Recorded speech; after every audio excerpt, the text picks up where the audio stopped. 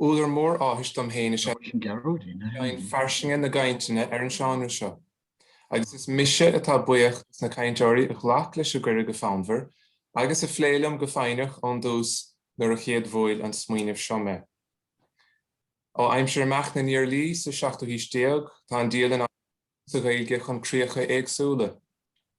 Deir a cáilíochta is féidir le Dialann a bheith anna-farsanta ach farsing agus damda ina dearca. Gannach an beagán a lú go bhfuil traffic agus léirú níolanna na Ghaeilge na nithe seo leanas. Imeachtaí politiúla in éireann agus go hidirnáisiúnta, mór imeachtaí stairiúla, ról na man le linn na haimhneochanna, bailiú ceoil agus béalairis, cuasaí dóra, an saolar na Mealláin, scríbhneoireacht taistil, insintí leiis, agus dúiseachtaí insintúla go aimsire. Mar sin, beimiid dul ar aistear ama is ionad, ó rá Mealláin chun na roimhe, ó bhleá clia go dtí na blascéidí, ó rá chearn go míon na choirín, agus ó chúlatí go dtí an teachbán. Gan na hilimhuile mar sin éismís le Liam Mac Cóil, fear bhfuil réite go dóin ar nábhar seo, a thug an léargas agus fordhearcadh glín gléanach dóin ar an seanra. Scríbhneoir bisisiú le Liam gan áras a chleachtaíonn an saois seo scríbhneoireachta agus a bhfuil go leor machnamh déantaige ar mar cheanra mar a chluise sibh. Níiad an cuimhnimh ar chuine, nuair chlí níos fearr leis an lá Oscailt, agus lé a thosnú ar an Dialann agus ar an Dialannaíocht trí chéile. So mar sin fémar a derm ar ceann fiontar agus don na Ghaeilge tá míle fáidir ó bhisteach inniuh agus chuirtha mé máise, chuirtha mé an fí seán sa túl inis. So déanam mé sin.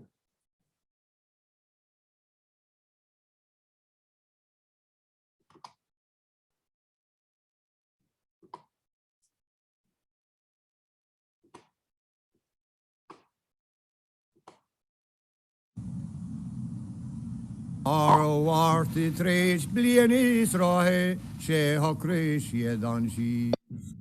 Vi drial trí roi gwi agwisari go chwili cynnal ni. Vi queen le bonis bagún Spáinech agus tinef rachwys. Wicked lodgers mies e bana siad lon le banya bwym. Salarna warach nar wore tariad e cael tres na hi. Is e gordal machs na stabli gwiveced isgach ni. Vi mwyn I gaunges fati malis vim chadele lon leti. Is bofier allen Many díomh a chuirde, seo Deirdain an tuchtú lá Aibreán, fé féin, lá glas, scrábach, crua. Agus tá muid téise bheith faoi íon glasáil le riint míonaí an os, ach tá na vaccíní á dúirt amach, agus chaithing a rá gúil níos mó, because na huormain vaccine me héin fós, tá eithne go mar níos mó daoine inis a fuair ná mar a fuair an COVID. So níl cuasaí a breanú róganna inis, buchas le dia, ach ní miste cuimhnimh go raibh lehéad é se hana agus go bailach sáachtan na freisin. Tá me a ggóilúdar na níalannathe an seo, agus just písín beag le haulíomh.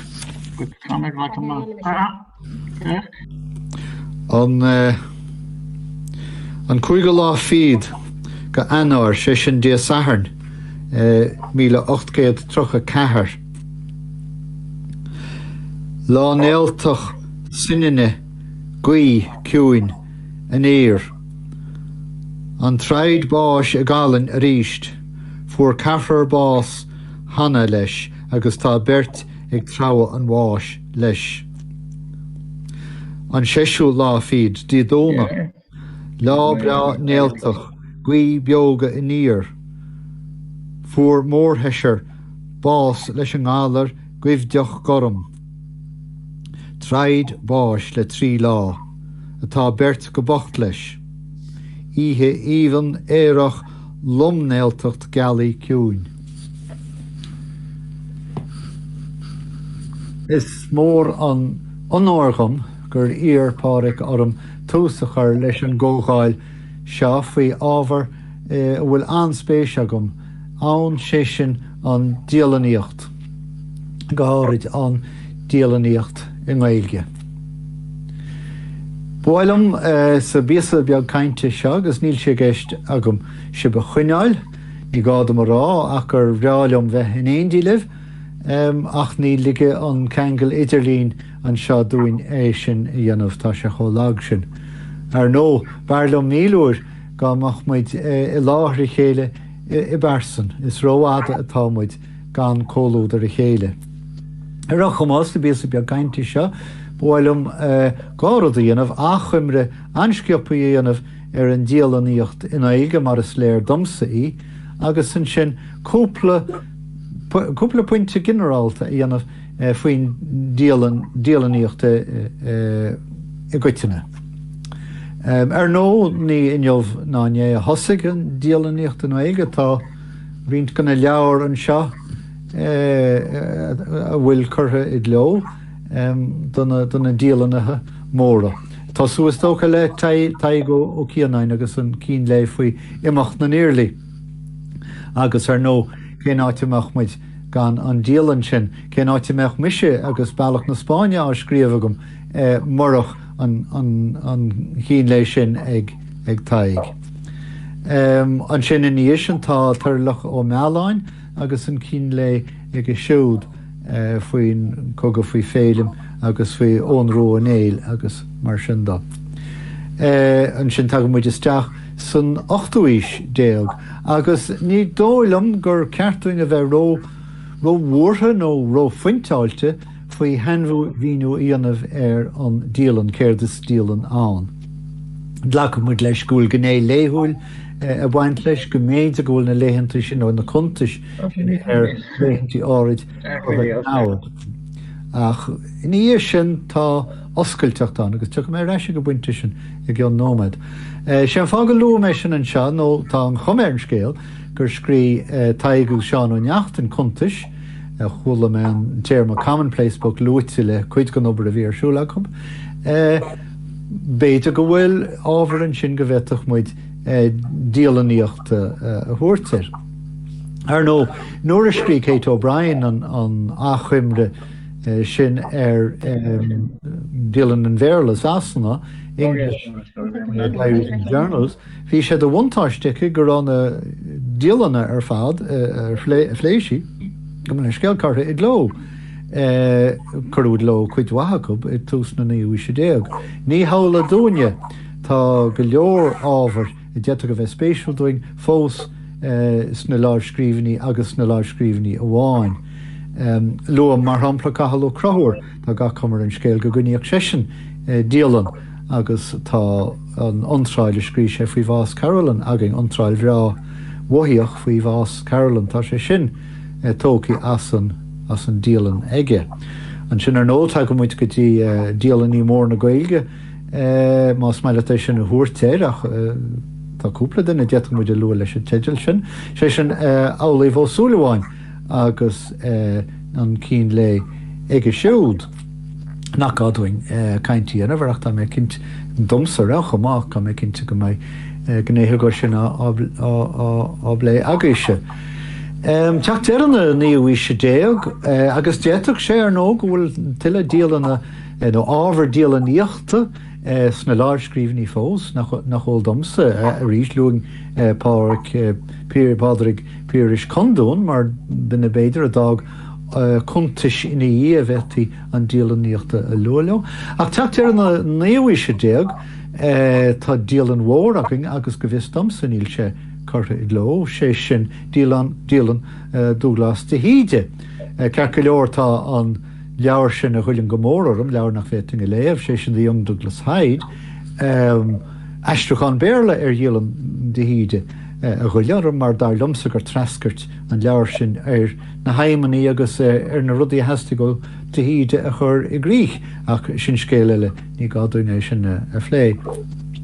Deach sé ghfuil Dialann eile an tréimhse céanna I gceist nach ól domsa an sin tagad isteach sa bheithúis agus tá réise an seo tá cuideach an seo nó na daoine a bhfuil blóirí dágóid tá na leabhar agam an sin éon meicialíochta Mícheál Mac Liam tá Dialann mhór spéisiúil an sin in áitéigean cheappain tá ar nó tá Seán Uí Ríordáin agan agus tá muid Har a bheith buíochta fáric as an obair taisúlaige ag irí an Dialann sin a chur ar fáil dúin mar Dialann. Céile Peadar Kirby Dialann ó Nicaragua, luach mé Gabriel Rosenstock an Dialann anama. Chanscuil cín eile an. Tá cean eile an bhhailm a lua mar ní Dialann per se atá agus a ríseo an fá gannnearm sin ná bí mistró bhecht faoine bhfuil a gceist le Dialann. Sé sin faoimhreaach an chonartha le Pádraig Ó Muraíle. Leabhar thar a bheith spéisiúil mar ghfuil chuirsíos éire Ghaeilge más maileach nó éire leaghailge ag tús na híise se caite. Cheappain ghfuil an chuid is móg an chuirsíos ag go bunaithe Dialanna a chunne sé héin fa de bhí sin na himire le chunar na Ghaeilge ach tá sé sin cinál á láimh tá gné nua aimsire nó fiú ír nua aimsire a bhaint le faoimhreaach a chonartha agus leabhar ar nó tá chuirtha I gló Dialanna eile agus bei si becaintear a seo tá mé ceappa na Dialanna a chuinnig locht na chuntas a chuinnig locht an bhéalis locht bailithe béaladis agus iad a gol háart I bailú seanachis agus béaladis agus scéalt agus mar sin dó dír an comisiún ar a chuntas a chuineáil ar na cuairteanna a thug siad. So sin achimre garmh agam héin agus tá mé cinnte go leor orfáí ar lár agam as sin maithí rom mátá as tá mé cinnte go bhfuil. Inis mar rinne a chur Dialann go maithe go mé Dialann a gló nótaí an lár béidir nar bhiste dom agus mar nar bhiste libh má luam cúpla pointe rihin lumsa faoin Dialannaíocht a goiteine.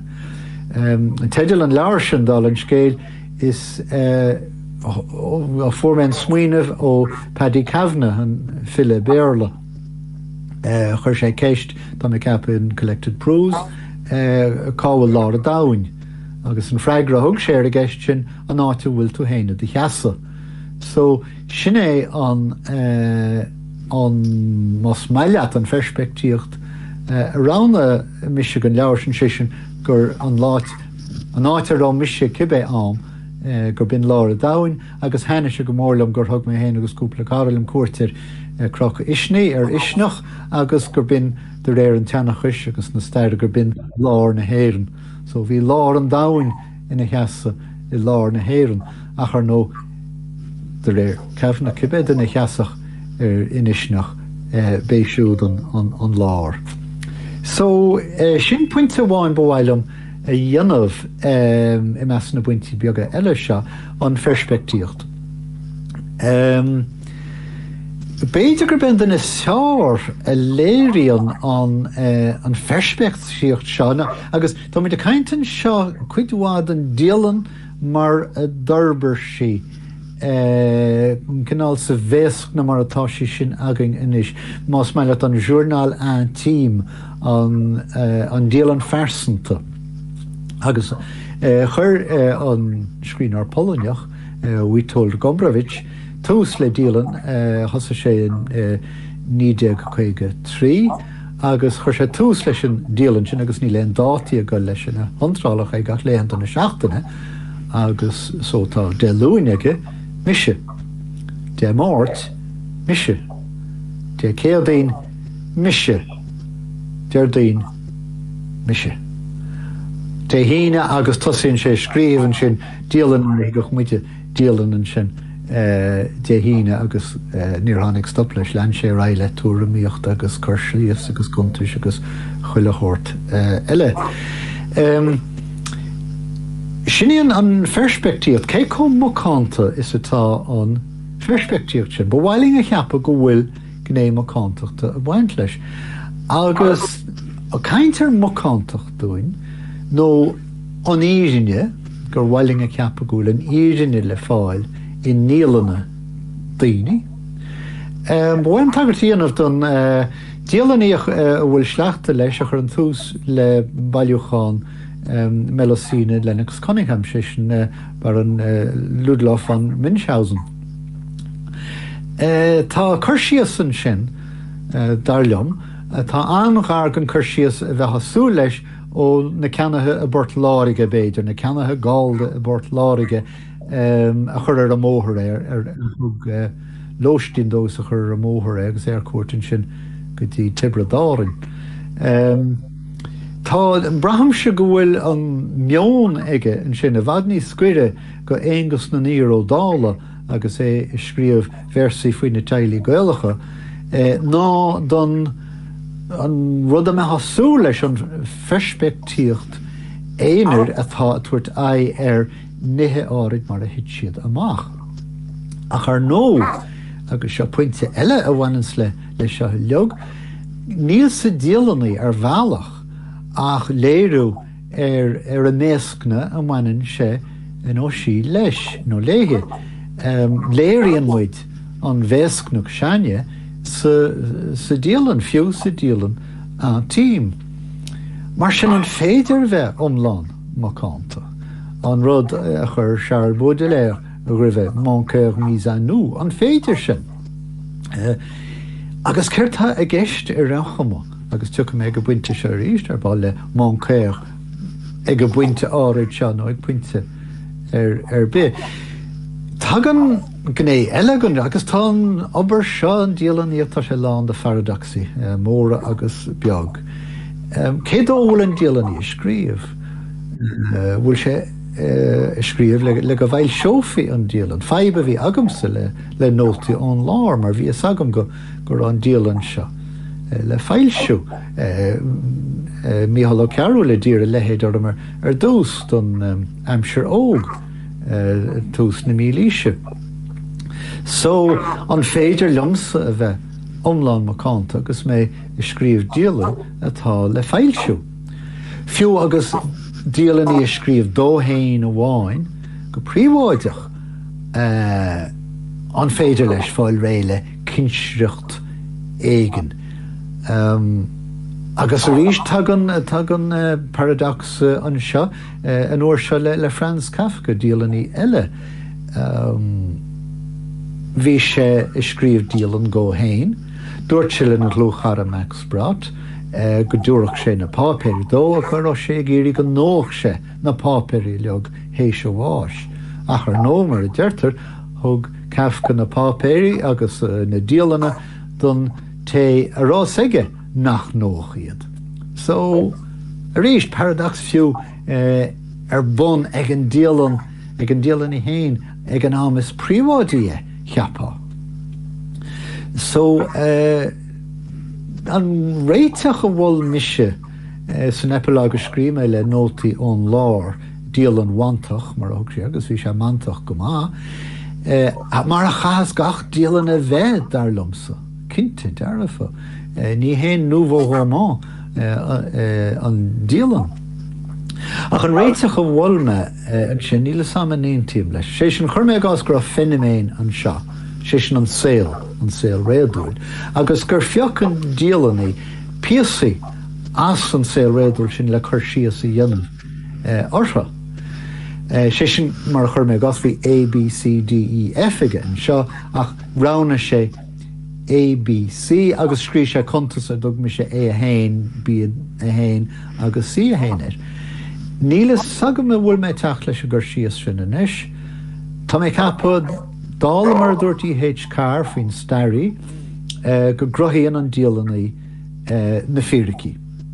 Cén fá an Rubicon, cén fá trasnú an Rubicon, sin stairí a chrothaíonn an Rubicon mar fointe tábhachtach sa stair. Mar a chéile an Dialannaí. Agus sin in átaríiste dagan perspektíocht an Dialannaí isteach, agus an bhéascne le na mhainen an Dialannaí. Féach mar hampla Tadhg Ó Cianáin, dá fágann sé annachchuid lár, mar brahamse gúil sé scríomh tíbhaiste go bhéascne áirithe Ghaeilge. Déireach aber nach fiú bheitthe labhairt do bhricfásta, de dhéanaar na rudaí ditú. Agus díal spéise mar sin an chuntas taig an rudán sa leháin rug siad agus saolaíonn tú an chuirsíos seo an rudán agus is chuirsíos breá marall gur íosc uasal an rudán agus gur díal prunsa de bhéile a rinne sé. So tan bhéascne I gceist freisin. Iste I lár chrí an Dialannaí tá rá.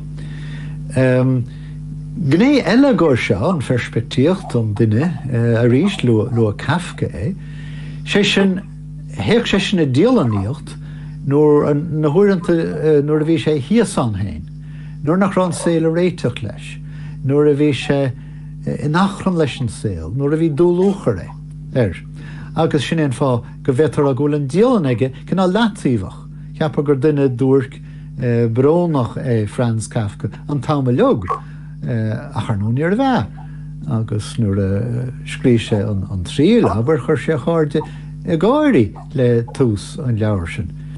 So a ríist tá a gá bhéascna gobar an seo, an béascna ina rá Franz Kafka agus na rudí a chuirach a gáirí a cháirde agus an sin na rudí a léon muide sa leabhar sin. A ríist cé hé an Dialannaí agus saolaíonn gur ceist mhór sin ag Seánna Ó Ríordáin agus tá mé chun piasa le seánna léhan ach níos an Dialann ás na blúirí atá ar fáil ag Seán Ó Coileán agus ag Tadhg Ó Cianáin ach dáin leis an dáin fan agus tá mé chun seo léhan mar léironn sé ríist darlumsa paradox beag go bhhainnas leis an Dialannaíocht. So, chéad versa de fan mar sin. Fan. Ní mise an mise I chiim an seo, tá scáhan beag ar a bhalla. Ní acha ann ní acha ann I néanán jo, ach an wacha saoil ná thahanlam. Mise iste is mise I mu, is an mise ceart as baile. An mise ceart as baile mar sin. Cé tá scríomh na Dialanne. An mise iste nó an mise las mu, an mise ceart nó an mise tá Somália. Mar atá mise an seo fós Somália. A cúneáil béidir blúir beag do Dialann físeáin nó fís Dialann agus tá a lehéad ar ban ag daoine tá mé cinnte na léhantú seo. Cur mé deire leis a bhí a cainte seo tá mé héiscoil a raibh róáda leis an Oscailt seo. Rís gam se buich so chríle páric as an deis seo thuirtam labhairt faoin ábhar ríspéisiúil seo an Dialannaíocht agus cuiam se gachrá orise agus bhógaid caintena agus an blé agus tá súil go maiid tá mé cinnte go maiid cógáil anrathúil agaí. Sonasarí agus rá agus beannacht bhógaid Aibre.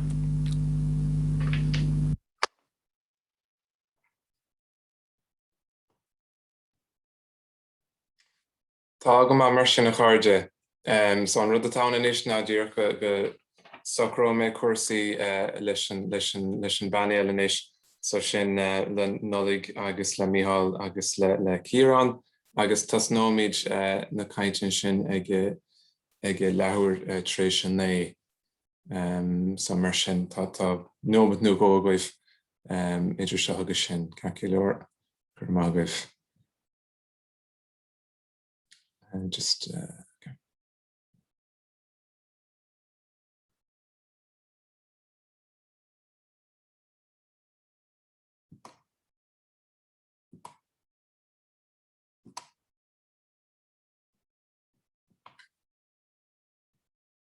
Gyr, Constanta Hain and Nollaig an sin will to a géirí PowerPoint nu any mar sin úsáid an Nollaig an will.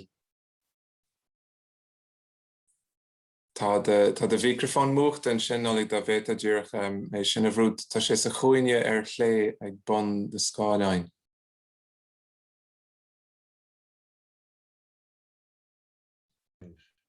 Sin é go té Nollaig anamh.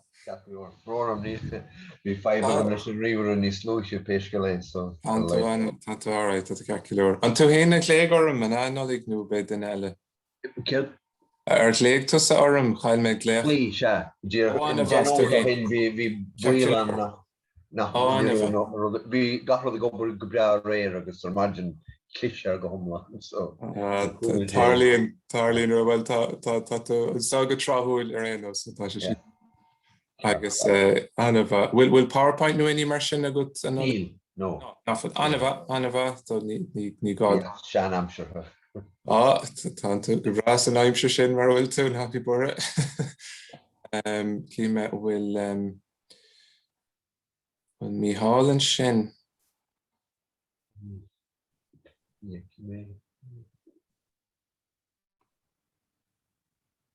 Ná mi sin. Tá gachrod go bra le téna Ciarán a bhfuil ní len leiste go sníl. Bhfuil me le cleisteal tá. Sin go bra fred. Tá. Rá me héine le taobh cuirmid lechar Mícheál ach is féile le tas nuair aonas ag leir sin é deir na Ciarán mar sé Mícheál an dara cainteoir nach. Ceart leor. Agus ní le déanamh agam a Pádraig ach díreach fáilte chuiribh na caint agus. Sin é go té. Se. Tá Mícheál an sin. Anamh. Fáilte isteach a bhí. Agus. Hello Bhíl. Ciarán.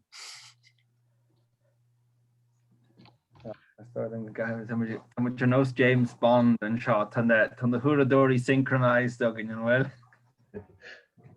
Is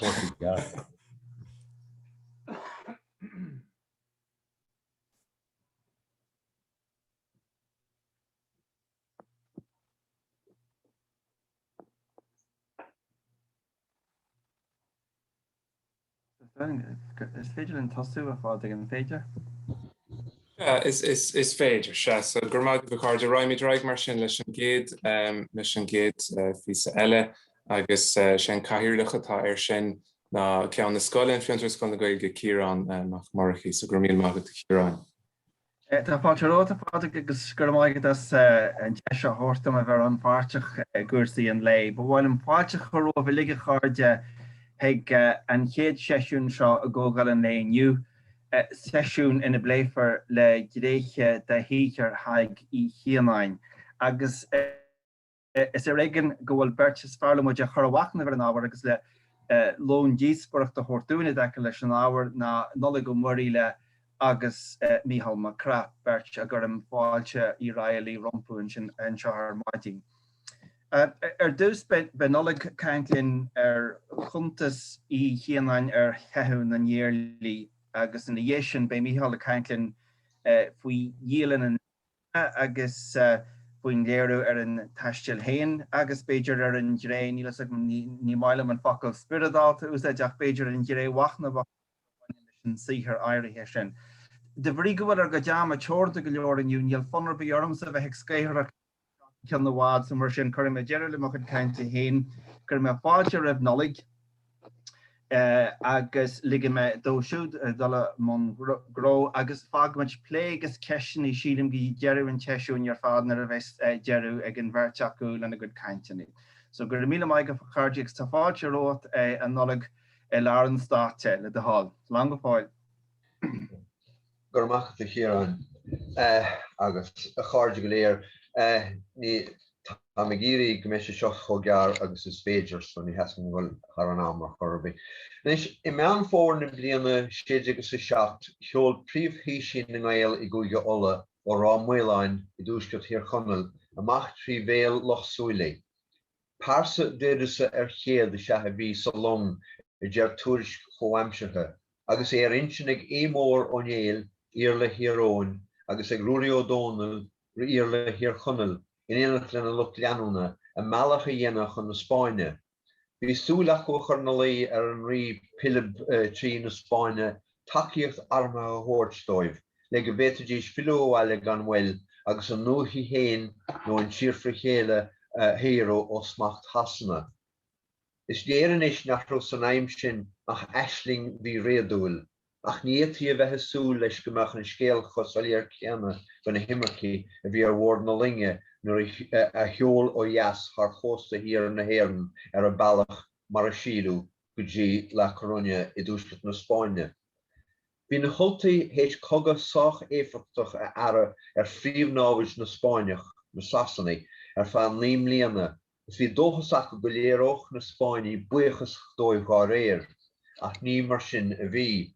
Mar a dúirt údar amháin Tomás Ó Fí, bhí na hiarlaí tacaí ar an mórainn 50 bliain rómháil. Bhí an atmosfér politiúil san Eorp athraí ó bhain le tamla roimhe sin, agus an Spáin an rank agus an bhreatan tríochta spíanta ag blianta fada cogaíochta. Bhíochas sa géirí teacht a réiteach atarú agus ní raibh fun ar na Spáinní ná fiú ar a bápa héin go dtiocach na hÉireannaí a lorg cabhrach, go háirid cabhair bhíleata orthú ag am chomí tráthúil le seo.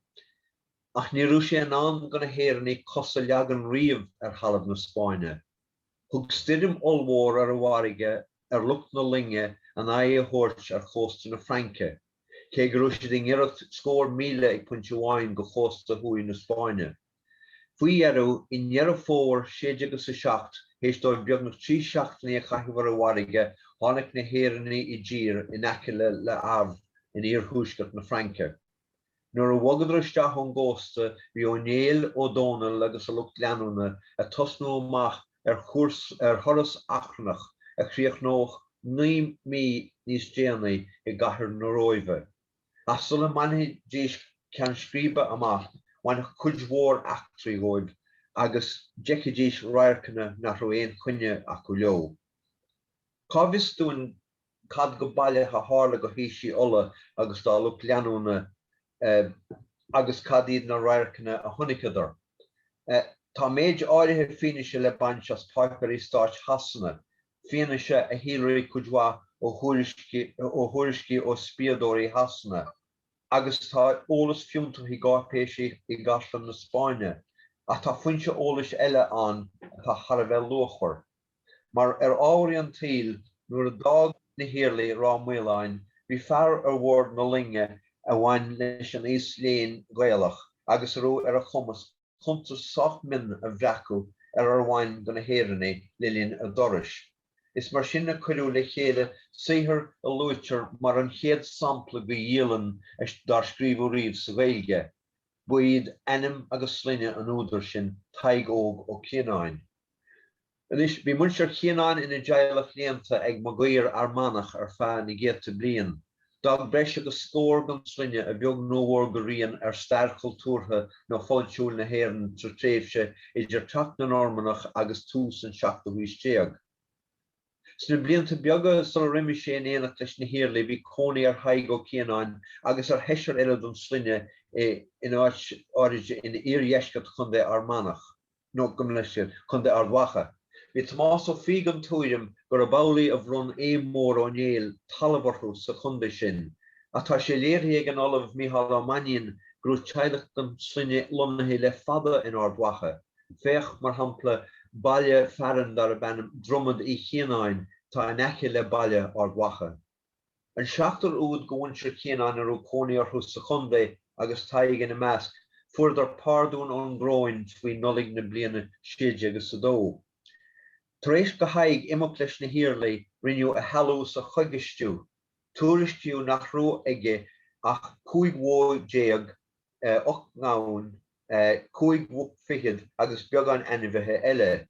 Agus timpeall na bliana 7 agus sa 10 tugadh an tiomláin ar ais go bhean Tadhg ar iirecht ó iarla chuan an bhríonach ar ó Ghaeilge cinse léthaí.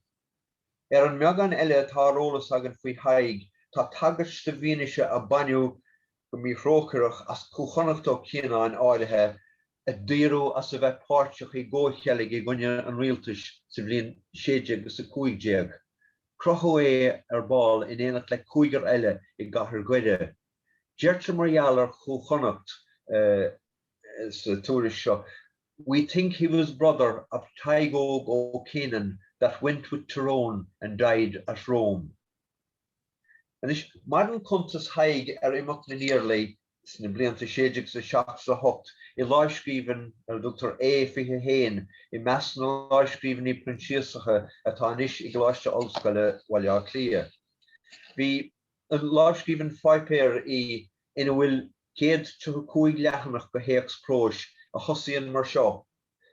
In anam dhé ag seo páirt do scéalamh agus de imeachtamh inéal ón uair ar ágah sé éire. Aon den amháin a bhreachann téachs ar fad agus bin údar an téachs Tadhg Ó Cianáin. Níl teideal ar an téachs féin agus saothar sách gearra beag an os cin 38,000 focal atá san Iomlán. Tosaíonn chuntas Cianáin ar an 7 lá go bhrean fómhair 17 agus críochnaíonn sé ar an 17 go habhainn na bliana dar gcionn 18. Ach tá nóta sáte isteach ag bun leathanach mécha sé ar a bhfuil an dáta fihir 4 meán fómhair 19. Spreagann sé sin an cheist an saothar neag críochnathe seo nó an raibh sé geiste an údar an scéal a thabhairt níos faide raibh. Gan don isteach sa scéal, dealaíonn sé ón scrúdú targenta ar an saothar nach raibh aon ábhar eile riamh sa bhreis sa láithscríofann. Tá an láithscríofann is mar a dag Tadhg a gné. Níl an táimid go seo lé dhéanamh ar chuirsíos Tadhg ar an toras éachtach ar rinne na holtaí ó na gúige héin go fada leis an roimh Frídín ísil tír Spáineach nó an Bheliginiú agus písa don Ghearmáin písa gaithir na Frank agus trasna na Alp agus isteach san Idáil. Na bailte agus na cathartha go léir a neatha siad tríocha agus a bhacha siad sa roimh nuair a bhain siad ceann scríbe amach. Dhéanann sear áfach I deideal na gabaidlí san Aibreán is dearna go bhórthaí ar Tadhg an bailach a neatha siad so dúir léimé na hocht gabaidlí anam na gabaidlí amach. Dos a haar leardan brank en daar kan shall I Londres en sin o jas haar lief Alpe sin Idáil o chome go Loretto Ivre koig an Torres go Loretto en ivre sé an roiv kan skribe en sin Torres go príomh agrisi na roive agus jeru bos roiv agus rinch in op de jelle. Ní bháin I détí dhéanamh ar scéal an títhir I gur chuid Tadhg an téacs le chéile ó nótaí comhamseartha a bhreac sé ar rith an torais, agus nach bhuail sé riamh deis don níos faide ná deireadh bhí na saona 18. Tuisc b'éidir gur stop sé go bheith breacún na nótaí comhamseartha nó na Dialanna ag an am sin. Is fiú a thuirt faoin ar a freisin bhfuil cuid go na méar na deireadh sa saothar as ord ó híomh amangó, álas gur cuireadh le chéile faoi dheifríd níl aon bhíniú aga mar sin. Is all dúin inis go bhfuair Tadhg rinne fergus ó Fáilte bhuair Tadhg Ó Cianáin bás in Ospidéal Santo Spirito sa roimh timpeall an 23 go bhean fómhair 17. Mar cuireadh an Aglis San Pietro Montorio ar an 24 go bhean fómhair sin an ládar gin. Sin an Aglis céanar nó inar cuireadh chuid go na holtaí mar hampla Cathar agus Rúí O'Donnell, O'Neill Barún Gún Gannon agus sé bliana níos déanaí mór O'Neill héin. Geallródh sé gur timpeall meán fómhair 19 mar sin a bhíonn téacs mar atá sé anois á chur le chéile. Or tá aontacht agus leanúnachas sa stíl fanaireachta ó hús deireadh. Is léir gur breacún as éidené tá nóta úd gargáta 24 meán fómhair 19 sa stíl fanaireachta chéanna agus níl sé brúte isteach mar a bheith nóta imre nó rud a chuireadh isteach níos déanaí. Is álaí atá sé scríofa go néata ag buna leathannaí ag an am ar ón saothar faoi chéile á scríomh. Inis is rógótha gur sa roimh a scríomh ón láithscríofann ar nó, ach am cinn sin ní a scríofa héis bhás Tadhg is dói, cinn sin beagnach, tugadh í go Lomháin go chláiste éireannach san amtaine san ísil tír Spáineach sin an Bheliginiú. Bhí sin timpeall lár an seachtahuisteag or luachtar teacs haige gan go shrílisti ó nám sin a Dr Toras na nIarlaí as éan mar anam orthaí. In nóta laidne a gháil le ceangan listi sin, deirte gur béatha an clár na láiscríbhní laidne agus Ghaeilge a bhí trá I seomra an ahar bhí Collagáin agus ar bhain an Tadhg Ó Cianáin úsáid astú ina dhír sin. Tá le tuiscin tún méid sin gur láiscríbhní Cianáin I seileadh ceáin bhí Collagáin I Lomháin so ar caiiliú an mórscoláide úd sa bhíon 1658. Agus grú sin I dhír sin ag an ahar Tomás Ó Cianáin na fúrbás sa bhíon 1673. Ní hóldúin áfach cé thug an láiscríbhní ón roimh go Lomháin agus céanúir go bailach a tharla sé sin. An is maidir lena stair ina dhír sin dan an láiscríbhní Lomháin go dtí aimsir réamhlóid na Franca nuair a ghlach na réamhlóidethe seileadh ar choláiste San Antóine. In 1793 de réir dealamh bogadh cuisgan na láiscríbhní go choláiste San Isidór sa Róimh. Bhí na láiscríbhní agus choláiste San Isidór féin I mhaol mór arís nuair a ghabh na Francaí an Róimh in 1789 agus éireann sin nach go an choláiste a leagan go talamh a tháinig an fuig na Sláán agus na láiscríbhní in éineacht leis. Rinneadh iarrachtaí éagsúla san éhuisteag na láiscríbhní Ghaeilge thuirtear ais go héireann agus beag a tharla go dtí 1872 nuair a measú buaile bheith an ríist an tamseo ó rialtas nua na hídáile aontaithe buail gurú choláiste San Isidór le corfaí chois agus go ngáfaí na saothar lóchmhara léinn sa leabharlann. Tháinig ambasáid na Breataine sa Róimh I gabhar ar na láiscríbhní Ghaeilge creidú ná creid agus chuir na seoda cultúrtha seo ar ais go héireann. Cumad na prinsísaí go cuaireamach iad go dtí an bhliain 2000 nuair a bogadh na láiscríbhní Ghaeilge go choláiste Oscailt Lia agus nuair tá siad le feiceáil inis ar an Vigilín ISOS a bhain scoileann éon Celtí in Institute in Ardléin. Maidir le haagráin don saothar chuir an Tadhg Pól Breannach scoláir Ghaeilge agus darí mór le rá ón iarmhí agar a héicsaí Cianáin den chéadúil breis 100 bliain ó shin. Cuireadh an teagrán sin idir héics eisteachán agus nótaí mar orlíonna leis an Irish Archivium Hibernicum idir 1930 agus 1950 agus foilsiún an Tiomláin I bhuidim leabhar The Flight of the Earls in 1960. In 1972 foilsiú leagan gan téacs nó an chuideas módó agus é arna achóidú ag Pádraig do Bara. Agus in a hananta sin bhí suas le bhaithíad leathanach go réamhrá agus go chráchtaracht an cuimsithe leis an ahar Tomás Ó Fí bhí an tráisin an Olamh le stair má nuat. Imach na nIarlaí go heideal don agrán nua, rud a léirí an dromheas a bhí Ó Fí ar an téarma Seisiún na nIarlaí, ar a bhíad na húdrás gáilde a bhaiste ar an achtar chinúna chúd is fearr na hÉireann. Sa bhíon 2007 foilsiú athagran gan téacs ar fad faoin teideal Toras na Dríseach Noltach as éireann from Mealláin to Rome. Mar ochtas scoir ba cheart am rá bhfuil Mícheál Mac Craith an túirim nach díal an cheart atá saothar I Cianáin. Is dóigh leis mar dúirt mé ar ball bhfuil sé bunaí ar nótaí a bhreacht Tadhg le linn an toras ó éireann go dtí an Róimh. Dealann sé gur chuir Tadhg agar ar an saothar suas le bliain héistó an Róimh a bhaint amach agus dearcú áirithe ideolaíoch as speagach chun na haibre sin. Tá sé cruthí ag Mícheál gur saothar sách sofisticiúil é chuntas I Cianáin seachas chuir síos pas simplí nó fiú saonta mar a híl údar áirid roimhe seo. Saothar é mar sin is fiú é inniu chu tiilú, saothar simúil gan éon áras. Gur maith bhí.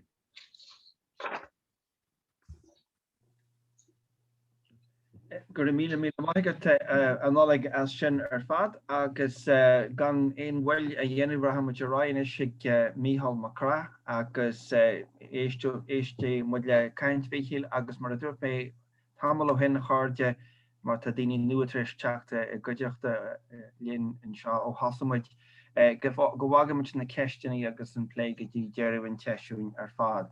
A bhí híl má tá tusa réon sin tá an tar le rót inis.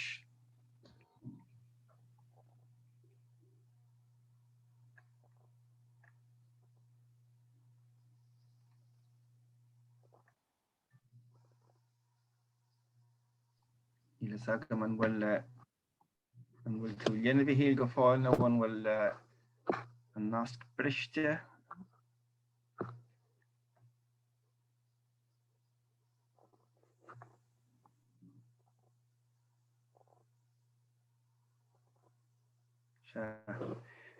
Ceart go leor a bheith híl gur míle maithigh fáilte rót agus féidir le tosú na a bheiste ré. Tá de microfón muachta go fáil. Tá sí okay inis an bhfuil? Yeah, tá tú breastail ar inis. Okay. Well, the ceir bliana Diego hen thug mé léocht am nuad agus an teisteal thug mé éid ná An Irishman's Diary, Aspects of Tadhg Ó Cianáin Rome, agus tá mé ag géirí méinte na arúin is tá súla bhfuil an cead agus an ceart sin agam. So an chéad sleaná eile le hailédaí. Ní ceart díalann a thabhairt ar thuras na dí seoltach ar na cúis na sealanas tOllamh. Níor cumú sa chéad farsé, tá an neasacht agus an spontáneach sin is stóil díalann in asnamh ar an tíoch seo. Tá aga ama ní mí ar a líad idir am tarlúna rinteachtarí agus am scríofa.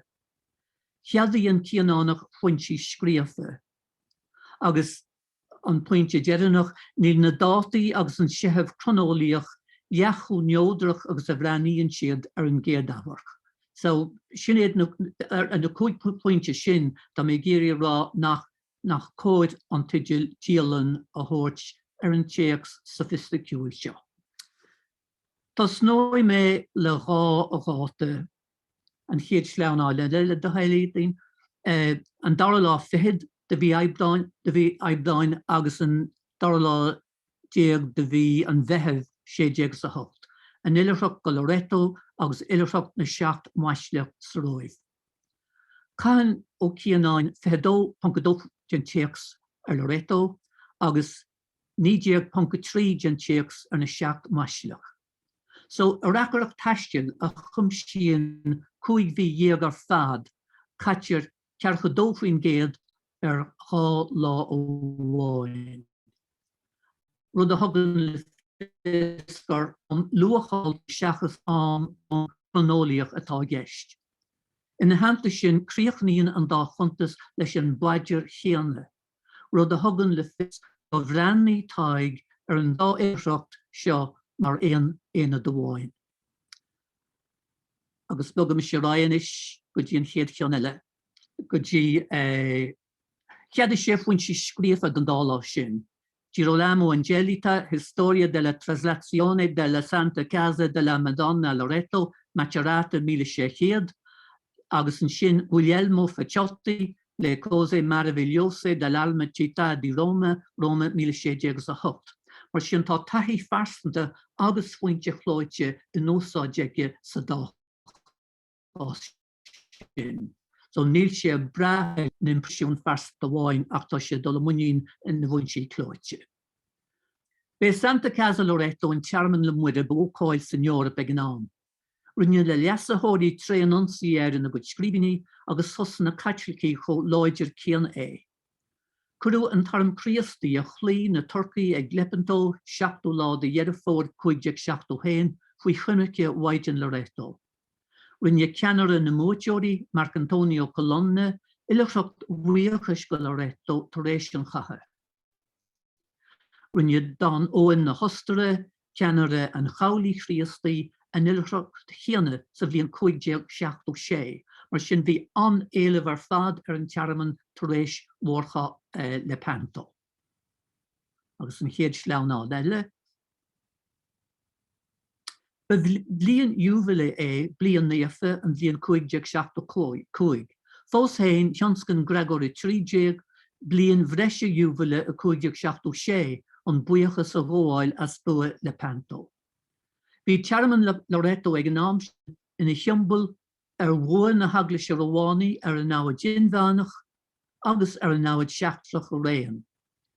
Jerry Illuchrocht go Loreto a wad mís táhachtaí tar éis 57 Danion Roel le Panto hí an bheanmhuid fós faoi smacht na dorcach, agus do bhrí sin bhí sé idir chuntúteach agus dóhéanta dul Illuchrocht ag an talannaíocht.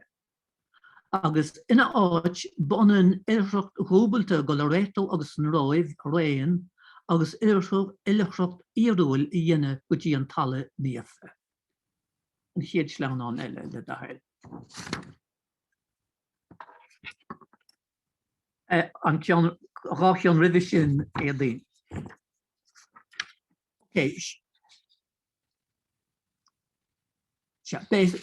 Agus an chéad cean eile inis sin seoíon cóhéach don dá láhmhóra ag an gcéanánach. Mar hampla sa bhíon 56 bheannaí 65 8,000 padrín do Loreto agus níor leor agus sin fianisiid sin líon mór Illuchrocht a bhí tríal ar an áit ag an ná sin. Má bhí mór ónéil I géirí héin na láthirú mar cheannar míle tá Cathaoirleach, ní fáród I dhéanach sé ná leanúint na sálaí ar Marc Antonio Colonna agus don Óan na Hostere. Chur Tadhg Ó Cianáin tús leis an téacs ar fad le in ainm ach turas gan spruch a bhí an nar a hep ar na trísí oltacha an Spáin a bhaint amach. Ach chudann Tadhg tús leis an gur síos a Loreto leis an na focail céanna in ainm Tá tús nua agus spruch nua leis an téacs ó héan na prúnsaí oltacha go dtí Loreto. An chéad ceann eile le dahil. A bhuian ó Cianáin gur cheadadh sé faoin sí scríomh a deir sé go neithe sé go bhreathnaigh sé na seanleabhad. Agus a deire an chuntas sé Loreto éireann ó Cianáin ar an léthóid gaí ar anam. É scríomh sa bhíon 60 agus an 9 faoi chuirt ar Loreto sa bhí mí Aibreán na bliana 60 agus a 8 ar a líad 8,000 níos muille ná an achtra héin. Leanann sé Angelita go dílis agus é a trácht ar bhunús agus ar stair an tearman. Ní a bháin sin ach takeíonn sé le húdarach na scríne trí hagar sé dhéine donna mirúil sé a hála san áit. Leanann sé Angelita agus chuntas becht le chuirt aige a bhíúilte bháin a hála ar an 16 de bhí júil 1978 agus ceann eile hála ar an 7 Aibreán 562 agus tá an-bhín chuir síos aige ar an dá bhíúil sin. An chéad ceann eile le dahil. Ag deir an chuntas, tugann Ó Cianáin treoracha don Illuchre atá dul go Loreto faoin iompar is stóildó, iad bunathe go thomláin ar Angelita. Ach ag an am céanna tá na treoracha seo sách generálta go bheiligís Illuchrocht ar bith. Illuchrocht na 7 maisleach sa roimh go háirithe. Agus máiríam is go bhéadach léthóiríonn téacs Illuchrocht iarúil I dhéanamh. Taistil anama nó soul travel mar a thugann Elizabeth Tingaléir. Agus mar sin tá gráadú tá céimnú ar siúil ón Illuchrocht iarmhír Isiciúil go Loreto, go Illuchrocht iarúil do chuid na saolaíochta, agus sin an tuiscint ar bheithan chríostaí a gcuiteine mar Illuchrocht ar spluchte na flathis. An chéad ceann eile. Cúiann fila breanna sé fiú caithh chlúid ar Illuchrocht na roimhe don niúmhaile sa bhliain 1975 ar ceanna fátarún Ian ap Willem. Chum sé dáin faoin Illuchrocht ar Uile a Bhailedó.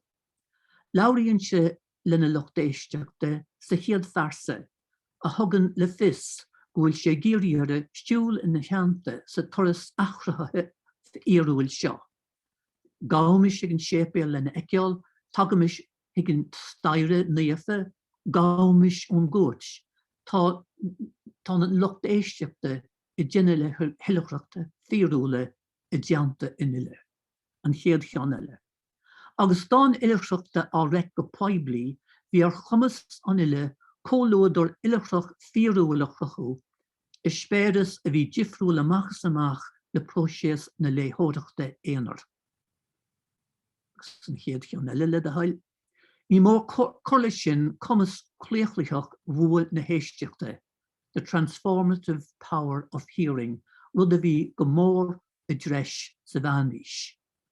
Agus dá idirseachta a chuma le bar ealaíne agus áreic go hirimach ó mósach déach fuaimine binne na ceapadóireachta hain tar a fónta be acha ar anamanéisteóide, ar bhealach nach nairóch leis an léthóireacht éanaid.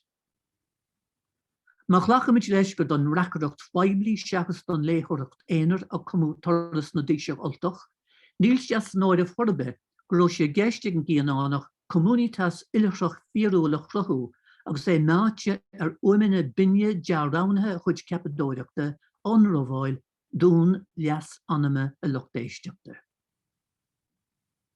Agus leis sin dáis in an bogórá go dtí an dara dáta an dara lá déag de bhí an bheitheh séideach sa hocht ilreacht na seacht maiisteach.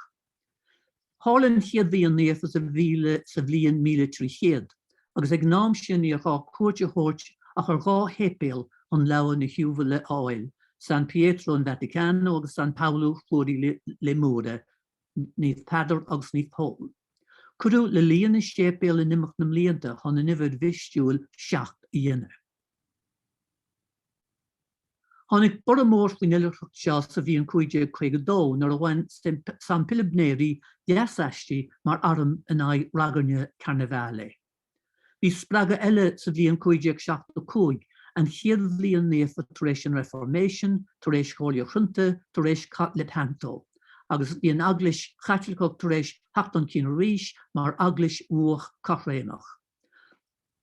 Líon na séipéal inis méadathe go 7 San Pietro, San Paolo, San Sebastiano, San Giovanni in Laterano, Santa Croce in Gerusalemme, San Lorenzo e Santa Maria Maggiore. Réitigh Antoine Laffery Granna nó engraving don bhliain 1975 mar áisteanna tuilrí. Bhí an éilevéir agus prindálahé ó ríis agus ríis eile fiú a bhhad tar éis 1975. Díal spéise go bhfuil 3 hépéal le cris taispáinte Laffery, Tre Fontane, le Annunziatella, agus San Pietro in Montorio agus an Tempietto, a náte gredstí céasúní Peadar Oscailt. Díal spéise gur an tainneam tradiisiúnta na seacht sépéal dainniú na drícin bhreise. Díal spéise freisin go luúan Tadhg Ó Cianáin na háiteanna breise céanna, agus níor bhíonúlam chorbe damach cóite léir scáileige agus nar a bhíon ileachtacht ar siúl agus nar a bhí sé a réiteach a chuntas. Agus sin pictúr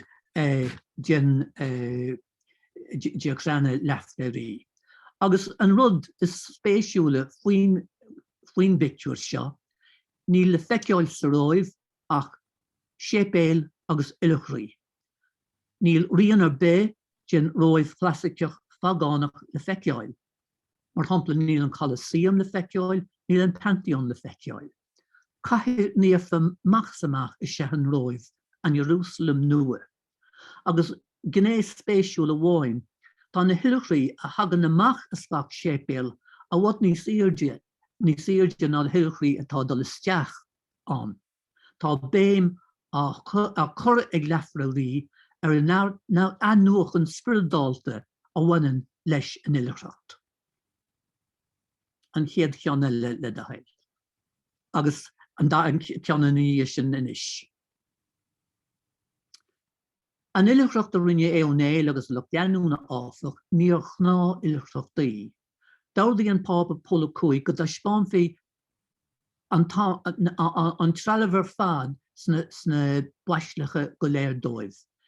Deach ná ní haspáintí na taisí ach ar éilte ar le. Tá éisceacht á duine de mór ónéil. Bhug an teolas ar fad faoin na leabhanna agus na taisí le fáil sa leabhar le cose maravillosa dell'alma città di Roma. Agus an bhéim ar leabhanna, taisí, cultas na nuamh, is rud an chaitliceach é seo. Béim ar na rudí céanna a héan na leasachóirí, agus béim ar na rudí céanna a bhí ahearfa a cóile chunta. An chéad ceanna eile le dheir. Críochnaí Ó Cianáin an ileachtacht le cuairtear Sant'Onofrio, agus tugann sé cuirsí spada ar bheithe an ddíchreabhaí Éigipte seo. ach níl baint dá líad ag an sépéal seo le turas na seacht sépéal. Cén fá ar chur Ó Cianáin in seoché. Lyn dará diag de bhí an bheitheh sin lá éile an ofrio, agus na cuairteanna aglas do gléir sa tíochs, ranítear go cuaramach iad ar lá éile an naomh. Sin Ciarán go se chudasteach an seo, agus Ciarán gohfuil go léirítear bethe nofrio is fresco ar bhailí an chláustre, 7 gunas fithe ar fad, agus tá na bailí na cead bhaile in náir beidir sean scéalta na Ghaeilge, comport, macnéafara, achtarí agus spás an naomh. Is léirú eisiom láireach é bethe nofrio ar ilachreacht na bethe críochtaí ar gutine ar spluchtó na fleis. An chiad. Agus má eicimid ceann na pictiú is deadaní sa tra, fecinn tú anam an ofrio a bád an fictiúd a bhuidum chulim bháin a umpar a gá angel chun na bhlachas. An chéad cheanna le a hail, agus meabhraí an críoch an scéal le hanam an ofrio umpar rís an na bhlachas, an spluch is dúil de gach críochtaí, agus an cuspóid is dúil de gach ilachreacht. Má tá concheap na hilachreachta lárnach is scríneoireachtaí Cianáin is cláustar an éifeachta é scéal an ofrio. Críochnaíonn an chuntas ilachreacht na seach maiisleach leis an baidir cheann chéanna a chur deireadh leis an chuntas a loreto. Paidir a chum muléasa ó Brulacháin fadó, agus dit a rá fear é an chundé le Tadhg Ó Cianáin, agus paidir an nascan an dá ilachreacht le chéile. An chéad ceanna le dair. Cias a dánig an tinspragach an clóna hilachreachta ó bhla chuid tréintin ar inseoireachtaí Cianáin. An tréimhseach na taistiltacha san ísiltír Spáineach idir 8 agus ná deadanach de bhí feabhda 8. Bhí an deabhóid ar fad ag an gáildnéil ardúcha Albert de Harman Halle agus do bhaidjin Uchuh Halle, Dialanna héan siar go réanaí bhéilis na Hungáide a dús an tríú hísteag. Fuair dheire an séú hísteag, bhreaní tí ar bhaidjin Halle mar chosantóir na gaitlachach na cogaí creide san ísiltír Spáineach. So bhíonn cúideag ní go sé bhaine Albert ilachreacht go Halle, rih agus deire I chéadachta svílete. So bhíonn cúideag ní go 8, bhartúí na Spáine gur bé leas na Habsburgach, go bósach Albert iníon Isibéal, agus go rialóg siad bert an ísiltír Spáineach mar chó lathe. Níor hagart é Albert agus gon stró fuair sé dispensáid ón bápa éirí as an gaidnéalacht. Ar an dá lá déag de úl cúideag ní go 8, chuaigh sé go Halle gléasta a róbí cardnéal. An bhaidin dar gion déiste efran gléasta mar chuata, agus le linan efran dág sé róbí an cardnéal a bon altóir na maidine. Rinne sé ilachreacht eile go Halle sa le neacha sé go dtí an Spáin an Isibéal fósa. Has an lánú nó fósta ag Halle an paidirach a buocha sé góil sa le nearna siad an antráil ifigiúla steach sa bhisial. Dhéanach an lánúin ar a laiad ilachreacht a bháin in aine bliana go Halle fad be bheodóibh. An cinál fleithis chatilcí a bhí a éileamh ag éonéil ar na Gael I deireadh na 15 Chonaic sé le héid a feimú go patinte san ardúcacht. Ní chiantas ar bithe go dog an Tadhg Ó Cianáin ní smó áide ar Halle ná ar éon áit eile san ísiltír Spáineach, sílim an chosíos ar fad a Bhlundrás tá 3 den chosíos ar sin tóca le Halle. Ina hananta sin bhí deabhóid ar lethe ag Albert agus Isibéal de Harman Loreto, ba iad na brontóirí a béle san Eorp ar an tearman sin. An san ísiltír Spáineach is tuaisce smuoine éonéil ar ilachreacht a dhéine go Loreto. Má dúirí an áilte chur na hardúcaí ra bhéonéil de réir chéile, iad faoi bhrú ó hasna agus an Spáin ó réan, ba chréibh sé hahacht fólama do na taisí oltacha an tachar ama a chaisiad a dailte Albert agus Isibéal. Chonaic siad an pietas Austriacha a réin, agus rinne Tadhg Ó Cianáin pietas hibernica gen pietas austriaca. Gur amachagaí.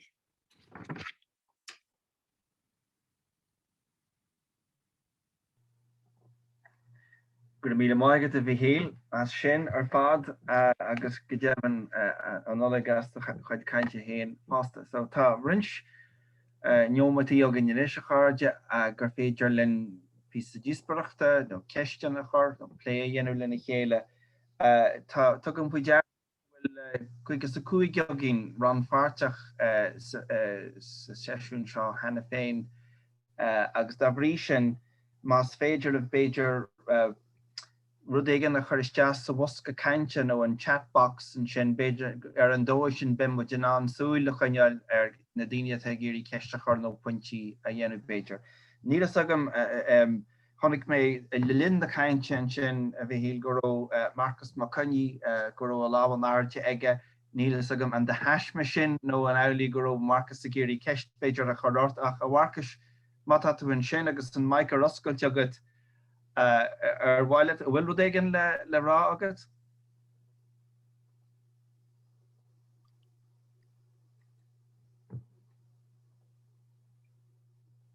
Is cosú nach bhfuil ceist ar bí ag duine ar bit ar lucht éisteachta ar cheachtar den bheirt chainteoirí.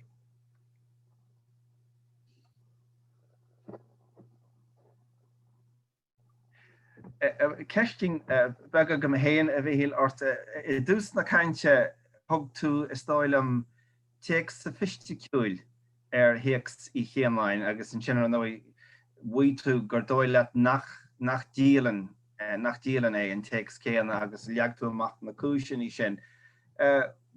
Mar a gurtha Dialann mar héacs cin teisteal nó cin genre lena luha é nó an méú tróir ar on díreach mar a ecinn tú héin an písa mar písa litríochta abair.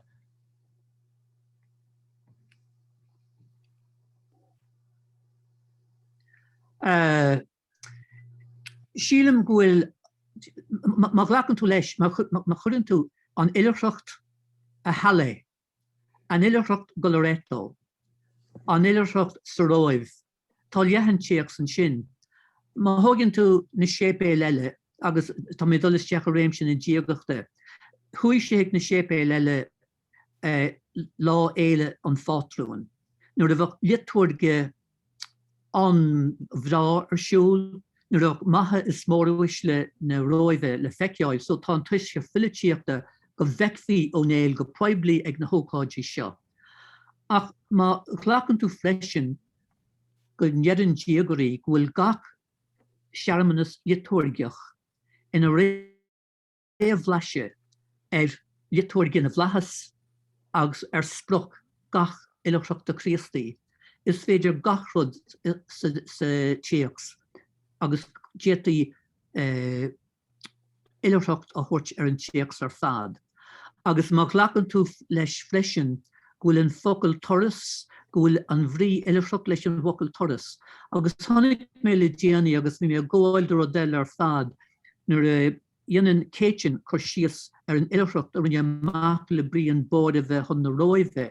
Sa chuntas agus nuair a bhronn sé mábhronn choráin na héireann ar an bápa. Buineann céitin úsáid as toras agus ileachtacht bátálann sé an ocail ar a chéile chríd an teacs a hústéide. Antam bhfuil gur míle maigad. Fáci mar sin é. Well sin freigur ar an bheith féisceile agus tá mé anhuiocht is málam go mór an notion fin ileachtacht agus an toras in éanacht a chéile agus sin chiil sort mar deirtu gur féidir an chiil a bhilta le ceachta an dá héirma. Bhfuil ceistir bí ag duine biara dar lucht éisteachta ar maidín.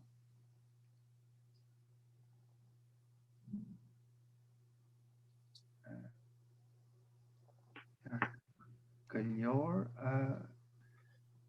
well, mar a bhfuil is tOllamh nach Máirín. Ja, chuir mé ceist sa chat an sin díorchan an córachan ar siúla fan nóméad eile.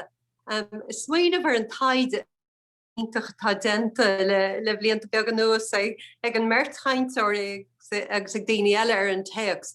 An bhfuil ceistena nús náhanna Thaide nach bhfuil séirthe go fáil le an bhfuil rudaí anú faoin eile agus ceist pilbhar an bhfuil seansar big a bhéad bhí leagan an teachs a ailsiú a bheith léirithe go thomnáin le léiráidí, mapaí, an tábhar pictiúr ar fad atá Mícheál hééis haingteiste choláirnach sin san analaís.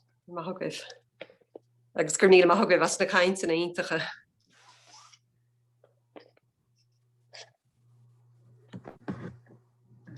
A bhí tá microfón múachtar éis agus. Okay. Tá sé beanna is bhfuil Nuair bhí mé Notre Dame cúpla bliain ó hain bhí Maclainn ó go rinne an cuas seo liom agus is ealaíontóirí inis agus tá sé géirí garam bheithe a dhéine as nálín agus tá sé churas deach ar airgid chun cúpla mí a chatha san Eorop i dhéine turas na díoise oltach agus tá sé géirí na háitina sfár a féinteáil agus go mé mise ina teanta agus go gurfar sleachta ón teachs i deanta na bictúri. Nílas agam an airóí leis an bheachta seo ach dá airó fug se go híomtach ar fád.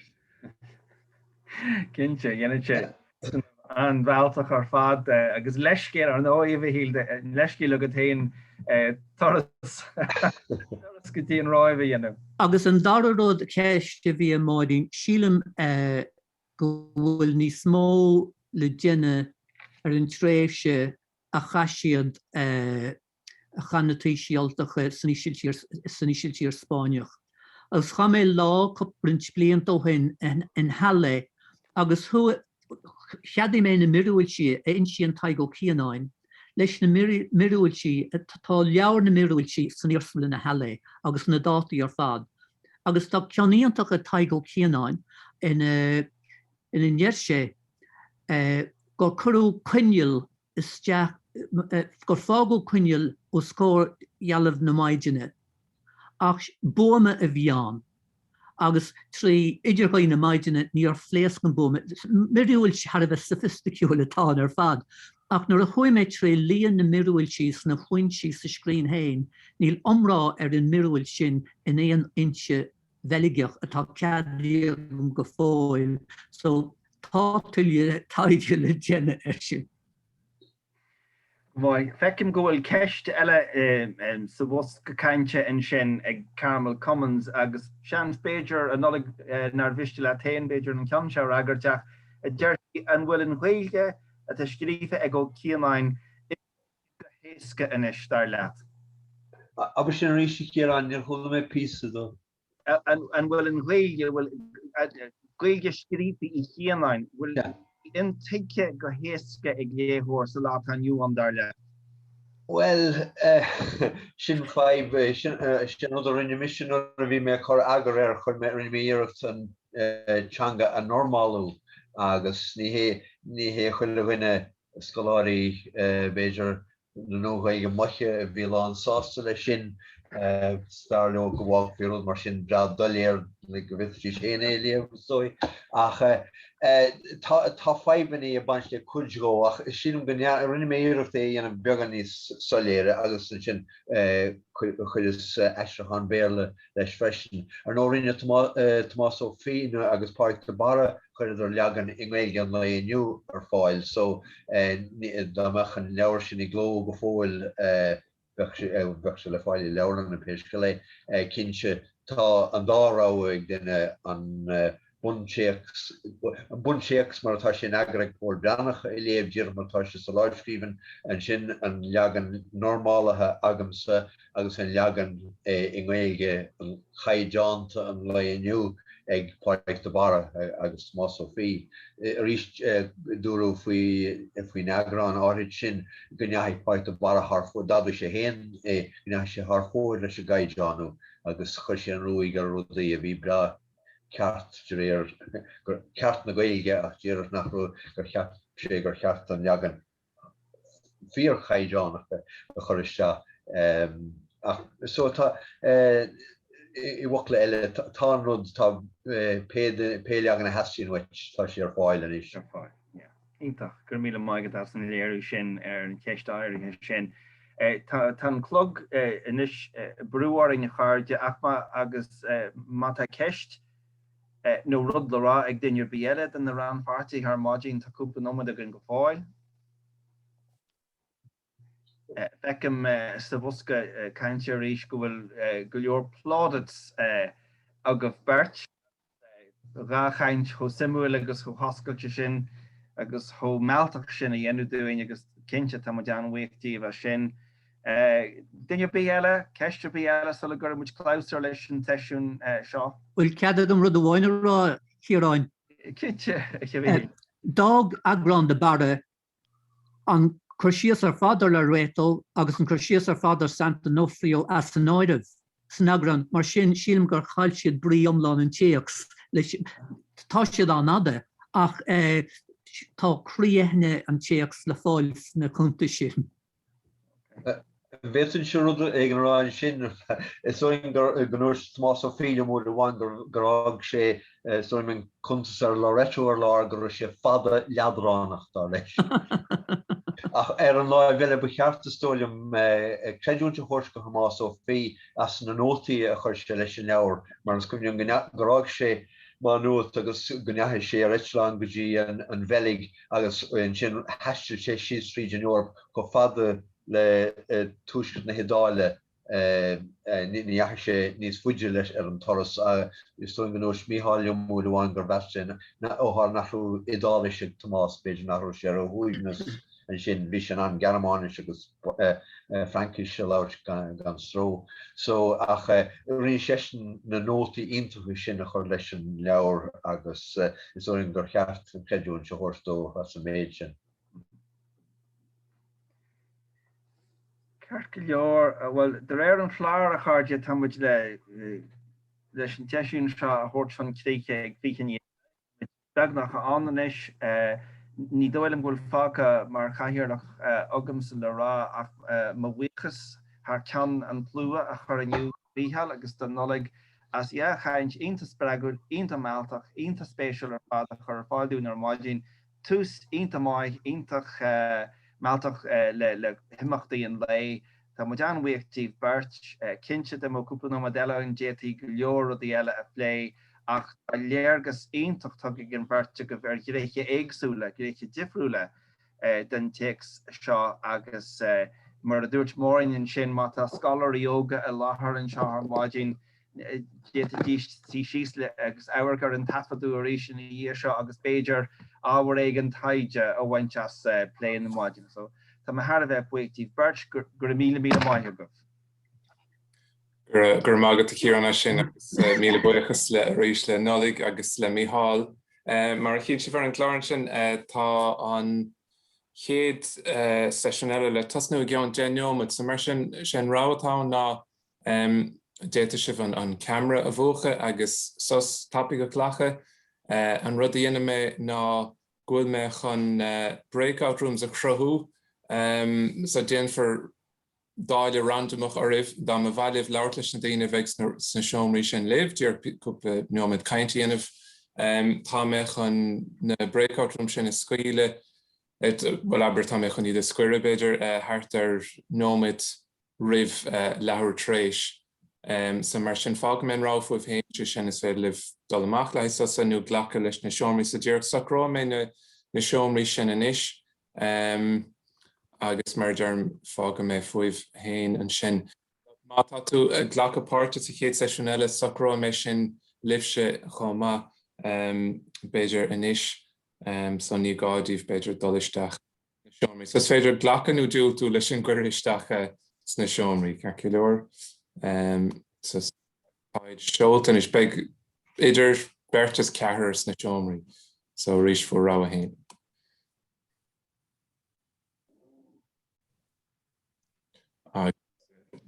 Múcha mise an camera gom héin again second.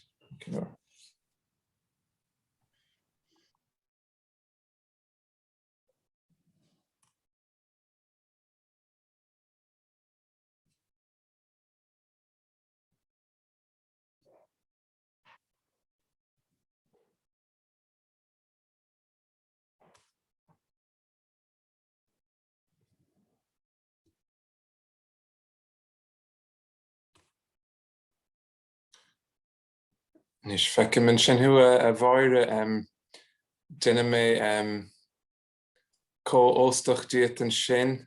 Sin go bra. Sin déad constanta bhar bheith benachtíist. Go mai. Agus print duine mé sin dit.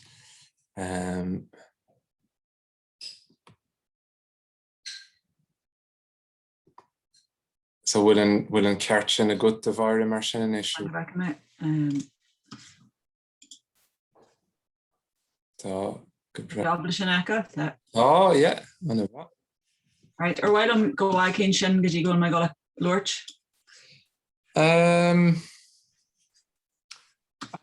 go a bhaire mar bedírdach an sibh a chuir láthir dós agus an sin. Yeah, five mission go go. Ceir anna bha.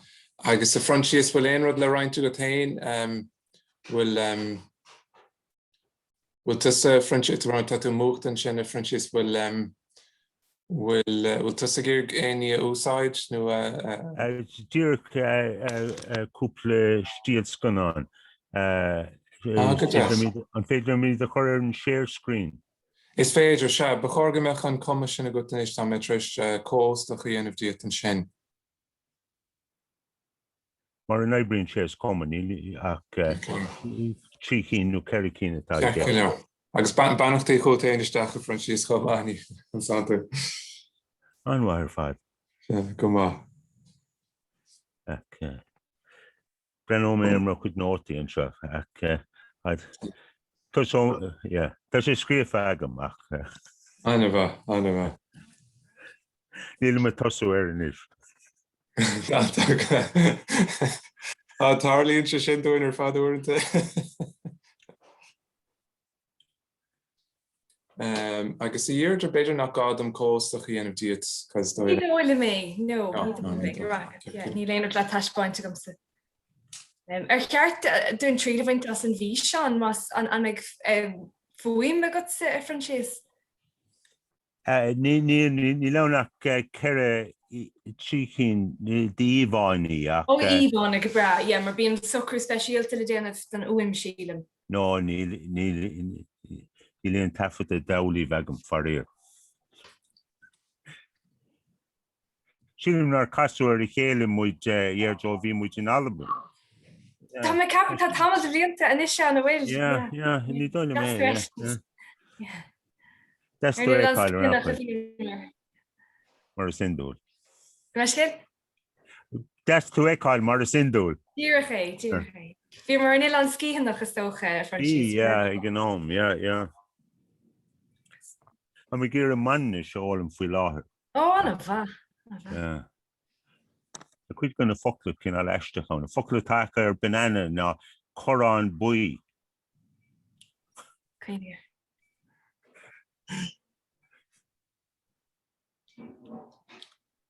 Búil me héana amach ar fad neomad a chuirte go ciló. Agus mé be mar an bumte.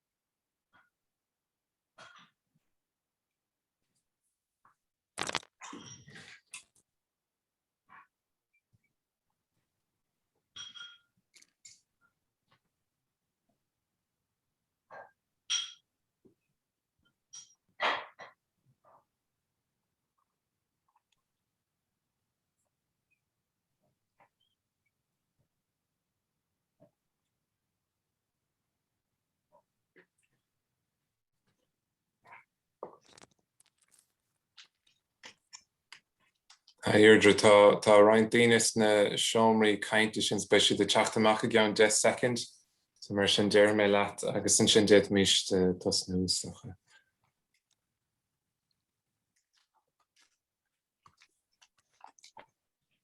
Ceir cileoir de beidir mat tá sé sin ceir cileoir tá gachéine arneis agus gur maith go fa bhair sa Francés éis. Cheart in scoile fé mar sin na Pádraig. Okay, díomh maidin agus fáilte go dtí an dara seisiún in neomh, beirt chainteoirí a bheith ling sa seisiún seo, agus chuir mé in aithne duine chuine iad. So tá anáthas orm go bhfuil an Dr Máire Nic Cathmhaoil ling, is as uairchin seo gúnta an dúin ó rúchas de bhaire, cé go sí na cónaí le tamil mad a bhlianta sna Rossa i dtír chonneil. Is muintear stair agus Ghaeilge in gáim scoil fitíormata Ilan an bhór, í le Dialanna nuas. Agus bhí sin na léachtóir i dang agus litríocht na Ghaeilge revision in Oscailt Ola. But the 17th century text cín le Mealláin with introduction, translation and notes, an tábhar dochtúireachta bhíocha agus tá séithir sin ála bhút an chlóice fé láthair le fáilsiú ag cló tóranna. I meas go chuid fáilseán tá súgáin an dúchais astí ghinéithe de Fradisiún litirthe chuige ola a gcuine dhiarmadil Dublin a fáilseach an 2008, leabhar sin na cóagar thóir agus a bhfuil alt dá chuid ann chomá. Tá alt fáilse ghinéithe agsúla de litríocht na 16 in History Ireland, Seanachas Ordmhacha, agus sa leabhar de Flight of the Earls I meacht na nIarlaí. Fáil tíma dróta bhór maidin agus rih de chaint chin le Mealláin 16 go dtí 16 agus tá fáilteót tú sa chuir leis sin isnar hantar hain réig. Gur míle maithagad. Ro Uí Ríordáin agus Jenny me an Ciarán ar antlibh anis.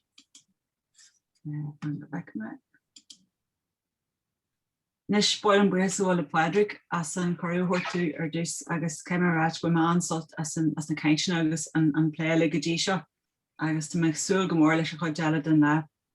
Nis is mór pléisiúr dú a bheith seo aniu le Lord ar an livescreen cín le Mealláin. Agus chud an Theitheadh a deanta go mhéan a rant libh. Tá agin a gcín le Mealláin chuntas ar imirt Iarlaí an ghéal idir na blianta 16 a héan agus 10 a seart. I go alú go príomha agus a go lein chumáid. Agus sé seo an tíon chuntas comhamseir a bhhain a tá scríofa in Ghaeilge a thugann perspectíart na ngéaldúin ar an tréimhse seo. Agus a an táhacht ag buint leis ó híomh na staire na teangólaíarta agus an gin seanchaiste, agus ar náithe a táhacht ar lei ag buint leis a stair na Dialanna Ghaeilge. De fear bhagan samplaíogann den Dialann Ghaeilge ón tearta híos agus níl ceann eile go bhistú a phléin leis an tréimhse éirithe seo, agus sin ceann a scríú Niall Mac Murchaidh in Ghaeilge na Halaban, a gríomhar ghascearta Alistair ba chola Kitty agus tá sé sin i leor Clan Manal. Nis sinniu bhar mar rud a ggólas Steve ar stair agus údar an chin le, ar tíar scríbse agus ar an chineal Cheiksa táón agus Jenny Mícheál sin le dhéanú TVC de chuig ómte. Nis maidir le stair na leabhscríbine, ba leis an bhaidchúnta ó níl an bhain leabhscríbing agus thug sé ar éasacht do Robert McAv agus ru McAv coip den leabhscríbing agus dáisiú sé go bearla Renew go leor coipanna agus astrachan dé ag leithidí George Petrie, Dr William Reeves ó O'Corry in a másc, ach le fíorne is féidir lecht omlan eile a dhéanúir sin tá stair na leabhscríbine chu spéisiúil sin. Bhí sé ar éirí ar fearna blianta, go dtí gur tháinig sé chun solis arís a bhí héadín híise se caite i Leorlan Bull a gáiste Ollscoil Charcaigh agus sinna áitiúil si go fáil agus sé sin an bhain leabhscríbing de chin le Mealláin ar bhainaí mise mo chuid Tadhg orthaí. Is leabhscríbing bag bapar nó bhfuil si a ceir lehanana istéad agus ghlaachtar leis go déan si siar go dtí an tearta híos agus scoil si mar leabhscríbing ar chuis leis na heachtraí a bhfuil chur síos orthu in san checks. Is le dúch a scríbú an leabhscríbing ar an dá híomh den dá bhilúg is bhí agus tá sé leis an rágáid agus dulí go leor a leo. Chur tána agran den checks i lá a dríthidí an chéad thuí hart agus tá astrachan deant ag Charles Dillon ar fáil in Tyrone History and Society. Maidir le húdar na leabhscríbhne, Master gur bheith an sagart prontiasach Tadhg Ó Cianáin a scríb an checks. Agus bhór an clú a bhí ar bhaintear i bhailín i gcóras na níl mar chláán aglaiste, ba airchanna iad a bariste le sain a Ciarán muintear i bhailín, agus is cos le lomsa gur bhain údar na leabhscríbhne le muintear i bhailín seo Ciarán. Sílim go bhfuair Ó Cianáin a chud léon sála a más go bhaintear a haon, mar ní hagan na anama níos ar liste na brontiasach ar bhóran. Agus tá sé sáilir ón chin le gur min ólas ghinlach a hinsear ar bhar hangiaige. Agus gur heic sé go maiid an bhainteras a bhí átarthú. Agus nuair chéad luúin sé ar féilm ó níl mar hampla, de hé daoine éirithe ar féilm ó níl ina general ag cúig olú, sin Mac Cóil, Vic Enriáig, Vic Enri, Vic Chein, Vic Cyn, Vic Enri, Vic Áin, agus Sorella. Agus ní leir sa bheormsa go dtiocla le Ó Cianáin an lína sin a leanann siar ríthe bhailí, ag Donald ó níl rí Éireann, go náil blún dú agus náil frasach arás an óan Mac níl na Ghaeilge. Agus tá sogin mar sin ro aithne waith aige ar na daoine seo ar scríb sé orthú. In sin sé dúin sa leabhscríbhne haon gro sin a bháil den chócheanal prontiasach sa bhrantar i Ciarán. Agus seo an tíon áit óhain sa checks ina luúin sé a ainm haon. De fil a general don tríthe an darna ihe sa bhrantar a dtí na mrathair a gcuirt tamlach naach. D'fhág sin go mbeadh, tháinig na halbaní fan bhrantar Dardín de Honrú, Loscú tithe brathair san frontis, Waralsat móran agus móran. Mar cahar brathair san bhrantar, Tadhg Ó Cianáin sagart agus tríor brathair clan Leachran, sin óan Vindictus agus Tadhg anama chart na hí. Agus sampla inta maiile seo den chineal frital a tasta checks, agus deir sé chud mhór fan chineal saoire atá an chumaid. Ní Dialann farsanta a bhí scríomhaige.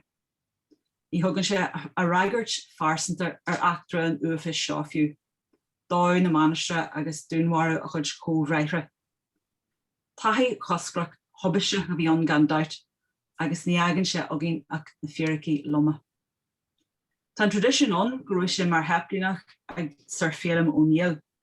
Agus creidum haon gro sé lonithe sa bhrantar agus gur an sin sin don chud is smó.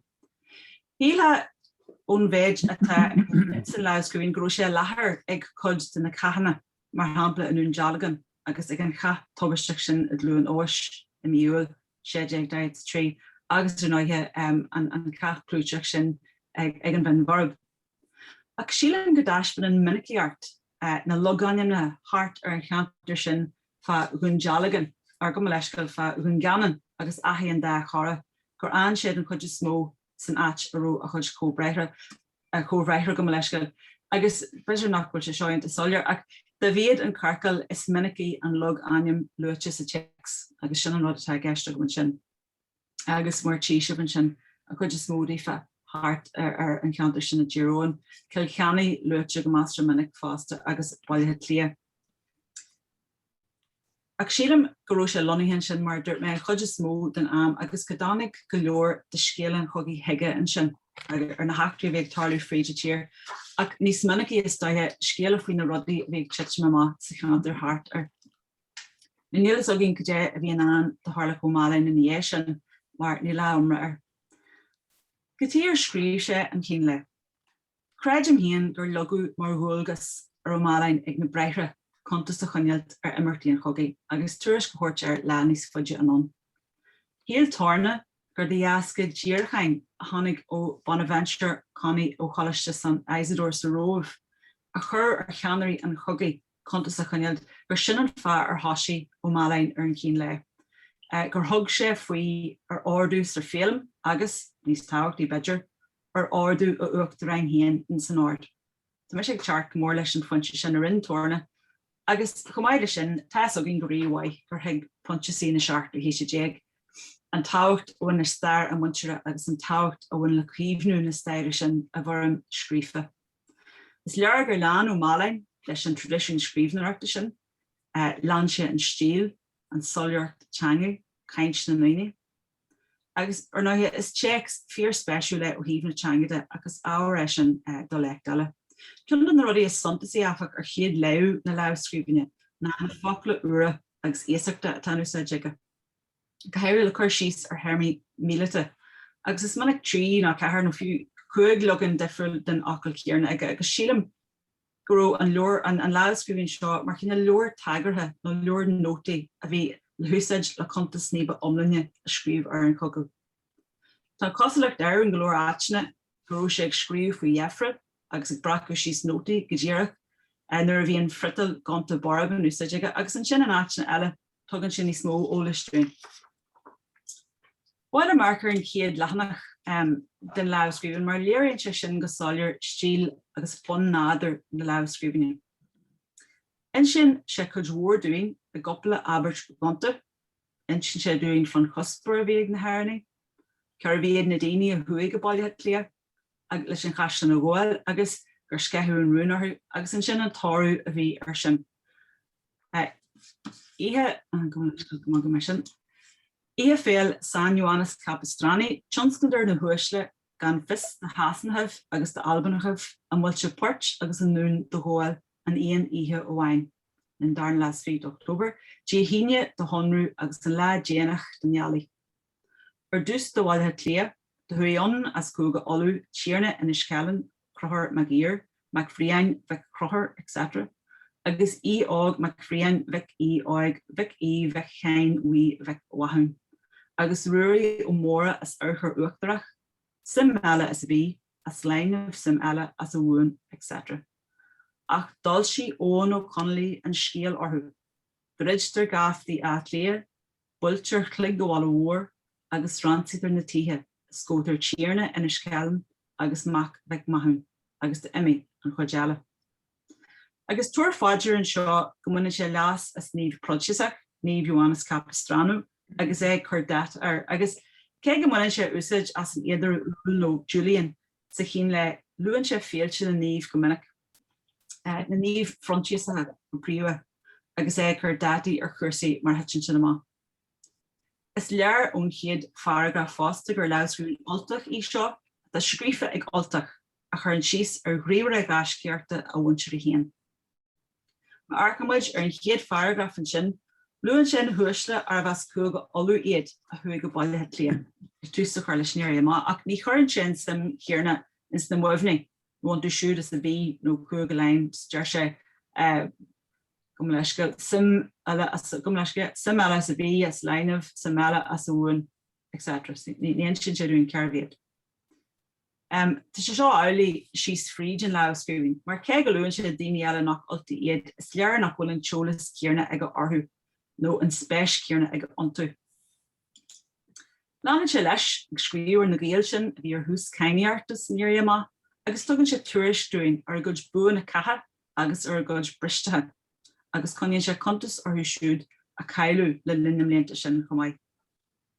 In sin an cíne chud mhórdúin fa bheom na nGaeil, chreid go leor an sean Ghaeil ó Mealláin in na másc, gur raibh iarraidh amachar chun atheadmh a ail ar halamh dúthasach, ar chean cearta agus ar náthe is saoirse chreidirh chur bon aréist. Agus eglann an dóthas a bhí acu sa chéad seart ní sin den iarraidh amach a bhathú a bhacail i Mealláin an seo. De go Charlemont agus tíarna an bhála my Lord Caulfield agus roin ó sin síos. De go Dungannon a captain sin Parsons agus an bála ó sin síos le Randall MacDonald sin Mac in near Daracha Vic Owen, etc. agus le Pádraig Modra ó Donnelly.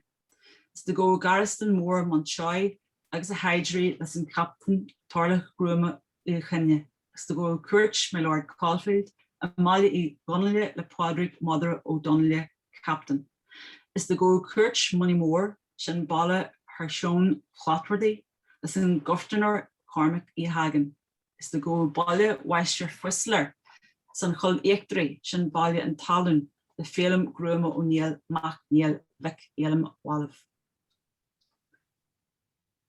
Ústin sé an lug anim Charlemont an sin den chéad agus don dhearanna sa leabhscríbín, agus chuir sé aithí an dá chaird ar iné sin.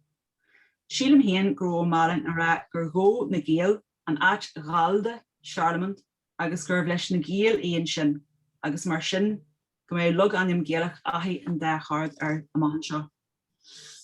Is je luirse 3 euros fi in die sin agus ahí an de chard anna ile uur. Is lear an chéad lína gur bheith an aim bhí acu ón tús, báilte porch agus an nún na Sasnach agus an Albanach de Ghaeilge. Mábla bhil siar sin fan go bheice me. Bhí sé de géirí dearú a chuir leis a Flanda, agus a chealamh a bhacu dal se dúis, agus a tracht ar na báilte porch agus na dún sin go minic sa checks. Luatir na cinenne behabhtaí de réal olú ar an chéad coppla lehanach, agus léironn siad go gáil an táhacht a bhain leis an háitne seo do nó géal sin a mulamuid lá sa checks. Bal in na muintir trocha bliain ribh sin na háitreacha siúd, agus bhí siad inis ag ghlacu a chealamh orthu. Thó siad mar sin báilte móra ínéal dún ganan agus ardwatha, agus na báilte portmóra sin de chuid na ngáil, Charlemont agus Monshaw.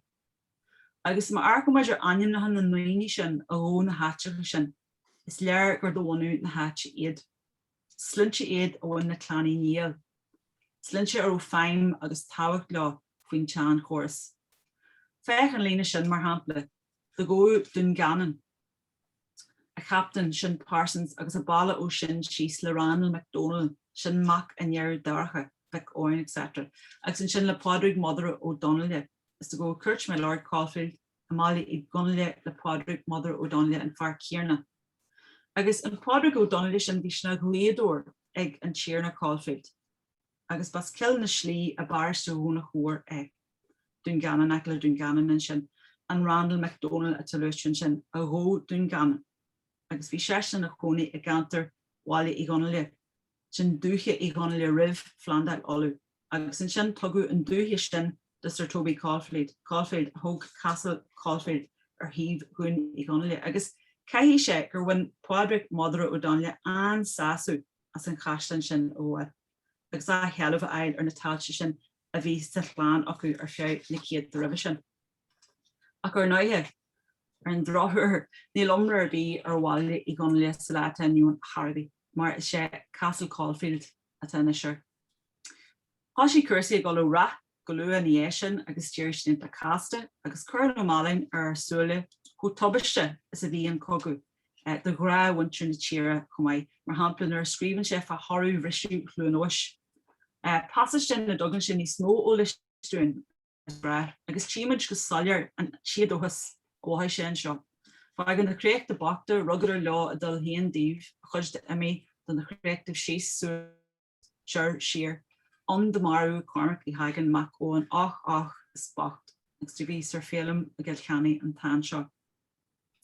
Lean ó Mealláin na haachtaí mar thuí siad chun fadala agus mar bhí taithí ag orthu.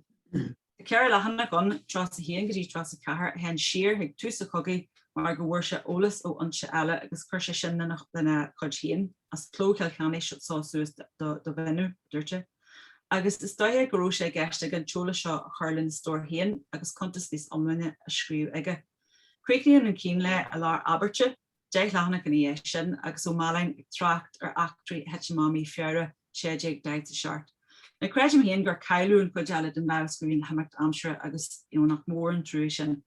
Ní chuirúd lá go bheitstún dála go leor eile de híar na brontíosach ón tréimh sin a ré. Agus níl trachtar bíon ar na blianta dearnathe sin. Mar agus scór mar tesam goil an tamastí, tá sé dóhéanta an sibris miltena a test a check seo agus an teolas a churann sé ar fáil ar na daoine agus ar na himachtaí a luit John a churasú góir a garthú ura. Ach tásúlas agan gur thug mé blaistú bagdaobh den tibhre sin le goráid se bh ad leis má seo gur an mhaig. Gur míle maigad a bhir sin Tharbheith spéisiúil agus mar bhína mit socha ag tús na seisiún in fanimiid go dtí go méid an bhirtchaintóirí ní go gud caiintena a thuirt sulling lechaid na ceisna ach má ceisna ag daine de bhar bing anna bhéirteocht a gcuinóch se bharthe na ní de chur ag deire an teisiúin freisin, so gur míle maigad a bhhaire as sin. Is sé an Dr Pádraig ó Liatháin an chéad chainteoir eile atá going sa fanéil seo ar maidin. Tá mar an scríofa ag Frontias ar le tríocht agus ar stair chultúrla na hÉireann agus na Halban go dainn leis. I meas a chud séithir tá ar scar a Ghaeilge an éonúlacht in cín le eolaí bhí thuúla bhain, a fáilteach sa bhliain 2000 agus leabhar mór tuirtiúil tathgach Seán Aldála éigse agus umar bhá a fáilteach sa bhliain 2000 agus a 7. Bhí pronsias in na scríóir don New Oxford Dictionary of National Biography, don Encyclopedia of Ireland agus de héithir hagartha eile nach iad. Bhí sé in agurthóir an Tipperary Historical Journal agus tá mórán alt fáilte in Irisí Léin an áítar blian Iris leachtaí cholam ciile agus an líon bhuí mar hampla. So cuimid fáilte bhórót maidin na Frontias chun leirtling fé hín le áilíomh I Súilleabháin.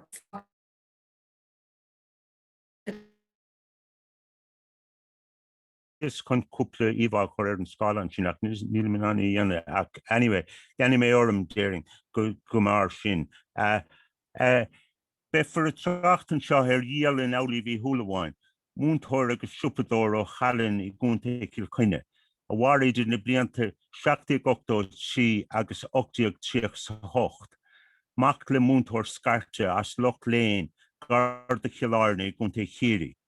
Is cín le bhí mar ochil ar díalann aige agus a hála go raibh féin cheapan téirme bar clí leis an seo. Rinne sé an cín le bhreacha idir na blianta 87 agus 85 agus is féidir teachtar na lámhscríban I bunaí inniu in achadamh riaga na hÉireann. Fiú mar amach ann in éachar dá chuid saothar in ort na Ghaeilge, bheag táhacht a baintis an Súilleabhánach is stair folitiúil chalann, mar cinnar a áitiúil, mar warden of charity in Lúiseach only chonil, fear míoch an cías catlicha a bhailú aige, agus fear rinne órad Ghaeilge choiré ag mór hinól conilach. Thug sé an órad seo bhaid ag mór cruniú I Maile Héal, chunta Kilcoinne, in 88, agus timlíon chéana sin, be bhí gceannas ar eachtas achrannach le catlicha a choir gceannas ar an Callan Dispensary, an íochlan áitiúil I Galin, ach sé ligan dúin teacht ar hagartaí neasbleacha dálaíomh I nuachtáin choimsre. Bruntar pictúr tuilimach, pictúr intrastarn de héal léthúil chalinn a chlamper sa cín le. I walked Patrick Corish, his incomparable eye, Mrs. Little. Baile bocht a bahé, ro sé bhíle céad fés a hocht duine chur fuha ann in ochtaí Cathaoirleach agus cuid mór eile beor éigen. I brochógaí, plúisinaí agus bohan anishe sna crimini timpeall ar a maile. I had not seen in Ireland any town in so wretched a condition as this, a data chuntas on Líon 85. Bhí cudarsach a bhí súnseach idir na bochtáin seo agus meánach me éartha catlicha go bhhaile cuid wathacha na gcónaí I dtithe ardúla nuathócha ar shráid na fechanú shráid anacha mar taidhg ólaibh ar shráid na fecha agus bhg ólaí isteach I gceannacha seo ar dá gcíní 10 sa mbliain in 85.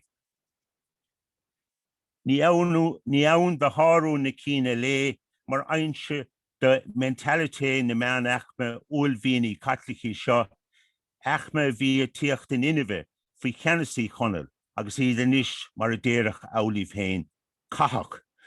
Is faint sé an chin le chomá de héal sóisialta na líne agus is minic airíocht bainte as mar ein sé ag stairthe sóisialta agus ag stairthe eacnamaíochta. Tá trí mhórchóthaíoch ag an gcín le, an chéad ceannacha ná cúlra cheantarlach a léin an cúlra círiach.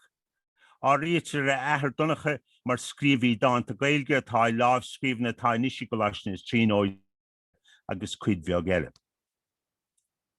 Tá Ghaeilge lámhscríbhní na múna na tionachar follasach ar stíl scríof agus béarlag ar ólaibh, agus is dócha gur bhna ahar ina theanta sin a tháina an cleacht a bhí aige ar an gcuine ar an scéalaíocht agus ar a bhilíocht. Ní léir áfach de Louis Cullen gur Ghaeilge bhí mar chéad teangaige agus ní réana inis sa cín le ar an Ghaeilge bheithá labhairt ar leachan teala I Galin aige lena bhain céile agus lena chud páistí.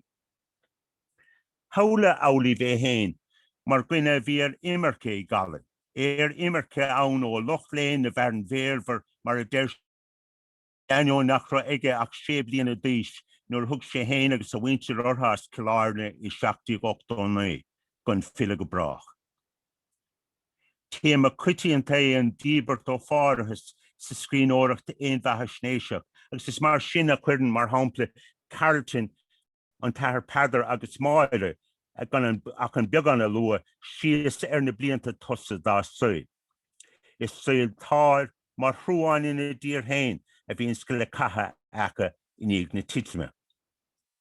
Tráchtan Kevin Whelan hiiscin de bheithiigh na Ghaeilge ortha héin mar cinenne díhealbhathe, displaced landowners, a bhí seo a deir sé crucial, generating a residual respect.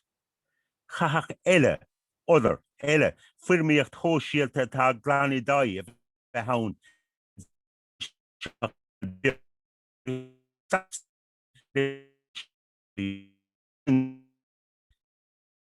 Stone, mar bevinnig ar nói in Ghaeilge na mún. Salathraíonn Colin féin an darna cóhéag Stone, ban an táhacht ar le sa ggóhéag seo leis a gomórta sóisialta le linn blianta I chonneil idir meánach mar Catholiceach go bhí a tíochta níos agus cinsel Anglicánach Protestantach a rud cheanmónaíachas sa geantar. Ba bheag a bhí ann de Protestantí idir Caracha sé agus céad tríocha duine I dhéanach freastal ar na seirbhísí damhna I sépéal Anglicánach na muire sépéal orsa na Protestantach trámíoch idir 1200 agus 1200 a freastal ar affran an damhna I sépéal nuathócha an Pharáiste agus in na deanta thart ar 200 a bhíoch a freastal ar na affran I manisteir a thóg na Haggistíní I Gallan in 1845. Ach de war a gcuid muoine agus haciíocht an stáit war cócht na Protestantach mar achmé ceanasach thar an tír ar fad I bhád iní hírs na Gaitliceach. Is tá Tarrington seo cuidhá ar Robert atá dianta Jacqueline Hill I má nuad. Trá rá mar a deirtas sa gin le duine buint potátaí ceir tiistún d'aribh agus skilling saló de bhanáibh a baint. Ag an nám céanna, bhí beag na 2015 ag an reachtra Anglicánach Charles Stevenson mar The Benefits of Callan in 1831 mar éon le sít nó áras sít a bheith aige I West Court ar imime bhaile. Crach cogan na nachúna agus na trílacha cuairte leanna sa géad lea den na 1830 chunta Kilcoinne go mór, agus fhí bhratan conlachais, hí sagart, siúpadóirí, feleméirí agus buil Catholiceacha den na Gairmeachaí a táir Dúrláin a chinsel Protestantí. Bhí an bheanach mar Catholiceach a bailúnirt agus is leis an meanach mar seo a bhain áilíomh, agus bhí sé na measc siúd a díoch leis an ginsel Protestantach I Gallan a choróhá. Ní gír a bunachra ar an status quo bhíad ar áfach is athrú réime.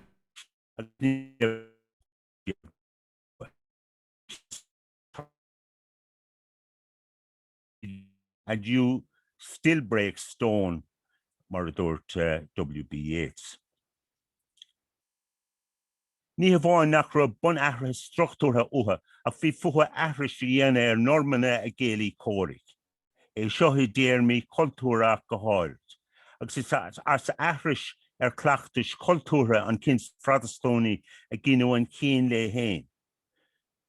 Bográs I meas na Protestantach é cín le a chuineáil.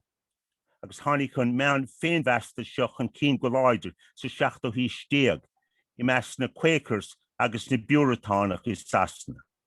Mar a deir an slairí Diarmuid McCulloch, the modern type of confessional diary emerged as a literary genre among English Puritans around 1600.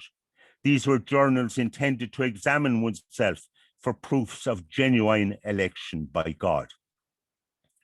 An sío cóhéics ná nuamhachtnamh inslachtach ó hasna agus ón mórín a bhí a péacha in éireann.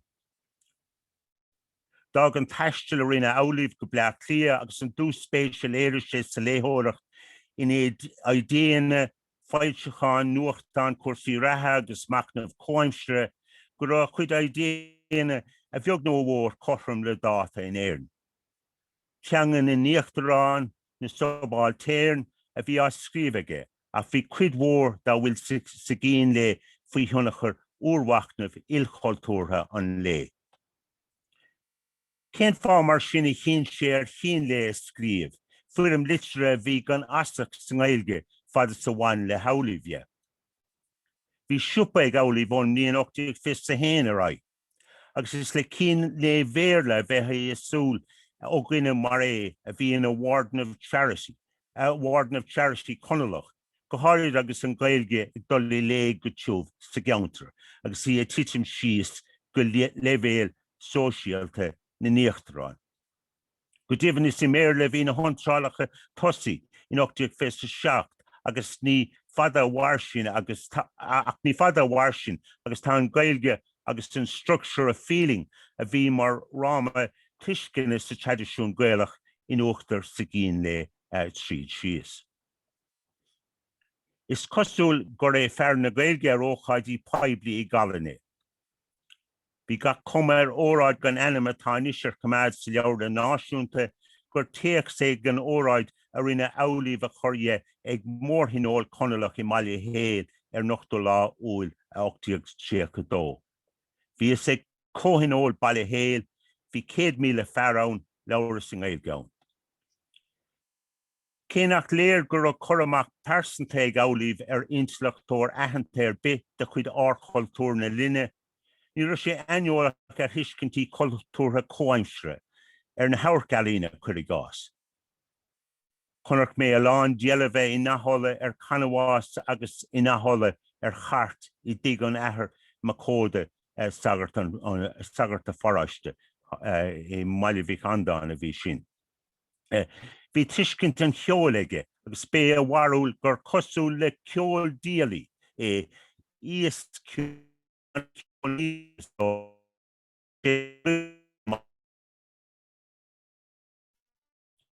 Inné Amhlaidh dina múntóirí scarta sin a bhíon an matematica hagus.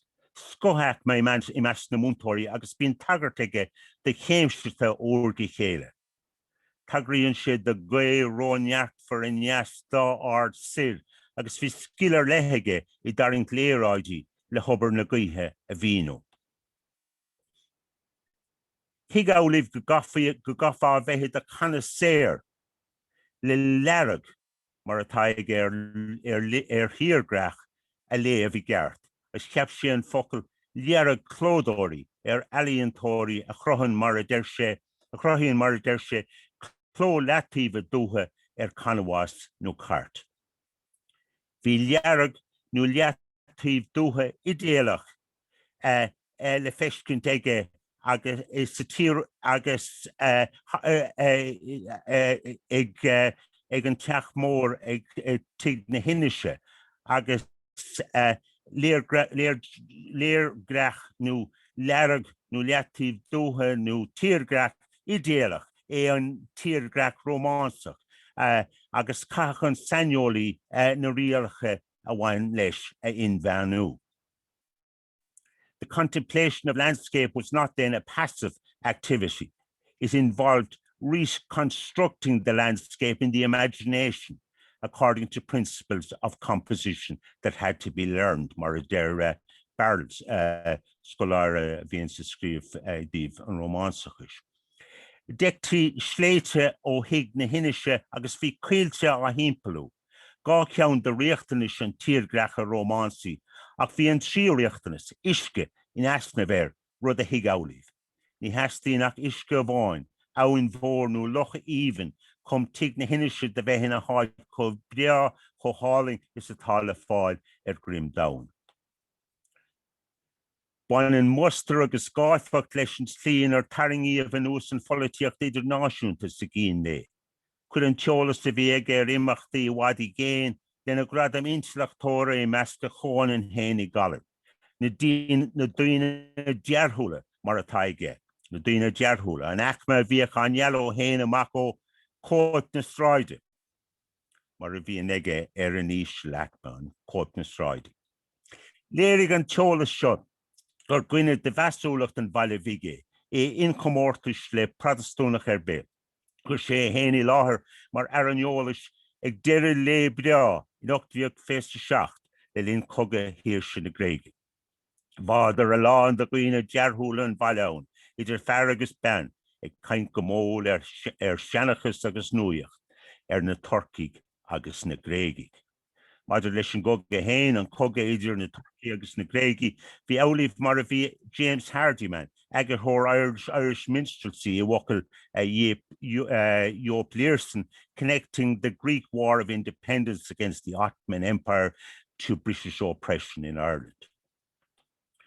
Luachan sail nua chorathe go minic sa gin le na scoil na náisiúnta, Saoirse na Gaeltaíoch, móna nua taistil, móna agus trealamh nua feileméireachta, sláintachas agus córis tréáil I meas mór an eile.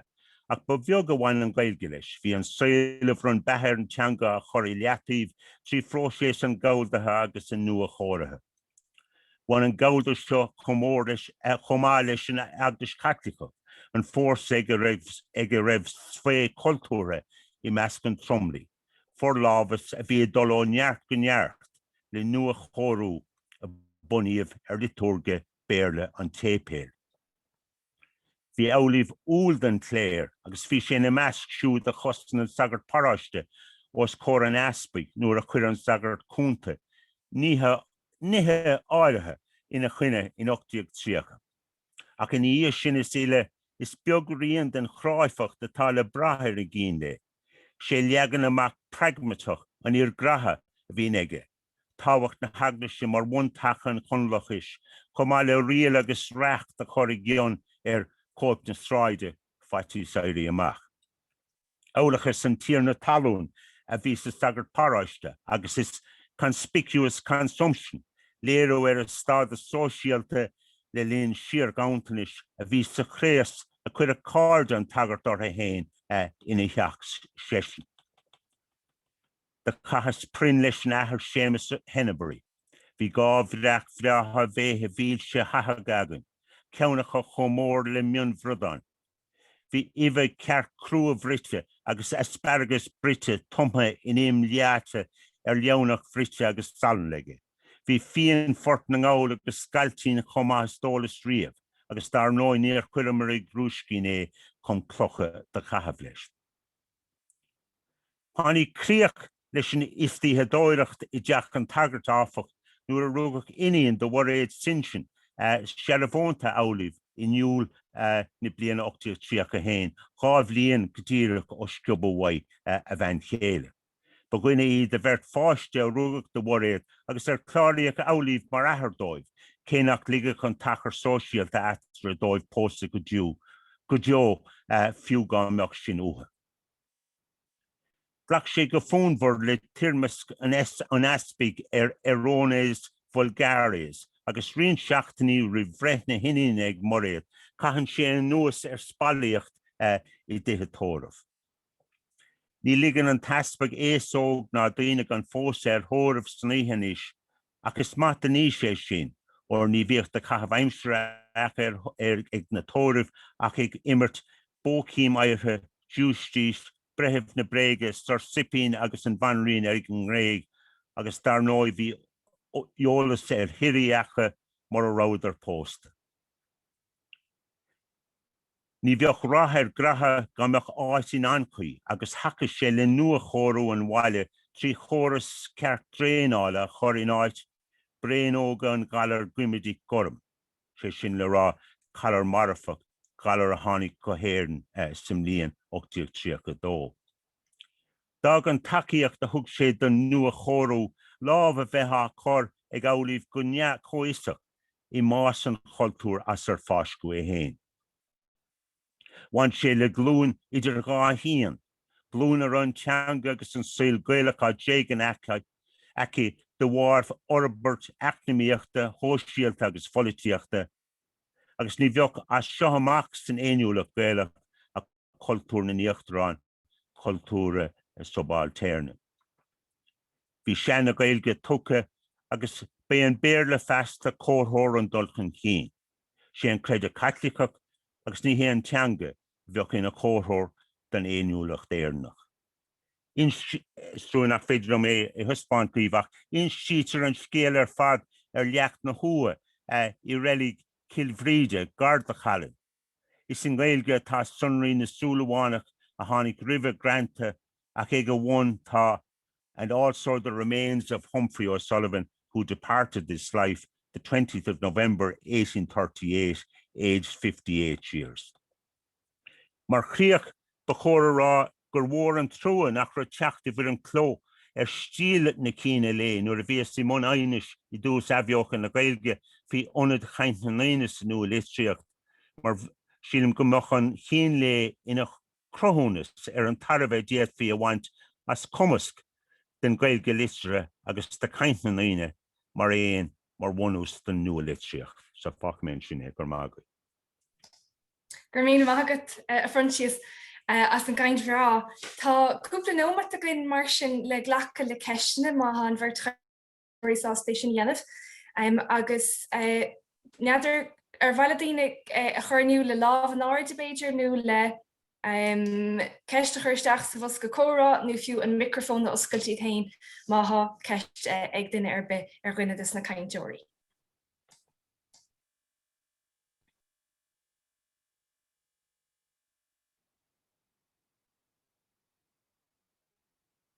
A bhí híl ar raig leat mar se tá ní Liam Mac Craith. Mi an tóig le John Capistran sa chainte thug Máilein sin, agus bhí pictiúr sa choláiste Leabháin ach tá sé Oscailt ag an Oscailt le fad an lá de níomh óan Capistrano, agus é na heasa le clíomh a láimh amháin, chruiste láimh eile agus é satailt ar chur Turkey. So, ba hampla é gen chaitliachachas mílete ag an am sin, agus na héan éantas ar be é gur buineh úsáideas in Dialann vílete. Sin bhfuil sean spéisiúil go rána sin níomh sin. Agus rud eile atá spéisiúil, níor níomhíú go hifigiú le go dtí an bhí an seapteag fithe ceithir, a caiigh ró an omra in as na bruntíos a chéin. So just is rud spragunna smuinte sin anam nar a bhí maid ar cain. Gur mí maigad a bhí heil níor sin arolalas a go muis gur maigad. Halteród. An bhar fad bhfuil ceiste géine eile ar bhar nó ar frontíos? Frontíos ar bhisteach a gurhann sé ceistir dúrch féidir faoin si, tá na téachsna ann ar nó in agur ag Mícheál Mac Craith eile, agus tá an legan níos scéire chu fáilig Tomás Fáilte agus Astrucháin agus mar sin de.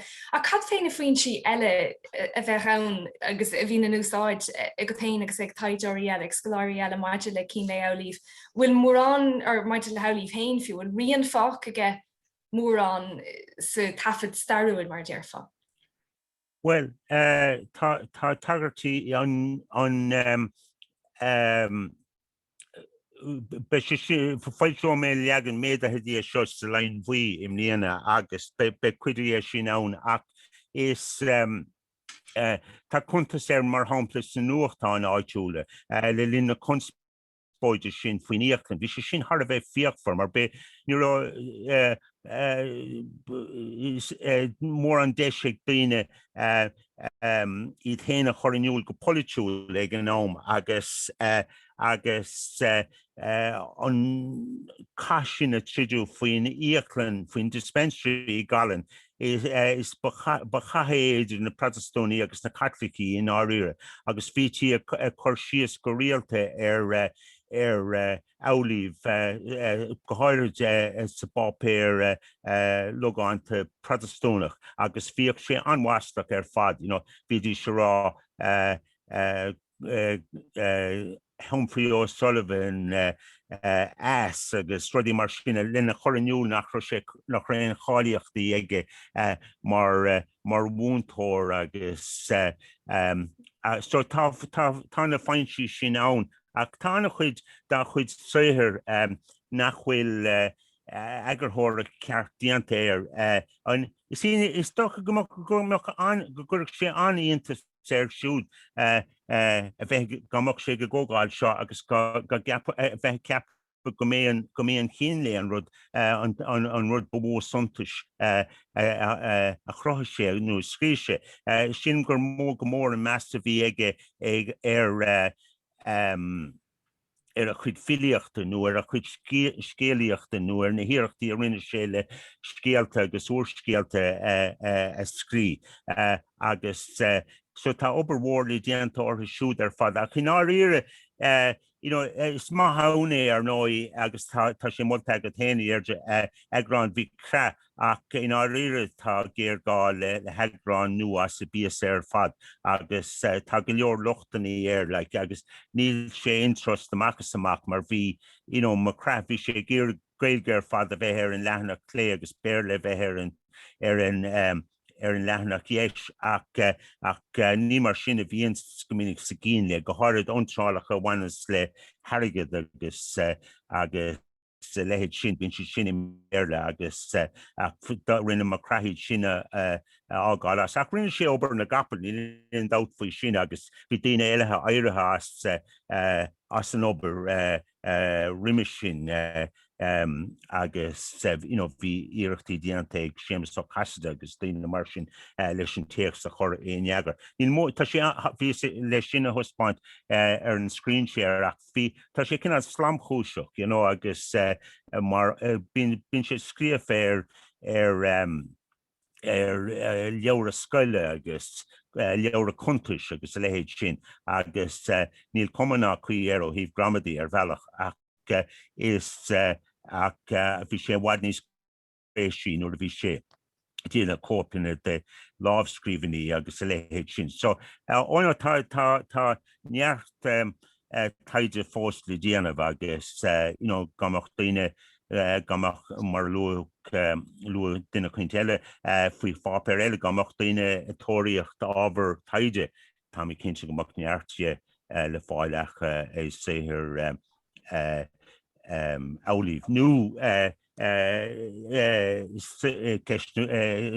Ghaeilge cíl chuinnig I gcuitsinne tána chuide oibre le déanamh ar sin.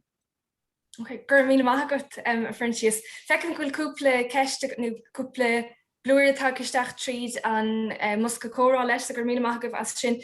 Ar nám go dtíire go fáilte déta mis nóid nó go eile. Ó meiscéil, ok, tá brónam. So fecinn bhfuil lilas ó líomh caint san an pósa agus cuasaí caidrih leis an dara céile. Neidir Francis Luigh sin sa chaint bhfuil tú géirí fille sin in éair nó bhfuil níos mhóla rá faoin gaidirh leis an dara céile leis an dar an bannas dócha ní bhfuil an gur siad pósta raibh? Ag álaíh. Ag álaíh, se. Well bhí ar nói bhí sé le dreifeór le Simon Brannach. Duine ionteach spéisiúil eile bhí a plé leis an Ghaeilge sagart an tar Simon Brannach.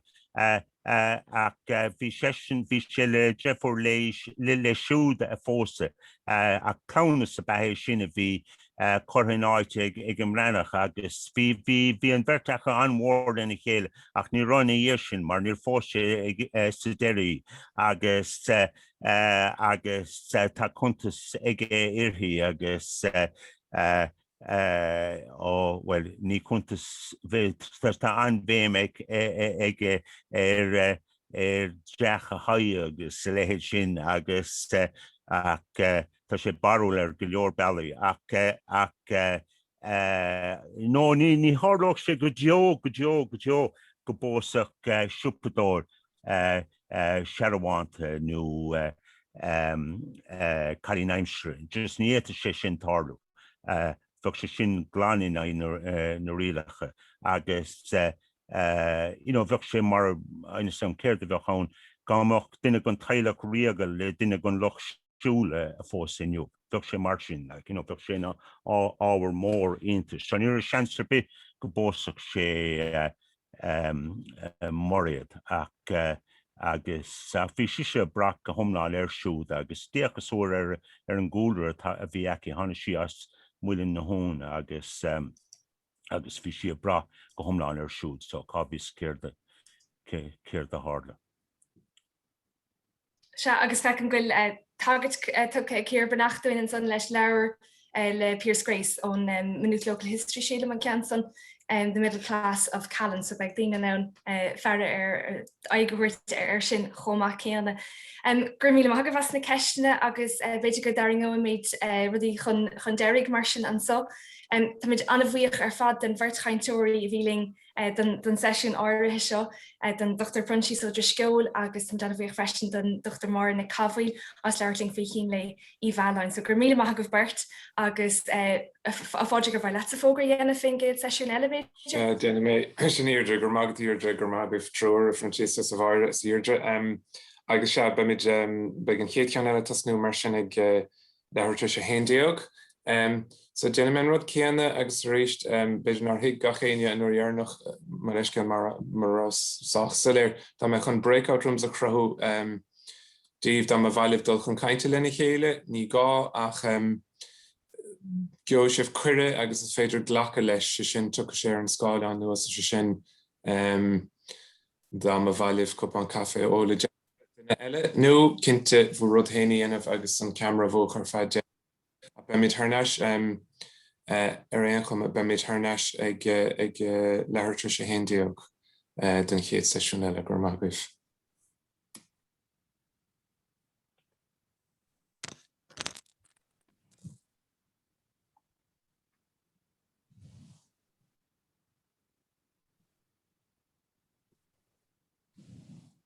Go dé sacrtá deanta faoin na Cianáin an go me agad siad nó bhfuil gá leis an dhéanú nó? Ní gá leis, ní gá. Déanana mé cóstach díot. Agus be man an share screen. Beg, déanana mé sin nuair a hagan an tám. Ní léon Jeffrey. Ga kilóir, se, anna bha. Ai Pádraig, go an tú ar madan. An bhétín trí bhaint as an share screen an sin leis na Cianáin. Se is féidir cinnte is fan bog déanana mé sin again second is go daoine bhóga timpeall an sa. Cinnte chuirléach ar an nó Aibreán nó is féidir. Déanana sin. Agus bhrálam sa freisin a fóric mas féidir nílam sin máidir leis an technolíocht seo. Cinnte.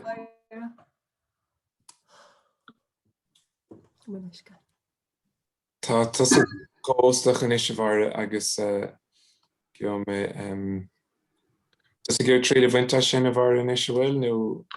Buin hí cad í éanam se fór gan bhfuil share screen, okay, yeah.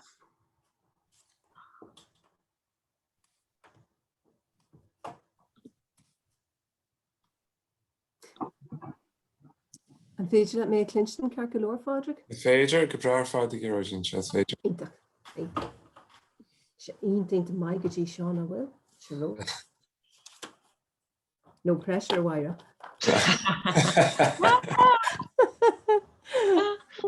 A ford níl seo ag gopur, share screen desktop. Allow Zoom to share your screen. Sure. Okay, so open system preferences. When I'm shahenu so that's Teams. Okay. 1 second. Tá sé oscailt a go ar de riomhar hain hena féin a bhfuil an cód atá uait. Tá. Yeah.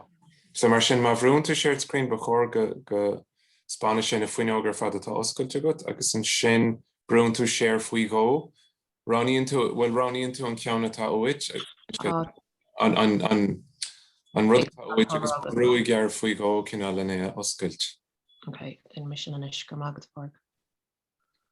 Ine tá tusa mar chós inis leis sem má ananta sa tamling dig bhfuil mar raig agus a líam be me chud chomá.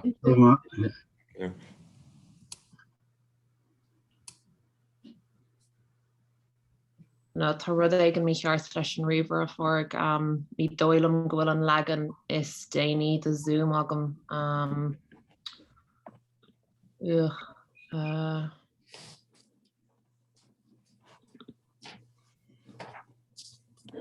Well, Catán riomhar ráileat bhar. Nar haimse isteach. Well, is go céir de bhar buine me trí las beidir líam inis mar sin an chéad caiintear détá na sláán a chur chum tríd an riomh. Agus is féidir imsa bheith mar PA agat agus tá tú caint. Right, when he wished to talk about sin. Yeah, Let's do agad a forg. Níl golóir siúil go mar aon sa Liam, bhfuil tusa gur tríd a bhaint as sa Skyline. Tá share screen budget agus Anna bha. Tá sé sin Anna bha. No caiith nach ní móí go bhí ag bar Scáileán chun gur féidir an share an slideshow se. Is nó cén fágad sin. Tugus tá strat tools ag bar agus you are screen sharing, stop share. Se. Agus caiith mé you share, okay. No caiith mé ar tlí is sin a bhogad chun gur féidir So bhechar dul go dtí slideshow an sin. I mín sé beidir má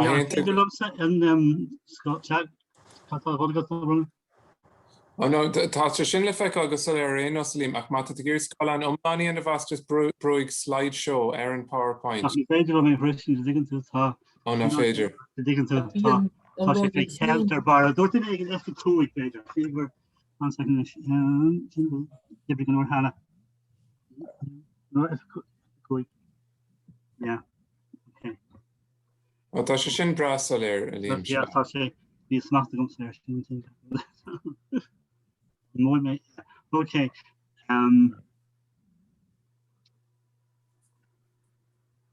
On se.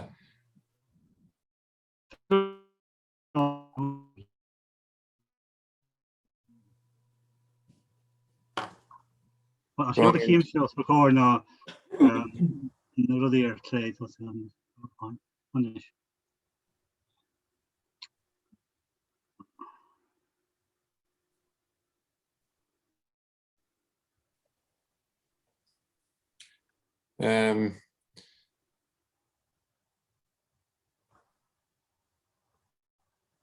So Dr. Garú sláán an sin se.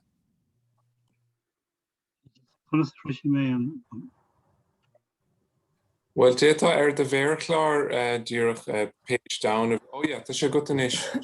Sin well so gur sé sin cúise tá bara gom sé ar bara sin tuigim se. Ní sé sin go no. Híle gwine ach na Slánáin. You are screen sharing. Se. No, ní féidir. Ach ní ag mí héine á bí borthe. Yeah. So an bhéad teach amach sin aríiste lí mar sin dúr stop share of rú. Bhí fine géirí tríd event. Gur míl mág lí. So tá gon go a héngedra níos cin le Máire fós so Chur mis an PowerPoint agus a fór ag déine méargus tá cíteach teach an carhortm san is an riomhar a dhéisiú. Okay.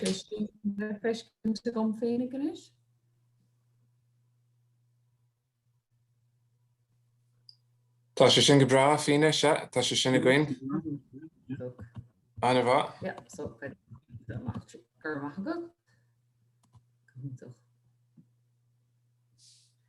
agus just ben méidir tosnú ceann nóma a ggéir ach tíoch raibh me héana amachchas ar first second tíoch le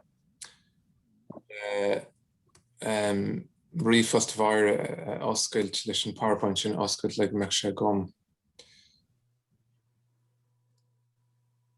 Is maithána gur ar aglan a hagla tá mar héidir le ar an rantar aonos sa brairúnach. Fanny mid leat. Go bra sé.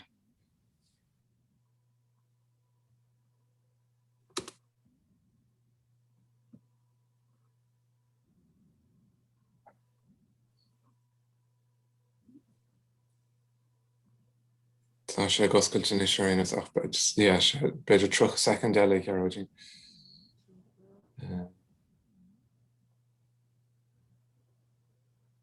Agus cai mé.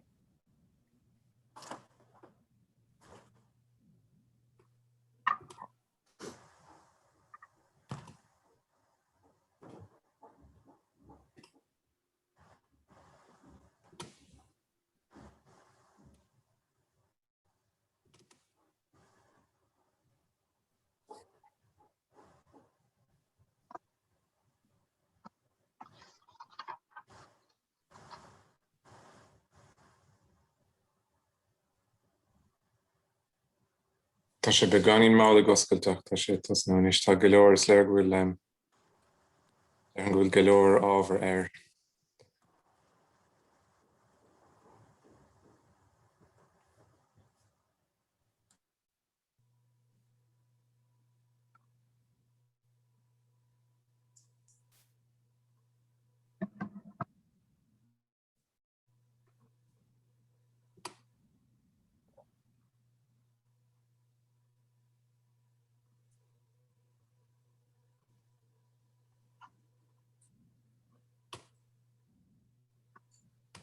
Tá go maith.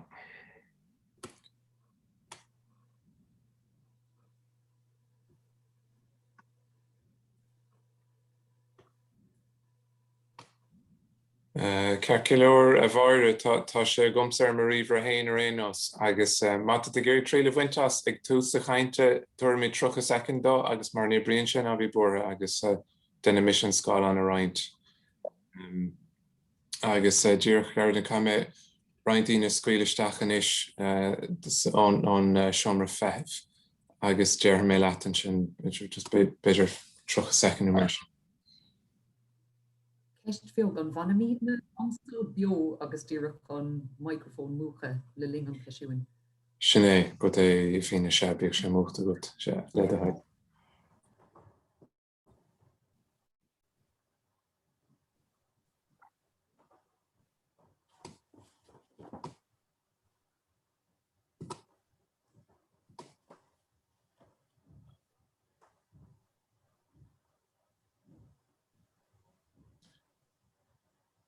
Tá go má beidir mar sin gearin ceapan go ga chéineistigh. Ínta gur Michael Pádraig. Well tá fáilte rómh a cairde go dtí an chéad seisean eile agus sa seisean seo be trúr caintearí agin agus be siad a caint ar na Dialanna a scríb Douglas de hÍde. Nís bhhailm san chéad caintúir a chur bhar láthair ar nóia an talú Liam Mac Cóil agus ar nóia ghlacad sé uiriclaigh agam sa chun chur síos a dhéanú ar híthar Liam. Agus lóra inniu gur olú Emeritus le Ghaeilge UCD agus agathóir éigse Oscailt na hÉireann. Dil si sé Douglas Hyde, My American Journey, I bart leis an Dr Máire Nic agus scoileoirí eile coppla bliain ó hin. Fuid seo for lór nua leis the O'Nachtan window on Gaelic Dublin 1700 to 1750 níos déanaí i mbliana. Agus ar nóia is seanachara dargid Liam, mar bhí sé gobar linne an seo mar chláirthóir ar fearna mblianta. So tá fáilte róid a Liam.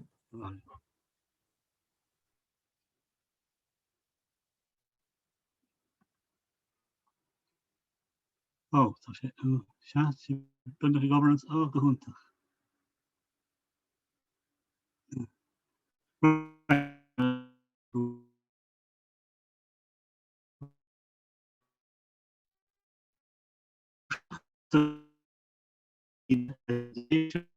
ó áteach seachtal cethir dí néide go dóiag. Beáin letíh ó na himleir seach an Dialann scríg sé ar chrí seachtain am réamhthaifeadadh na cásca néide go séide chuide i bart le lelíní bhríon.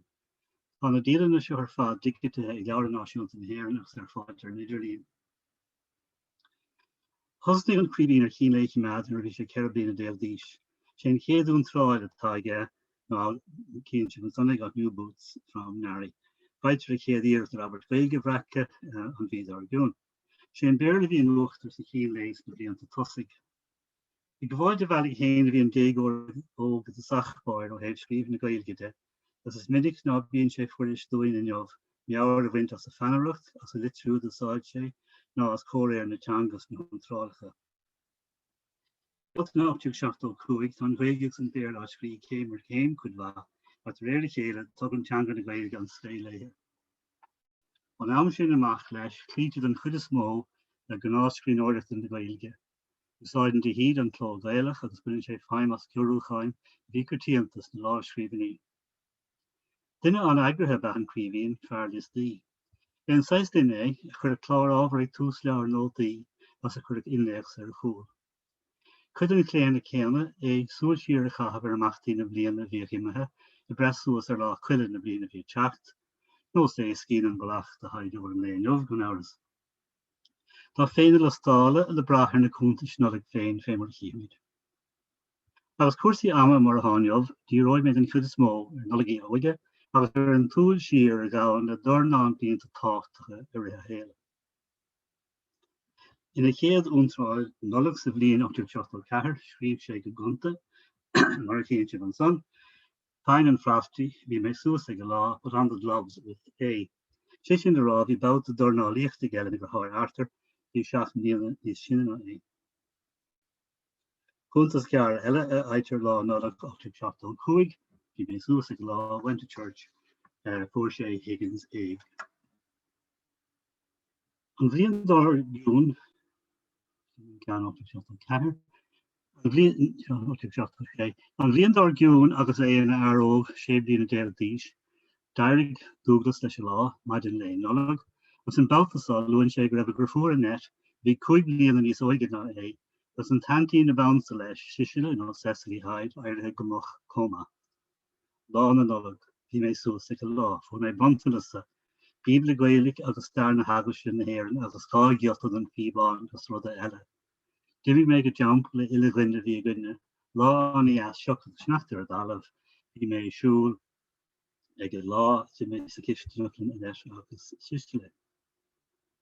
De rion na bronta sé fuair Douglas go raibh takeíoh tailigán dá spéis a Gaeilge, agus go raibh as fósta ceappa go mbeadh sé na bhinisteir na haglaise na hÉireann ar ball, ar nós a athair agus a hanathair. Hí an Nollaig 1878 a bhí bháthair tain agus bégan de dOllamh go luath, de chá Douglas féin fan uainte agus fiche éimart in athair. Tríúir a chlig bhar cluiche agus spúach ar Douglas sa deireadh. Deir sé go léig sé cuid a chéideann an sin agus cuid a história Aibreán ó Sullivan Bear. Bada leis féin agus lena gur fuair a net teacht an le mhór.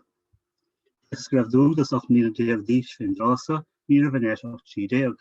As be Ghaeilge at go bhí cetamíní an net is mó a hála brathair an gúntas cín léin. Agus deir an son, lá Nollaig ar deire tháina sé, Tadhg mise agus an net gomach timpeall 3 o'clock agus cumar síos go dtí an cisteanach agus tas cléimar ar bantais. Sé an méid fuair mise ó Curry's lectures ar na láimhscríbhnaí na hÉireann ó a net, leabhar bra an a bhí spéis mhuargan, luach scilling de le. Fuair sé stair na Rúise le Voltaire an son, Comá leabhar Germánaise agus thug a bháthair Gíl Blas, luach le chróin agus an meircin bút le cleitce luach trí scilling de letá. Thug má hena bháthair, scarf le chuir a bhráid agus ceangal bráide, fuair is fós on the Holdfields, neart coffee oranges, fuair is in a Nollaig ó Frinchias deiscilling agus net an thinking.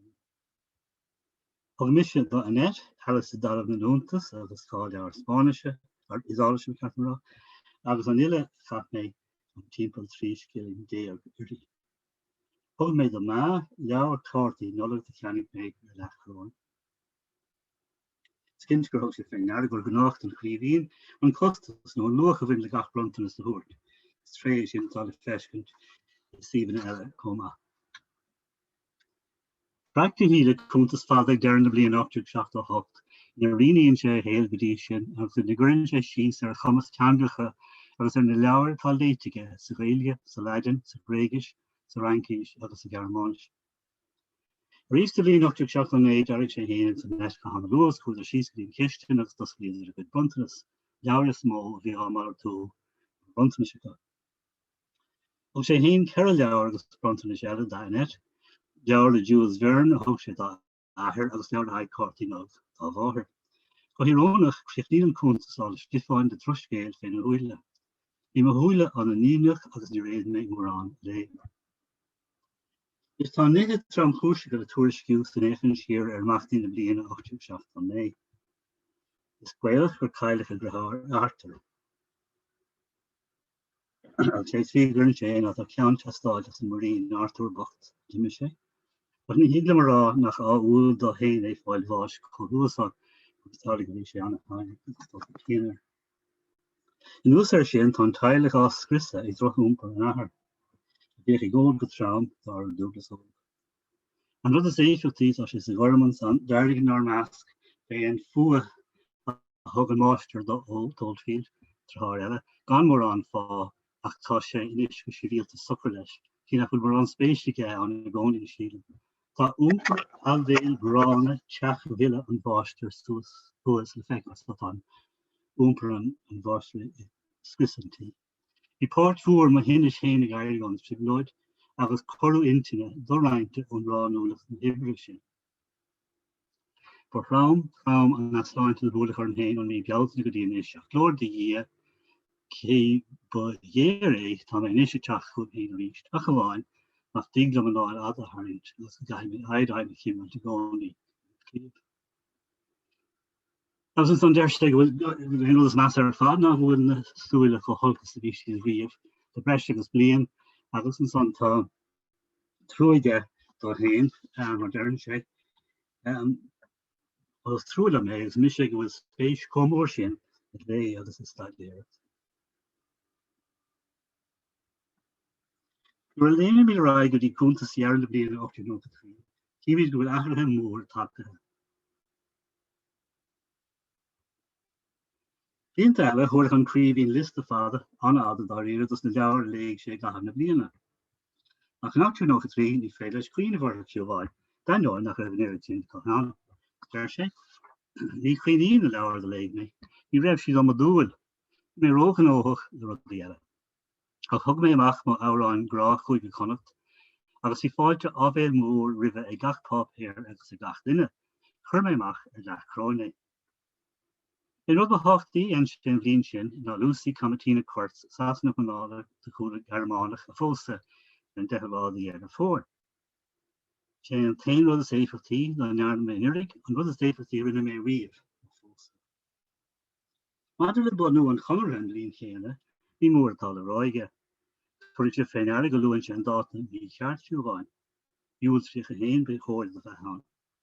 Deir sé churmar ar bon léag na Ghaeilge agus rinneéis sin móchtarán ar, mac néad agus an líideach agus an Ríordáin Gordon agus an éire sé an daoine smó dibrigan níarna mise mór an. Agus an san deirn sé, is gnach ag sin blion is lú obair agus mó éificht a hála le fós. Bhí cléichlú ó bhain tagatha ar hais agus ar lucht na brontanas na martíoch ó ma. Lá Nollaig 1893, lá Nollaig agus lá bra.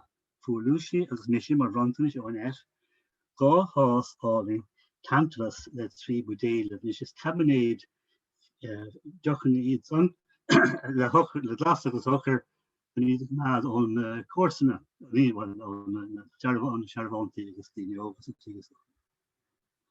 Agus pláta mór airigid plátathe agus é an scíabach.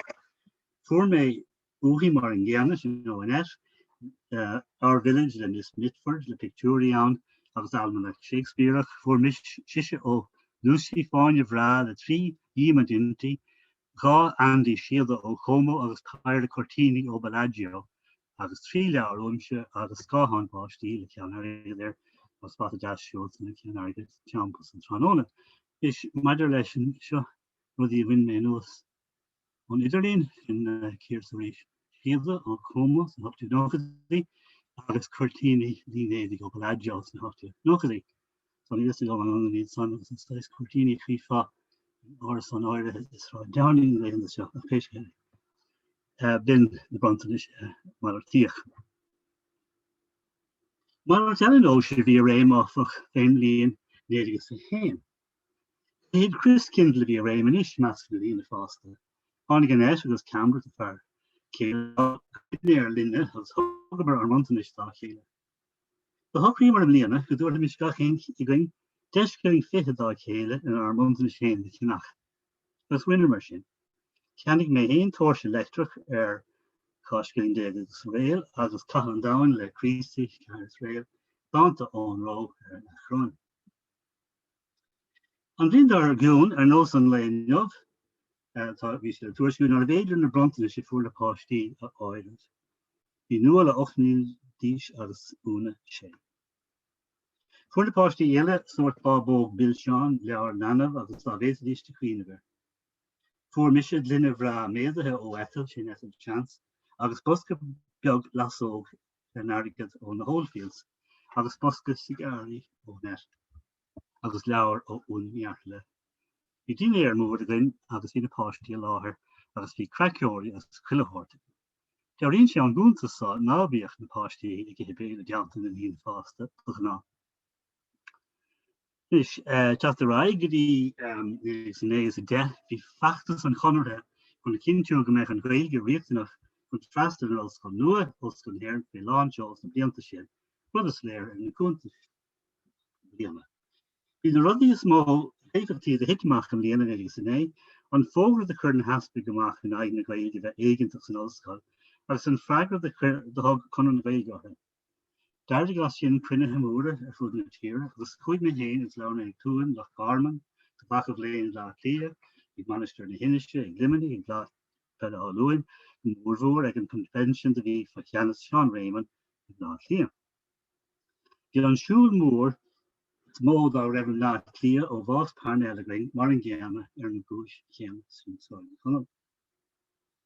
An rud is éifeachtaí do bhinn am héin an all of the new Ghaeilge for the gain of Jesus and also Noah as Cathaoirleach bhí nach mór an. Sé céad chuntas an bliana agam ar. Ní dis agam an bhéad fanúinte intí fós. Is tá míniu ar bhanús na héigeintachta úd an bhéadach sé fanúin sa fós a lúnata le fáilte chuntas an bhíon dar giún. Sáilga bhí teachar císaige ar ná clia go dtí sin agus a chúis leis. Like in lá scríbhní leis. Bhí seo an bhliain is mó rinne ahrúir ma bheatha ná aon bhliain fós. Agus briachas le dia ní dochar gom rinne sí. Bé nó is táchtaí de hitteach ní héháin don féin ach don tír ar fad. Go bhfuair an bhua ar an teanad bealtainna cúig, i dtaobh na Ghaeilge san Oscailt. Ghaeilge de bheith riachtanach sa bbliain néidig sa héine agus néidig dóigh ar na machah léin nóir thógaí mar ábhas na díireachta ar nólas deartáid. De bhreis gotha an ád aspect fuair an bua sin den an táid aspect bháil le clia.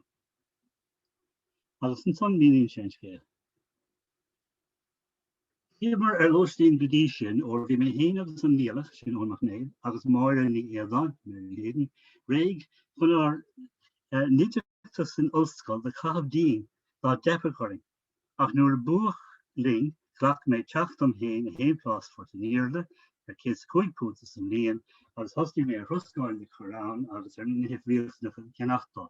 An sin téanóid go dtí sin bach na tagartá rudar có dungaháin san rudar chuoinebhar ar aias go postan a depach ar iirecht na Conartha.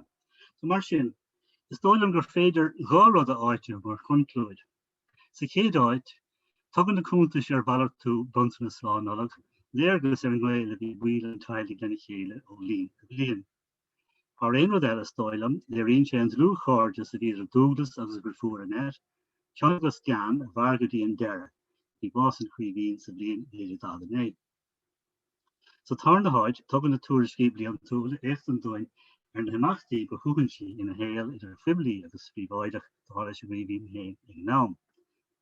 Tá áid háchtach ag na chuntas bliain túla mar thuircí máte atá site leabhalach idir na chuntas ratha léithúla a aimimid san Dialanna, agus na ráitis níos cinráid a níos cuimsí atá le fáilte séithar eilear a dós a chud cuioine cín an memoir scríb sé sa bhíon 1880 tá is ar cnád in UCD, agus an dá leabhar mis agus an Conra agus mar chrosca America a daid an bhúm sa bhíon 1937.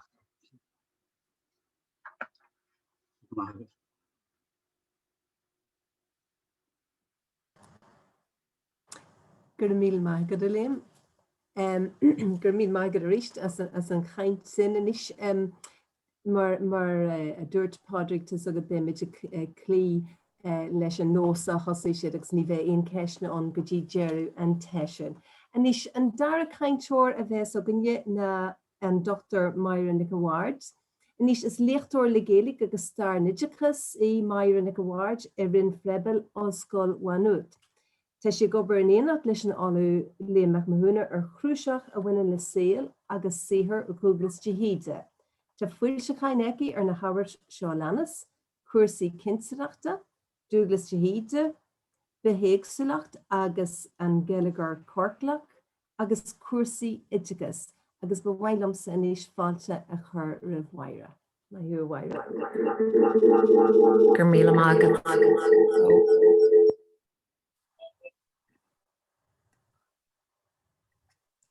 Anis te seans an gúna sé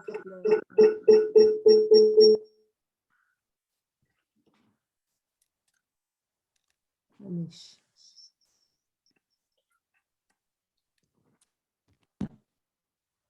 An Broner mar for Dialann River eile gobar an beit thosan a sleim an a roint le the hall.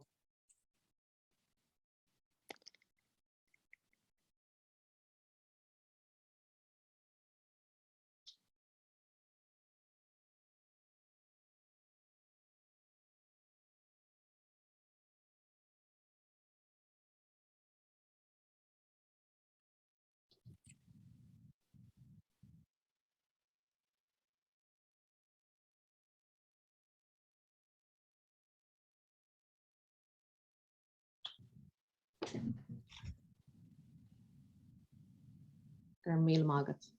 Nice. An se gan an mé chluistal? Aráis gur mágad. Tá anáthas ar bheith le bhainne agus scúil an deis agam leirtlib faoi Dialanna de hÍde. Bas mé go méid sé trothú go leor leirtlib faoi cuasaí sláintinne, mar sin sé tedal na cainte ná ar agla na hagla sláint agus bláine in Dialanna an chríomhín.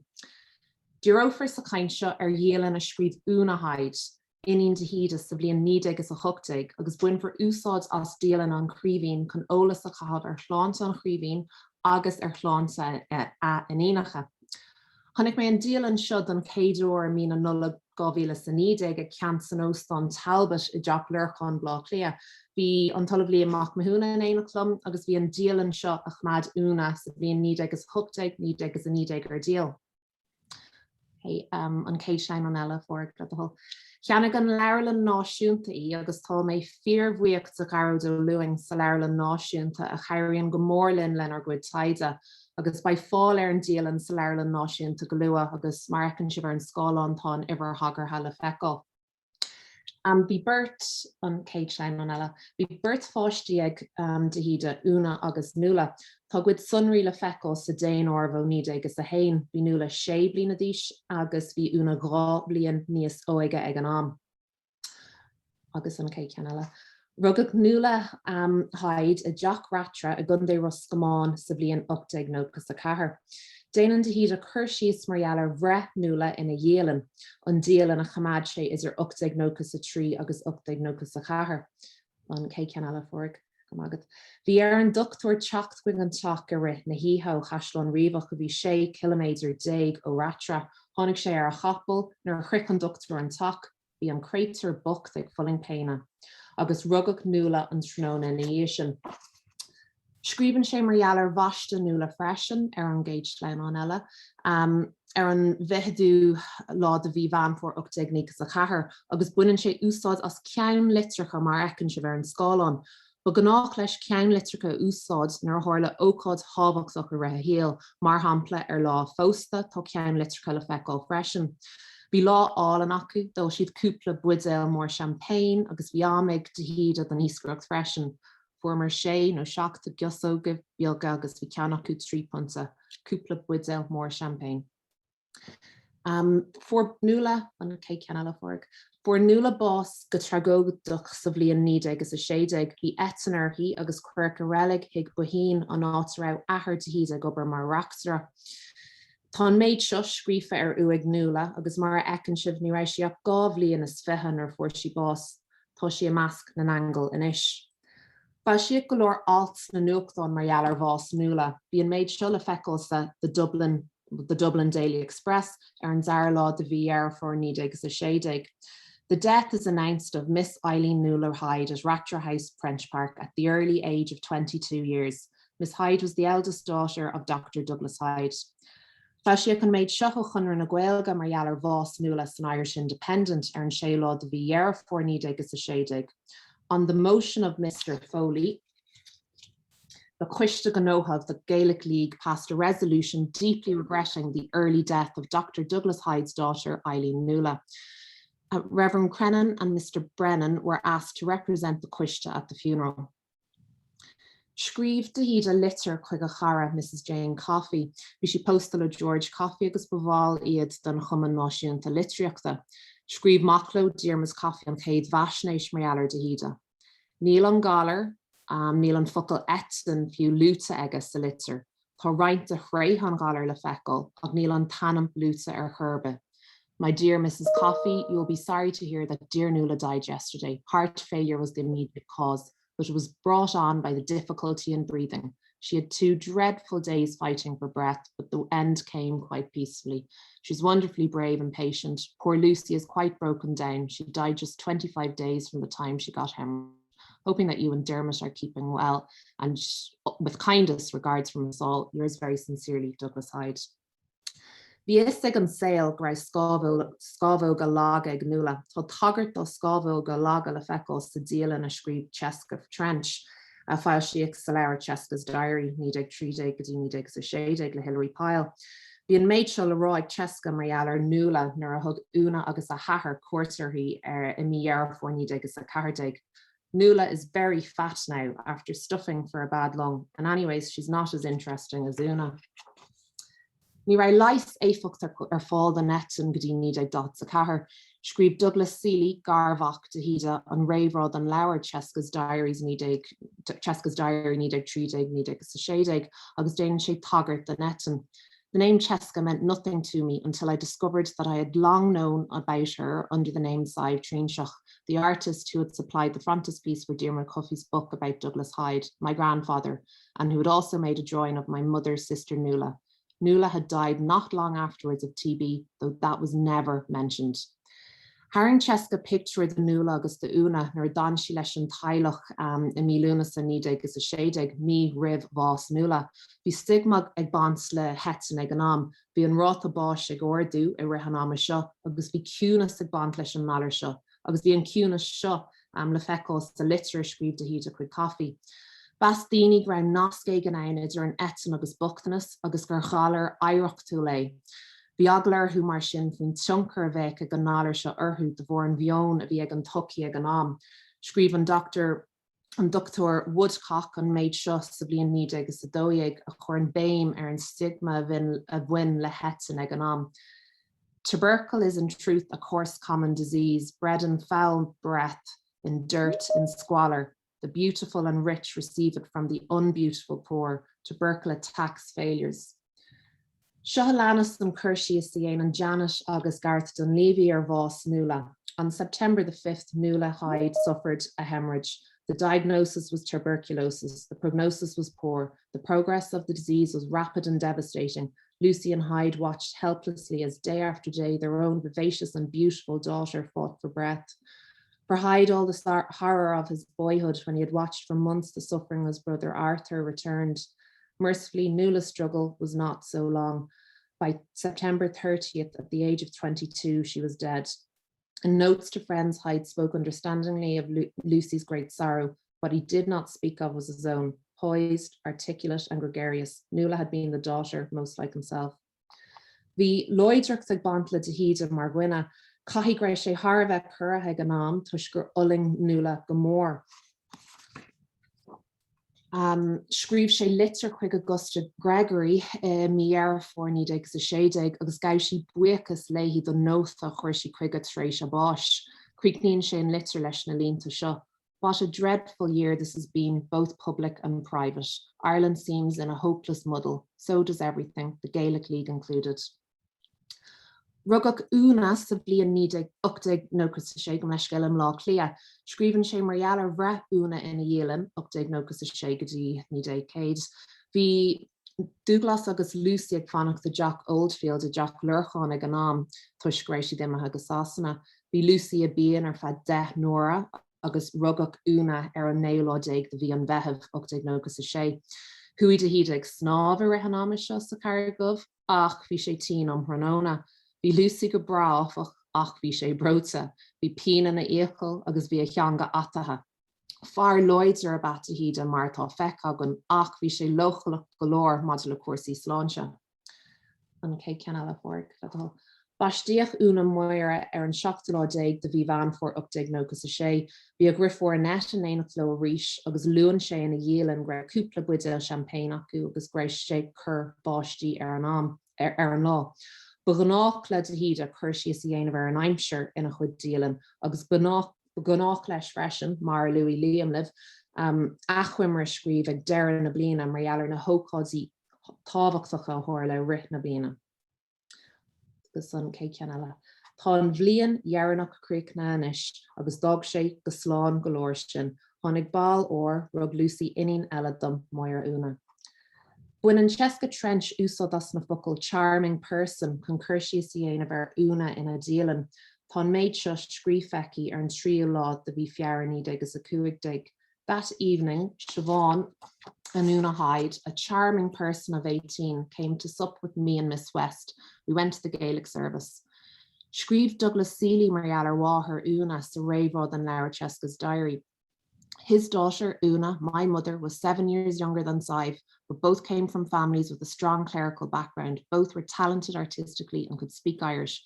Una was educated at Alexandra College, studied art at Miss Marsh's studio. Bhí Una agus nula bhí an bhirt acu an chruthach, ba scríbnóir álan í nula agus bailíonn tóir den scoth í Una. Níor hahan ratra le Lucy, gléisi damp ratra ar an seach, bas sí nach raibh an tach roiád ó sláinte agus hasasta gweithí buga go blá clia. Nuair tháinig sí arás ó Mheiriceá ba bhíonn le Lucy buga, bhí an bhirt acu America sa bblion 1956, nuair a thuaid a híad th timpeall na tíre ag tuairt léachtaí marall ar an Ghaeilge chun airgad a bhailú do chun na Ghaeilge. Mar tá ráite ag Gart Don Levy agus Jane. For months she enjoyed the best of American society, fine restaurants, theatre, opera, and the company of cultured, intelligent, and educated men and women. To be sentenced again to years in Roscommon was more than she could bear. Scríb sé bhí de híad a sás the buga ach an sin bhí sé an tíon ar fatréise ní agus a seachadí ní agus a thucht bhí pneumónia air agus dairg leis an lámh an uachtar áil ar an tinnis tréis na míana a chahabh sáile.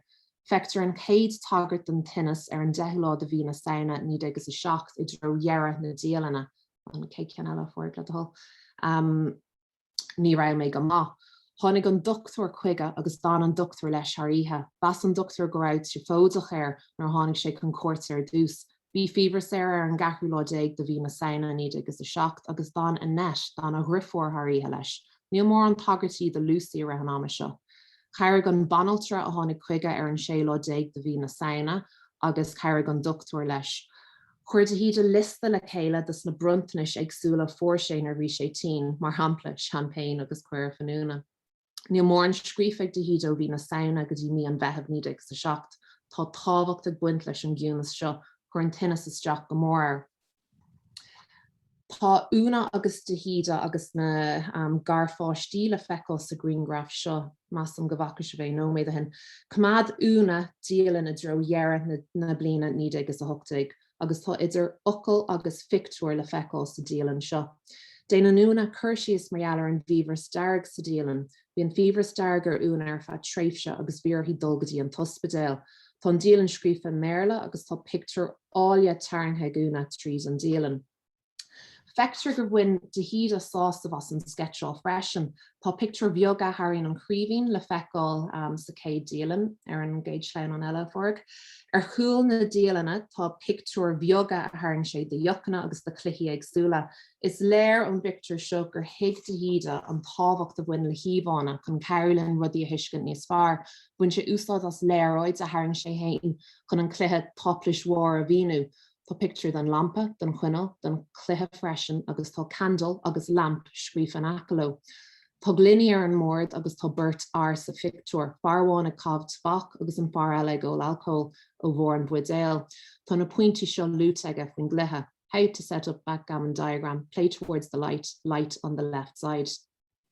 When híde tana bas an nIarlaíocht nar bhí sé na bhuacalóg a mar Uí Liam níos luúthe agus feictear tagartí an nIarlaíocht go minic sa céad Dialann a bhí ag idir 1874 agus 1876.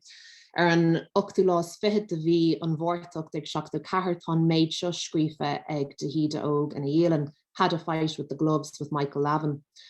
Mar tá feicáil gon sa céad Dialann tá spéise an múcalóg sa líneacht. Haring sé picture de bhirt ar ag nIarlaíocht sa bhí an 1876 agus tá teacht ar an picture seo sa leabharlann náisiúnta. Tá an picture seo tar an scáil an inis ó bhí an bhórta 1876. Bhain sé úsáid as pean Louis sa picture seo agus tá bhirt ar ag bualadh an aoir seo.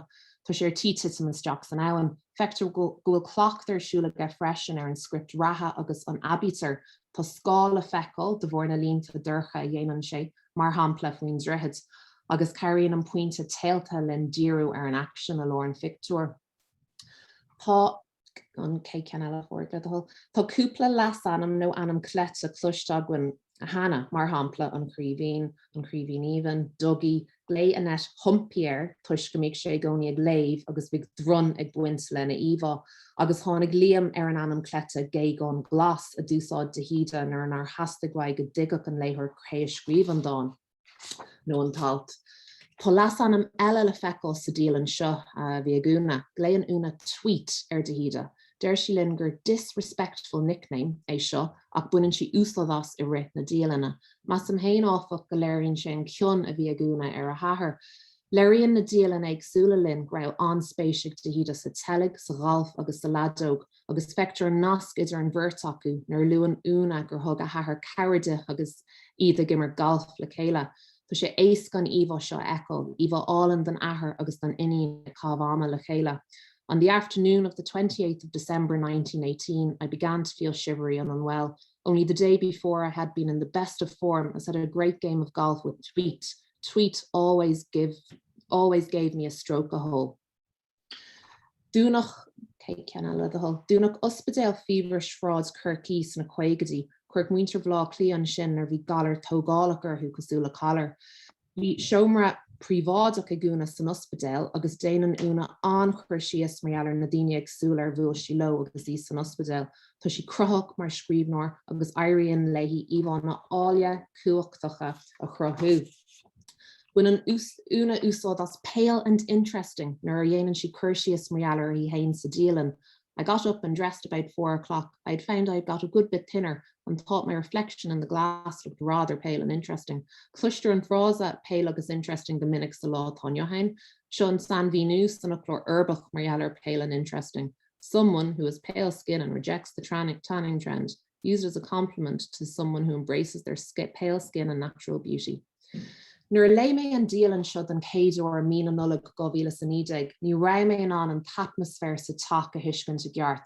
Ach tar éis dúin ar fad bliana chahabh ag marchtá leis an coronavirus, mas an go bhféitmis ar fad ananú a dhéanamh leis an Taileach seo. Tuigim na híomhána chuir an úna os ar gcóir amach inis, an cé cean eile forg. Siad na focail coronavirus agus vírus na foclas mó atá méil an phobal ar lína ó hús na bliana seo ar ólas a roiint an talamh Kevin Scanlon linn, agus cairíonn na focail cosúla féin leithlasú agus quarantine tá méil an phobal inis na híomhána seo a chruthagúna a thuiscint. Seo roiint tagartí ón Dialann. Tweet couldn't go and lecture at the university for fear of spreading infection. Ma could see nobody. Nellie O'Brien visited. Ma told Nellie that Una had scarlatina. Nellie nearly fell backwards down the stairs as she rushed off. No one came near the home apart from 1 or 2 people. I told Dr. Maguire about it when she came to paint my throat. She and Ma held a hurried, whispered consultation outside my door, and when Ma came back in, I heard that Dr. M was going to try and get a nurse for me, and that it was possible that I had scarlatina. I was not to leave the room, and nobody was to come in. On Wednesday, New Year's Day, Dr. Wilkinson came with Dr. Maguire. He had come over from London for a week and was visiting all his patients. He said my rash might be that mysterious disease known as the fourth fever. Ghaeilge an fourth fever or Duke's disease, agus the Tadhg Ó Cianáin Duke's disease, agus an fever starg. Irene Lahuna, parson took the hahar a chur os coran lei horeg tús na Dialanna. Honig an banaltra chuig an tak agus tuisagwin gur léir gur hahan colúder na man le hÍde. Tweet entertained the nurse in the drawing room. Le riter freshen an stádas de bíag hÍde ag an am agus an tábhacht de bhain le pus the hahar. Bhí an manaltra nóti a glach am réalar una sol an neacu si go dtí an tuspedal. Occupation, professor's daughter. Sa sláin an seo feicmid bríd an Galín-Aimsire agus carrying the picture seo go mórlinn an scéal fún Galín-Aimsire bríd a hiiscin te geart agus léironn sé freisin an stigma agus an trauma a bhain le galar cosú leis an bhíomhar starg.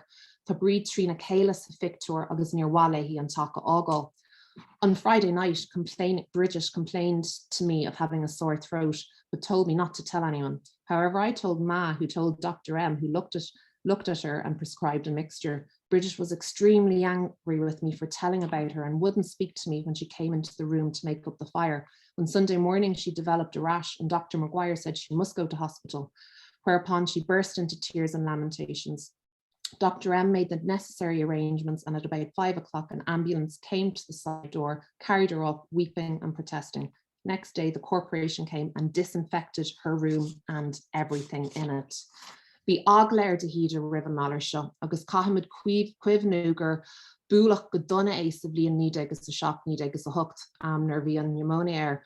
Agus tegan with ar fad an agla bhí agus atá fós le bras tucí an seo an éireann agus ar fud an dain rih an gorónvíras. Fector de hÍde sa céad slein an eile le dahol sa fictor seo tá círsóras chuir na haige agus fa sig fannacht siar ó úna. I had my tea by the fire and at about 5:30 the ambulance and nurse arrived. Tweet entertained the nurse in the drawing room while I put on my hat and coat and came down to the hall, being careful not to touch anything in the way for fear of infecting it. I stood in the hall outside the drawing room while the nurse wrote down my history, name, age, religion, occupation. The drawing room door was open and Tweet was standing well back inside the room, holding a handkerchief to his nose and looking the picture of terror. On cage line on Ella at the hall. He said he thought we'd have to have the hall disinfected on account of my standing in it. I told him he'd better put some eucalyptus up his nose if he was afraid, and he did so immediately. The nurse then suggested that she would finish taking down my history in the ambulance, to Tweet's great relief. So in I got and off we went while Ma waved farewell down the road. I had no idea where Cork Street Hospital was and it was too dark to see where we were going. Beyond Space Gúna sa Litriacht agus sa léithorc de Ghuitine, déan si tagart the Rhaint Wá Leabhar sa Dialann seo, tá na leabhar le feiceáil ar an gcéad slein an eile.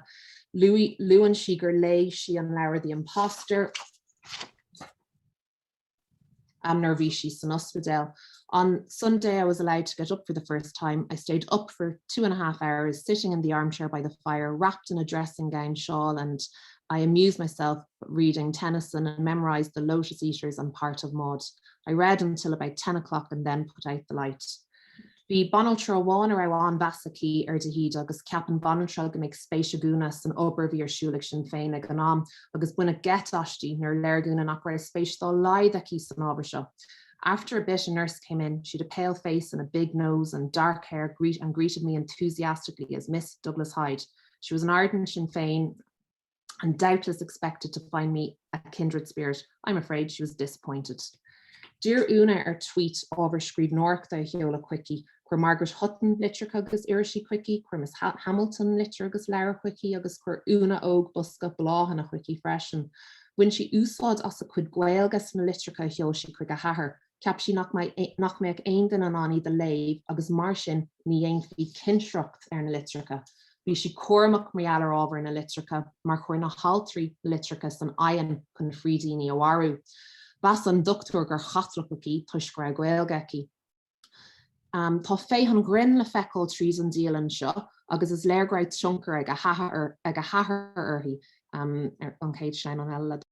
Bhí anchrac ag buint le Douglas de híde mar ecin sibh sa cuarta puis seo a cheolsí chuig na cholíní ó Veracás Liam Mac Cóil agus a cúg sa cheol de híde an cuarta seo chuig na cholíní. Agus an rud atá scríofa ag ná nachtas an cap lei seo, chonig mé hain é, tá mám go maith agus mé hain buchas a dia, tásúla an gcuise go maith an críbhín.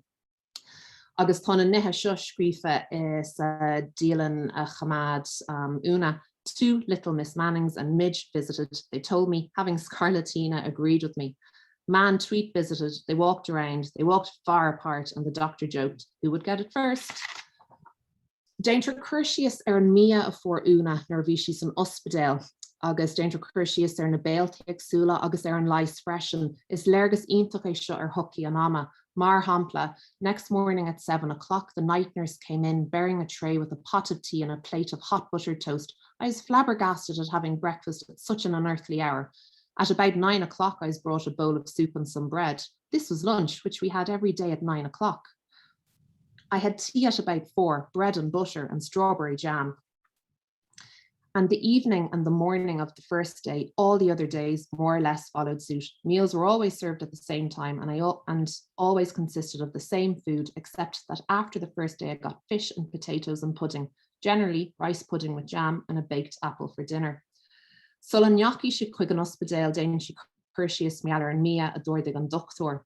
Next day my throat was very sore, temperature 100 I think, could swallow no solids. Dr. Maguire came and said I had tonsillitis and ordered me milk and eggs beaten up in milk.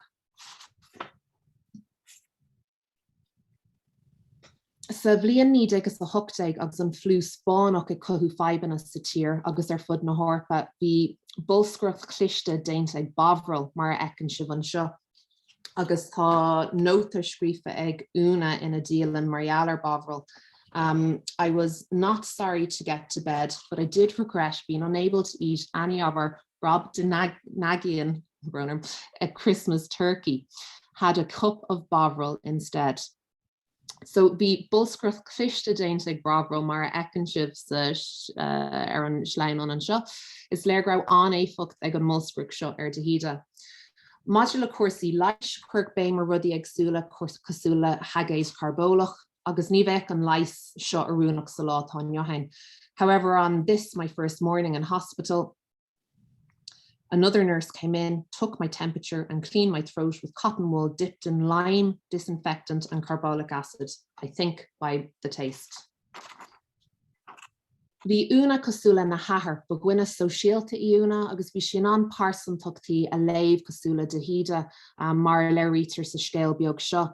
Another of the nurse's stories was how she was at home, how she was at a huge open-air meeting in honour of Countess Markievich near Sligo, and she was with the Countess, who was given to understand was an intimate friend of hers. She called her Madame and said she was a dear. Anyhow, on this occasion, Nurse Bowen said she was dressed all in green with a green cap and green stockings and a Sinn Féin badge somewhere about her, and a number of people mistook her for Madame Markievich and shook her hand and greeted her rapturously.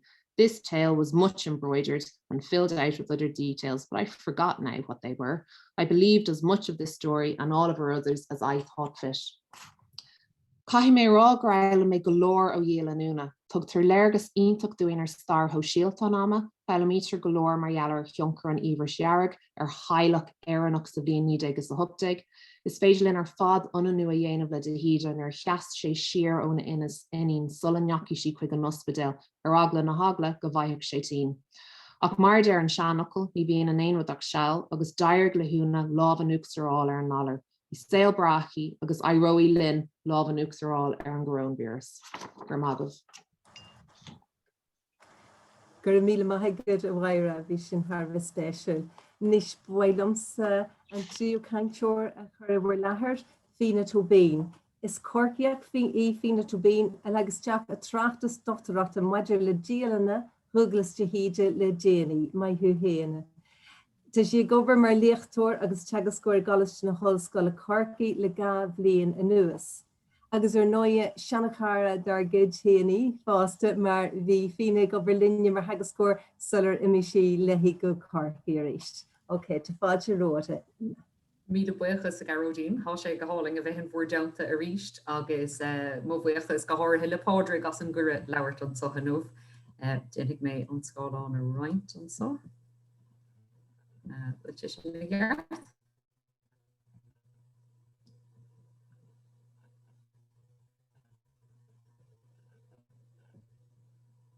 Bfuil sé sin le feiscint bhór déal? Gohúntaach.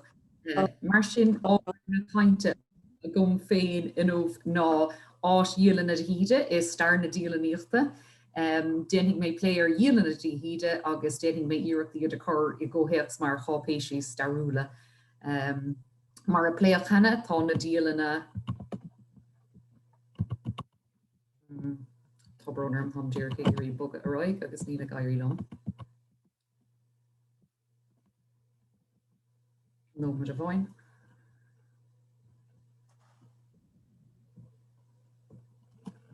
Tá san mór éis féidir. Tá na Dialanna mar chuid de bhailúcháin na leabharlann náisiúnta, há trí Dialann Tadhg ann as Ghaeilge go príomha agus scríg an craobhín iad idir 874 agus 9 is a dóíag ó gamla scéil 9 is a dóíag be ceart a bheith an sinar sleanáil. Tá fuileach ábhar únta agus tugann siad léargus anna bhahar de hÍde mar chuna óg agus ar an bhorbar a tháinig ar a golóirslite ní hamháin ó héamh na Ghaeilge de. Mar sin cad as a hánig na Dialanna seo agus cad a thugéir iad a scríomh idasach ba bhalaim san bhíú a roiint le bhansa ar cad is Dialann ann, tugtar chuirsíos I bhóclór Béarla Oxford an céad chuirsíos ansa, a daily record of events or transactions, a journal specifically, a daily record of matters affecting the writer personally or which come under his personal observation. Agus bhuin de hÍde féin úsáid as an bhocail Béarla diary an Theanúrabháin ag deire a céad Dialanna in 876 agus sean Tráil an so. I have stopped this diary now at the end of the year and have changed to another book. Agus mar luachanna sean an Dialann is mógra an Béarla ann. Ach tagart se diary sa chásá is dóilm don leabhar féin agus mar sin raim siirgadí an daras an bhíú ar an bhochail. A book prepared for keeping a daily record or having spaces with printed dates for daily memoranda and jottings also apply to calendars containing daily memoranda on matters of importance to people generally or to members of a particular profession, occupation or pursuit. Ach deire hir hail níl an crot áthe sin ormhór na nimleabhar inar scríg de hÍde. Don gcuid is mó ní leabhar iad atá leagathe amach mar Dialanna ag clódóir. Diaad fi leabhar nótaí a chuirtartha comach chéanna, mar sin seo clúdach an chiad ceannacha dí a héad an láir de trí sé agus seo an chiad lehanach ann mar cíimiid I ddíreach leabhar nótaí atá an seo agus cíimiid an son an chiad cúpla an Tráil. Ach an sin éisceacht a bháin atá ann ná an leabhar úsáideach an bhliain 876 an ceansa ar a bhfuil crot na Dialanna agus mar atá le feiscint an sochabain. Dialann Let's Diary number 44 is a seo, Dialann réamhthaifeadadh a bhfuil anam agus dáta gach lá clóbhúilte ar I gcóir na bliana 876 agus tá an leabhar so ag súil os na cín eile ar fad ina thosaí tá sé níos áirde agus níos lehanna ná aon ceantas na láiscríbhíní eile ansa agus land de hÍde ar leis na leabhar nótaí a ríis duine so agus is trua é sin don léthóirlí os rud ag go bhfuil níos lú agus mar sin de. Pléhead inis na difriochtaí idir diary agus journal bhfuil difriocht ann. Tá sé dechar idir gealú a dhéanamh idir na focail darlam féin. Saolísir an focail journal le Béarla Mhíreachá ar uiribh agus é ar cóhrí an sin ar a laid leis an focail diary. I bhóclór Cambridge tá sé mar chuid den American Dictionary acu agus Louis William Matthews túrim ceann denna Dialannathe is cáiliúla dá bhfuil. The two terms are often used interchangeably. Samuel Pepys usually called his own diary a journal, for example. Is dóilm gnúsátar an focail diary I Méarla na hÉireann de gná. Agus sa bhréileann an sin tá an dáhéirme a gcuin Dialann agus cín lé agus téamí iad a tugadh isteach sa Ghaeilge Cuisoch déanach mar a léirigh Tomás de Bhaldrathe ina alt fochail atá in Ghaeilge na leabhar diary. I gás an ochil Dialann tá an sampla is luithe de fáil I bhóclór haigíneachtain ó 1739 agus dealríonn sé gur a bheith Liam Ó Súilleabháin féin. A cúm an dara téirme an sin cín lé agus ghearbhigh prontíos ó drisceol lei sin man is dóilm. Sna folklórí is údarrásí dá bhuiliging ó Donal agus de Bhaldrathe tugtar an dá legan. Sé sin gorabanan Dialann agus cín lé is diary an bhéirle agus journal a bheith inglacha mar cí le Dialann ag de Bhaldrathe comach chéanna. Agus mar na nuamh cachasú ar an folklór nua cíar an sin leis Dialann agus cín lé taobh mar astraán diary nó personal journal. Is léir in isis ó headlan na gaitna inúmh go mbíonn an dáthirme inúsáid a gcónaí. Agus thocraigh mé féin Common escape.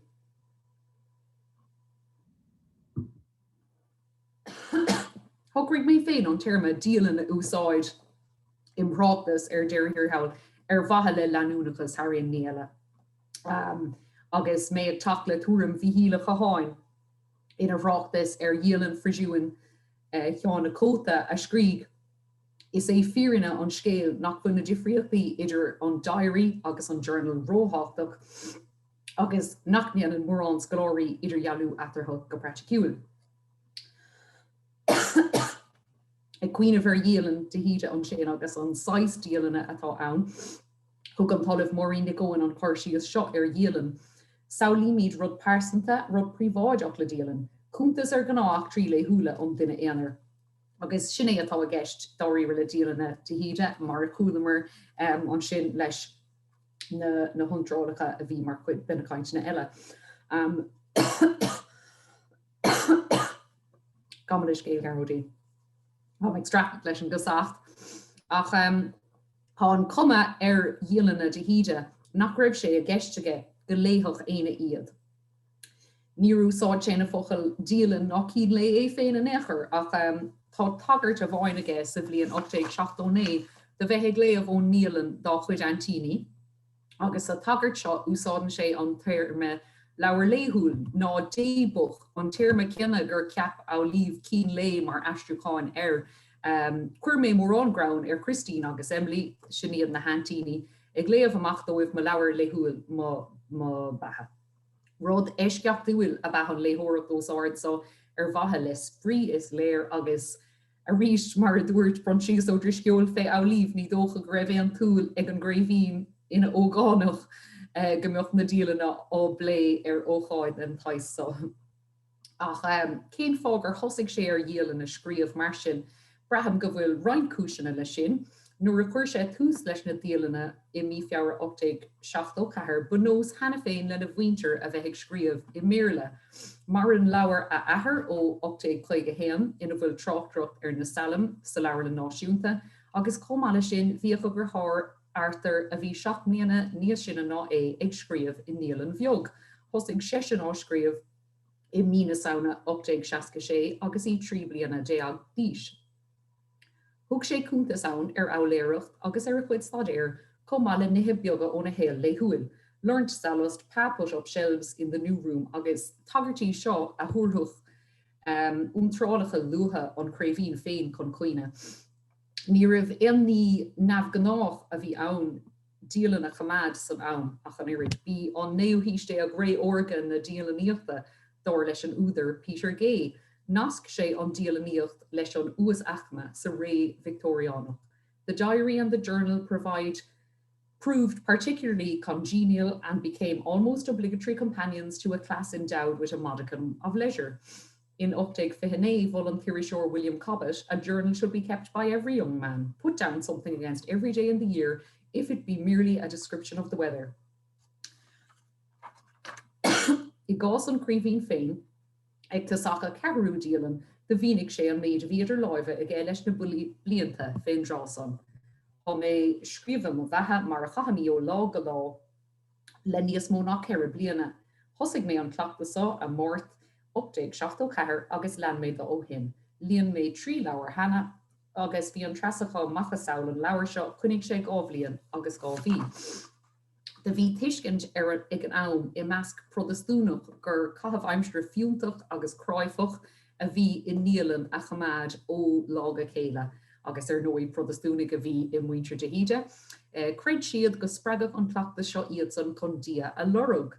Agus a nuas sin spéisiúil galore léirigh Tadhg an méid seo chomá. More women were writing diaries by the end of the 19th century. In addition, diary writing becomes increasingly associated with younger women. Mátar leis na Ghaeilge an sin ar an láimh eile, de bhuaigh Tomás de Valdrathe níor nós riamh ag na Ghaeilge an imachtaí is an intin féin a feidbliú go fiú na fillí is beagleide a chugadís féin na saoil príomháideach. Ba bhrisise seanóis a bhí ann de Ó Súilleabháin Dialanna scríomh a dúirte. Cinnte ní raibh a bhacha saoil an riime sin ach tá samplaí eile de Seisiún na Dialannaíochta cuideá atá pléite hena inmh a gcuin I gás na Nail. Ar nóí mar an saothar áirithe ón 17 dhéanaan an tOllamh Liam Mac Cóil sios ar thráchtach Tadhg Ó Cianáin ar imeacht na nIarlaí mar diary-like travel-log account of the eventful journey from Rathmullen, County Donegal to Rome agus ar nóí luigh an tOllamh Macralling ar madan gur bhreis sin gur chuntas ar ilthreacht nó tros a bhí sa leabharsá níos mó ná Dialann. Maran cínlé thurlaigh I Mealláin an téac sa phlé Máire Nic ar madan I gláiste na hOscailt a Chorcaí agus túris gur nóí a seaithé seo ar an goga I gcuige ola agus cúige láin sna blianta 16 go dtí 16 agus a rís sa chása níl anna jaarmh ag an saothar seo le saothar an Craibhín. Bheas Máire an sin ó chéanamh gur geall leabhar nótaí tás tuis gan dá a bhain leis an scríóireacht sa chuntas sin. Mar sin is féidir iad sotha idir jaallú go héasca ó Dialanna de híide ach ina dhiaidh sin tá Dialann chathailí cruthaúr fós gan fáilisiú ina omláine. Cítear an sin cuidan na tréthe atá nílan an Craibhín. Tá an tráchtach ar an meoracht ar an aimseir agus ar an nuaire atá sa slucht seo anna cosú le scríóireacht an Craibhín. An sampla an sinna gom JKB nIarlaí 13 mé buin na bhórna agus é chur na móna a bhela ó sathar an roig an trumach siúrí sin a bhí a going ón 10 lá de bhealtainna gan brise go fóin. Tá brónar.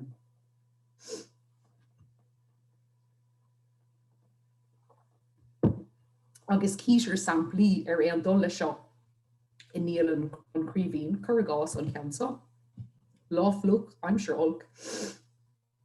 Mar aggregation ní bheith mórrán móin a going an bhliain seo. Níl éon iní se ann áfach. A raibh chur amach ag de híide ar Dialann nó cínlé de éonáis las mod a cína bhaintear a féin. Nuair a crom sé ar scríomh I de sach báire. Is dóilm gur thug sé fé Ghaeilge a úsáid ar bhathe le príomháidechas seans agus go háirithe an sin. Ar bhathe lena spruchhanga nó a cleachta I bhuireann scríofa a nuas ar an gaint a bhí gur siúlaige le luchtnáir na Ghaeilge ina cheantar dúchais gach de fuairse. Dúir de Valdrathe go raibh Ó Súilleabháin ar an taondin a bháin go bhíosdom a scríomh Dialann farsanta den cineál seo. Agus cinnte san amson gur tháinig a grán siúd de cínlé Ó amach in 1970, bhí cínlé an Craibhín fósa sellh príomháideach. De bhrán an sin an captain Tadhg na Glinsi na Dialanna ar an leabhar náisiúnta in 1970.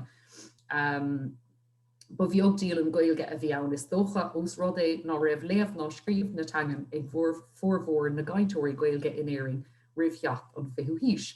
Agus buinte de híide le sin beidir mar luigh Liam ó Cianáin. Ó hinne le fáil siad réimse Dialann Ghaeilge le céad bliana nuas cloismín fé cuideá níos déanaí in nómh. Seasan Dialann an Craibhín amach mar hapla éonar ó dhearadh na néomhhíse déag. Glú sin a chuid scríóireachta a raig ó lá go lá is ó bhliain go chéile agus nochtain sé a chuid mothúáin. Nochtain sé níos módas na mothúáin de réir a chéile. Tá sé lam a ggóhanna de sach ach an sin a ríist mar a luigh Liam feitar le rú ar achtrií an tí a bhí an dramaúil go maith agus trú a bhéalach uairibh doíire. Agus is dócha gur deis ag an gréimhín é lús de Dialann agus in nán na leabhar go léir a luúan sé. Agus é ag scríomh sa Dialann. Agus chun cláusar a chuir leis an daint so I gceann dá leabhar Ilíochta an láscríomhín G a héan an áide chuig a hop. Tug in sé an chuirsíos seo féin mar scríóir agus é ag fara an lehanach bán an sin. An túidir dá leabhar atá mé taobh leat de leabhar bháin mu smuointe ordas íseil beagas mór, mu smuointe ferige, mu smuointe grá, ghlach an tomláin fe chuirm do ghuilóg, mu smuointe bhí có farsin leis an bhéir, có lehan leis an spéir, ghlach an tomláin. De cuairteigh siad trán dain go léir cé drita fid a glas an isiatáid, le láimh de crab mar chríomh an lán na gaotha a leabhar nach bhfuil fós ach leabhar bán, orsa gus an bhéad bheits ionad scríofa há fós le cumann cuiriminis fórán. Agus sin é go raibh mína maith agaibh. Gur míle maith agad féine de spéisiúil ar fad. Bhí session harvest special agin agus tá mé cinnte go méid ceistena ag rint daanais, so is féidir libh na ceistena chuirteach sa chat sa bhosca córa nó is féidir libh go ddíreach an microfóna Oscailt I bethar a bhíon.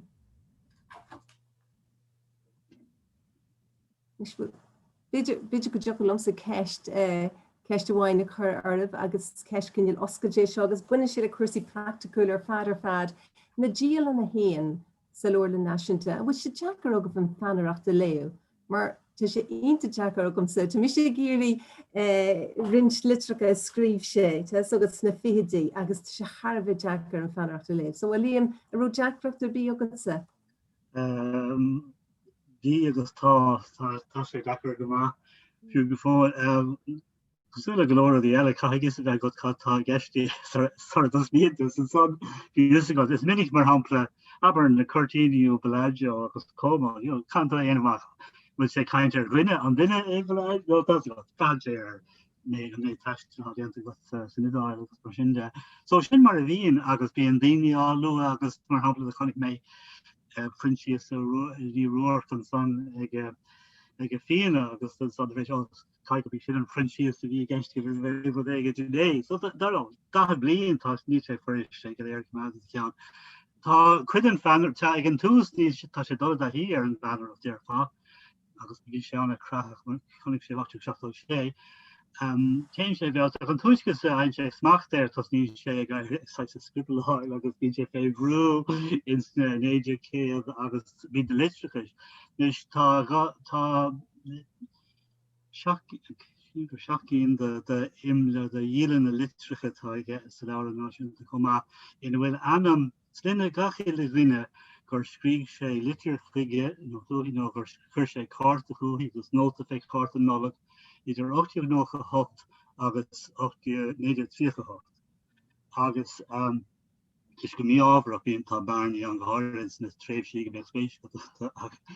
Dhéana amach go garbh go bhfuil 60 míle nó 8 míle litir nó cáta. As do bhí sé gcónaí go raigear sé gachi le litir fu sé agus nóling ar réig go bhréignig ráid a héidir sin bhréig nu go fáil. So mar sin bhí sé scríb go tapig. A tin tú a hir ar deir agus tá sé. Ach canta chuid bha léh agus a bheith fáinach agus sé glóí bhín 5 an go fáil. Gus tá an tálinn ghfuil comhairbrú a gceist a churas riomhfos chuig fine cúpla seachtain ó hen bhí ceist agam faoin Dialann agus bhí sin an ceist a ragart agus bhíim sé héanana gobar le Liam, so nar bhíon sníos mó súla stocha ag fécinn ar na leithnig ag súla garzín bhín sin níos éisce. Cos tá dacrocht agamsa agus tógann sé roiintá amarmsa na habertí a léh ach tuisc bhíon dacrocht agamsa lena chuid peanreachta is is ríis. A cairíonn mid lena chéile, so Bé mé deaghfuil libh mar sin ag ceir ní bhfuil ceiste duine bí eile. Tá duine bháin. Bhí anna char ar fad ón dhíine sa leabhar náisiúnta ó Mary Broderick ó Gerard O'Luing ó sa fearrí gobar in san áid go bhain James Hart mar ag a desk. Sí mar gábh lída Is Ghaeilge le Seamus I say take one class London again. Is Ghaeilge le Seamus of hard farther out of the híde Ghaeilge. So air first go. Anish Lasarina níl mé omling kinse so an ceiste tugad an sin nó sochta. I me kinse Pádraig an féidir las sin dhéanamach bhfuil Lasarina seo a bhfuil ceiste tugad héal. Massam gur chuir sí an teachtarach sin rih an banéil a gardí. Ó rih an bhanéil te sin go bra gur maigad. Aha. Well, Pádraig. Tá ceiste Pádraig Ó Muraíle an sin. Gur mágad ceiste agam Liam thug me suntas gon na héagsfolachtí scripte a bhí agus na Dialanna luath sin ar tú caintearthú. Agus gur éagsfolachtí scripte beidir baint leis an script leis an láiscíbhne ar Ghaeilge. Bhfuil is agin cén na heisimlóirí a bhí aige, mar is feicim gur léir gur heisimlóirí clóte bhí aige seachas heisimlóirí láimhscríofa, a bhfuil is agus ó tharla gur luath tú cuid an leabhar a bhí ina heileamh freisin, bhfuil is agin céadaobh na heisimlóirí bhí aige. Tá antóla séantóla sin Liam Mac Cóil chuide ó the young Douglas Hyde agus an scríbhí héin dearan sé go raibh leabhar nua thomna siad ó Reverend Féin sa tic sa dearing go gart go gur ón leidir na chatláite dus na láb scríbhí a bhí fós I réim gotí an tríú an seach gotí dróhearing an méil híiste ag sin an heisimlóirí líige ar a hunsan weren't a been honest with Eurocon get VC oire ach ma hampla an creeping even is mid history sé even and Lino Seisiún agus gar no op sé fa is ga editá so it's minnig kiú an time street and of Ryan so it was talk is a little hin vi an was little fun ver mar sin no lo kam queen grab an Garamanish an Lolcéin mar hapla den sé igen 12 bhé Germán mí a fiú litricha dom. Geiste se litricha gotacha dar ná dí. Os féidir tu dí an agus an san annachid leige le sé go hála I gálik na Halban ar ní an sin áige. Bhím an ceist sanna record leis agus a rá go raibh bailúán beagláscríbhí aige an an ggéanana mar fuair sé an cuid is módas na leabhar agus tas na láiscríbhí an siad an 8 nuair cheannig sé golóir ó bhailúcháin cheannaí Ghaeilge agus sinníad na listí atá tucha sa leabhar the young Douglas Hyde thug sé sin na listí sin sna Dialanna leis agus cé go bhfuil a bhd níos mó leabhar aige ar nói bhí roint láiscríbhí aige chomach ceanna. An ik sin vi annach vi bailach an an láskriven ach nachts na blind.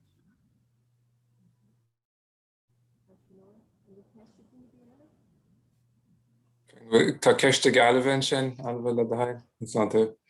Man bhd gur míle maith go goléir. Is cuioine me léompáte gin de sulm gur leabhar a scríbne don líhís gur raibh roint Francíise ag tús ag fíor hús ar fad an Dialann. A ra bhéon rion den Francíis níos a dhéanaí an son féidir cumachas ag duna goibh an son an bhór measc. Nuair a bhí an tagart fiú don ólas a bhí ar a Francíis. Well, land sé éirigh túirt leabhar listí a ríiste ag deireadh na bliana leis an súil siar a bhí ag Liam agus de réir chéile is dóilm go méidíon an méid leabhar Francíise a luúann sé an sin. Ach maidir le úsáid na Francíise, bhíon úsáidan sé cód bhasca I de sach sin éonradatá gceiste go is dóilm albha nuair nach bhfuil túram aige fé choras litrathe na Ghaeilge mar hampla nó conas na fuaimine a chur fá péir mar há sé go léirfach ar an glúis. Uanta úsáidan sé cinn tú like circumflex agus rudí mar sin go bhfuil an dáród agus an sin an bíorla leis go bhfuil si go léir á snáim le chéile aige.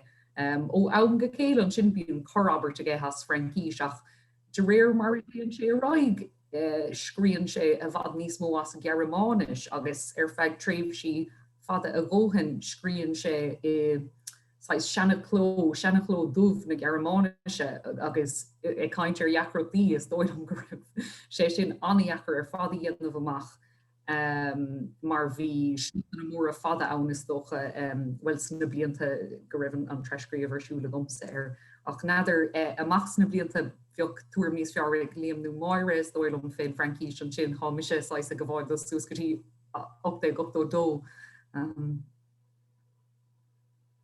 Ceantas na deacrataí is mó go practicúil ná úsáin sé litreacha gréigeise chun na hibhreacha chur an rud.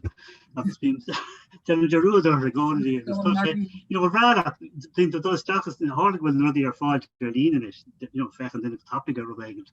Agus an fáid bar an lehanna céantú a Upsilon agus cadíte achta bhí Dialannaíocht seo a ceir achta chuig sin is a feime haid duine litreacha ar na hibhreacha na gréigeise scríti bhfuir an litreacha álam. Sin Gur maigah. Anis ní agam duine bí eile an sin a Pádraig? Dáile méid táimstégus do go gearóidí ar aon nos fe. So níla deanú go muise ach má buchas a gáil leis na caintrí as na caint na bratha spéisiúlas bragúla sin a thuirt agus fáig méid Pádraig an sin agus be sin an Lord Lynn Mealláin an chéad seisin eile gur maigah. Tá go sa mar sin gur míl maigah fína Liam is a bhaire. Nis beg sus a gcuin me leis céile sus gearlóin atá ach ba mí tarneis ag fiche tréis a héan má tá aine a bheith go caint bula me libh beidir ag ceathrú tréis a héan don cé seisiún eile ach beg susan is gunnar énos agus buna í taine bheith me sibh go lua mar sin gur míle maithagóibh.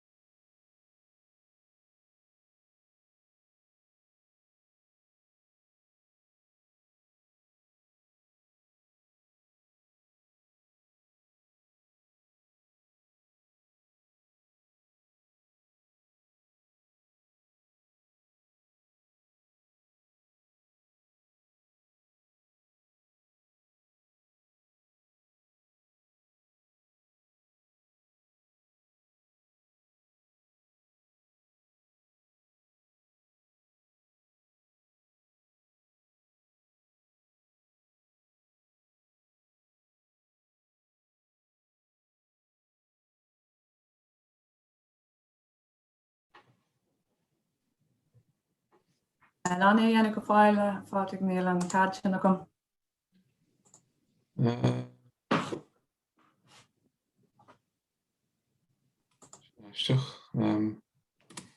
Fe mé ríiste. Okay. Nish. Anna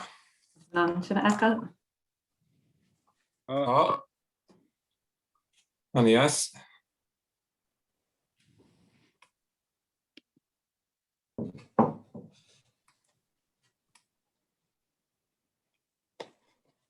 Agus una ní doin gur gad an cósach dhéanamh Dialann. So Dialann tosa leis na fáibanna technológ. Dialann cinnte ná bhítor. Arás.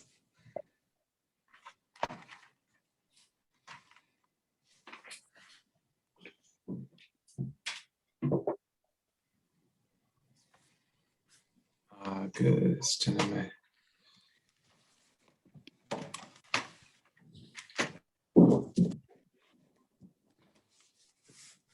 Cracking my hugum shot, really can do this a charmer. That's the goal. I am going man huachta. Anish, sit around.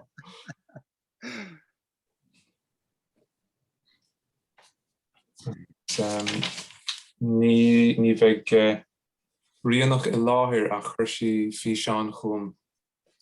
So bheith mé á chréile sin. Yeah.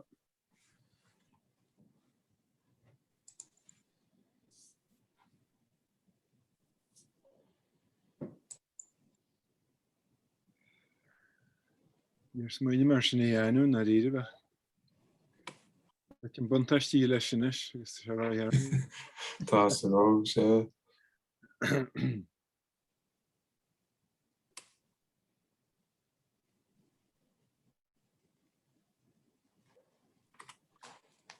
Didn't make into question about.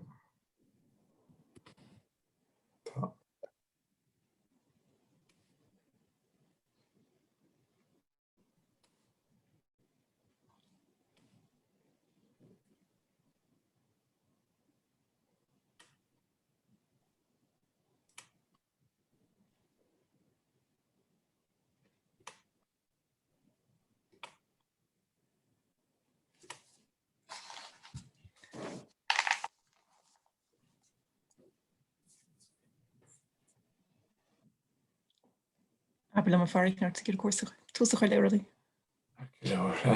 Se beidir go háanlúisiúna cinnte bhí an sasláin anna gheart ag sinnacht. Arbh gar. Sin caiinteoirí going bhfuil is good gur nar hainm bhfuil dú daine bhí sásta agus bhí siar géin bhí éon lábhain agus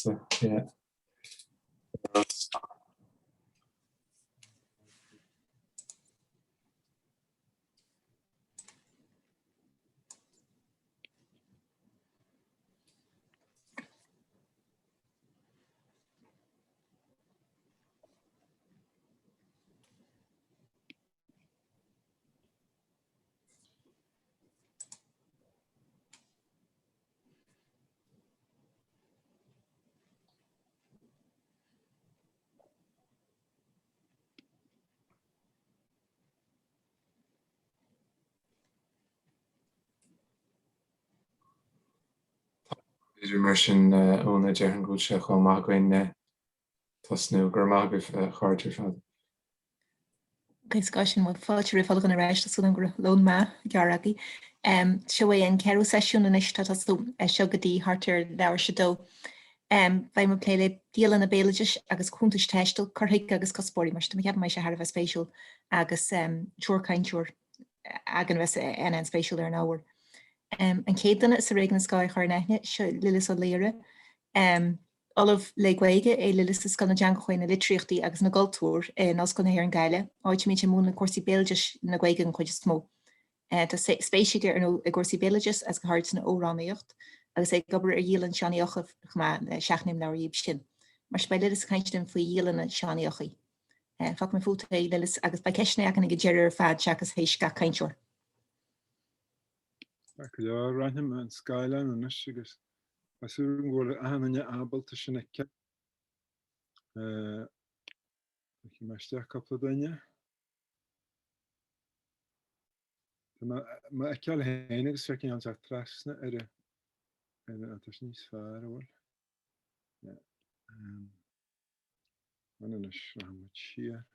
So, nina sum seo sean ó haid agus é dús a réon picture seo tagann se ó Bhailteán gréan raf rin bhéileadis éireann ó an Bhailteán náisiúnta bhéileadis nó scail bhfuil clia an Melfield agus sin teisteal tug maniu in trú agus fearr down léargus dhéalann cheannaí a haid. Is gá héirma sin úsad go tarcaisneach ghaoine bachta nó rímuite na Gaeltachta I measc siúd bhfuil éireacht Gaeilge Cathaoirleach acu. Muinte bhhaile an Albéidir agus muinte na Gaeilge beaga a caint faoi intrú nar is cilchartha agus an charaic agus glean cholam ciile a bheith geiste acu agus mar sin a ré agus tá hagartí sin a luite go cinnte ó haid a gan na eistí tá scríomhaige an sa Dialann. Anspéise go man sna rudaí a bhí le rá ag daoine eile inniu agus go háirig prinses mar stáilm rud a bhí prinses a rá gur ro álaíbe tart léargus dúine ar an áthú cultúr agus ar an áthú teanga a bhí tarlú in éireann san 1910 agus sílam go bhfuil an snaithí cearna sin le bra a gcuid scríbhneachta í áhaid.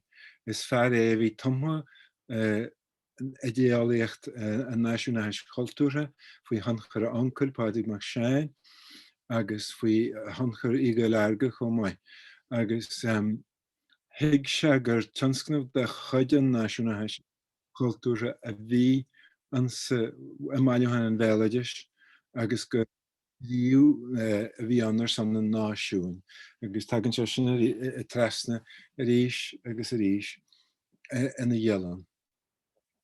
So,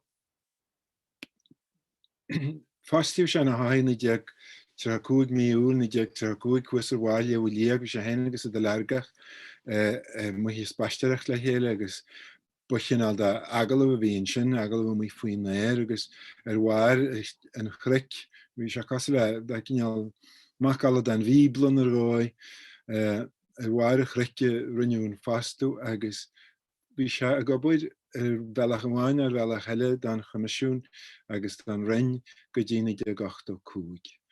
Mar sin de thug se 5 bliain seirbhí se go thomláin. Is a scríbhneoireacht agus a déanana trascríbhní bhí se sna blianta dearnathe a néad an Bhailteán stad in sna 60. Bhí bunaide has cumsíthe ar cheanna haid ach ní has an buideanna sin.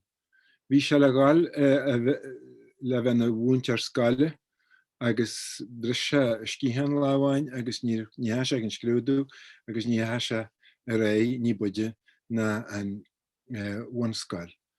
Agus mar deir se héin na 5 héasar a cha sé géascaireacht a néad an scaile agar go dtí gohar an post mar bhailíthe béileadis, ba sin an ollscail a bhí ag a héin agus d'ag se gur cleachtú má hiige ar híal na naoine agus ar obair na naoine ar bhealach beidir nach méhuiige dar a se go dtíon bheanscail agus go dtíon chalaiste a lúna.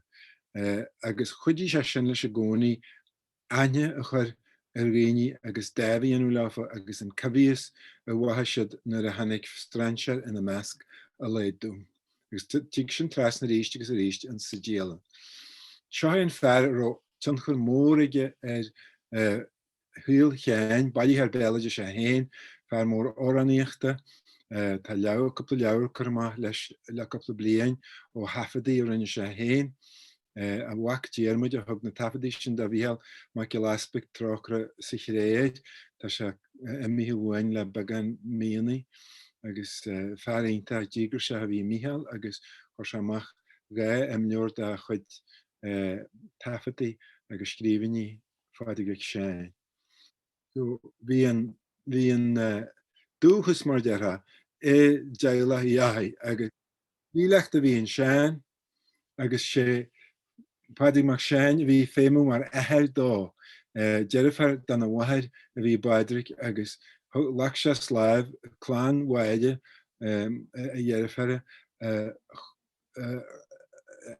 cinú go mé pastaní mai go bhí dearad a hen in a gobar an afige fust agus hína sé mar waiste post gahar na mart a gan da bhío. So 8 an Dialann hain na samrí bonúsacha faoin Dialann. Tá 8 na mleoran, tá himleir sin tá Oscailt, ceir do 8, chuig 8 ceir, chuig 8 seach, 7 seach, hína 9 seach, hína 9 8, hína 9 9 agus 10 8 9.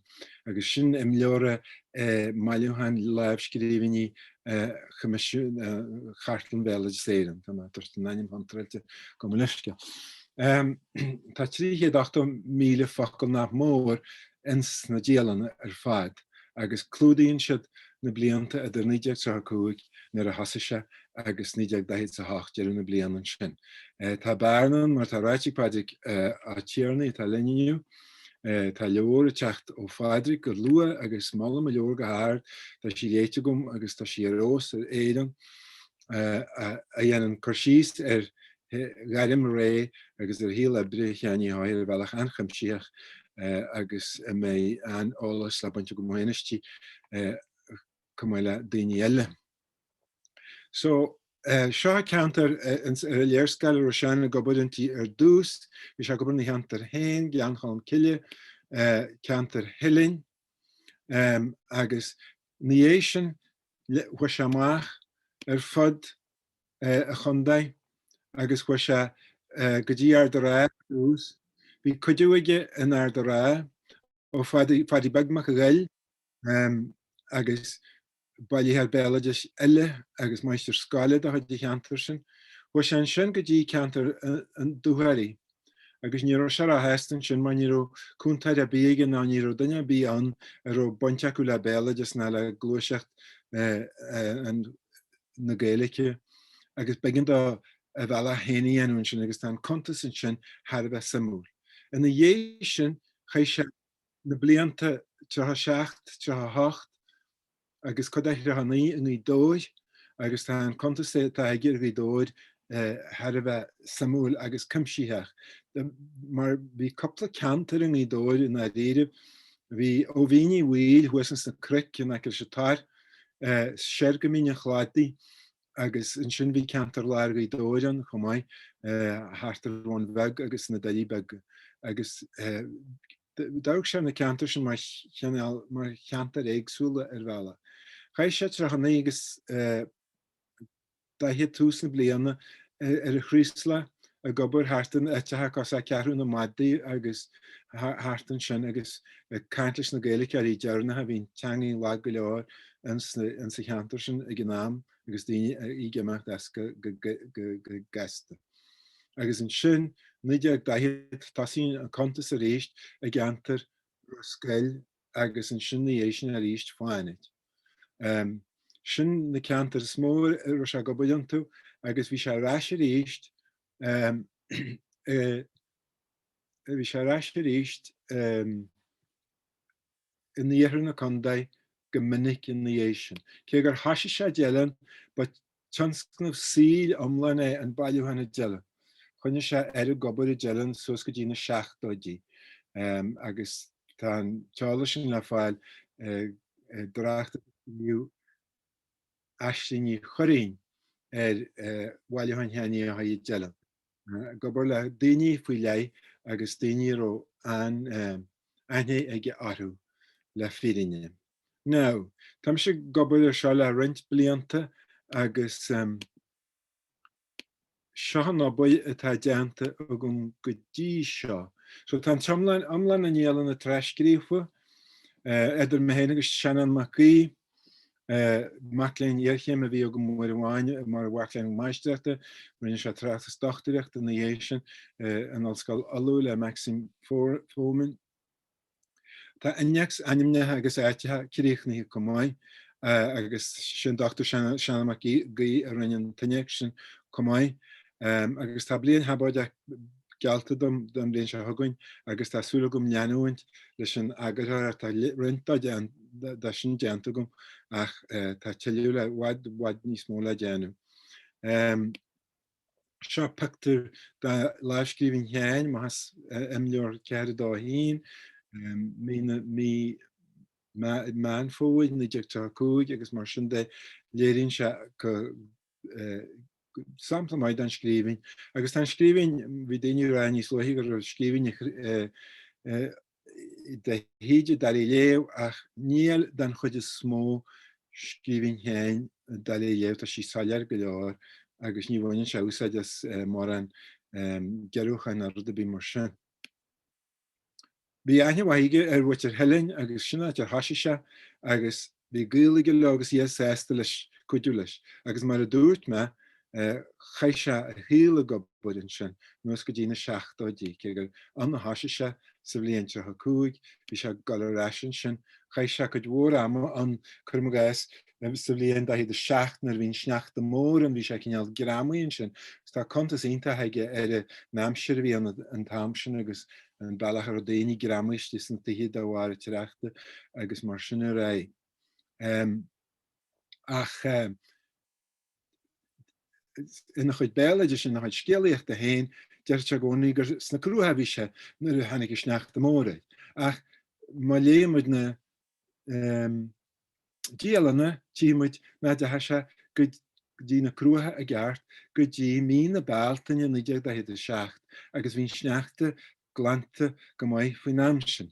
Ach in intin héin elas an go hÍarlaí ach rinn se cinál meascan idir íargúilteach na grúach agus an sneachta mór agus mar sinna ré agus bhí se inse mar cinál de scíal in dhé sin. Seo ar chuntas a thugann se na dúthairí na bhí seán ar a dúthairí na bhí seán. Agus éar an béileidir marú mahanana de se. Agus bhí se le tostin cinne gomsa sa danig am dadaí anú. Head agus gur nach duine bí bailún béileidir seán, nach duine bí gobúla béileidir san, nach bailach isteach a bíhéige. Ach tá scéalaíonnta samúl in sa Dialann hain fan dóid ar éirí leis aine chuir ar hanachaithe agus ar scéalaithe na héite sin agus tíí go maiile sin sin in dhé sin. Thart ar an amar se sa dúthairí ceanna sin cá agus cinál pointe eile ínta táhachtach atá a gceannach de chair dá mar tá se gáil suas céim ar a ddéimir sóisialtain ar tá cáige agus ní hais sin an gainis den na daoine ar se goburlafa a herid na den na daoine ar álas a go bhaid. Fuin má man ar a dagan na tuí go mú na daoine cúlchaint, ní héad sin na seannaí go deo an na casla eile sin. Na bí sa caite fríide te a bh ráils alsa le scéal ólam. So láchta na cúlchainte an pobl beg an smacht sóisialta agus mar sinna ré tí sé sin trasna go hanhaid an sna Dialanna. Bhí sé ní dóid an ag hácht agus bhí sé geirí an scéal bhain le marú an bhhairtíní eil agus bhí fearir leichir ó meastar an leagant an scéal a bhí aigesan agus é an tócar sa scéal seo agus se má tá coppla a bant scéal sin na tholamh go gan isteach chu se má go dtíon cá leis an edmhan áteiste agus an fearhí leis duine se dá gur ó haid ceart go leor. Ní sé geirí bainte bhí bíhí ag le duine bínar ó díl seach go íana fáid. Fin na Ghaeilge mu chéin a gcónaí ach duine sin compana a bhí ige den scéalaí gur íana fáile agus bhí a an rud a gceart an sin agus fuair sin scéal. Sinna cinál rudaí a an trasna go mbeidh in sna chuntas atá aige. Bhín se caintear na daoine a bir se le a gomininic agus tá bua an chur síos go leidir ige tá se abalta sonraí agus min sonraí a thuirta má go hínta maithan áid scíbneachta. An maidín colúagus rin me bhreicfast a haann me hanacha í romra mar an scéalta bheige. Páidig me go le chear a bainnim agus bolaniu dá. Thug me faidir éis bailla dar éit faoin teach leoga bhí se na áhar scáirithe le bheith a taranteir se castarnat agus searahannes díige agus fésa cucuisir na marsin. Nuair me fá lehead slaat heise agus leagse eile bháin de chuid garní nuachtar na spelle an chur síise.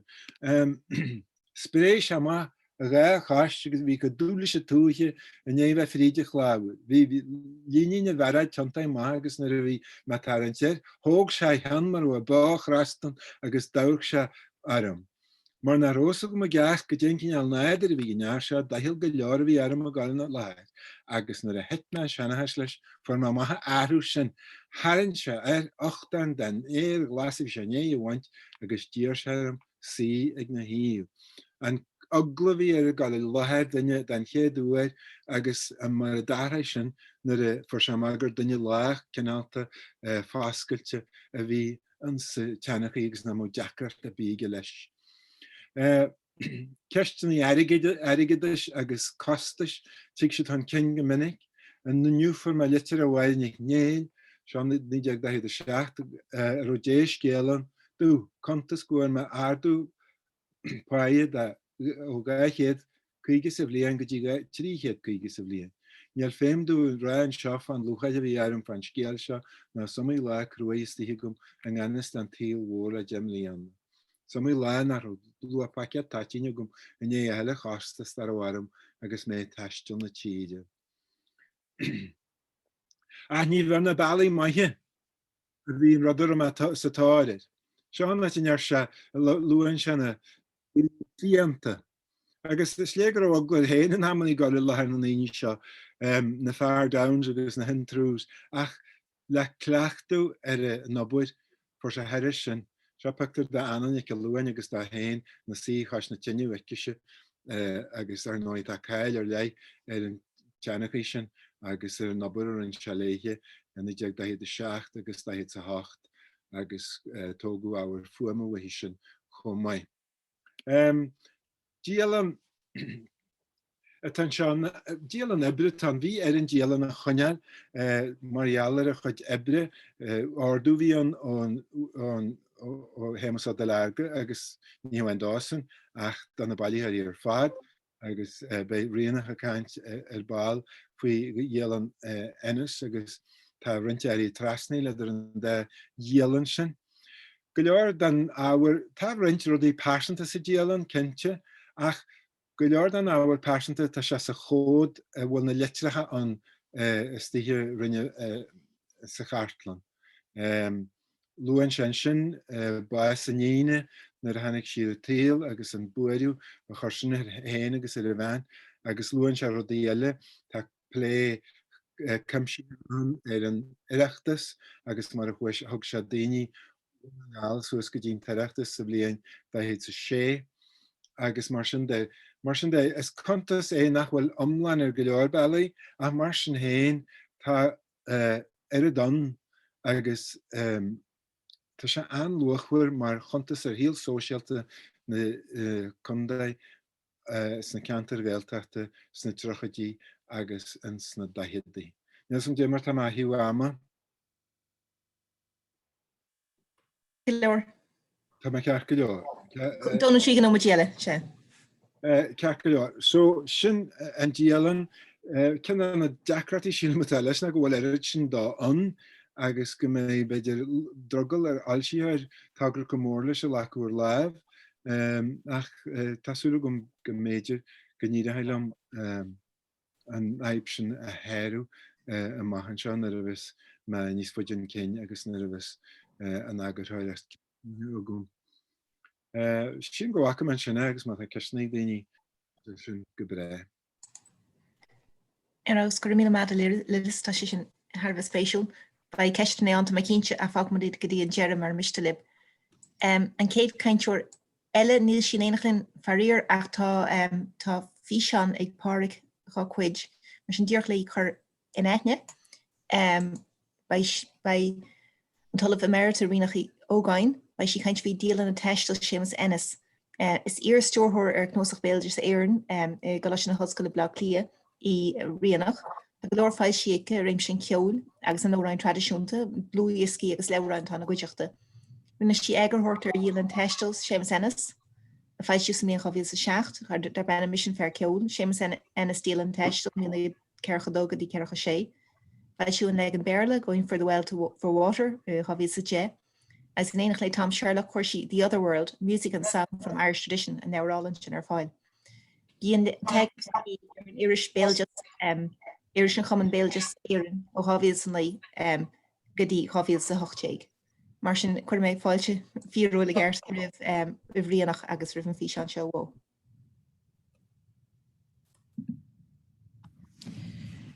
Tá mé anhuichas a gure lauert fao hémas enas agus faoin Dialann taistil inniu. Agus má tá aon cheistigh den is féidir rifosta chu thugam ag rianach.ógáin ag ucd.ie.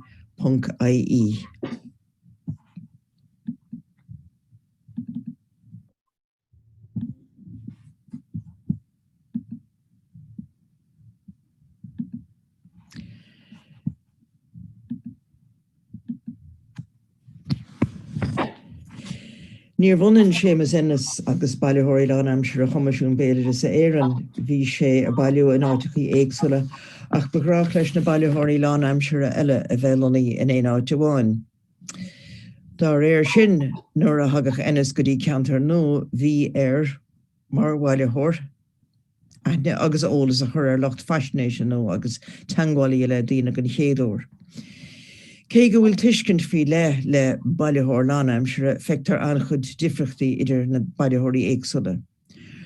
Rinne chulabhailúthir lán amsir a chud héin gan obair agus tagann sé seo chunsáis nar dhéantar minscrúdú ar a go dábhar. Is cinnte gur a chur amach ag na bailúthirí ar obair a ggóleachaí agus bhíidir a deangáil lena chéile. Caitheann Dialann cheannaí a hísolas ar bhailú inas nar a bhíidir berta gobar le chéile.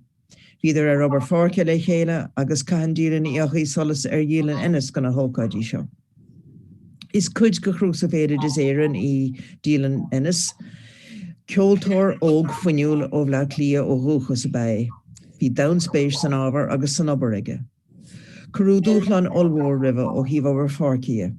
Sé sin a tholamón ceol agus órán rúchasacha a bhailú. Curn an Dialann taistil go mór len ar nólas agus len ar discint ar chud gona dúchlan a bhain leis an obair. Ach níos móna sin, curn an Dialann in aithnimuid gon bhailúthir héin go chud gona daoine a sé bailúthab agus daoine uail leis faoi bhealach. Tugann an Dialann taistil cóhéagstóin dá híl mar bhailúthir. Bhí Dialann efige ige freisin Dialann ar beg Albert umláin inte mar gur chuntas agus meabhrúcháin maidir le cruinnithe agus dulgaisí eiletáin. Scríb sé Dialann taistil go 9 seachtain ar fad. Seachtain i Limrach agus an Cábhain, ceir heachtain in Ceann an Mayo agus a gan Lár. Bhí sé 6 seachtain is fiche gan leún an Gáil agus 3 heachtain is 3 scór gan na Marla. Tá hart ar 8 lehanach lábhscríbin is sa Dialann taistil agus stíl never a Malta san Ghaeilge aige.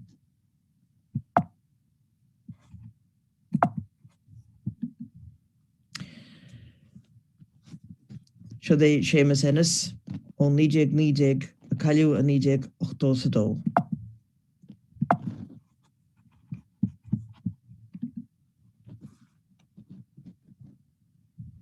Seo haon chéad lehanach gon Dialann aige. Scríb sé deirdaon an tríú lá go bhíúil 9 Dag mé bla lí ag lethir rééis dó agus frich mé béal an slúi ag lethir rééis híineag mar a chudal mé. An lá a géanaan sin scríb sé go necha sé ad le ó an mór agus gur casú fearrfií bhealachar a dúirt legan gan ó an nóirín ma bhíon. Bliantan í sin bhí enas an tóraní agus an tórán a thuirt an céimne agus é smíú siar ar a géad tardas seo bhfuil chuirsí sa Dialann. Ón géad lehanach seo sa Dialann feictar go dogan an Dialann taistil isteach a híalmuid agus chunmuid aine ar chud gan locht fascinéise. Tuigtar go leor an sin faoin gaidirh idir an bailúthir agus na fascinéisiúirí. Ní féidir brathnú ar Dialann enas gan ábhar eile dá chud a thuirte chuntas. Ábhar é a churn len ar discint ar an Dialann agus charéir sin len ar discint ar an obair. Séad atá san ábhar breise seo mar hampla chuntas seachtanúil ar a go bhfuilgus ar na bailúthirí lán aimsire ag comisiún béidir sa éireann é scríb. Seo sampla go cheanna cúpla an teachtain dar gríoch an dar lá go bhean fómhar 9 Tá an 7 lá na seachtainna gceist. Rud atá teacht gan chud is mó leis an Dialann áit nach bhfuil clog, bhaintí oibre ná lá éibre cínte le cíimeach. Sa sampla seo is léir go bhfuil an bailtheoir híre gan na mara I geantar Ciarán. Ní mór dó ólas a thuirt fin lá an dáta, fin geantar agus fin obair an chuile lá. Is minic gannach focail nó ró gceist leis a gur síos ar nobar an an lé, ach déach mu de haú amach an dá ocail seo anúsaideach a go bailtheoir, dá socrá sé díalann a scríomh dearan na seachtaine sin, agus gur a seachtain rathach Aibreán. Bhí sé man an Aibre sulará minstad ar chur chuige maidir le nótaí a bhreice ar obair fáca takeí chun céin I léana an bhéilidis. Is fiú lua gur bí an obair fáca smó spreagan micléin an léaneo agus gur eiste smó an siad sása agus tuisce dear méilidis mar ábhar mar radish an bó chomáile tuisce de áil ar ein chart an béilidise. Multar go láidir Dialann a scríomh a lóth agus is féidir agus an obair fáca chuir I grí. So leabhar writing ethnographic fieldwork a fáil siad an ideag necha cúig scríbú jottings can be quite incomprehensible once the recent memory of an experience fades.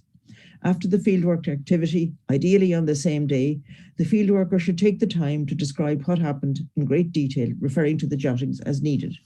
Despite your best intentions, you are not writing the full account of everything that occurred, but rather noting select details through your own lens. Ní mór an mullmór córagus a bhí idir an bailtheoir agus an comisiúla chuirt a chuntas an éanach leis an Dialann. A churid leis an Dialann hain is an Ghaeilge tan chuid is móg an córagus. Bhí gan os Guinness agus clártháin comisiún Seán Ó Súilleabháin scríomh I chéile go minic. Seo sampla go litir a scríomh an bailtheoir Seán daltaine 1944. Cé go an litir ó chána dírí gan chuid is mó ar thuairis go bhí ó cheán ar líon an órán a bhí bailí a Guinness, tá tagart sa litir gan amsir, gan snáb agus gan éascach. Aber bhfuil chuirsí sa Dialann ortha gona le hidí céine sin. Tá an tónas atá sa ggóragus seo riachtanach ó híomh tuiscinnú analíise maidir leis an Dialann. Ar an omlán tá blas persint ar na litruchaí nach bhfuil sa Dialann mar go bhfuil sé dírí ar gona óháin agus go bhfuil mala tú ólas agus taithí intab. Léirítear intab freisin an caride sa bhí idir Innis agus Ó Súilleabháin. Tá an caidirh persanta an tá sa ggóragus ar bhealach nach bhfuil gceist sa Dialann. A tá andal thar I chélas ná céine idir an Dialann agus an córagus mar gur minic íontar chuirsí sa chain cheannachab ar an achtra nó ar an ócaid chéine. Beidir go mar chuirsís níos omlána sa Dialann ar ócaid fiile seachas mar bheith sa ggóragus nó ar bhhailrt glan. Ní Dialann fearsanta bachas amach í an Dialann seo is ar iiritas agus mar thólgas sa scríbhóí. Níor tugadh faoi mar chahabh amsire ná mar fí sa scríbhneoireachta íon hí le fón. Is beagnach go bhétaí orlis Aibre thuirt ar an Dialann. Cé go méidir nach raibh mar spriocha Guinness agus é gá scríomh, bhí an Dialann ina chairige ina chud Aibre agus an obair a chud cólachaí, mar is cinnte go raibh contóram go bach an Dialann ina áis ag duine ar bit a bheith gobar le bailúchan Innis agus go dibhann le bailúchan an comisiún in íé sin. Ní hóldam céir de híl Innis gan Dialann ach gur tuigú dó gur gan riachtanas an chuntas Dialanna a scríomh. Hálas a bhs sa Dialann ag Innis tagan muidir listí órán port agus ábhar eile. Tagan muidir animlach I ghaoine ar bhailis cuairteúirt orb a me hábhar acab. Cheall Dialann a bheith aige agus é ar cuairteag na daine seo, scríomh sé nótaí tapala a bheithhrúdána dhé sin. Agus seo sampla gan na hórán ag Bertló Canéile a scríomh sé ar chúlclúdach litrach agus tagart sa Dialann aige gur an lista seo braci síosaige. Scríomh sé sa Dialann gur cha sé tróna tí Bertlí Canéile, gur tróna aontar taine bh hagab agus gur hin Bertlan trompa béil. Bhí sé lefar sé hín ar maidin fin ar rág Innis an teach agus is dóigh gur chur an tróna agus an lista órán tús le carriages. Is léir ón Dialann go dtéach an bailtheoir ar cuairteag Bertla éonúir necha sé siar. Détaí ar rág gur creatlach atá sa Dialann agus go gurn an córagus na lehannaí seachtanóla an téacs hain na tafid fuama agus na Greengraph crackan ar an Dialann. Díirech mar íonans an Dialann omlanú ar na míreanir. Bhí an bhéim an obair Innis ar an ábhar hain seachas ar a gentar. Tá seo le léamh sa Dialann agus is siad na daine agus an ceol is mó luútarán. Ní fiscecha minic is a heol sé leabhar nóta Dialann ar eiscadí oifigiún comisiún, agus ní fis a thurid ar dearnú minscrúdú ar an Dialann nó más eolaí gur dearnú minscrúdú ar a Rosa Dialann nó ar tugadh eisiolalas nó cóirleadóna le. Ní léon leide eisiolalas sa ggóragus faoin Dialann, ach déite gur curú cóirle ar faoi agus é ar eis snafigim le clia ar bheith tríomh sí éagsúla. Ceistí a bhfuair sé cóirle nó eilúnt faoin Dialann a scríomh. Beidir gur lééis sé dílan í chuid gona bailile Ó amsere eile, mar hampla Tadhg Ó Muraíle nó sean hochaí ar a dílan is scrífa ach solar hosa innas ag gobar gan comisiún. Sa géad fearsa a scríb sé an dílan, ach an ammaní is nachan í gunta gan an réamhacha le vintige, agus fágtar bríre agus focla eile ar lár.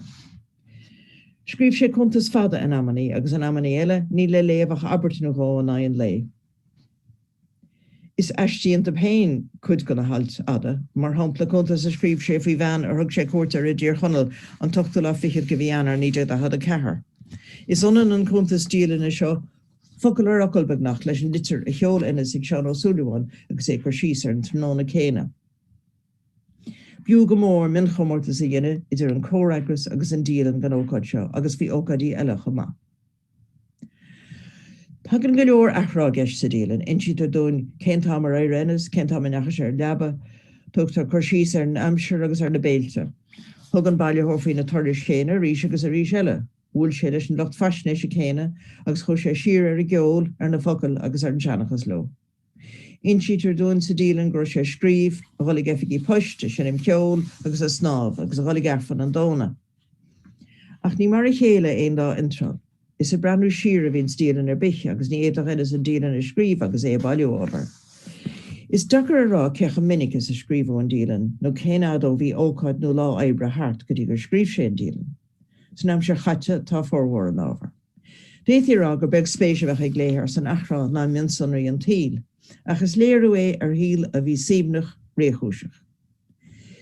Bhí baint mhór ag an amsir leis an obair, in ammaní níor éad sé ghil ar eiste ruthar a bailú le báisteach sturm nó gaomhór. Bhí trón a gaothe tugaí leis go beachtaige. Bhí achas ar fiile go bla clia ó amháin le nimachtáin siarháisteach agus an tuile. Honnig fés ar chósaí níidir dachad a sé nuair a deirú leis cáir a cheannacht. Tá chur síos nó tagart sa dílan ar an síl ar fad, cuasaí oibre, cuasaí persanta, cuasaí náisiúnta agus idirnáisiúnta. Díal spéise mar gur scríbú an dílan le linn agus díreach ní an dara cogad anda. Siodí Rosie McGaharnar bhfuil enas lethe agus ar scríb sé cudmhór a go deoran bhatha. Bhí mar a háda go minic go leoran a chud oibre, bí an tangháil fersanta a thug an locht faisnéise an solis, agus carriages le daine a gona cháháin bachúis leis a gáil adla Rosie. Sa dílan luann sé bailithirí eile go chuid an comisiún, agus sagart tuirí agus dochtarí a chomhra leis san obair. Anim nítar céad trocha cúig duine ar thug sé ábhóthab, nícha sé fearr agus tríchan í ben. Rátí, ferrimóí, iascarí, táileirí agus oibrithe a bhórmhór. Ach bhí daine eile i gceist freisin, mar hampla, donnacha ó buil múntar a litir catha a thug 7 nóra is fiche in sémas innas agus cudmhór ábhar eile. A rís an seo léirín an dílan an cardias a tháinig an céinidir an bheirt agus an chuir réitiad ar chamáise le chéile. A léamh na guntas dílanna a thugtar léir go stóin ar a garages. Le héimeacht amsere is le muinte ríomhil dannach innas agus é ar cuat sa gantar. Sa teach seo a dannach sé, agus sa hala damsa atá ceanglata leis a bhíoh íontí síimsíochta go maidinan. Murach na cuntas sa dílan ní bheith blasa ar atmosfér na namsaí agus na ócáidí ceol seo agan. I ngeall ar tháinig a freisin a chur inas aithne ar an teilech ar fad agus ar bhaile sé ábhótha. Siodí bríd ní gháinán nó braidí gunning. Ní bheith deire go deo leis an Thaidhg leis an visrú agus na ceisteannaí a d'étaíocht an cín maidir leis an dílan. Ach rinne mé héin iirecht bóla le daoine bhí lóte sa dílan agus seo duine aca braidí an seo. Banar a anhaintige leis a gomisiún agus a lua inas nar bhí sé gan le bhuió. Bhí sé gobar i deach mór an acail agus ba chuhann le inas agus an sás a bhain sé as an isce ratha agus isce te a bhí an acalacha. Ní rud a seosna te helóistíní ar an innocenttab, agus bhí ar cuara a dhéine do chud éadach leis an Connacht Laundry agus pléló tríd an riamhfrost. Tríd a bost, bhí gantanas airí áiríán i ngeall ar a goga. Is fear nach gur mud aine ar bhallaí a chu hílaibre inas sa dílan seachas aine a chur an duine héin. Is ón dílan a higgins mud dúchlan na haibre go háirí a drascríomh an cheol. Tugtar isteach an na hílaibre mud agus rianann sé chud smaointe faoin maidú. Scríb sé gur ceol dúchas go bíhaid. Sa dílan a hagans mud ar an ólas go míocht drochfisnach ar ó bhaim go chéile mar an éireach leis aon rud a bhailú. Níarna sé ceoltóirí agus órádaí a chur gomórtas lena chéile móran, cé gannearna sé níos a rí sé ó híh analí sé. Scríb sé chud túramid faoin locht fascnéise sa Dialann, mar hampla scríb sé faoi Frank Cassidy, fideléir nó an gáil, tá a háú le chlostal amsa le bhail fós. Chas sé seanfort a bhachach crían warmh agus seanaín nach bhfuil leheadí ach ag siógaí más fír an seanachas. Agus a ríis nuair a tháinig sé ar óránaí a híl sé a bheith sáha scríb sé sa Dialanna, agus hir a gána Ilan Inse scríb sé chús go finis a bheitháil clán go McDonough's. Is siad is fearr a bhfuil fóslam le óráin, chachas cúig óra lo. Rinne sé chur síos ar an sása mór amhain sé as an obair, rud nach bhfuil le feiceáil sa lehanach ceol ealaíochta seo atá ar freagart go chuntas Dialanna aige. Sin Dialann a churn feabhar ar an dá ocail sinna ecans muid ó cholam atá taobh le ainmnach na bart. Sin Dialann a churn ar nódas muid go mé colam ó cuiáin an fearbhó ar a cardas idir é agus sémas ennis agus ar a dlúchardas seasta atrab. Tugtar isteach a giste na cholammuid leis an Dialann agus cluisin muid sa Dialann an sprí an gádaí na hór an gárá agus an ceol á heidim. Eisiom lágan obair fáilte an Greengraf seo ana bhfuil ennis a scríb á cholam ó cuiáin. Sa Dialann rinne ennis chuirsís ar cholam ar a dhéine a chuma a acuin Green gan tráchtar a aige go haimhras óran. Dinan an Dialann chur leis an Greengraf. Déithí agur obair bhaile an Dialann a bhfuil legan amach agus béim eile a riint leis seachas mar atá sa grábhailiú a lorach scéalta, seanachas, ceol agus óran. Tugtar an dáólastóineán agus de luúhaintige leis an scéalta, seanachas an ceol agus na hórain céine. Bíar de vís na thuris a thug sé siar agus siaró thuag an chuid bhó, sciúrdaní seachtainna mísa nó ní buide agus é man Aibre. Is fíor go raibh ennis chun tosas na bar fáice a bhainins le ceol agus óráin. Sim líon níide chuige atá go ahantas gon chéadú gon ócail etno musicology sa méle. Sa látá nuhan is undúil etna cheoló le amon obair fáice bhfuil bainteacha lena go Tadhg. Ach ní ra cuasaí Tadhg go thionscona filéthar siúla gennis a bailú ábhar sa gélas leitneide a bhí sé. In íon an trol dearnach sa Dialann na míúil ní deagda sé, níor tháinig éon ábhar Dialanna eile an solis. Achas óldóin gur cha ennis as cín ceir a bhí an Alban agus cuidir sin a de chana ar Ilan Chana ó dhearra saoan ní deagda sé go dtí cáis ní deagda seacht. Ba yes an Dialann sin a bheith agan. Bevrálinn ólas breise a bheith agan agus is cinnte gúil ceistní a churach muid sa látá nehan nach bhfuil freigra sa Dialann orb. Le linne tréimhse ennis I bailú ní bheith ceoltóirí agus órannaithe a caint le bailúthirí faoine go ceol agus níra an nósan na ceistní sin a chur. Tá go hanslinn go bhfuil chur síos ratha agan ar hílan bailúthirí seo agus é man obair fáice. Dahan ennis cóhaigs cultúra a linne héin agus thornseas an tobar sin. Ó híh Aibre agus obair fáice is gan riochtanas ag bailúthirí beidir sa látá Johann Dialann a scríb. Scríb Gregory Bart's mar Leannas some 1997. Field notes are for many ethnomusicologists an essential aspect of knowing. They are not only critical in determining what we know, but also illustrative of the process of how we came to know what we know. Is cuid gan fóisios seo an Dialann taistil agennis. Bhealach amháin déití rá gur scríneoireacht imimeach ó híh Aibre a bhí sa Dialann, ach be teirce go mórmuid ó híh cóhéicsa agus mór an eile mar ach gur leigh an dulgus seo ar hémas ennis. Gur míle maithagaí.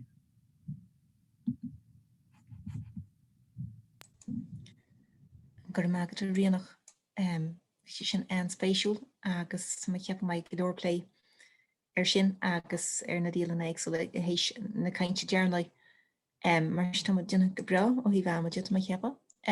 Mar sin sin tríú caintú renne an Dr Máire Nic chinnéide, gus caint fao feim na Dialanna a litríocht taistil an taon níos fithe. Is es chun é ardhacha I mar ó róchas. Bhí an teangáil idir chultúra a litríocht taistil na Ghaeilge an teisteal bhí ar tráchtas in Oscailt na Banríonna. Tá sim a le ike a litríocht coimhstruach na Ghaeilge, litríocht taistil agus litríocht na himmarcha go háirid. Fa mé fóta imar gur mad. Gur míle maithagad agus tá sé an deas a bheith livniu agus bhil mríochas a ggó leis an Dr Pádraig Ó Liatháin as curú hort de páirte ghlachú sa symposium seo aniu. Mar tá cliste agin gotí seo aniu tá ról táhaithe an Dialann an scríbneach na Ghaeilge an seachtú híos dé go raibh. Agus tá na léirge se aitar an tú Tharbh luachar Dr Léargas dúin ar scéal a pársanta ar achtarí het sin amach agus mochaáin agus dearcú an scríbhnúir ina lei. Dr Léargas ar chusaí políteachta, cultúrtha agus éireachta in éireann agus thar lear. Agus bhríomhfuil siad scrífa sa chéad farsa, Dr le fis gur chuntas finné súil nó eyewitness account ar achtarí ar áiteanna agus ar dhaoine is aiad, agus gur chuntas wachanta war an túla is aiad de bhhair. Rud amháin tá ansal ar tar éis gachar dí seo aniu na go bhfuil ancaid éagsúlaachta ag gceist sa seán seo, maidir le hábhar, cuasaí stíle agus legan amach na Dialanna, agus maidir leis an áit inar scríbhúiad nó an áit faoinar scríbhú na Dialanna éagsúla seo. Agus is dócha bhfuil táhacht nach bog a bhaint leis an foiintí airnach sin a luí mé sin na háiteanna ina scríbhtar an Dialann nó na háiteanna faoina scríbhtar an Dialann. Mar luí an Dr Brachnach an sin tá spéisiir le thugamsa a litriach taistil na Ghaeilge go hairithe sihir comhaimseirthe. Agus mar sin is ar an Dialann taistil me a ddíriú iniu go hairithe an Dialann taistil san éanú híis is fiche. So be me a kaint mar sin faoi chríochaí ar éagsúla a fáilsiú idir 2003 agus 2007. Ólamh bhiúil as an Janchés le Gabriel Rosenstock, Seán na Paul le Cathaoirleach Sharkey agus an Bóthar go Santiago le Mícheál Gabara. Agus is dócha go se táhachtach béim a chur an foiinte sin gnearnú agurthracht ar na Dialanna seo agus gur fáilsiú iad ag tús na Mealláise, agus mar bunan is rint Dialanna eile go bhfuil siad aníal fós mar Dialanna nó mar leor taistil.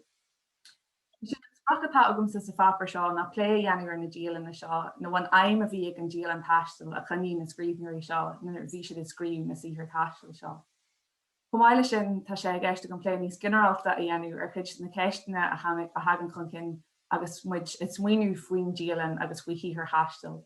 Catí ar scríbhúiad mar hampla agus ceistena eile maidir le machantach iontaifach agus barantúlacht na chuntas. Ceiste luí Liam Mac Cóil an uirtheach a thug sé dúin ar maidin ar an sean ar fad. I dús beir afach bhhailm na sihir seo gur ggóhéics agus Lord bogan faoin achrú atá le feicáil le litriach na Ghaeilge maidir le téma an taistil go generalta agus faoin marú a tháinig ar an scríbhneoir taistil scéalaigh na nóchadí agus ag tús an líonú híos fithe. Mar is ódúin tá sean taithí ag muintir na hhéireann ar an taistil, agus tá téma an taistil le fáil is scríbhneoireach na Ghaeilge ó na maní sinna a raibh. Tá áit learnach go téma an taistil agus ag litriach na himmarcha go hairithe i litriach na Ghaeilge. Conas gur bhíad muintir na Gaeltachta bhó a bhí faoi bhí bhain taiste. Agus mar idir ní gonchu agus na ggóin ghlachú leis an himmarchas na réibhún wachta sin mar chuid go chachanta den saoil. Bhó éalaithe é an taistil ag an am sin ón cruúatan agus mar is ódúin ní raibh seansach ar fíorfoglan na daoine sin teach go bhaile in Amarbí. Ach tá achrú tagcha ar an phléatá dhéanamh ar chuirsaí taistil le litriach na Ghaeilge le déanaí. Le blianta bogan nuas is cosbhfuil nachhfuil an ar cíar na stíalta imircha sa dhéalaigh ascríú agus ábhulsiú, ach ina náit tá méadú suntasach tagcha ar líon na sihir taistil a tábhulsiú. Mar léiríonn ní bhanacha agus na ggóin an seo ar deir siad. Is fear ghfuil achrú tagcha ar scéal na himmarcha éarnaí le blianta bogan nuas. Is toirú é seo ar éasciacht gur chuirsaí taistil agus ar an mhórdal chun cin economiach atá tarlaithe in éireann ó lear na nóchadí lei. Tá muintir na hhéireann an teach agus amach ar bhealach nach raibh indeanta riú ribh seo is dar na tíre. Is sé an toirú atá sin ar fad ó hiú na scríbhneoireachta de na bhfuil litriach an taistil le teach chun cin in áit litriach na himmarcha. Tá an dul chun cin economiach seo agus éasciacht chuirsaí taistil le feicáil go soillir sa féadús chuntasach ar ulschain híhir taistil. Le fiche bliana nuas go hairithe tá rinshhaid scríbhneoir Ghaeilge ag scríú faoin na gcuid taistil mar a ecinse ar an scalann seo liste atá deanta agam agus tá cinse go sihir eile nachfuil sa liste seo chomáin. Agus ní amháin ghfuil na scríbhneoirí seo ag scríú faoi thuiris a dogann siad fuú mar chaithúaimseire nó den síimsiacht, ach tumas faoi deara go mííon cin scríbe nua acuanis nach míú le feiceáil go minic sihir Ghaeilge ribh dhearúnaí híis. Is námatá chaite a bhí iad an bhreat an mhór agus America thuí agus choráis in Europa ar na cinscríbe ba chatíanta do haistlí Ghaeilge. Ach an is tá sihir Ghaeilge ar fáil faoi hirthe ar fud an dóin an san Áis, san Afric agus America has mar hampla. Agus ní amháin go déanamh na scríbhneoirí seo ar churas physicals na háisna seo ach na chuntas taistil seo Téann siad ar thuras inmheánach ar thuras spiridálta, thuras féin aithne agus féin tuiscinne go minic fásta. Agus mar a deir ó chrónaí an seo, ní amháin go dtí an taiscithe in léic leis na dúiníochtaí an mhaí agus iad a casú le daoine le chultúir agus le teangacha cuimhneacha. Ní fáilir dóibh freisin an na dúine leistí a labhseil. Is son an chuntas taistil agus féin scrúdú, pillaródaí ar a bhealach chéin ag éirí brí na slí a tuiscin. Agus is fearm litar a iontachaí an Dialann chun an turas inmheánach seo, smuointe mothúcáin agus tuairimí an scríbhneoire a chur niúil don léchúir. Agus mar eicimid gan bhfuil deantar chuirsís éfachtach ar an gréiseád an turas sna saothar go léir. Mar luime be mar caint fa frí cíthar aniu, ach le rud mé ar dús faoi Dialann taistil bhí Hilda bara a tá fáiltithe sa leor an Bóthracha San Diego.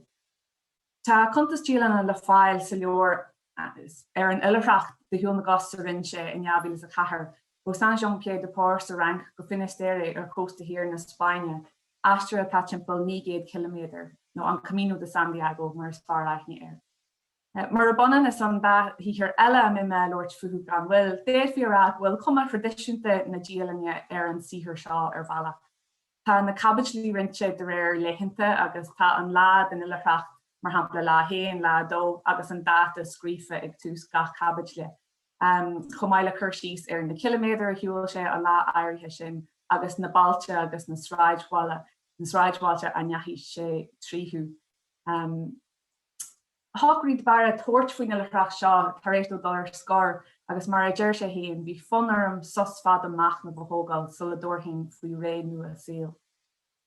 Is léir mar sin gur turas anama é seo do bara, turas féin tuiscinna é ar a méid déisteige a bhachnúí enú ar an síl.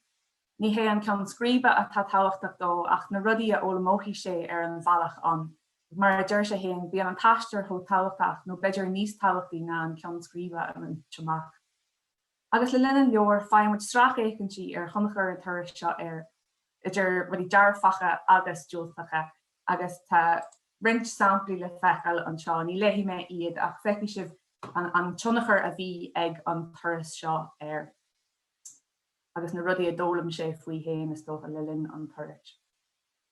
Ach ní Dialann farsanta bhhainní seo ach chumáil leis na strach écantí a aimmuid ar wathacáin an scríbhneoire. Tugann sé léirgus ar na hiileí eile a chastréir agus é an siúláide. Tugann sé chuirsís cumsíthacha ar thiarreacht na tíre agus go leor ólas dúin faoi stair na gantar a bhfuil sé agsúil tríthú. Mar tá scrífa im lurba an leor deir sé is féidir an sihir seo a leú mar Dialann farsanta nó mar chrórlóir don turas starhfuil Christí. Agus tá coppla sampla an sin don chuma atá air agus duna greengraf dáte atá le feiceáil sa leor héin. Agus tá bugnach daithead lechanach dagusíní ar chrúla leor fásta, ólas practicúlacha jochaí le hiileí eile agus iad a galbhúd an turas, achimre ar púra agus ar stair de hiilereachta agus lista cumsíthe na dátaí táhachtacha a bhaineann leis an uilereacht seo. Rud a léironn go sillir gur móna chuntas farsanta a bhhain é seo. Rinneú go leor Tadhg agus bhí sa smaoinú ar an sprocléithúir nar a curú é le chéile. Is fiú luach go maiid gur fáiltiú an leor seo sa bblion 2007, 3 bliana in níiad do bara an uilereachtaí enú. Tá sé táhachtach cumhnú ar seo agus muidir smaoinú faoi iontafacht nó barantúlacht an títhir agus rís tuchaime arás hiige seo ar ballbug. Bhí uilereacht a heisig an eile a dhéanú ag Gabriel Rosenstock nuair a thug sé héin faoine thuras uilereacht bachid féin ar sonnachid scríbhneoireachta agus fáilsanachta a bhí ag éis leis an turas chun na Hindia agus chun na Seapáine go háirithe. Agus a rís sa leor seo deanann sé chuirsí sfilite ar na heachtaí a Harlaíonn agus ar na daoine a mólann sé leo le linn an turas. Agus tugann sé léirgus dúin ar alsanach na Hindia ar a chreidir héin ar cheird mar fille ar phobal an dhearchar agus ar na rudaí is fiidir na ólam uchu. Tá curthaige Rosenstock rugbug éagsúil leis an curthaige a bhí ag go bara afach. Níl antralacha sulir Dialanne sa leor seo, níl leitheanta na dátaí luaite chun an sihir rint mar bhí na feiceáil níl an tradiisianta do rá is dócha. Ach tá ceannachil nó ceannabairt ag tús gach níor an nua agus tá smaoinú an lé agus haiku na scapithe fríd an leor. Is chuntas fillta mach nóach é ar na tíortha agus na na cultúr eile ecinn sé. Agus rís mar idir ó croning sin deir sé níhíonn Gabriel Rosenstock sásta chur síos lom na tróir ifigúil na réitric afaiseach na bolscoireachta tuarasreachta a thuirt dúin. Deamann sé iarracht tuile uair a bhrí níos de bhí muoinú níos omlanne de gach éon achtra a tholathair don léchúir a chomhthaistealaí i gcríocha ag na scríbhneoireachta. Is cinnte gur chuntas taistil páirsanta atá le fáil sa leor ólam a bhiúil as an ghantéis agus tá sé bunaithe ar an Dialann a chuní Rosenstock agus ag taistil. Is díal spéise afa gur Rosenstock a deagháil le clóir chuna sul ar thug sé faoin turas le hinsinsteibh go raibh sé buladh an bóthar ar fiad tríhí agus go méú Dialann taistil a chuníal aige go méir spéiseachtas san leor a olsú bunaithe ar an Dialann sin ar theachta bhaile dó. Wahí sé go raibh barna sa wargu le tríach na Ghaeilge, de bhrí nach raibh go leor scríofa faoi bleidí India agus Japáine, agus bhí sé súil go dóchad an sihir seo chun an bharna sin a líonú bogan. Is léir mar sin go raibh sprochan na áirithe aige agus go raibh sé smaoinú ar sproc léthirí áirithe sul ar thug sé faoin turas. Dúirt Gabriel Rosenstock chéin in aglaú ar mise leis siar in 2015, go mbíonn tú a plé le fíraí i leor taistil mar hampla tá mé sa chathair seo nó sa bhaile seo, cinneal scríbhneoireachta nach raibh sé daithí ar a dúirt sé. Agus is a plé le fíraí a bhíonn scríbhneoirí taistil go pointe áirithe, ach tá sé ansa bíochtú go maith, agus is chuntas aontaíomhach an amana chuntas cléanta a aithtar ar áitina ar cultúr agus ar daoine na chuntas farsanta seo. Agus mar talúte agam hana tag an ceisnach chun cin maidir le gré na machchan tachta agus céú aontaíofa sa tá na Dialanna nó na chuntas taistil seo go hairithe a gasan na mar seo nar a bhí sproc léthir in sin an scríbhneoire fiú sul ar aig sé éire. Bug mé rainis go Cathaoirleach ó Siarcaí agus dá Rosenstock agus de bara chur an Cathaoirleach ó Siarcaí nuúil bhfuil sé tuairt faoi aistir anama agus in a chuntas taistil hí an Sean Napáil, bhfuil sé ag éirí an tír a haisciú mar is ceart chun aithne a chur ar na daoine agus fíorcultúr winter Napáil a chéileú. Deir sé is sé an taistear atá táhachtach a darlíonn duit agus tú ag tríal. Teastíonú am teachtar arás an seo agus é mar tríal don na gaibhsaí agus na gosan. An ar na mórmhaile asan is mé a dua is milse ach ar na chosan cúil ar na chosan scitte an uagníist, tríalhí mé iad. Cultúr le fis an achratal seo gur chuntas é seo an bhuiimiid léirgus ar híal agus cultúr winter Napáil, agus go bhheicimiid fíorcultúr na tíra agus níomháin na híis a ecin bra thurasóirí. Is cosúil bhfuil sé sa tóir ar authenticity ar an turas seo. Fáimiid léirgus ar ilmid gréthe a héal Napáil sa chuntas machnamhaach seo ar héal na Gafracha móra ar héal na cantar iargóilta ar hiú Everest, ar chreidú ar obair na níní, agus ar náid ar wachaáin agus túirnaí an scríbhneoir a héin faoin aistir seo atá a dhéanú aige. Ina chuid focail héin deir ó Siarcaí, sé atá sa leorbog seo na chuntas Dialanna ar na céad trechanna a rinne mé ina gaideachta. Trach écann si a bhacail le bictúr agus a bhiliacht ar héal na tíre. Is gáil an scéal mé go bhfuil tar chur an chuntas seo os cóir an taal, Seáil Napáil. Chuntas Dialanna mar sin a thugann sé héan ar an leor, agus is cinse gur chuntas páirsanta é ar na heachtraí agus ar gachar de Harlaíonn agus é taistil. Ar náid tá sé scríofa sa céad farsa agus tá go leor sleachta an tá scríofa san aimseir leithreacht. Rud a thugann le fis bhfuil sé ag scríomh faoin na heachtraí seo agus iad ag tarlú. Déanann sé tagartí donna hunsalacha tá scríú aige mar eicimiid na stamplaí seo. Tá mé ascríú seo má thiomras a Catmhaoil Guest House. No tá mé a hí a gafa gréine Catmhaoil agus a leitheid. Agus an tionachar a bhíon ag na PC seo ar an léthóir ná go maithíonn sé gur chuntas aontaíofa é seo ar an tír winter na tíre agus ar na heachtraí a Harlaíonn de réir mar a Harlaíonn siad. Mar a luí sé ar go mar luí mé hana maithíonn an léthóir gur chuntas finéisúil é seo agus go bhfuil machantach nó barantúlacht i buint leis an chuntas seo ar an tír. Agus go bhfuil léargas níos fearr agus léargas machantá áil ar fíorcultúr Napáil nas míon le. Mar deir Holland agus thugann sa leor criticha tourists with typewriters is technique cutúnta í seo is sihir comhaimseartha taistil. Deir siad Contemporary travel narratives also rely upon the authority of the witness, even if they are less likely to be taken at face value or to expect their myths passing as facts to be misread with an eye for profit. The eyewitness, real or not, functions as a rhetorical strategy to persuade the reader of the authenticity of what is reported. Another Tadhg Ó Cianáin Colin agus Hugan Shaw na winter úsáid just chuntas finish an eyewitness account agus chuntas Dialanna mar hampla le tuairt le fis gohfuil údarás ag an scríbhneoir or Lord faoin na tíortha seo agus faoin na cultúr seo agus gohfuil barantúlacht a gceist leis an béid atá sa sihir do bhar.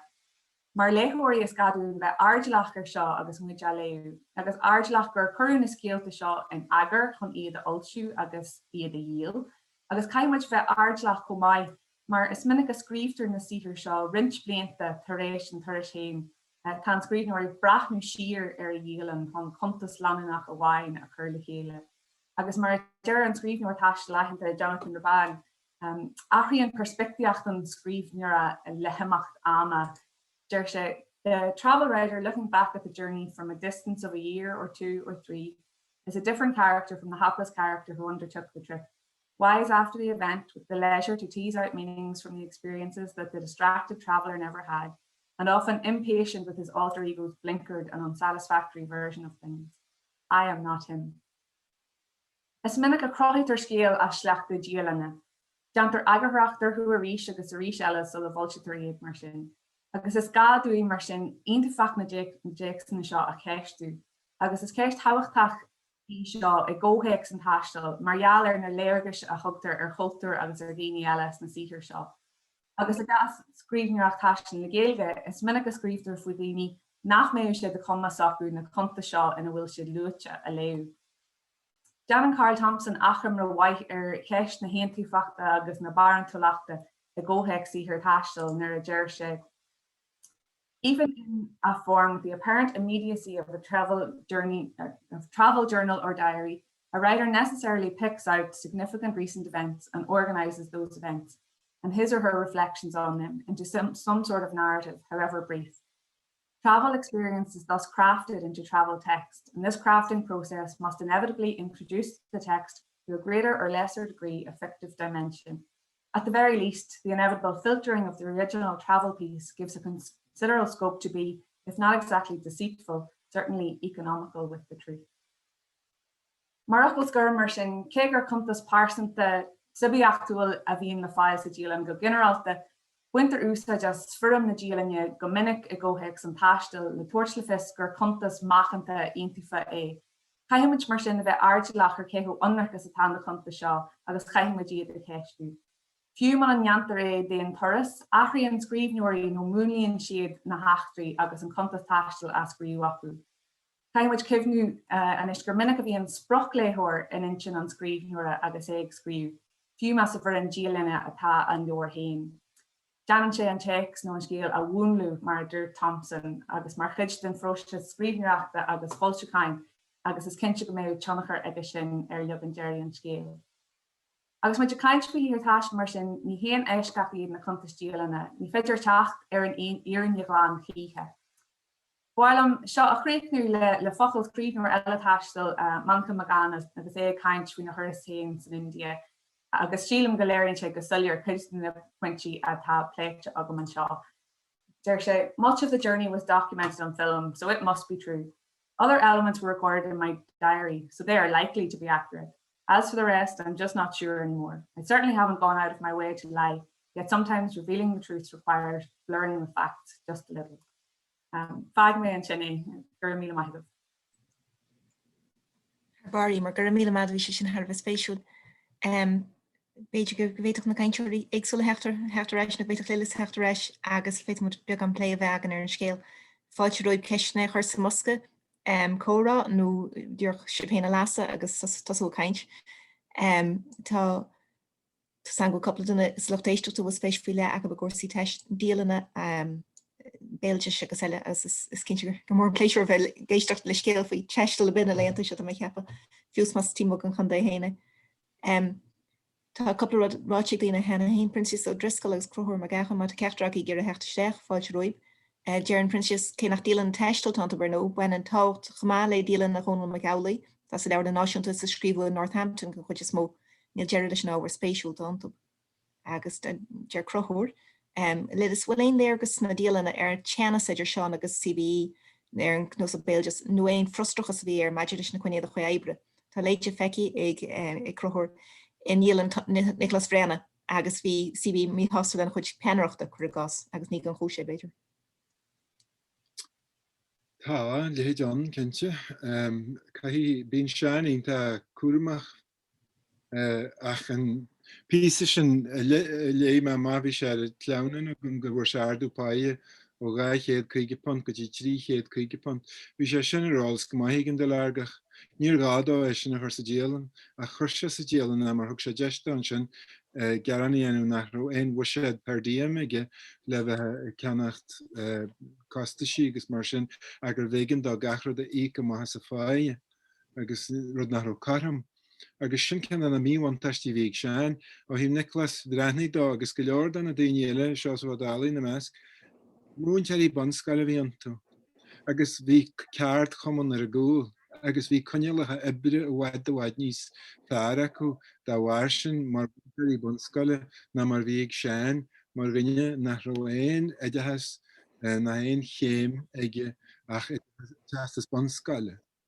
Dag sin gur ans seán man na cearte.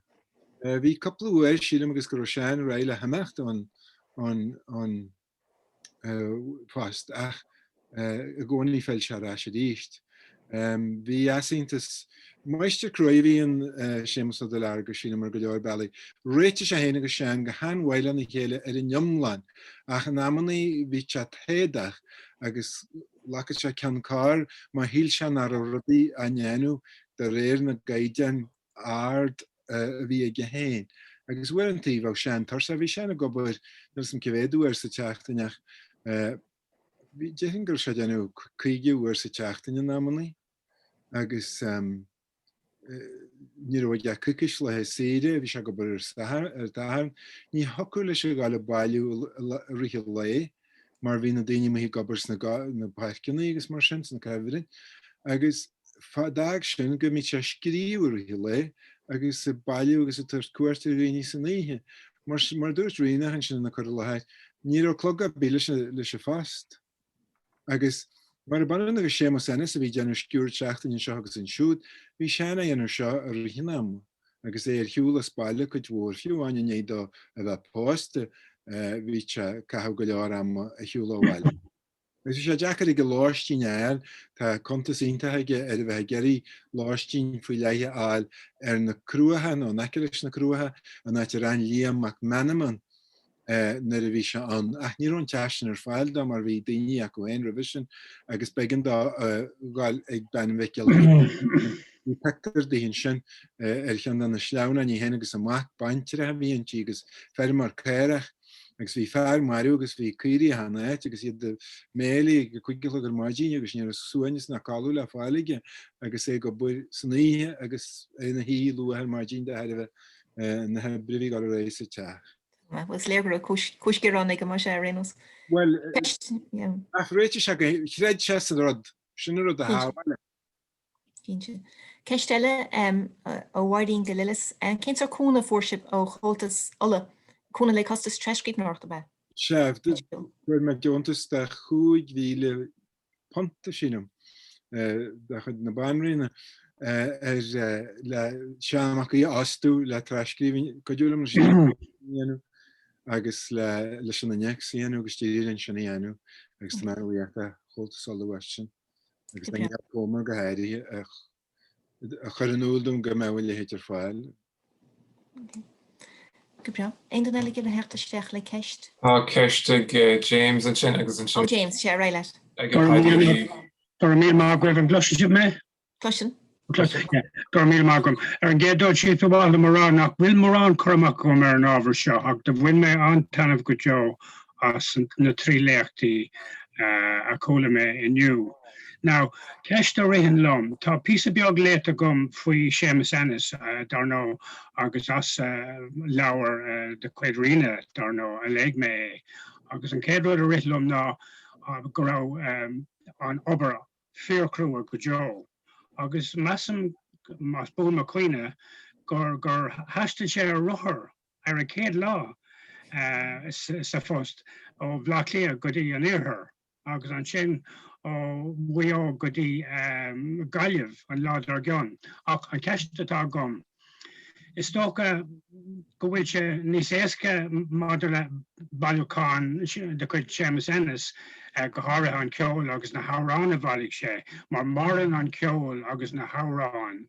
Ach an ceiste tá gom beidir go dul mór am inis, conas is féidir na scéalta agus an seanachas agus is léir go bhfuil carn mór a cosán sa Cartlan náisiúnta, sa bailúcáin náisiúnta, mar conas is féidir beocht a cur fua nó iad a cur os cór an phobal, nó beir as phobal na Ghaeilge is go bhórmhór, sin an ceiste tá gom. Well sílim eisiom larínta bhaid chuir ar fáil dúine grénach leis an Dialann taistil rinne sí le nagarthaíocht rinne sí Dialann héimeas agus cumáile sin dáil sé sí an taistrúchan chuir chlá Oscailt charcaí an taistrúchan Béarlamach Gaibhíle agus an naí sílim agus chuann sé sin an text ar fáil do bhailíthirí da léthaí an Bhéarla. Agus ní heháin go bhfuil text na Dialann ach tá inex agus betheisne sí cúla leor atá na goidú mórig dunne bit a geí taide breise a dhéanú ar an áhar tas na Dialanna. Agus na gríon rafanní go mai is sihir simláideach iad an dá híir sin ag grénach agus bhain hénig geí acha síanú athú cinnte agus tá cinnte go teart a riile iad a lacu hacuhin mar chaidean. Go mai. Ceist fiog amsa ar imer nach mai ceint fi cuasí béilte seáin. Tá coppla leabhar sort eileachtaí go cinál bháin cin eile ví tú apléad. Meú go leor leabhar nó níos mú leabhar beidir a gas na Gaeilge wens le eileachtaí nó le toris spiridalta i gas na litríocht a taistil an seachas mar bhearch i gas na eile nó. Sílim go máscan an mar dúirt mé ar 9 an leir sin an fan eileachtaíon an Cmíú de Santiago ach fiú daoine nach bhfuil eileacht tradiisiúnta a gceist acu is dócha gur turas machmhaach a bheith gceist acu tá sé de géirí rud a ólam ón turas héin agus go sé de géirí chuirte chóirtear na háitna seo agus mar dúirt mé cinál turas bhí an aithne a bheith gceist agus turas bhíon tuiscinna a bheith gceist. Agus bíon sé sin le feic an níos mós na cin chomhaimseirthe a dhéanam is staidir orthú mar dúirt me go bhfuil si de géirí níos mó ólam fuú héin go generalta is dócha. sé béisio sílam taide telutáide a dhéanú ar ceist sin agus ceist na heileachta na sihir mar hánig muidir maidin fiú change sír sin gotí an seachta híté an spéisial telutáide anú an James sin. Okay. Gur madímer. Tá ceiste le teachta níos an seo ceist go lilas teas gur cháil mé seo ceir faoi dear an brise ag SOH ar timppla na bliana tríoch an naí. Níl duine bí an cinnte an scéal seo pléite go minic Pádraig go tíornaí in na leor tá le heachtamach go lua agus dar sé Pádraig is féidir a gra. Gur hecht seach Pádraig. Gur maigh tá sé deagar cin na céistí sin a ragar gan go siar den córagras nó de ramar hagan an Dialann perspective cein tugan na paparí córagras an córa lanach a bhí gal réidir a híanagus nádafa agus de ramar mar a bhí teanna sa géirí ó am go céile idir a híanagus stúrthir simas ó learga feictar ó am go céile gur cúlaí sean uanta ó nobar nó gur ó breisiú in sa Teagmhaoil agus mar léirú eile an bhreisiú Teagmhaoil sin bhí breisiú in sa Dialann. Ní hé gcóí nach ró an obair a gal ré a ní ró trachtar an obair a chuirsí in sa Dialann. So féitir seo am go céile in sa Dialann agus dar ná aine ní ag de a hacht chu sé dearú ar fad leis an Dialann cé gur lean sé ré ar fé bugna 10 bliain eile ar bhealach go bhhain nó eile ag bláú leis an comisiún nó leis an rinn in é sin. So tá scéaltaí tá na intíon na barnaí scéal a bhhain nó eile Gani den sin sirvalach igen. A bhí céistorgam ar lilis mas féidir Rula lumen sin na famid léargas har a bheith cimsíthe in Dialanna chéin ar beidir ceir bliana dhéag den obair a rinse. In dhé sin nílogin ar an trochan an 10 bliana eile, den obair rinse ach na PC córagrais don ra scríú sé dornan bog alt, begra leis bheith na léachdor an allscoil na banrianna le Wagner ó am go chéile. Agus is na blianta dearnathe rinse galúir agalú ar radio na Gaeltachta agus coppla fisean agus scanan garage. A tá sé deachar tá cinneal kidhór le sugin fan na lua blianta agus sin tá bhád níos lua le sugin fan na blianta dearnathe sin agus bhaí me gurú sé deachar éireacht chein nó tuiscin chein híanans na blianta dearnathe sin ar an obair a rinse nar bhí sin ní bóige a chimsú. Gan sin, so céimara, suppose an céiste tugam na, céimara is féidirlinn an éireacht sin a chimsú nuair atá tréimhse amháin atá crutha síos ar fapar go chimsithe sin agus a tréimhse eile den síl nachhfuil crutha síos ar an dóigh chéarna, nó níl Dialann ar fáilte. Now dar áibhí daoine a méhhaith na páisianta ag air agus fuintí eile. Sílim go bhhagann sé gotharmas éigean in san insint síl. Nuair atá Dialann ar fáil le chuid amháin agus níl sé ar fáil le chuid eile. Tá ceart agat ach sílim go bhfuil an teala sin le fáilinn sa bhailúchan hain. Sílim mas fír rud a dúirteal am hain go bhfuair sé cead ón de lágach stadan Dialann. Agus go má bhí conta speisialta le scríú faoi rud faoi leith Gynny'n sin ys gygur stelys na prif lab sgrifini. Ta lehid a chontas leite gom hain, ta contas a gerch la hyn eil agus ni ra waltach a call contas a gan dan na lab sgrifini agus ni som fiú wain ys cynnat i wala contas den le me hain awr le niela dwy democratus meistecht agus tíir do goméid gur stís na lab sgrifini sin hoog skriw se o niel a tan contas a Ach, idir ammaní nuair a bheith scríomh scéaltaí ar a bhéile borráiles PC cinál generalta a chur isteach an sa láimh scríbhín ina dhé sin agus sílim gur sin dheochaí an rud breise bhfuil tú á larag. Ach mar deir tú an cór-agras má bhí rianach a rá an sin na Corlaid hain, bhfuil a cór-agras har a bheith táhacht eile omláin ó dhéanúir a bhfuil sa Dialann agus go bhfuil perspectíocht eile an sa chór-agras nach bhfuil le fáil sa Dialann. Gurmad. Tá mé cunne súil ar fárigus mé cunne súil ar nám agus tá ceap goil sé sin ná an sesiún seochréoch nó mar sé go bhéh mar sin buchas le lilas le imar agus é réannach agus é helchan a bhíon seo. Gur magí. Míle gur mag a bhímar agus lilas agus óna gan. Iarsáta just a chladú fáidir ge. Go máil na go brach. Tá cóig neomata goin inis. Is bheith le chuid goibh sos gearad leach más mailibh ach tá caime sacróme cuas leis na cainteoirí inis an géad seisiún eile sin is rianna tá metris cóóstaigh a dhéanamh díobh stáilm ach Aibreán mar bhfuil. An chéad a rianna bhfuil tusa géag tríad a bhaint as ar dús nó bhfuil tú cearci leor bhfuil tú géir scáil an a roiint feachn bhfuil gachrad a gceart nó Tá. sé sin a gobar? Tá sé sin sé go hála. Ceir dhéanamh lap sé ar stocha. Se, go dtí chaimh go ráid. Agus dhéirdre bhaid as nó bhfuil tú sásta go leor nó. Ní bhronn mé stádas an chósta gur taine go tríanana déir nach gá. Geart. Tuair mé seairad a bhíine agus iad teachtasteach. Go leor. No bhréid constantú gur maith go Pádraig síl mé screen share mar sin na ba. Den se mas mai se.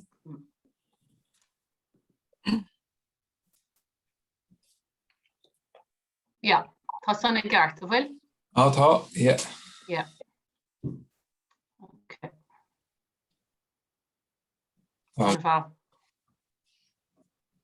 Cileor agus nádar bhfuil Deirdre san Péidir náfuil. Tá sí an seoige. Tá Péidir nach.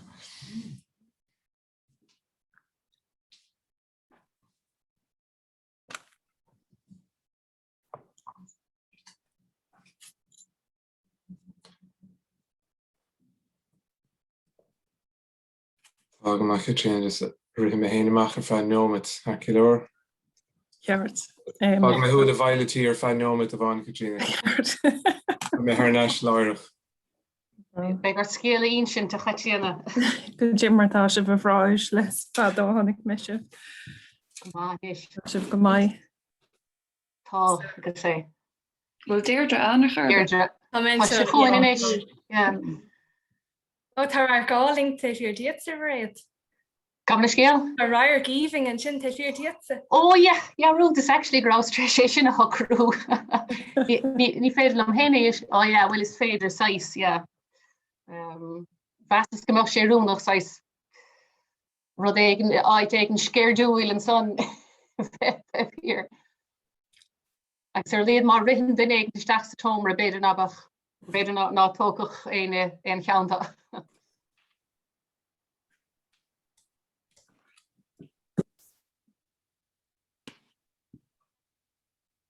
Sinna go dtíar go bhfuil cuasaí go mai gorcaí.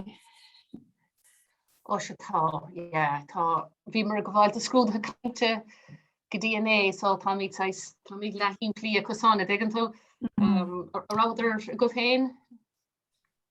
Se tá muid nach mór críne inis na bhfuil Deirdre. Regus le here. Yeah. Ar dionmhar Zoomiad nó Teams nó Could Jaco, could you small yeah. Just and Jesh all about Jira Stacker. Yeah. Yeah. Blian féile a bahi. Tara.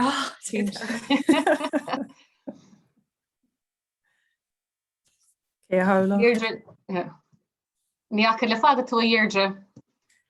Tásta go bhir chuach ag an Well, about líne aber, yeah. Sin inrod. Yeah, ní honan é.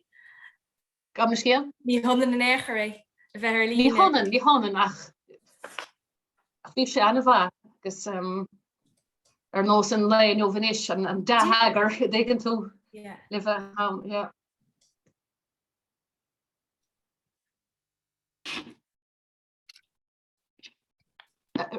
Ra se fáric.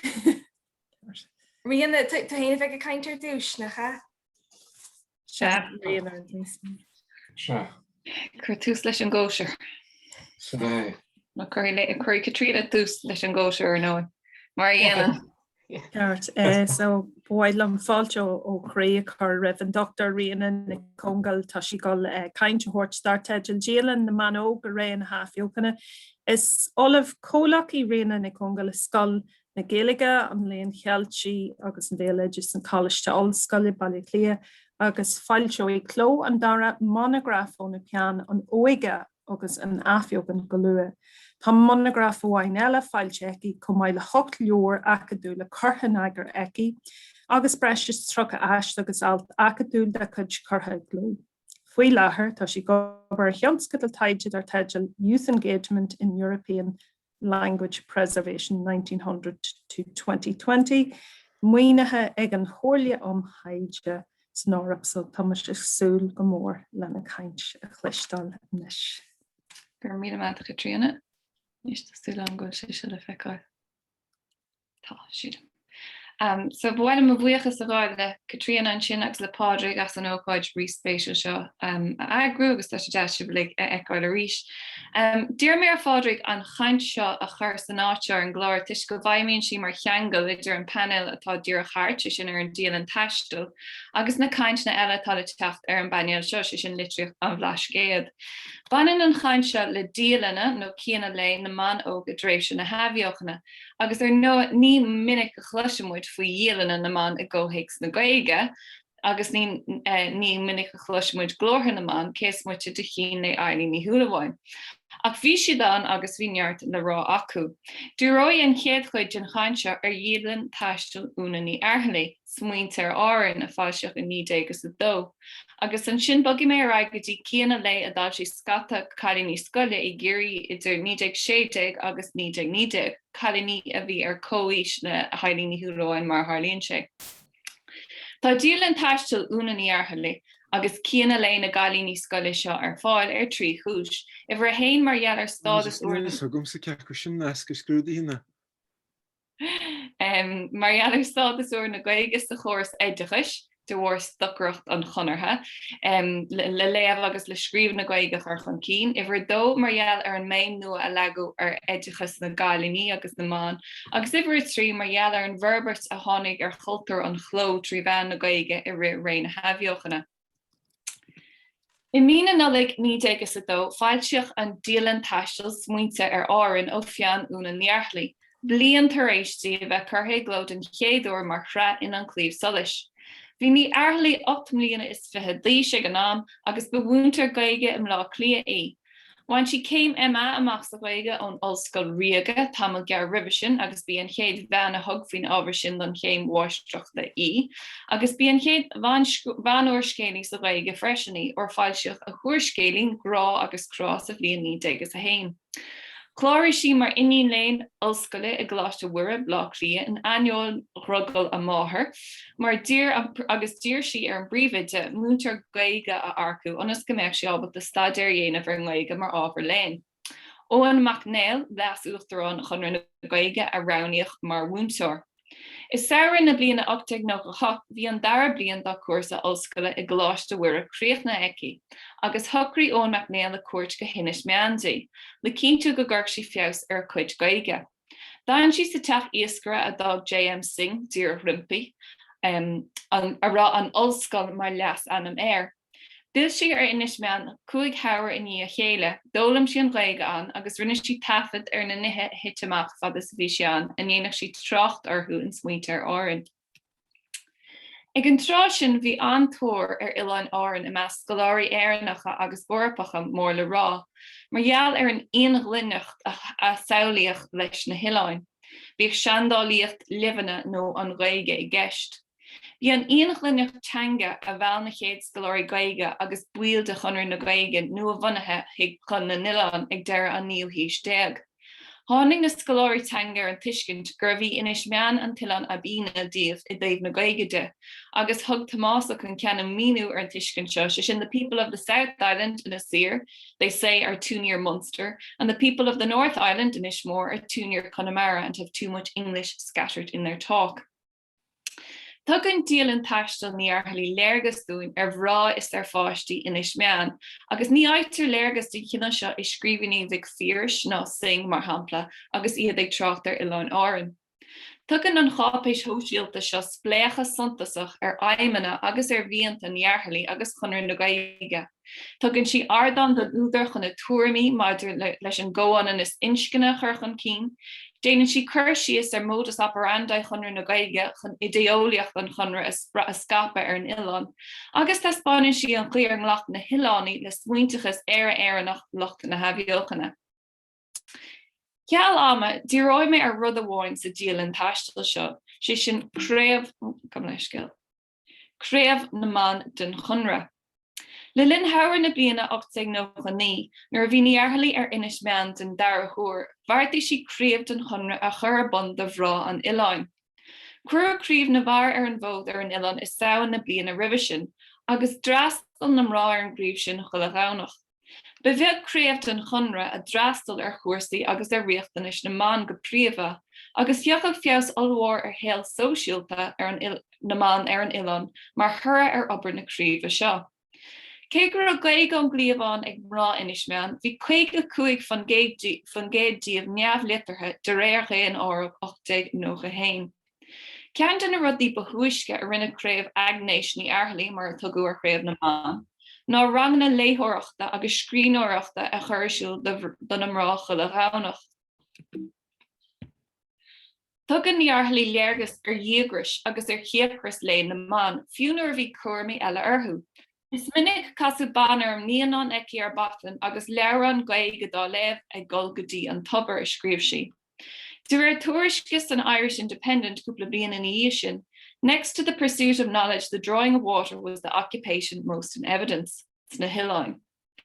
Thug J.M. Singh Cursius ar cheannachar na craomha in níadó fila ar an Ilan. In smuintear áran thug ní Airlaí léargas ar an bhuaisibh sealadach a thug imachtaí na craomha do bhrá, is a ligdóibh éilú ó gnáthhéal crua an Iláin. Fuim líon nídeag is a hain dáití ní Airlaí, is anamh ban san Ilan inis nach bhfuil an litir a bheag nó mhór de scríobh nó píosa Ghaeilge ar laiad a léamh. Tuige muid mar sin gra ferbert ag teacht ar scileann na léthireachta agus scríbhneoireachta na man agus na leanaí ar inis meán. Ba eolaíonn scéal an áiteanna eile sa tír, go háirithe nuair cuair tús leis an gcóras dá cheangach i nídeag is a cethair i roinnt scoileann na náisiúnta i gceantar Ghaeilge. Agus má chuir an clíomhstoilais ardan ar fáil de úna Airlaí, tharla an rud céine i gás na gcainteoirí óga dúchais in dhéanamh mé trácht orthú inis. Fuoin agus tá ag bugaráig agus sciupaí anseo. Fuoin líon nídeag dódhéag nuair bhí me gilar ná ina eagrathóir ar an clíomhstoilais, tháinig rath ar an gulin go fáistí sa nuachtáin sin. So tá sé le feiceáil anseo cumann na Háige. Bhí dátaí scoile as scoil na Gailíní bailíonn ar téirigh chun na Chiúirí an Drambach Naomhaí, tuis gur spreag an máistre scoile iad. Dúil na Cailíní litreacha scéalta agus chuntas hi go nuachtáin gadstad ná stéana, agus tugann na gcuid córeagrais anléirú ar chainteoirí óga dúchais ag fásta níos sa géirí i ribh ré na heabhheochanna. Wog na páiste céine ará agus iad ag fáilseú ábhar in a circle for the young people sa Catholic Bulletin líon nídeag 14 ará, agus an sin sa bblion nídeag 16 hosí na Cailíní scoile i géirí ag chur ábhar nua chumtha ar fáil do nuachtain áitiúil an lochran, curtha an agar ag an seach. Ó dhearad nídeag 16 go nídeag 8 dail si ó an seach nó siocrú, cín le trúr Cailíní scoile in an lochran, inar na gach Cailín Cursius ar bhí dá saoil.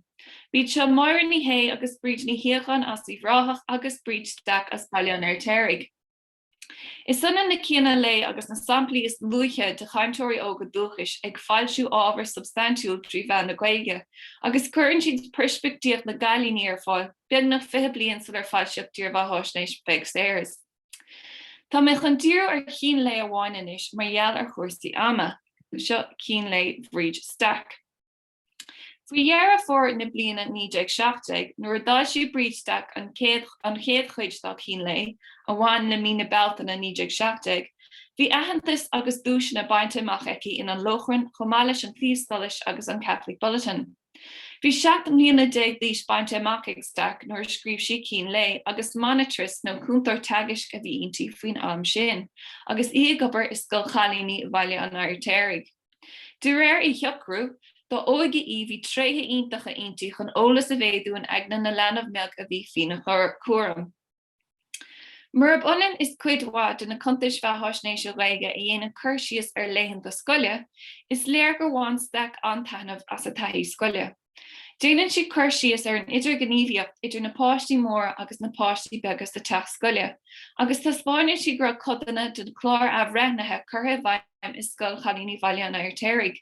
Bhí an Ghaeilge agus an stair mar chrí ábhar sa curriculum, agus thuí téma an tíorrá a bhí go smiras na téex leabharstáire go mór bhaim ar an Gailín seo. Ní ra aon ábharstar hí mar dúlinne leis an dúlgas a bhí le cólína aici sa saoil sin an teanga bín bríomhar a chuineáil beo.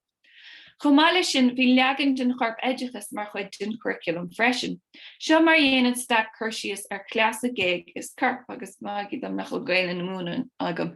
Bhí caibh amtra anías agan lár an lei, clása géig is carp nó drill. Bhí slis na club an scach láimh agan, chuir an bhaistre sa gúine agus bhí Cailín ag sinnam ceol agus sinne ag ibrú na maidí go tubh nó go máil de réir an ceol agus de réir mar taspáintí dúin. Níor bhfad a bhí glíteteach ar nuair a tháinig an sagat chun ar Victoria i dhéanamh. Nis ba rud nua é an seisiún grianghrafadóireachta atá luite ag brídeach sin ar Victoria i ggóthaigs na scoile, Agus is léir nach ramór an taithí ag an riangrafador ar a chéird, sa riangraf hain bhí an cean bainte den na páistí mór a tuisgurá siad ró ard de frám an nonsa. Bhí anchean ag bríd isteach ar na hanmhaithe, sa hín lé feictard go go tábhacht agus sprí ag baint le sicíní beaga agus ifacha is saoil an fáiste. Nuair a bách gá hicín i doban isce trí ealaí bríd, déanann si iirecht i de chealt ó na máthair agus cuireann si i gré iad. Ach tagan an catar na sicíní ceapan máthair bríd bhfuil an catan iad ó warú agus bagrann si an bás ar an gat.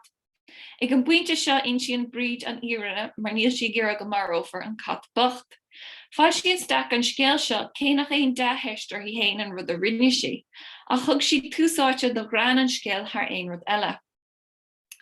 Tháinig críochaban leis an maint a bhí ag isteach leis an lóchran. In Aibreán na bliana 19 scríomh Mícheál Ó Liatháin mac le peag séirs cuioine a chum sé in ómóstí. Bhí bríd isteach tuamas 9 bliana 10 líis nuair fuair si bás. Luan Ó Liatháin gur bhain a bás leis an fliú Spáineach a scapar fud na Eorpa ag deireadh an chugaí mhór. Ag an trá sin fáil siach roinnt alt an ómóstí, cean amháin scríofa ag Ó Súilleabháin agus é bríosún i Durham Sasanna. Fáil siach ag cín lé a bhfuirm leabhar mar rinne i gás na géana lé eile. I níor rabhríd isteach agus a bás annabí, tháinig fuadar chun pín faoi chalíní scoile eile i gceantar Ghaeltachta i gcunda Chiarí. Fada sa bhí ní hé isteach agus ní hiagáin ag fáilsiú a gcuid scríbhní in an lóchran, bhí chalíní scoile eile fós ag léamh agus ag scríomh ag an Catholic Bulletin. In 1990 dá si 4 chalíní chuntas cín lé sa Catholic Bulletin, agus iad a ligigh trocht ar cheachtain dá saoil. Tá stíl scríbhneoireachta na Gailíní seo ag teacht faoi cheannach ar bhríd isteach. Tá fé an Green ina gcuid racareachta, déanann siad ábhéil ar na heachtarí a luúann siad, ach mar sin hain chuireann siad chuntas léir fáil ar chalíní ag fása níos i gceantar Ghaeltachta i Géirí.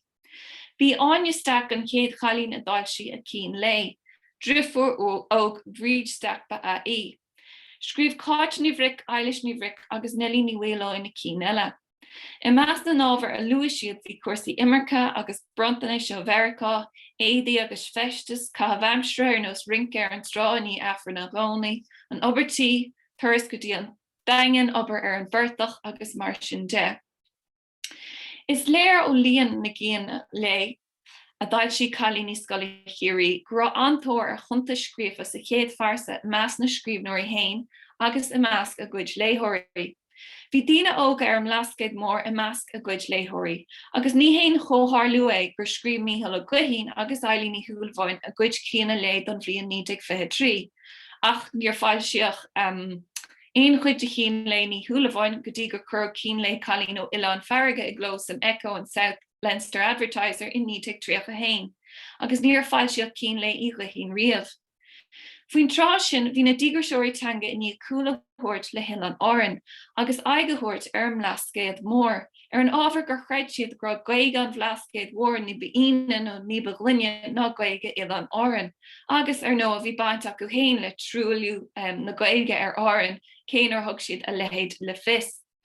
Tuige muid ar fad an bura a tháinig faoi litreacht an bhlascéad mór ina dhiaidh sin, bura a d'ascar as cultar an chló im líonta deireanacha na haimheochanna, go háirithe as an clíomhstoilais agus an lóchran.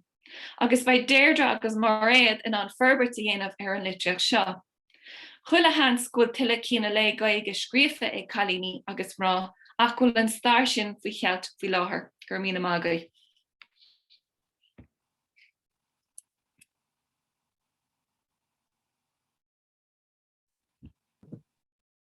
So bhí sin go hálín ar fad a réana agus bhagimmuid na ceisní go dtí deire an teisiún. Dara cainteoir inniuúna an Dr Deirdre Nic agus tá sí gáil caint a bhairt ar teisteal ealagar na hiniise agus gníomh na scríbhneoireachta. Is olamh cúnta in fiomtarnas agus scoil na Ghaeilge Oscailt Cathaoirleach lí an Dr Deirdre Nic ar a cuid sanrim si taide tafiliacht fírs fertéir agus scríbhneoirí an bhíú híis a bhfuil cheangal acu le corca ghaoine agus an man senior Pádraig de Brún agus Tomás Ó Crimhin in meas tá sí ina Cathaoirleach ar Cumann Merriman ina Rooney Studio Hibernica agus ina Clistóir idirnáisiúnta ar an chógáil Verachán nach de léon na haireann sa bhhail an fáilte Uí chu rih an Dr Deirdre Nic Wathúna inis. Gur míle maithagad a chatéanna agus díoch roinní mé má chud sleanán livanis. Again, secondin gaf leis céil. Nis tásúla go bhfuil siad son le feiscinnta go bhhéin chuma. So gur míle maithagad héine a chatéanna agus bhfuil an héin bhreachas a chuirniúil de Pádraig chuma as an deis a thuirt dún ar fad a bheithin. So I deanta chéile ar bhealach áir héisce le inmh agus isúntacha ní é a bheith géiste leis an méid sin play faoi Dialanna agus gach ceanna chu níos spéisiúla ná chéile. Allagur na hinneise aráí is mar héachs le play inmh agus allagur na hinneise agus gníomh na scríóireachta atá tucha gom ar an gaint. Is sé tá le goróma gom ná féchant ar rárad is socha maidide le cuasí scríóireachta agus an séthir seo an ról a bhí ag an scríóireacht sa léirú a thugan an túidir Tomás Ó Cruithin ar hain.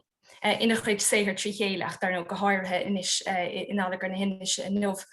Agus be mé féchant chuma ar chuid is na tagartí den scríóireacht atá sa séthir, tagartí ar freisin an tuiscin seo go raibh an hácht a buint le gníomh agus le hobar na scríóireachta do Tomás hain.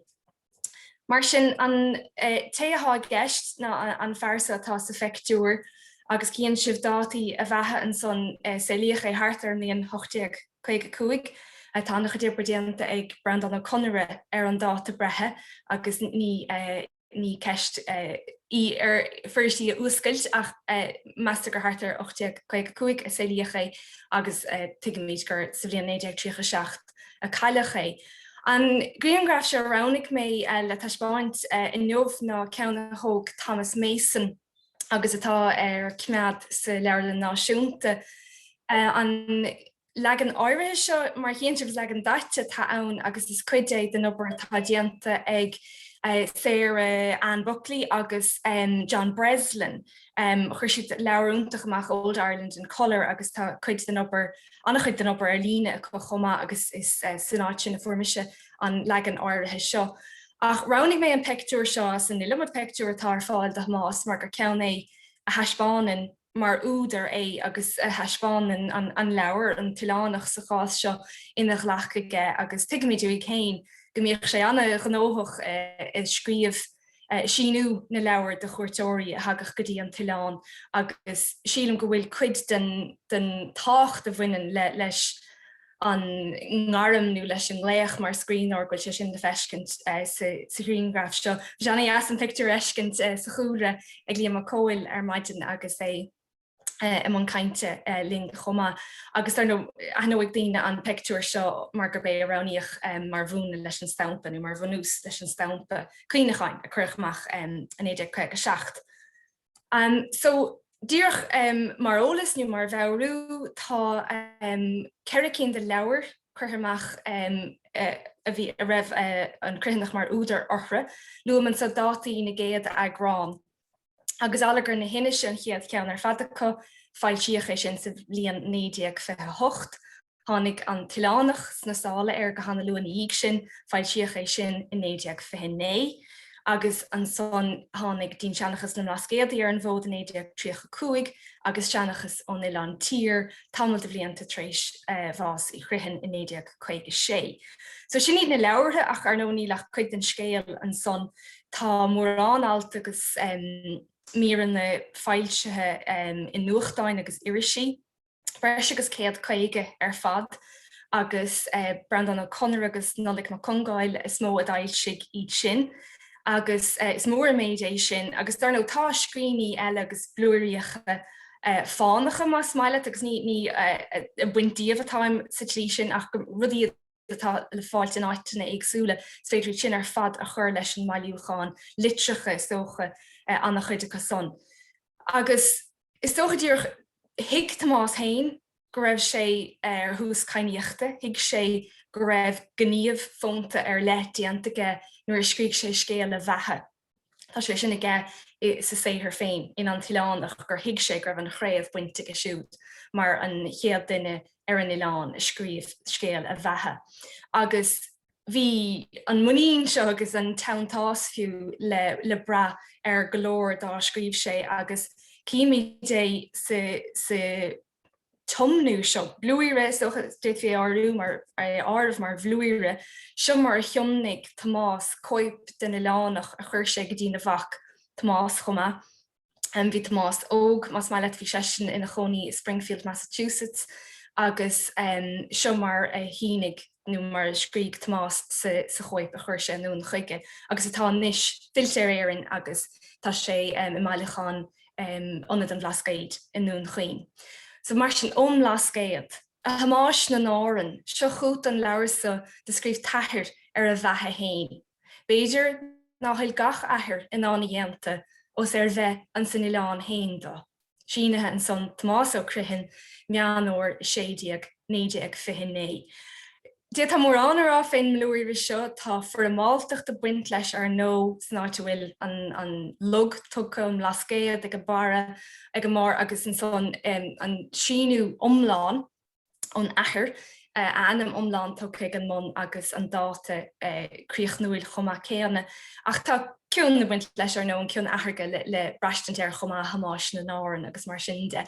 Ach féchan muí na hágain os ar gcomach leis agus an tuiscint go raibh rud ar le déanta ag Tomás agus nach gach aithir mar deir sé, so tá sé scríomh chuig go bhac mar aithir ach ní gach aithir a déitacha le héad dhéanamh. Níor leir gur bas Dialann an bhlascaid dit le go bhétá an rud a bhí buinteach ag go siúd i dhéanamh.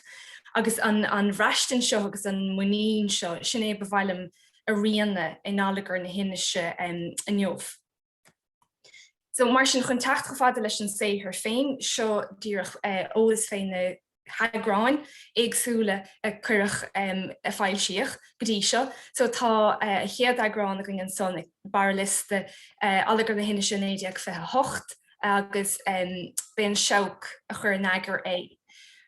Mar higann golóirdaoine socha bhí anna lámh ag fearr eile in sa leabhar seo agus bin é brian ó cealla fear ó Chialáine ba eisian a sppraig Tomás Cruithin chun pín ach ní raibh leis an túnsaachtal mas mai le a chur agrí agus thóg an seach ar lábh agus eisian a chur tríd an bresa.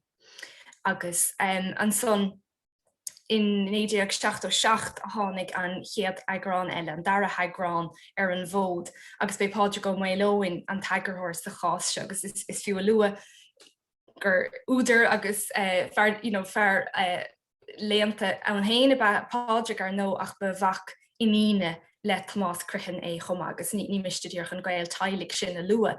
Agus an son bhí codanna den séhir náfáilseach go dtí 1909 an son in allagar a dó. Sin an Theitheadh a tugach ar an gceann son. As sé déantamach ag Seán Mac Cóil i léirmheas ar allagar na hinise Aibreán 1967 gur in man fór 1980 a thosnig Tomás Cruithin ar lábh a chur ar gmeisceil ar feann a chur le pár agus ar an gcín lei. Agus deirmid a thart ar an 8ú lá a bhí bhean fór mar tá seans gur thosna sé ar díor ribh sin. Ach de hagar rianna an son de héhir a fáilseach ar na nuachtáin agus godain de bhí a méid a scríg Tomás Cruithin ar an lochrin le feiscint sa sleán an chomá. Agus sin gur féidir féchant go cínte ar cheandas na míranna seo dailsigh Tomás Cruithin lua golóir is nolig in 1960 gur féidir féchant sin mar réamhthaisteadh leis an méid a scríoch sé in allagar na hinise. Ma dail seofií an allagar na hinise agus sin blúir ar Dr an chóthir nóin. Agus is cínte gur bé brian ó cealaigh is sppraig é seo tá sé going sa I bhocail imreacha scríg bhfuil anam bhríon leis péiscéala sa chéad Aibreán go raibh sé damta hamáis lámháin nuair meiscin ar hitan achtar seo amach gur chuala siad agus go bhacha siad slua ógmhain a canna ar an Dialann agus gur bhol brian é seo mar ábhar a bhéadach Tomás scríomh Mealláin agus sin é dhéan sé agus fáilseach ar an lochrin é. Ach tascah nuair chéan tú rud agus breathan an uair tagan de haí hain chun cín dar nó agus mé léh se ríiste déanaí agus súntas don chuirsí atá ag Tomás Cruithin ar na cailíní a bheith I rangan ar bhealach sa de mertine agus gach bert bhí árán hain acu. Ach déir sé gur gach berte có rá leat óna chéile so gur an scar sóisialta sin a bhain socha le go bhéidir díist árán nach chana beidir gan chuirsteach rómhór ón drama bhí taifír ach bhí an árán hain ag gach berte có agus tugann sé lerán ó cheantas na háráin sin chomá. A tagart de rudí eile socha hagan dúirmís na súntas dóibh fé láthair séthar seo ala gur na hinneise ná na tagartí don fliú Spáineach a rís tagar rianna de sin agus an tobist a rá leis agus is mó tailech a dagrítar dóibh an ala gur na hinneise a builech leis an bhlú agus tá na cúntas trúbhéilech dar nó gur builech seachtar in éon tí agus gráidir an a bhróite ar feig go bhd agus mar sinnde. Ach rud beidir spéisiúil freisin ná gur léir gorá an galar tunnachar rionna gur bhíorhirtí a buint leis agus gur dtíine lag agus beidir se lag an íg agus bhí de maga faoine chéile ará nála gur an fluúirt mas ála gur nuirt in na rud a bhí beganín i ggéalfar. So gur bheisiad gorág sé rion ar bheabhar na níine chomá. So seo ní sé geiste go an tomlána léhan so ach seo chuid den phlé úntaach spéisiúla ag Brandan ó Conire ar an díormhethe snéis I léan a héan in alt leis a léan a héin. Agus dúirt ba bhhailm áirte haing beidir ar méid deir sé faoi na cuoine cín agus féin gúntas cín lé. Cameránis gur I ggóhéachs an phlé ar an díormhethe snéis hain a déir sé an méid seo agus tá sé caint ar an úntaíocht nó bhallart a bhainean leis na cinálacha agsúla séithir seo. Ach luúann sé mar chéint bhíonn san cuoine cín mar míon béim ar hálathe lasmá, agus an cúntas cín lé áit mín an teispéras an chuoine agus an cúntas I ggóngar a chéile. Agus is fiú graimich mad siad mai sinnig mad a gúlar gín agus chuid na sleachta ó alagar na hinne seo blé going mar bín cuiimhlint áirthe an beidir nó éiginteacht I barrá stocha idir na himachtaí a raibh Tomás Cruithin lár nach chunta agus cín gur sé féchan dethar sais mar rinne an déobh mó. Caithfh greibh sé láthair ní bheith an tólas a gceart nó ach tugann sé cúntais agus ní gcónaí bhín sé hain páirteach sa chórá in éair. Ach tá an tuiscin se feicimid é héine tagartá go mín an teispéras an chuoine agus an cúntas gardá chéile ó héobh ama de.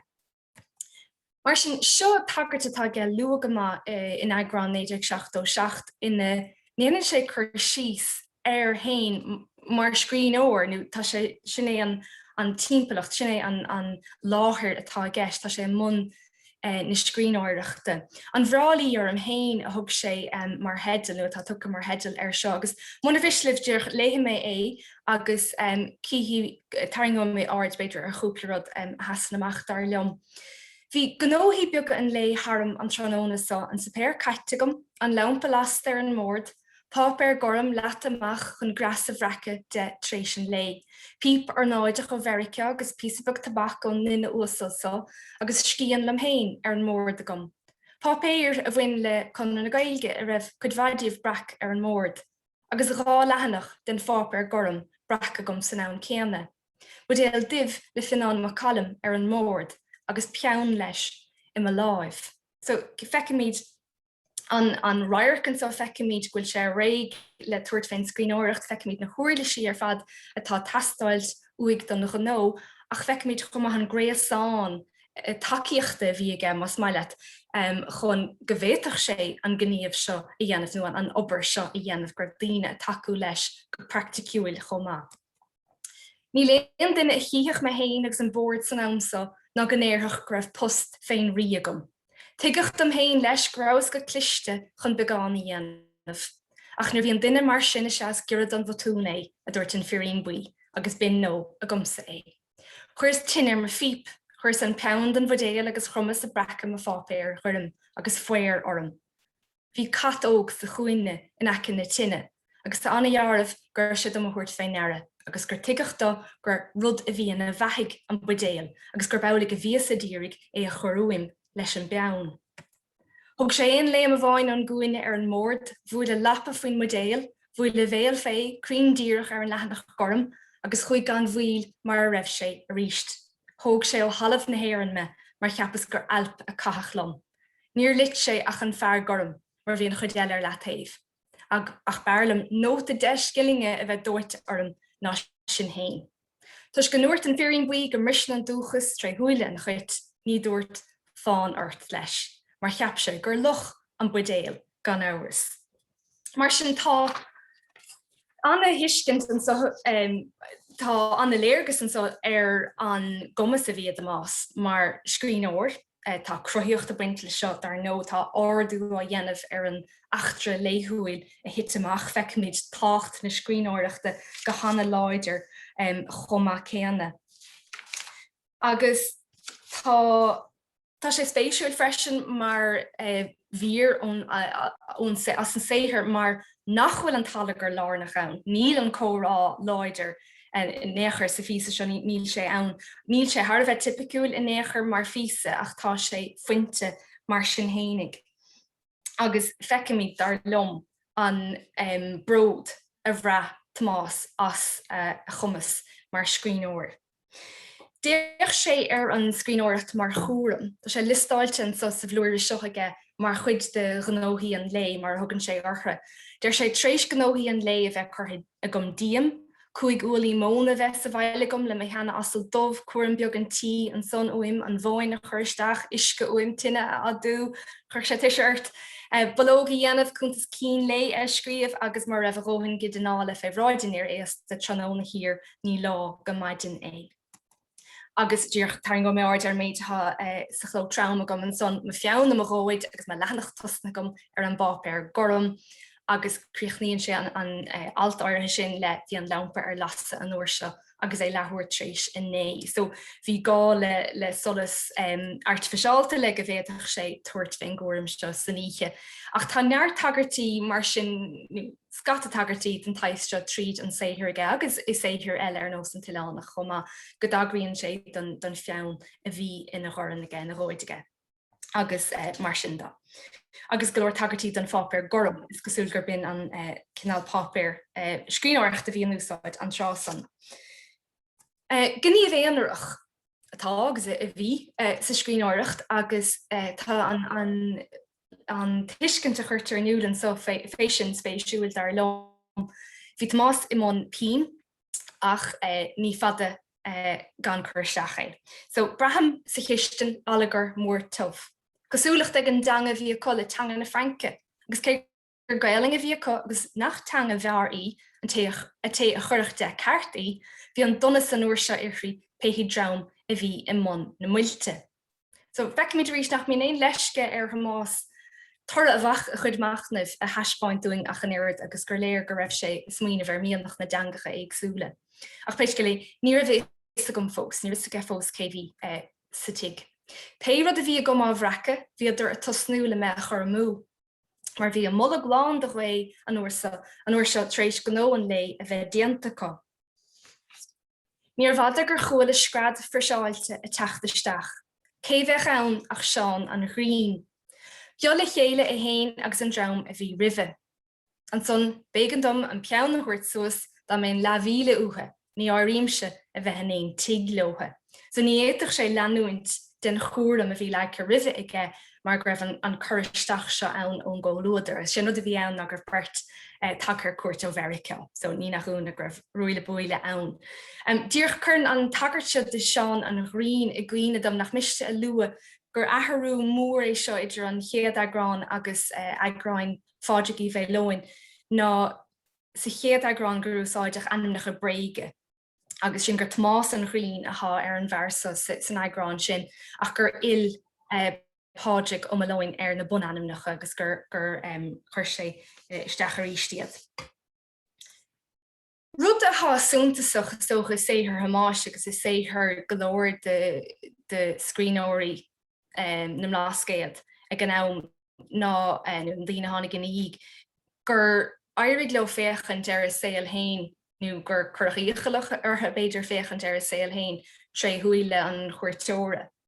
Agus Fecimid tagart spéisiúil ag Tomás hain de seo, is ní é hain a déir na focail seo, ach is léirú é mar sin an trí go raibh an tuiscint seo nó an commas seo féchant an saoil go fuair chúiseach agus go rómánsúil freisin ag an am céanna, raibh an Gribh sé sin san éir, gribh sé timppla léir I measc na nIarlánach eile chomh agus seo duine de bhirrta óg fan a bhfuil leis lá agus é mo. Agus deir an bhean agus sléir go siad fearre an ráir le chéile. A bhuiire nach bra a bheithan so nimmen na farige lag trá, an bulle meile tá ann nuair tá gachní féin farige le grain inis agus a méil lethe. Is tócha gur bhreáil a muintir bhlá clia a bheithan so inis siise. So mas se haar a spéisiúil gombeach an tiilánach óg an bhean óg an Ián a féchant a dúigh féin ach a saoú an tainmh a bhuiineach duine an déh mo as. Agus is léir dhéan Tomás é sin é héin leis arís is táisting an méidir dúirt brian ó cealagrah sé tahantéir chuntas a thuirt an ráir agus gur airí leis é sin dhéanamh gur fáilsíocha le héad agus déir Tomásting ag bíon tegan leis gurh nós leis a bheith a fearra agus a déine a bharna leis. Mar sin níl fácha gom ach blúir be go bháin eile agus seo léirgus atá goin ó Tomás hain nádúir na Dialanna hain.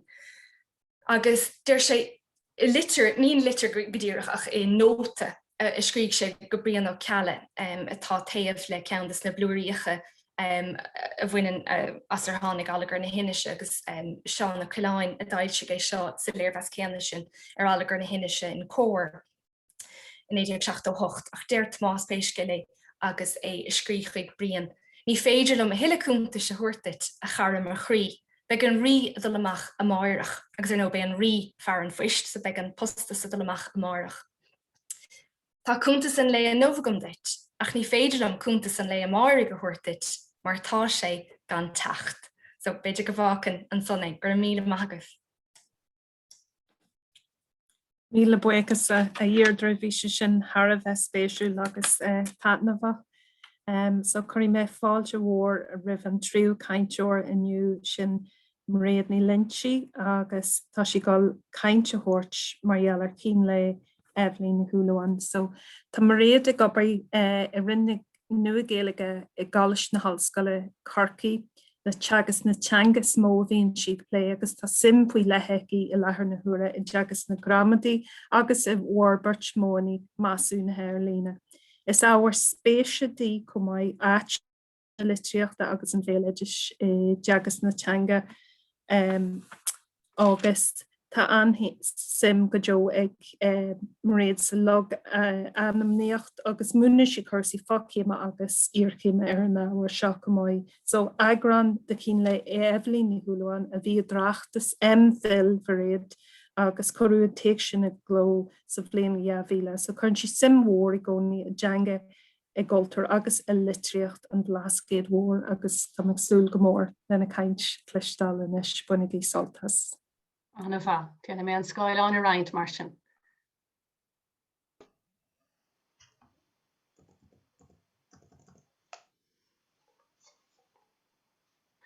Má go leor. An gostin sibh san mé agus scachrad? An bha. So tá áthas mór rom a bheith nóir deanta inniuh gan áras a cháirde, chum anmhaoch go chatríanna as mé chur a láthir, agus gan áras tá anmhaoch Dr Pádraig Ó Muraíle sé a thug cuireadh dom gan áras ceacht nómh agus labhairt an sa. Dír sé rom labhairt ar cín le Eileen Ó Súilleabháin. Leabhar atá I gló le blian is fithe in isceall leis, is dachar sin I chréadúint. Ní hen leabhar nó ilsethe mar sin. Ach mar sin féin ní fláir nó tá rointaoine láthir, nuamh náfuil chur amach go Tá chun rá rud a dhéanamh mar sin cút garid a thuirt ar údar agus ar chúdra an leabhar agus clé a dhéanamh an son ar chúpla gnéad don déags ar thógas féin an cheantóibh. Chuntas cín le atá sa is scríg Eileen Ó Súilleabháin nó Nelly Cheáin Líis mar a tugtaí irthe sa bhliain 1923 sa bhlascéad mór. 3 bliana fichead a bhí sí an uair sin. Dre fuair do bhuidir Ó Súilleabháin údar 5 bliana fás a bethí, agus is simúla rud é gur tuaisce a chuig Éilín i mbun pín ná muiris. Bhríon Ó Cealla as Ciarán a chur a scríomhaí. Ben seach, Pádraig Ó Siocrú, an tagas gur Ghaeilge a bhí ag an gealach, agus bé a chur go dtí an Tialann thóir na Ghaeilge é, agus gan áras de hagar Deirdre ó Cheanamh do ról I chealaigh is saithir an chruicheannig agus mar sin, agus tá léirú an bhacht díanta chuma ag an Ollamh Seán Ó Mealláin muint a bhí ag an mecht go son le Tomás Cruiche agus le scríomh agus le fuilsiú a thaithir. Is tócha gur bé bliain féin a chur an pápéir agus an dúch agus beidir an pound féin ar fáil de Éilín. Agus ní faláir leis nó thug sé tro éigeanta maidir le háir an chuntas. Ach ní leon áras ná gur léthe féin an chuntas, agus an Ghaeilge, agus an stíl, agus gan áras an meán uasal cuin a nachtar an. Bhí sí bra ábalta ar scríomh, bhí panaireacht a bhaithice agus stíl scríbhneoireachta dá réir. Scríoch sí chuntas gach lá, chuntas ó sach na beltaine go dtí deireadh na saona a bhí sa bhun lá scríban a bharan. Ach is álaige aimsíoch útrálacha breise ó hin a bhí gló hena san eco mar a luig riana ó Cheanamh, agus tá siad son I gló ag an Dr Nollaig Mac Cóil agus is na hawniad. Is leis an lá scríban féin a bhísa a plé, agus dá réir sin is 7 mí atá sa leabhar ó bheltaine go deireadh na saona. Nuair ag cailleadh Brian Ó Cealla, thug a gur thar an canónach Ó Cealla an lá scríban don Ollamh Brian Ó Cuíomh, agus bé sin a thug don leabhar den náisiúnta í. Agus saithir batheisnéise feig saithrs á léamh thar le cúpla bliana nuas agam, do thógus ceann don acharan tailig a hagan in níos sa taithir úd go minic, well minic go maith. Léiríonn peig meas thar na bartamh ar dhaoine óga, agus tá roinnt bheas scéalta bhfuilinn linn sa leabhracha ina mbíonn dispóireacht nó acharan idir duine óg agus duine níos críanana é, agus is leis an duine óg a bhíonn peig ba gúil a gcónaí. In machnamh seanamh an ná, sa scéal dar tidal an tanmh ana dhéon gáir ar amach, agus ní gá dul níos a híaná an tidal is tócha chun aigine nó tuairim feig a bhrá. In sin táiliúir scéal fé heileach go raibh sé féin is athar críanna táiliúir eile I gobaracó. Bhris caismart amach sa tig idir bean ógatí agus máthir a chéile nuair a bhí na táiliúirí ann. Is álaigh a bhí an tanmh an I tuairt bíg ón dig I ngánas don muna óg go dtí na hinaíon féin a bhí pósta I dig eile. Ar deire bégan don seanna háiliúir smacht a chur ortha. Bhíonn ceartaigh na daoine a dúirt gur tómhí I déanamh an acharan, tá dod thuairt féin airde ó bhaiden gan isteach agus is fin é mé ar a bhfuil déanta agat. Agus ad bhain go bhfuil an ceart go léir ag an meán óg chuút. Or an náide dit an éagóir a dhéanamh ar de bhach agus ar a gailín bocht sa thugus sporán airigid chuút. Tá an nóhan córam ar a lán óbhacht gan a bheith caithfh a goda le daoine eile. Nuair a bhí sé go léir sochar an son déir peig ón lá san amach go dtí an lá a cailleadh iad bhí engel na síochána na measc. Mar le peig féin agus an caidreamh a bhí céile na muintir, níl dalt ná go bhfuil an tanas nó an tachar an tailig le breisteamh sa chuntas ó maith. In peig scéal féin, me imchuis acharan an tidal atá ar a gabadal úd ina bhógraí an athair feig go bhfuil sé cuiinmh ar í a chur in aimsir. Sé rud atá beartathe gom ar sa maithir, dá bhain é an áit rúnach go gcuireann an créatúir gearach lei sin in aimsir. Agus san son déir sé tám dainethach dámach sí fágan tig gomach níos mó suainis a gom ná mar atá. A ríist nuair a tháinig deire leis an tarna tréimhse thug peig an aimsir, díl sí ar thuig a muintere I Mealláin Fáilte. Agus gan áras bhí bean a ddrathar rimpe a ríist mar bheanna tí.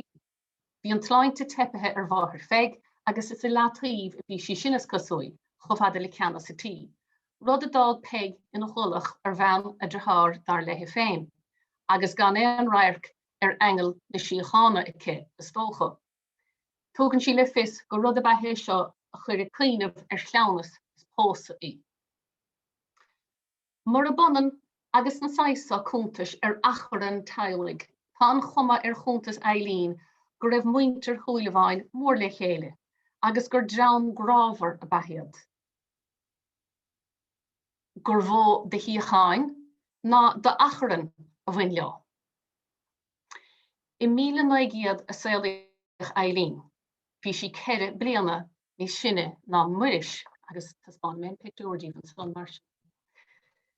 Féin leid go 53 agus an chuntas oscailte bhíon fór Máire Nic go Merice agus bhí theitheadh Mícheál sa dagan. Déir Éilín na hebsan, foiir is litir omnaingen omgraáid atá ann le cúpla bliana inis. Bhí 6 bacaíar as chuise Táilteoireacht. Bhí theitheadh eile Seán sa Fáilte chum le Éilín, muiris agus an Taistil. Cailleach an bháthir 19 nuair ná raibh muiris ach bliain d'aois. Mar sin bhríne iad sa gur bhain tobist ó fásach dóibh. Agus neadar an ina nóin sin nó dá bhár a bhíidir chomh mór le chéile. Bhíidir anna cheanúil chomá an achar ctíana, deadá 5 bliain na fás a dtuigeann sibh. Agus is minic a luan Éilín é sin chomá. Bhí sa stig ag maithir críanna i deirsí go minic. Tis go raibh an bháthir caiite agus an drofór in Merice, bhí Éilín a bhí ina beantí. Agus I dáanta an ualaigh ibre a leanan córam san gan áras, is tócha go raibh seasamh áirithe ice sa Tailteadh, mar a bonan is peg a deir gur an áit na leafingine I dtí go muintir siúd a bhí sí féin. Is léir go raibh Éilín an a bhór le na chathair, agus go raibh buige sa bharsan, agus únta go léir is tOllamh mar chailech. An éanú láfeithid de lúnasa deir sí de dúirt maithir liom brat éigen a bhré liom I ragala go neanthach sé báiste chum, mar nach ualach de éine a bhrat. Ní raibh Éilín fónamh an áchar I míbhean fóir, lilín de chóir se Mactmáis a bheith ar cuairt san Ián mar a Tharlaíon. Drá hinnis fiacala, tinnis cín agus scór na chain sláán mar an instere a bhí ite, agus ní raibh siistí le féin an áchar ní na chuntach. An néal níor chuig mo chuil a réir le pian, agus nuair a dhéirí san jobh a bhí me leithcheann go léir atathe, agus ní raibh an pian mithe agus dúrachlam fannacht sa leabaig. Dabhraíonn sé gur chuis iminíd an ahir an bouta tinne seo, agus is cosúil gur íonn sé dhíthil cuaram a dhéanamh daoíonn. An lá dar giún deir sí chur maithir an plúr a taobhdom in an leis hinnis fiacala a bhí acu, agus mé stig sa leabaig. Agus cheapas gomach an iacil tithe as mar randal an aide bhí sé bhuaim, ach do thug sé doman sanna agus é bra te. An lá in dhéag sin a ríist deir sí, béneomh an tríolágam gan gráim a bhlaise agus de bhís cholág leis sé cín, agus fiúmháin í rás ábalta ar a dig de scuaba mar amach gearichlí beaga an bhaile ha go chum gach lá, agus is mór an trua an tail ná maithigh a bháthir, mar is mórad a bheith sí a ddírig I dhéanamh dit. Dan maithir is stig le cúpla him hánta, agus de bhíoch rud a rom bheith stig agus gan an chleachtaige, agus dúirt leis a réir dul le bahantíocht do hen. Deir sí chomá gur thug sé a chud té sa leabaig de. Mí iníag na breiteachta agus I tagtha chuhí féin go breá, chuig bróga Éilín I ririg a feigíthe. Clas a dimmer duine dus na buachalí ite féin is ar a pártaí. Mar is dóil de ahracha, is de bháthiricha darná, is álaigh a thairg an taithir breiteach na mís a riime sin an nuas, agus chur cóirle a leasa ite. Deir sí, de chahamar teachta bhaile inné gan an tuairis gur an mróga gain, agus nuair a tháinaisteach díorthaigh maithirdaoim cá raibh mo bhróga bhuaim, agus ní mór ná gur bhaidibh sé me, mar nar chahastíimiad ó bhí an tinnis fiacla orm, ach neadar cadéirhin leis agus rud eile bhíar níor bhail an breg dhéansianta agus dúirt leis gach ní Mariaall seo. Bhíidir an a bhuair le chéile déirhin. Rughan stan ar fad is léir nach dail ar achran a bhí Eileen an áchar. Dúna géar chuiseach a bheithí gur bh sár hiiscint ar agin a daoine le cés dólam. Déan si chur síos ar na séo ládúil chur gás ar aragóint a chola si idir ahir is mac féhol ar a bharige. De chahas tamil mór don lá a géisteach le seán mór agus lena bhacha caint le chéile, fechant ciucha go réan a raich in san naibhóig, ach má se de bhí an mac rómha in san ainas van ahir. Is actually bhethe í seo de sach ma héile gomsar san mac, agus dánach meabhar cheart a gutsar sisin le nahir, agus gach pingin a héiles riamh a chur a deisce, go brisbit mise a chur isteach i goláist in jomh, chun sagart nuair a bhégan dá heis i dhéanamh dom. Ach ní mar sin dhéanais ach a gemacht ag gáil agus a rec, agus gan leatfingin in uvagot a chuúrach únsa go bachút, ná ag de le héad eile ar foiig na dúthaí. Bhí an taithir dá réocha aige a deirsi, agus ar deire a cha sé éisteacht, mar is tócha go raibh an ceart aige chuige. Ach dúirt an taithir leis an son, nuair a bheith clán a gutsa ar sesin, is féidir leat é dhéanamh dóibh, ach ar sisin is tócha ná ficigh éine go dó éon duine có gut. Ouch. Ní hé úrnálarsa a dhéanthad leo, má bhíonn siad a gom ar san mac, mar bhfuil éir a ribse ach an fioch mara, nuair a bhíonn gur cachaige, túair de rud don bharige inis, a deir sé leis, agus an rud ceanna a deir an sibse leis a gluin, feig de rábhaide agus bíomó. Ach ar sisin ní sibh is measa ach an chláin a chug an torribh. Dá men féin ó hinán bach an chaint ar siúl. Dágus an soniad agus is tócha gur leanadar ar réim dhéag, ach sé nach a chuig ar a bharige tréis na cainte go léir. Léirú an a bhecht é seo dar leom ar a danas a dhéatach a bheith idir ahir agus mac. Féidir móirí aber nó locht gnó nó iascarí fémar atá gceist an sa. Taithir déanamh talamh slánda go leanach an mac a raig is saithirú ar a chuma féin, agus an mac a fíorthaí chuna héamh nabach a rá héinige. Ina háanta san sa chás áirithe seo, cuireann an mac i lehan ahar gur chuir sé raibh d'airige tílte ige hamú, agus ná fuil feictá bhar in isige, agus gan éon fingin in iseán chun éon chrí a chur ar a bhac. Cé gur bhar an mac ná an taithir sa díosbóireacht, go bhí an mac rómha in san ainas don ahir deirslí, tá sé simúil gur bheith an mac a chuig ar a bharige sa déide, níor bhuaig an tainas ar an údarrás dréir dáirmh. Ní fuláid nó bhíocht teannas agus achran idir éasóg an Mealláin agus an muintir de bhar na gúintí marachtála go ráidir go léir a chur suasleocha. Pobal bríomhar go raibh saoil sóisialta deasacha i léiríonn Eileen ar láimh bháin.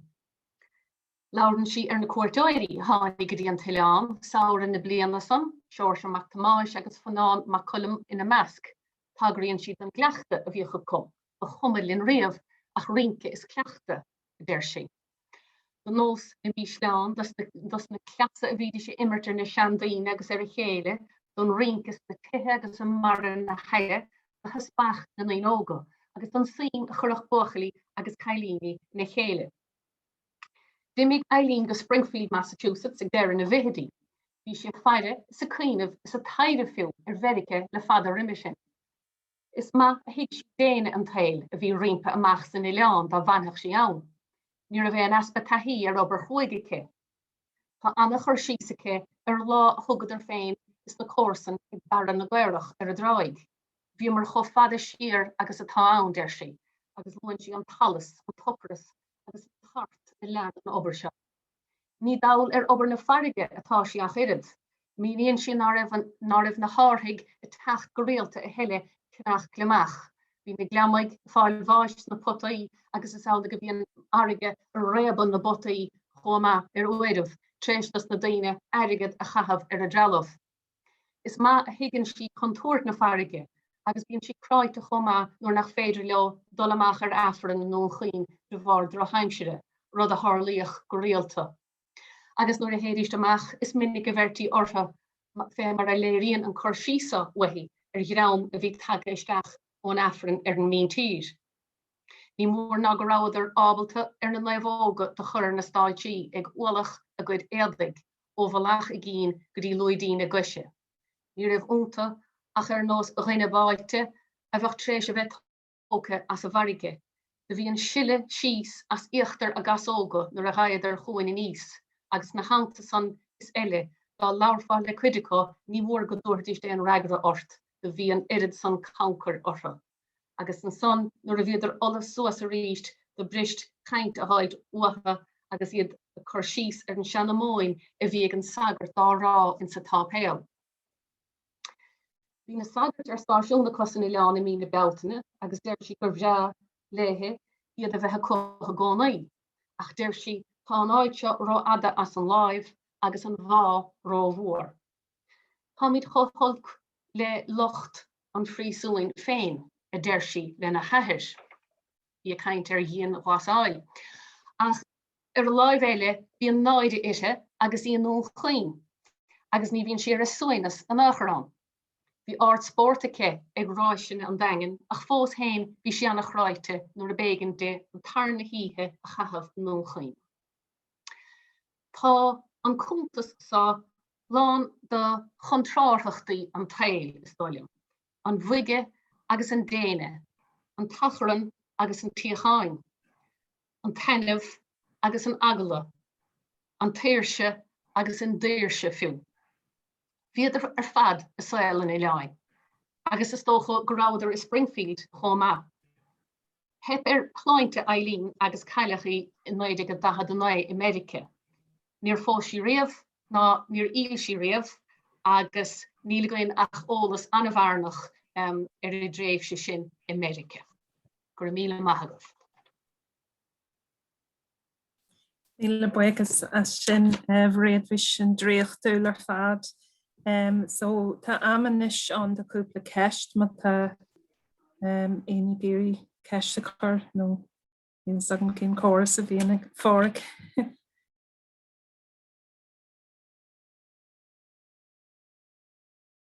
Ceistar bí óhaine sin.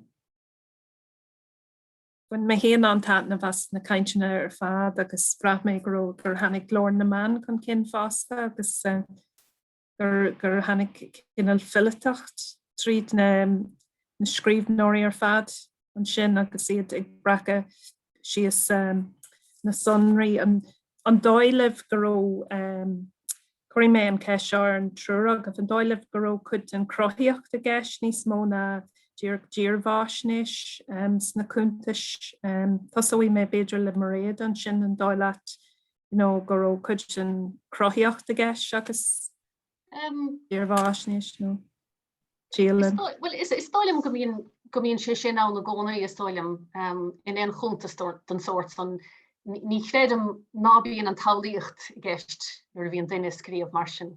Mar sin déirthin go raibh, déirthin hain go raibh.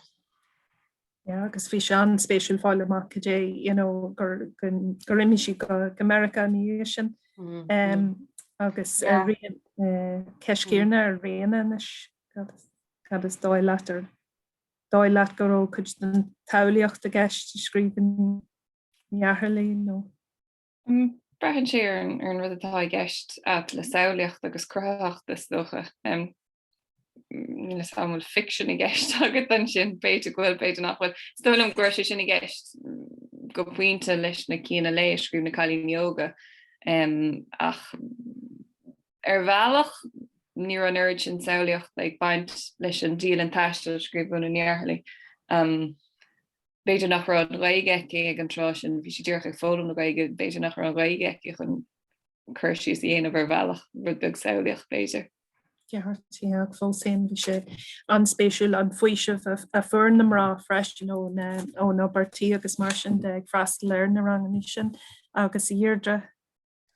Ja, is ceist an bhór an cheistin gas héir an chruhinnig agus tá anna phléige deodianta ag scoláirí ar sin i gás beidir séhir eile nó san Tileánach agus seannachas ón Ileán tír ach maidir le alagar na hinise denamach gur dóch bhfuil fordhór nach éon préomh a go dain sa sé a léithúil ach an son ghfuil ardú dianta ar Seanní achar dhéanamh mac céhéad den chuir síos den trascríomh sais verbatim atá ann.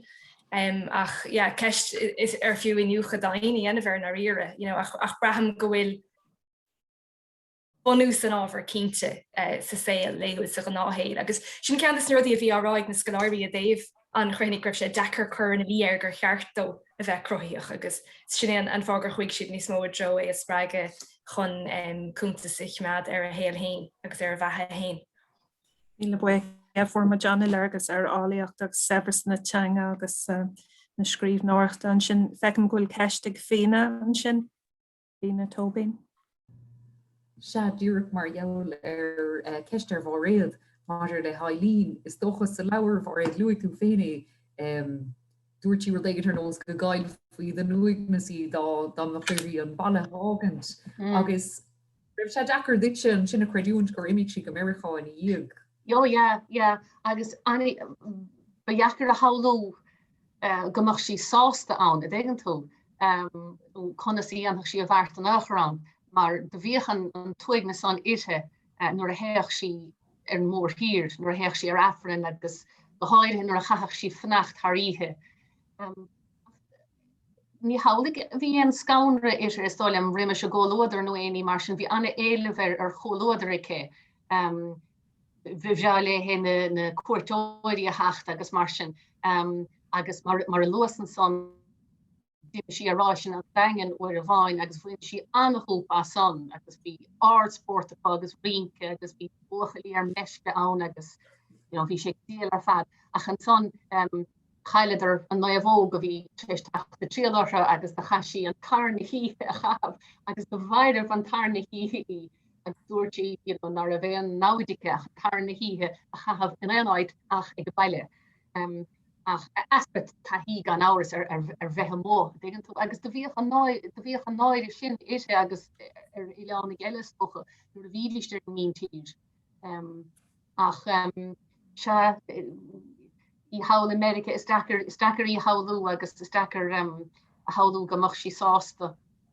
Ba hóileat ar chlí go raibh an Tialann agus an pobl son sais mór a hóhin de go puintáide dgan tú ach na cuairtóirí a bheith tacht dgan tú.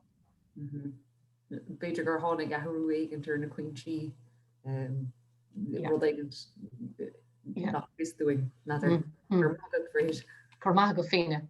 An a spéisiúil tá ceistig máin na ggóin an sin tal máin na ggóin. Ceist an ceist a bhí eici ná cían fáin ar chealbhí peg séirs skillna litterhacht na Ghaeilge darlib.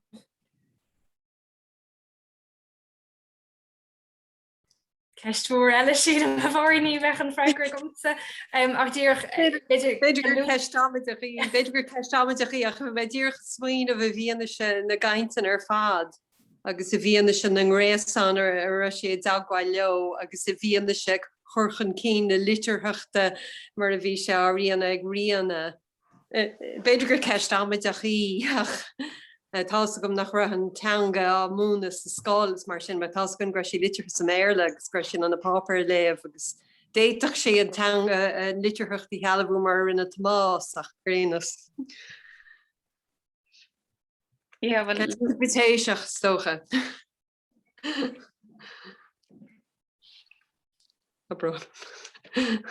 Ní gátíh ar agart mar beidir gur ceistáideach ach just rud a ri legus me géisteach lih. Cínte ach tá na ceisna sin tá bheith níos móda chuir macha gom ar Staid Tamás agus tá obrúntaach déanta mar solta a bhaint an cínte ag dtíine ar sin agus tá sé anna achar fós an scé an rud i brúach agus tá annahearb leis an méid leis an léomh hadéantaigh an muirs Mac Cóil gur ar bhealach an méidir go raibh miostas crothaigh Tamás nuair phléig sé an scéal le brion ó cealla ar dúis gur thug sé le fis gur raibh sé fásta go más a rálam sé an rálam sé léomh go scríomh na Ghaeilge agus go méidir nach raibh an scéal amláán an son agus go raibh skillan fálam a hain nó níos dóhí fós ó riine a drastal ar scoil an Seisiún ar na lán agus ach méidir go sé an sína go an bailach go te chu láraigh muirs Mac Cóil an himúil go sic ó héh sic líochtta de go méidir gur bhí me roiád agus ná féach Tomás taring tír ar an insin sin agus tá sé ráite le tá sé sa bhirlach nó sa bhlúir beg leis an géad agrán sin chéadra de déir bíon á ceé ná is fearí Tomás ná á an léomh agus scríomh na Ghaeilge nó frital den chinál san go dtí go raibh sé na air fásta so hiá go jacker chur na chuine sin, so neadidir just tá sé dechar ní mar ní len an freigar gom héin mar le peg beidir gohfuil daine eiletá láthair ach scéal anna himúil ar fad sé agus ní hóún go ddíireach cadíad na skillan a bhí ag daine ag amanta ar le tánach a tagartí ag Tomás fiúsan alagar hain den de fiann a bheith igen ní raibh fóca folah bhí peann na get ar nó agus freic sé rudí síos. Ach tá ceart ach tána daine se an táirseach ar nó idir an dáhéil an saoil ná raibh an scríóirecht chun cíine agus an saoil na raibh agus den cilíonn se sin bhfuil sé Harbheith agus tuise eile Harbheith spéisiú lééis a lééis sílam. Beidir ceist beidir níos mó ná freigire ar cheistfáin an san ná beidir nadidir an álig tuiscdíireach go raibh teist na scéalaíochta chomór san ar féig an álig díireach ná riach sé léthe na scéal na litirthachta sais a chothú. Is a gom. Bheoh smacht níos mó ar a scéal ar a ddírbh heisnééis gan áras, yeah.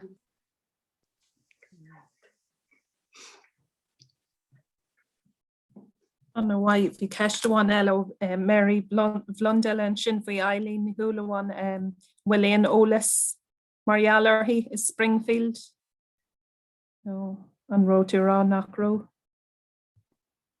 De heparamsa taachtar a réanmhad substaintúil péiscéile. Hepar an sláinte agus cailech go chógaí, dahad a né a bhí si. Ach tá scéal san anna bharnach ar fad agus tá sé duléir a hóhan is dóilem. Ní mór an fólas an nachar atá gine a déibh se sin. Déirhan nach go raibh bheithe dairí lethe há, déirhan ná raibh si rá hásta an té ná bíon sásta, beidir ná bíon sé scríomh a bhaile an éirid san agus beidir ná fágan sé chuntas, beidir ná bíon an tangamháil sin I ggé le daoine go baile agus mar sin ach scéal barnacha se he. Beidir gohfuil scéal le scríomh faoi sin. So gur míle maigah agus Corinne Klaus ar stócha leis na ceisna agus leis an teisiún seo gur míle maigad a fóric agus na caiinteoirí ar fad agus gach duine drasla seisiún. Gur mágad tá sinna agus gur míle maigah bhréad a dúirte agus rianna sé fíor spéisiúil anna bhíochtíomh. Tá imime pí beag harama agus ní miste san nechar agus tá anna bhán ná fad clíile rodí mar sin Beidir go mí ar a ceathir seachas ag cúig chuna ceathir le sa ségan de bhuiirta roiine ar miste libh. Sacró mé héin mar sin nó mátá seán i láthir sacró méid na caiinteoirí den chéad Seisiún eile an Ríordáinach dá a bhile daoine tríd a bhainte as an scáláin a roiintes mar sinnde. Ach don chuid eile goibh mata sé bhí sos beag tasnáid ar a ceathir. So tá dhéananas cóóstochtíomh go léir san neidir éimi ar bhile tain a bhfuil tríd a bhaint as nó bhfuil sásta go leor an san éimi. Hi, Pádraig. Hi, Amy Constante. Louis Constante. Ar bhile tain tríd a bhaint as nó bhfuil sásta go leor éimi nó cad is dóigh leat? Ja, buna sé lasnis. Anna. Déir nach gádam hain mar tá mitre sé an cúplaúir gaibhann le agus sé go bráid ar hin. Anna bha. Tá sé sin go má anna bha. Agus gur míle maith Amy agus a rianna tú hain an san. Díris, Constante. Go má rianna fáilteoirteach. Gan pardún go as an bhuaim sa seisiún rih seo tásúla gom nar chuir sa stachar an bhuaim ní raibh sé albathe gomach ní idir cad ná bhí búr nach chuíonna táid. Gur míle maigad buinthe trí las mar bhis le ten.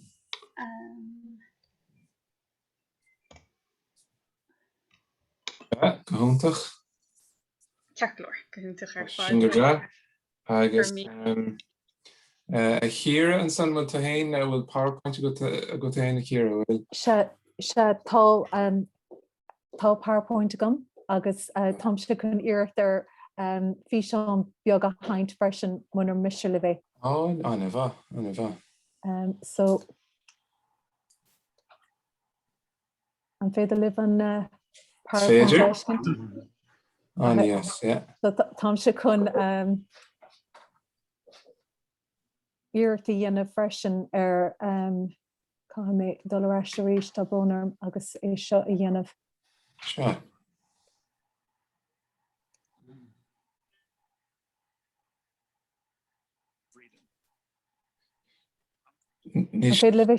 No, but well, it's got here Terramachas, Bruce share agus an sin brug share reached agus nor of ruin to share broig share sound choma bin she sa chuine ar chlé. Right, so yeah, no, that's a good rare fact. Guatemala and share agus broig share screen reached agus bechorgmach ra sin got ar chlé a couple boscale ticáil an sin. Oh yeah, came sin is sick. Agus mai dhéanamh sin bechorgmach sin go bra. Oh, here na. Tá sé glór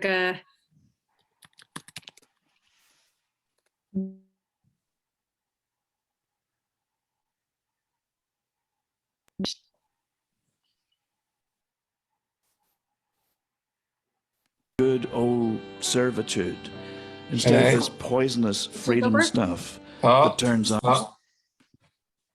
Play with. So just then kinte chans go vannig an sacrú sin deteriorationary and into nar hagan an taum ach aglan hagla just then kinte go ticks is na boski sin hís ar chlé.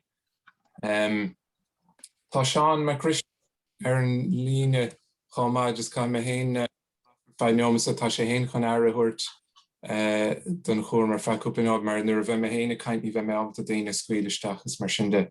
Ní cha me co-óstach dhéanamh diatéine luí dar íomh mar ní le chatá luí nach do chuid bin bhríre ní cha tú in scáil an a roiint nó in mar sin. Ní chaig.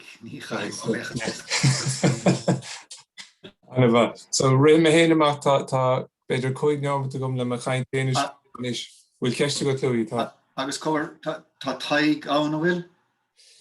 Gluisin sin me. Anama tá Tadhg Ó leis. Ga me an rodile las a chomá an video. Anna cíimi isisiú. Ó sé las go héna go fád go bhfuil. Ní gáíanamh go dtí go méid tú ar tí tas nó a cainte haig go dtíarring. Jesus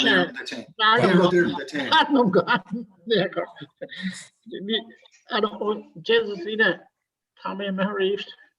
No, tá tú lunch meeting dus. Dír chun uim a bhúcha go dtí go mé mar chaint. Lord. Sinné méan is.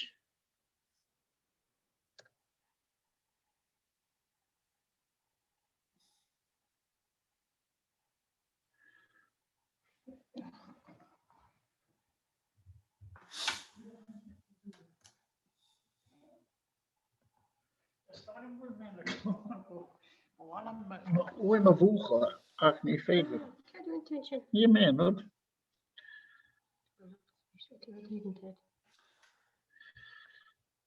Hís heb na live tres a chuine fad a diering. Tweede camera. Nou, skris me se. She's not Chris Louis. Right, Sinead.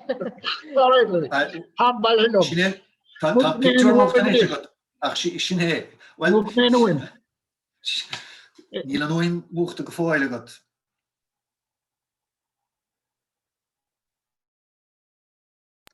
sé muachtain is ar dar, yeah? Well? No, bhí sé muachta agat agus tá tú a sé muachta agat a déireann ar dar.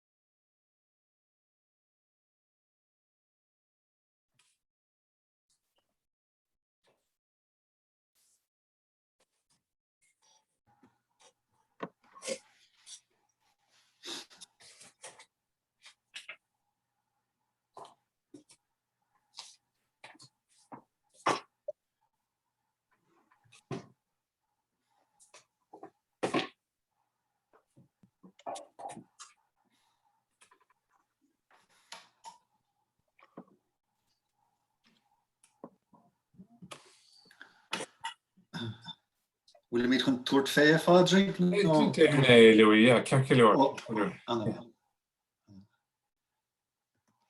Se tá fáilte roimh a chairde go dtí an seisiún déarnach den Ghaeilge seo.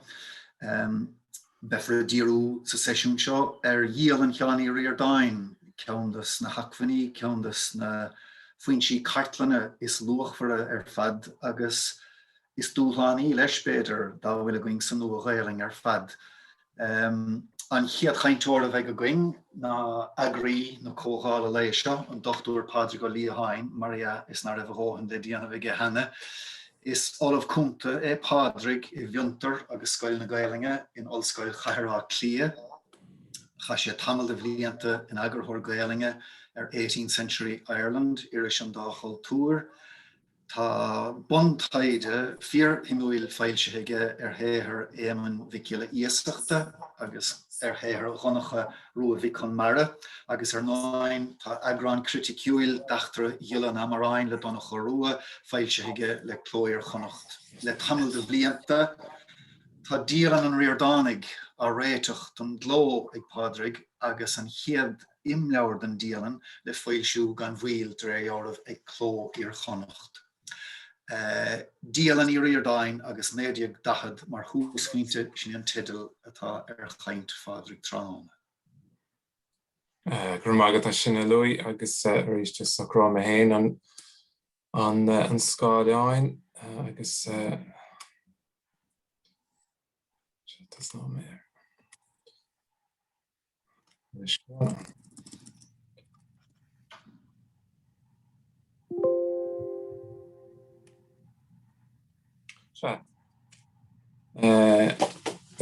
fréileh sin éiscint agus mé chlas. So mar sin mar thasach ba bhailim chuirtíosaí anamh bhfuil gceist leis na Dialanna cá bhfuil site, cé bhéad chutá ann agus an san míú uairt mo chud ébre héan orthe go dtí seo is dócha mar agurthóir chuid bha agus leis is stoilm tuair mé léasnáir i dtíobh cháma a bhfuil sa chéad dá cheann sin an líonnéideag dahad. Is mé góplár is cáscóir go leiscéal atá na Dialanna a bhí agamad go rialtaigh seán ó Ríordáin ó néideag dahad go dtí néideag seachtas a seacht le fáilte níos sna Sain Chnósaigh. Tá site leistigh den bhór leabharlann Oscaile leabharlann James Joyce in UCD. Sa bhliain 1984 cheannig leabharlann chláis na Oscaile pápéir seán Uí Ríordáin is bhí ról lárnach ag an Ollamh Brandána Bóchaile nach marin lenneginach. Cé go bhfuil intrálacha ó chuid is na Dialanna ag gló hena féin gandát de bhrethas héin agus Mícheál Mac Craith gur sé ríthátach an tábhair seo a ailsiú ina iomláine. Le go bhaidh pobal na Gaeilge tuiscint leathan an saothar mórthaimseach seo, saothar a thugann éachtaint aigeanna scríbhneoir a bhisiúil, agus an nachtain ó Ríordáin mar iné ré chorach is stair na héireann agus an dáin mhóir. An cócearta clúir chonacht le tamil agus cheadiadar dom tuairt fis na Dialanna mar agurthóir. Sean rúna hagóm ná sra imleabhar a chur amach le líon áirithe is na Dialanna cnósathe i ngachéan cheanna có. Chos níos leis gé dá dhéalann le haig imleabhar héin agus mar tháráite go luí tá timleabhar sin in clóir chonacht níos. Tá ó uimhreacha 3 go 8 treiscríte gom leis sa sin sos go dtí 1950 agus hasún go méid sin réitithe den glógam an saorasa. Mar sin ní féilm caint inmh ar an gcuidealadíobh go húdarásach bheith tuairimí gom gan dát orthe an méid agus an obair bhrá atá déanta tá go dúlháine orthe agus na dréachtaí ag seán Ciarán sa bheithnéis úntaach sin gan dát ar an bhile. Ach ní hanan san gan dát ó héobh málaiste agus an teolas a bheitcha gom an Green léthireacht atá déanta gom ar uimhreacha héin sa dó go háirithe. Slabhar chud filiochta I cheasan cáil Uí Ríordáin gan áras ach tá aontas nach beag tugadá chumas próis leis. Chuoineach duine ar a chud iriseoireachta go háirithe ina chulm rialtas an Irish Times, ní bhain san ach tá eistí dreatha agus téagrathe curtha glóige in scríomh agus an cór mar hampla. Agus séirtás na Dialanna seo na ceann is na samplaí is fuide den scríbhneoireacht rialta leanúnach dá bhfuil againn in éireann na fiúhíise I méarla nó Gaeilge agus tugad slíoisteach agus ceadisteach beidir do lochta léite ar chuine de bhór smaointeoirí na Gaeilge san nuathíis mar atá pléite le déanaí ag rianna ní chuirtáin sa tríanna ní hiochan gandát. An géad lehanach céimi deisbhéalacht Uí Ríordáin agus fear atá thuimhnis I món pín na Gaeilge. Díal suntais a héráideach tangan agus é plé tuairimí agus cuincheap casta go leor mar ógar agus é fós na fihéidí. An saithne se gombeg an trálacha tóca ó Dialanna a héin sa dó mar léirú an díoch aigine an Dialannaí ag an staid se na héal sé sin sa bhíon 1910 sal a bheith iridas dána bhain chutha gló go fáilige. Féin mlíon sa 1910 bhíidir na Ríordánig ina gcónaí in inis cara le 8 mbliana agus bhí an ár taisteal críoch na higeile ceithre bliana. Ba sa bhliain 37 gobar ina fig na mótar chánach i mardas chorcaí. Bóileach broite é áfach sa bhliain 1938 agus chuaigh sé isteach is senatóir i litir fríg den géadúir ar an géadlá Aibreán an bhliain sin. Luann sé inim leabhar a héin gur chomáid sé Dialann idir an tréise seo sa senatóir agus 1910 ach níl éon rion de sin le fáid inis go bhís domsa ar liad. Feictear léasna luatha sa ar a chumas chun pín an dús. Agus bhí tácht nach beag ag na Dialanna seo ina aistear mar scríbhneoir agus ina héal. Deir sé héana Dialanna cethir déag rithim an socha ag an leabhar sa lem mhór dún fé mar go mé mo bháthre. Ní betar ar me scrí ach nuair bhíon crád á dhéanamh dom. Ach os a caintear a bháthratha sé a bhhealach túrama ar fada bhí ci héin ar a dáhacht in 1910 áfach. Ha me dom cholinis ní mór dom a fiann a leag a bhhaim. Ag me bháthir ar an scríbhneoir sa tarsúla gom. Yourself and that fairy of a book should be burned ar Seisiún inis ní deirm ná go ceartaice. Mar sin maidir leis na Dialanna de, chuim sin im leabhar a héin mar thagamsa an chéad á Dialann mar dúirt, a brachach nach mór gachéan lá ón géadlá den ár go dtí an 15 bhíomhhealtaine an bhliain chéanna. An chéad Dialann a nuas go dtí deir an bhharrta go háirithe an tirtiúil I meas na Dialann is mó sa gnósach. Fá 350 sa héin lehanach lá scríomh tá inti san Mealláin agus breis is 52 míle focail inti. A Dialann a dó a bhaid níos gire agus díorchos cion 5,000 focail san Mealláin atá inti sin. Brachar céad sa dó céad lehanach céad sa dóag lehanach Oscailte. Sios go dtí an 10 bhíomhhealtaine in 1910. And is písabug fés na Dialann a héin, don tébhfuil chur amach aige ar Uí Ríordáin, níor bhein ábhar úntastá an méid a phléitir ionta sin ceisne angan an follatíocht cháimsere, stádas de bhuiléire, tácht na litríocht agus na helíne dó, cuasaí sláinte, a Ghaeilge, bailliomhórne agus inis cara, an drámaíocht. Tugann sé uaidh go minic cínlínte an lé a scéal éireann ar chuirsaí náisiúnta agus idirnáisiúnta, agus bína ardíirithe ar imeachtaí an dara cogad damda. Agus go dtaí na bhíneise na imeachtaí san breathan tú an tauras ó chóilda aon ar bhóil dó céige a bheith an bua, agus cén legan imeach a bheith ar an órap nó ar an dán mór in níg.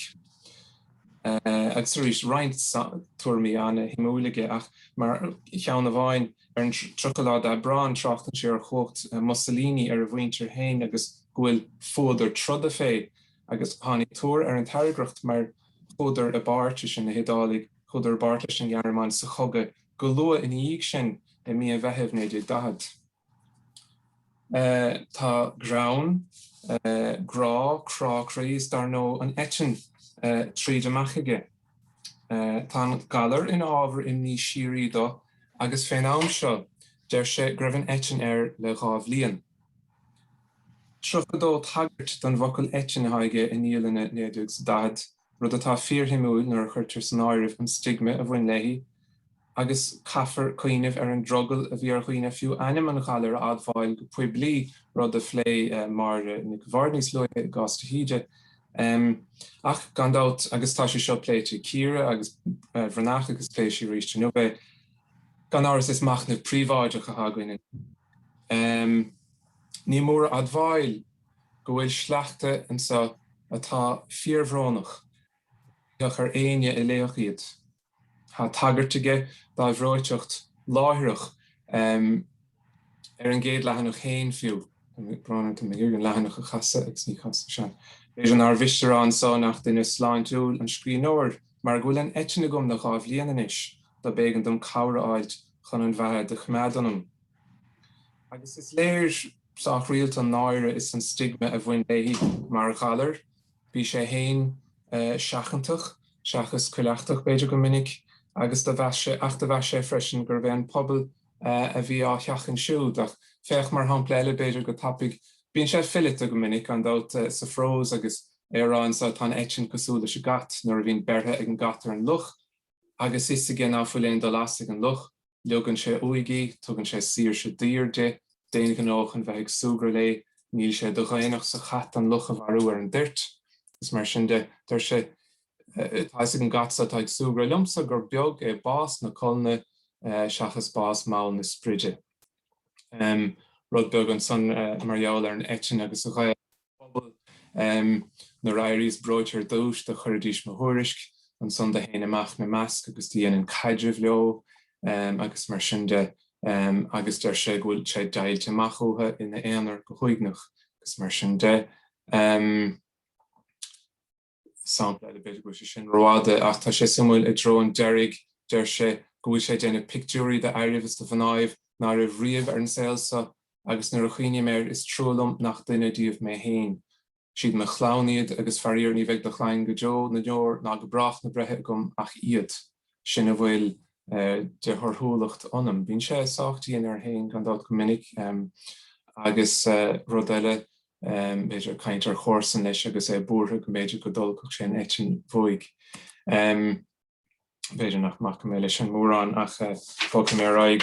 Gan dát léin sé leis stad na Ghaeilge sa tír agus ceis an dá hangachis rud a híann sé gan dát agus cócht an bhéirle I bhfad ar tháinig dáanta brusnamach an seachtar agus bidóige agus a rééis is ráis beidir cáú go maithe sin gur bí an bhéirle éitin na Ghaeilge agus go bhfuil an dá éitinine le trídige ina héal persanta.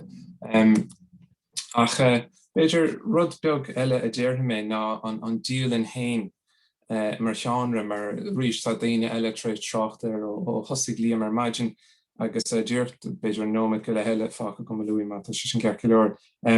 So mar seanra is docha tá sé do bhain táiste an Dialann gan dát go mbíonn sé go minic príomháideach gus lám scríomh ar an tirt. Agus seo mar a chuireann Ó Ríordáin hain síos ar gníomh agus ar bhlas láireach an taistil scríbhneoireachta seo. Cinál anna nádúirtha scríbhneoireachta ar chuma leabhar sceiteála an féintéir is sé Dialann. Ní scríbhneoireacht aontaach na imníochaí ní haon cheapadóireachtaí ní línti ach taigeanna lám gan chur lé ná buintúthaí ag an neomad gur scríoch síos an Aibreart. Aibreart is sé Aibreart ar leithinach na Dialanna sin Aibreart an thesis, loníonn tú san Aibreart. Dá bhrí sin ná bí imníoch bhí cad is scríthir sa chéad Aibreart eile ná sa chéad leithinach eile. Agus tá crosíalreacht agus éagsúlacht a buint lena héithir an dús bín áráin, dáanta, sleachta as uorscéalt agus leabhar staire fearis a chuid sketsinne fitisteach a géinte chomá chéanna lena chuid smuointe persanta hain. Ní bhán sin nach ceistíonn sé acfan an genre. Seanra tá ránathe san dá hain gan éon eisiom ná thuchasach fé mar a deir sé linn is socha idir mag agus dá riire agus deir sé pointe bhain ní chuntas nachéis seo ní uorscéile, ní dána, ní staire, ní óráidíochta dealraíonn sé go bhfuil fuairm litríochta ceapathe gom nar bhil dom hínsir. Ach a réchome, so seachas chuntas scainte léthúil ar chattá déantainú feiciige bín machnamh an duine éanair an éanaráin agus ní mór a cheart a thuirtá dar leon mar iirecht chothaigh ar an bhéin scríbhneoireacht agus ar bheonn scaga a intileachta I dro na bhéan tuiscinne. Don té scríomh is mó mé Miseáin in dhéag seo san Ilíocht, bín an sciúrse agus an mionscrúdú aigeanna céanna le brat na Dialanna. Is minic déanamh machnamh ar gníomh na scríbhneoireachta ar bheithas a chuid smaointe agus ar luchtainna thorthaí a hálaíochta dar leis. Tá chuir síos lua aige agus minic go maith dar iarmh ar phróisis na scríbhneoireachta seo. Gur machnamh le a bhín go minic ábhracaige seachas beidir strá smaointeachais. Agus seo díoch.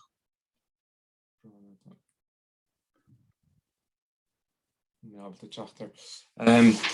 Éisce so deir sé bracha mé dit na smaointe bhí me cheann sa labí go réir, etc. agus deir sé sa dúisím smuoineh Mícheál seo agus an sin tá second fága. Smuoineh. Sa tálaíocht seo ní gaiir ná cúmé agus is cuinín an smuoineh. Berim graim an gcuinín ach ní leor son ní mórdom a chud fola go léir do thú, ach is asóg feilitheach mise nílim seasamhach. A réamhthaifeadadh sar mín an il go léir súite gom agus uaireanta I mín an talagóim sar mín brean an achar súite gom. Ní leor an éile bhleise ní mór I a ól. Agus is docha cé go sé dechar a bheas le cinteacht cad a thug Uí Ríordáin an dús tuairt féin scríbhneoirt rialta éon scacathach seo. Neadar cad a déireadh sé anois agus go bhfeiceadh sé bhfuil panel tumta dó agus go aber bhfuil tácht chomór sin lena héir scríofa fácaige in dhiig. Ach fós héin féach gur chuir sé luach áirithe mas go magúil héine agus a cuiineh go méidir go léifí tréis a bhá sé. Agus an rodéirnach der sé an anad an leabhar sa de bheith ina momentum iníg ma bháis is álaigh a bheith sé ina ionise I ma chuineh am ghamnú go sirí. Is fág mé mar sinné na mágah. Gur míle mágat as Dr Pádraig agus beir go bhfuil mis na cuiníní bol beag. An tarna caintúir a bheith gniuhagain ná Dr Amy Mitchell atá ag obair fé láthair mar aistritheoir sa Stáit Seir a bhís. Bhí an tá dearg gur am héin cúpla bliana hin gur iarag gur an bheith imscrúdathir seachtrach reachtas PhD Amy séhir a chur an gomór dar leon lenar discint héir omláin an Ríordánig ó héh na phléochta agus ó héh an frós. Níl sé dachfinna gom bheith im air an fearrile an tradiisiún firin agus an fear míarúil I scríbhneoireacht Cheannaí Ríordáin an tOllamh an dráachtas. Tá sim fé le ag Amy I gcúrsaí le tríocht ar 9 a chomáile sin tá sim harmónice I gcúrsaí teoiric na hínscinne na colaíochta agus an imeanachais ó héh an Ríordánig dó tá sim fé leiche sa folaíocht ínscinne a bhaineann lena chuid filíochta agus lena chuid prós agus is sin a bheith siad díorú inniuh fear ba mise uair a bháin an fear míarúil agus Dialann an Ríordánig an tedlatáice ar a chuid cainte. Seo leat Amy. Gur míle mágat Louis agus bólam brítas a gáil le Pádraig chomá as an deis a thuirtum leabharlibh inniu. Tá chuma ma scálan ar reinslibh níos. So tá go sin eáil agus mé chluistal a gceart agus chart. Tá sé gceist gom díú inniu ar an gcuí ar Dialann an Ríordáin leis an mionanalís ar rinne mé héan I marthachtas doctóireachta ar an léirú a dhéanann sé ar an bharúlaachta nach chud scríbhneoireachta. Leis an analís dhéirí mé ar scríbhneoir 5 bliain sin chud filíochta alt nuachtáin ágalibh is mar sin de agus ar scríbhneoir farsanta litreacha nótaí agus an Dialann. Mar go greidim go gcuireann an scríbhneoir farsanta seo agus an Dialann go hálaí Muriel go sí cho bímseach sin go mór le tuiscint an léthóra ar a chud filíochta. Darla Roland Barthes san aiste The Death of the Author gur chóir an léthór agus an criticóir béim a leigean ar an téacs hain, seachas ar chuspóirí nóir héal an útar agus iad mun analíse, mar every text is eternally written here and now. Níl an áras ach gur féidir agus gur chóir an léthór léamh hain a dhéine ar theacs. Sin ráte nóair a bhain an scríbhneoir úsáid as stíl farsanta ístenúil mar dhéanann an Ríordánach, dar lomsa go gcuireann an cnoise ódais go mór leis an tuiscint aimimid ar na téachtaine litreach. Tá sim ar le amsa sa chuí léiríonn an Ríordánach I gcuiddá cháanta nach raibh sé omlán compórdaach le fearúlacht tradiisiún na filíochta ná lena stádas mar air-ile leistéigh den tradiisiún. Bhain sé úsáid mar hampla as an Emeritus Mícheál as an ahrá agus as an ábhéil leis an déascara idir an file firin agus an bhéháinan a cheistú inánta ar nó Spáinile a cheannaí múnaí dom chlé agus súla donna. Is sa Dialann na aimimid léargas ar an tuiscint bhí aige ar hain mar air, agus dar lom go gahan fine sin na Dialanna solas ar an míchompór ála bra in nach filíochta. Tá tréis an terme sin fearúlacht úsáid hús na cainte, ach teiste gom nachdictar chun ceap na fearúlaachta mar chun ceap na nádúirtha na buan le agus gur minic a bhaintear úsáid inis as an terme firanacht nó firanacht bhí historic. Tuis go raibh sé mar aim Jonslé a dhéine ar an tuiscint bhí ag an Ríordáinach ar hain mar agus ar an tunnachar a bhí ag an tuiscint sin ar an gcuir hiic sé polític inscinne an tradiisiún litre when me úsáid as an terme farúlach de marrácht is tain marall gur bhain an Ríordáinach úsáid as an bocla seo sa Dialann. Mar a bhíon masculinity itself is linguistically driven, meaning that to study masculinity we have to examine how it is articulated. Then me play inis a rein sampli on Dialann a hog an leirgasún ar an tuiscint a bhí ag an Ríordáinach ar hain mar miarú mar gur chur an leirgas sin go mór leis an tuiscint ar folíocht inscinne a chud folíochta. In éan san ihuis bhí múna ar leid an áúlach chuntasaí agus tug an canal hegemonic masculinity ar an gginál seo múna. Bhí an fear ina choláirí is a láidir sa charpas linton is sé morálta fóise agus bhí clownaige. Agus cé nar chlí gach fear leis na conílacha sin bhí brú ar le arthb kíló. Níor chlí an Ríordáinach chéin ló, marall ar netin bevinnig nach méoh sin ná na bheith gobar, agus cáann sé é héan sa Dialann tuis nach féidir leis airgad a héhrú agus airthirt a bháthar. Bhí curb lá aige dohar na bróteachta agus breise nach rá intin an láidir rachirid, níor fós sé riamh agus níor a páistí aige. Bhí tunnachar ag na ruidir sin na lig ar an gcuí ar hiic sé a chud farúlachta. Is ceann do mhórthaimí na Dialanna í an etin ní nach chúna agus díríonn an Ríordáinach ar a charp bróte go minic. Cé gnéantar na náisc idir an carp an cholíocht agus an inscinne a cheistú i dteoiric na hinscinne agus na haiteachta aithníonn canal agus Messerschmitt the interplay between bodies and social practices, mar one of the central themes of masculinity research from its beginning. Béan canal an tuiscint atá an an nasc idir an carpfirin agus an arúlacht in a leabhar cáiliúil masculinities.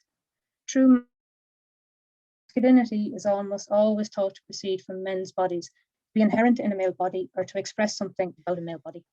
Le go bléar netin inonta ar nó spheras na fahi, claustrophobia agus úlach na batha, is the Dialann na aimid chuirsíos lom, macánta, neamhillite ar chódaí agus ar dionachar na head. Dar le Valentine gur minic a dhírí an daoine atá faoi bhí chumas ar a gar, reminding them of their impairment and that they are other. Nuair atá fearbróte nó faoi bhí chumas, is minic a bhíon tunnachar ag sin ar an gcuí a dtuigeann sé é héin mar a bhíonn dramas. Chronic illness can regulate a man to a position of marginalized masculinity. Déantar nasc in Dialann an Ríordánaí idir an bhróteacht agus an aspa farúlachta a bhreise an hain. Is slucht omní an chuig a hain mar hampla, luann sé go bhfuil agla air de bhar na bhróteachta. Tám a scrí seo chun an agla de bhrú siar ach agla tám hiomant nach farúil an fearmé. Tá searmhas le brath go solir sa slucht seo agus is léir go bhfuil sé á waslú hain. Bhain sé úsáid rialta as termí maslacha inscanacha le chuirsíos a dhéanana ar hain sa Dialann, termí a churann aspa farúlachta nó bachach mar hampla agus filtán. Is léir gur chur an tuiscint a bhí aige ar hain mar armí arúil frustrachas mór ar an Ríordáinach, agus tá sé seo le brath go solir sa Dialann chomh maith. Níor sé daithfan am bheith mar a sin é aspa farúlachta. Léiríonn an fianracht an seo na ceannatricha an frustrachas a bhí ar nar scríb sé an slucht. Is léir an Dialann nar cheap an Ríordáinach go raibh sé ina air farúil, ina air ceart, agus is cosúil go raibh tunnachar olmhór ag an dearcha bhí aige i le charp etní ar an smaoine seo. Marall go raibh carp bróte ag an Ríordáinach a bhí áras ar maidir le na chumas cholí. Déantar plé ar sin slucht Dialanna an líon 1950 in duine sé chuirsíos ar haimhre bhí aige. Is saolaíocht don go raibh labba agus pan gimheanta. Bhí sé géirí is a chuile agus bhí agla orm go raibh teparm. Go hoban agus go míúltach dairí a carp treabhearchach agus do chunach néalbán ag taistil trína láirsaí an na Gailí a níos. Tá tuige dom an san go raibh an go nó déantagam. Ní bhór is éon phléisiúr drúiseach as an daimhreibh sa ach bhór an solas do mé. Cuirtar aspa muína an Ríordáinach ó thaobh an chénéiste inúil go soléir. Is cosúil go raibh agla air nach raibh sé fearúil go leor le lí le ban. Agus chuann sé béim an seo ar an gcuí ar thugan an gnó cholí sin misnacht. Déiríonn cimeal agus frachar agus staidir á dhéanamh acu ar a bhfuil feibeanna colaí acu, gur minic a dhéanann fear nasc idir a gcumas colaí agus a gcuid fearúlachta. In a sense, sexuality is the location of the enactment of masculinity. Sexuality allows the expression of masculinity. Bevinnig gaan an Ríordáinach é héan sa Dialann tuisc nar hapis an deisle man rud a chur go mór leis an imní a bhí ní bhain faoin chumas cholaí ach faoine arúlacht chomá. Ní hen úna é go raibh tunnachar ag an imní cholaí a bhí ar an Ríordáinach agus an imní a bhí ar faoine arúlacht ar an tuiscint bhí aige ar héin mar ar mí arúl. Tá an ceart a fád ag cír bránach nuair a bhíonn si nach fuór an Ríordáinach an deis normal life cycles a bhlaise de bhar an tinnis ad termí. Ar béim mór ar an inúnt agus ar an bósa in éireann sa nniu híis ar chúis na casta sosiálta polúla agus religúnda. Cé gur leige anbhéim ar hábhacht an fósta áfach bhí an ráilta posta in éireann an íse le gomrád leis na rátaí i dtíre eile go dtí na chuigeadú. In anón na statisticí is léir an Dialann chu cheap an Ríordáinach go raibh sé at tuis go raibh sé na bachelor. Dr. le fis sa slog seo gur hiic sé saoil an duine neamhfósta mar héal asnamhach dréir dealrih tepin ar gachíine ná pósa. Mas líonn sé daoine neamhfósta eile sa Dialann chomá. Déanann sé chuirsíos ar bhirt antíní dochuid, Máire agus Gobnas trafóracha a bháthair agus ní raibh sé rothóca leis na antíní sin stocha. Agus déanann sé chuirsíos orthu mar cheanna waidine nuair dhéanann sé chuirsíos orthu agus iad ina sí ó scór na tine an náil oscailta acu agus ar an mulla grána sa teach gáil mún dar leis. Sin gceannaíocht dit go dtéir sé agus is fada ó bheith cuaraí. Is léir an Dialann nach raibh sé omlan sásal in na stádas mar bachelor mar gur cheap sé go raibh rud éigean in asnamh saoil an duine neamhfósta. Tugtar léirgastún sa Dialann ar an gaidirh bhí ag an Ríordáinach le maná. Go luas na chuigeadaí mar hampla scríb sé faoine gaidirh le cáitineáilú go minic. Bhí fánn ar thupósa ach ar deireadh níor fós siad, agus is léir go raibh tunnachar ag an etin ar an gcinne seo. Ceap an Ríordáinach nach méid se cochram cáilte fósa do bhar go méid ar hí ghlacha leis an éigíntacht a bhain leis an móta. Chuir sé sin frustrachas mór ar an Ríordáinach agus chuir gur léir an Dialann go raibh sé in rála cáit tá fíorchearbhas le bra is leachta Dialanna an tréimhse sin chomá. Chuann sé an uail sa Dialann chomá go raibh diama ar margheall nach raibh lánaige. Ag déanamh ar mar chathad agus níl irid is leanamh tuairtha mí, saoil seasc, blianta spóda mó. Is díal spéise ag an dhéanann sé nascan seo idir an dhéanúnt luach sosiálta an air agus an corp firin. Tugtar le fis nar bhain sé leas is cosúil as a chuid fearúlachta agus go raibh sé míarúil dá bhar. Cé go luúin an Ríordáinach sa Dialann go raibh fánn ar a bheith na athair, tugann sé le fis in áiteanna nach raibh páistí tiltte aige. Ní raibh ach ceithre bliana is fiche sláinne aige nar scríb sé an slog seo agus an slog seo Uí Pádraig an docht chéine níos luúthe. Ba chachas an lá go léir ag déanamh picúirí darbh agus go námh ná raibh riamh ar an saoil so agus nuair a chuibh níam air is trúlam nach duine chuomh me héin. Siad mar chláán iad agus farír ní bhaid de chlán go Joan na neor na go brana brethe gom ach iad. Sin bhfuil de thurthúlacht anm agus ní dearm ná gur má an bhála ar an sír sin I Ríordáin nach bearthar rá. Tugtar léir go simúdún an seo ar an úsáid amhain an Ríordáinach as meafar na gcinúna ina chuid dáanta agus ina dhealsúnacht uilite. In seo libh mar hampla déanann sé chuirsíos ar a chuid dáanta mar a chláán versaí agus le rítear ina chuid filíochta bhfuil cosúlaí idir scríbna filíochta próses croch agus an dhéanamh próses physical déanann sé trocht mar hampla ar an bhrinn a haolaíochta sa dán a dhéanalaí. Hic sé an chrocht mar próses tarthúil agus hic sé intin chrochéin mar á tarthúil é nár nó idir tuisc nár creid sé go raibh a chorp tarthúil. Tá neart fine se an farsanta an isteanú sa Dialann a léiríonn an dearcha a bhí ag an Ríordáinach ina le héin mar ar míarúil. Nach raibh sé omlan compórdaach lena arúlach luchtach héin mar a hiic sé í, ní raibh sé omlan compórdaach ach iad lena stálas mar ar ile I tradiisiún firin na filíochta agus caitheann an Dialann solas santasach ar an míchompórt seo. Gur míle agad tain éimi agus tá go leor rudí luitan san gur fiú fille bólar as sa phlé Oscailt a bheith a going ag dean Seisiún. An tríú cainteoir a bheith a going tróna ná an Dr Máire Nic is léachúir nó Ghaeilge gláis an hOllscoile i Gorcaigí riona agus minn si céim dochtúireacht amach in hOllscoile lemní sa bblion 2000 agus 8 Suíham Seall a Machnamh, Seán Uí Ríordáin, Fiolsa Fáilte an Tadhg a bhí ar an dráachta sin.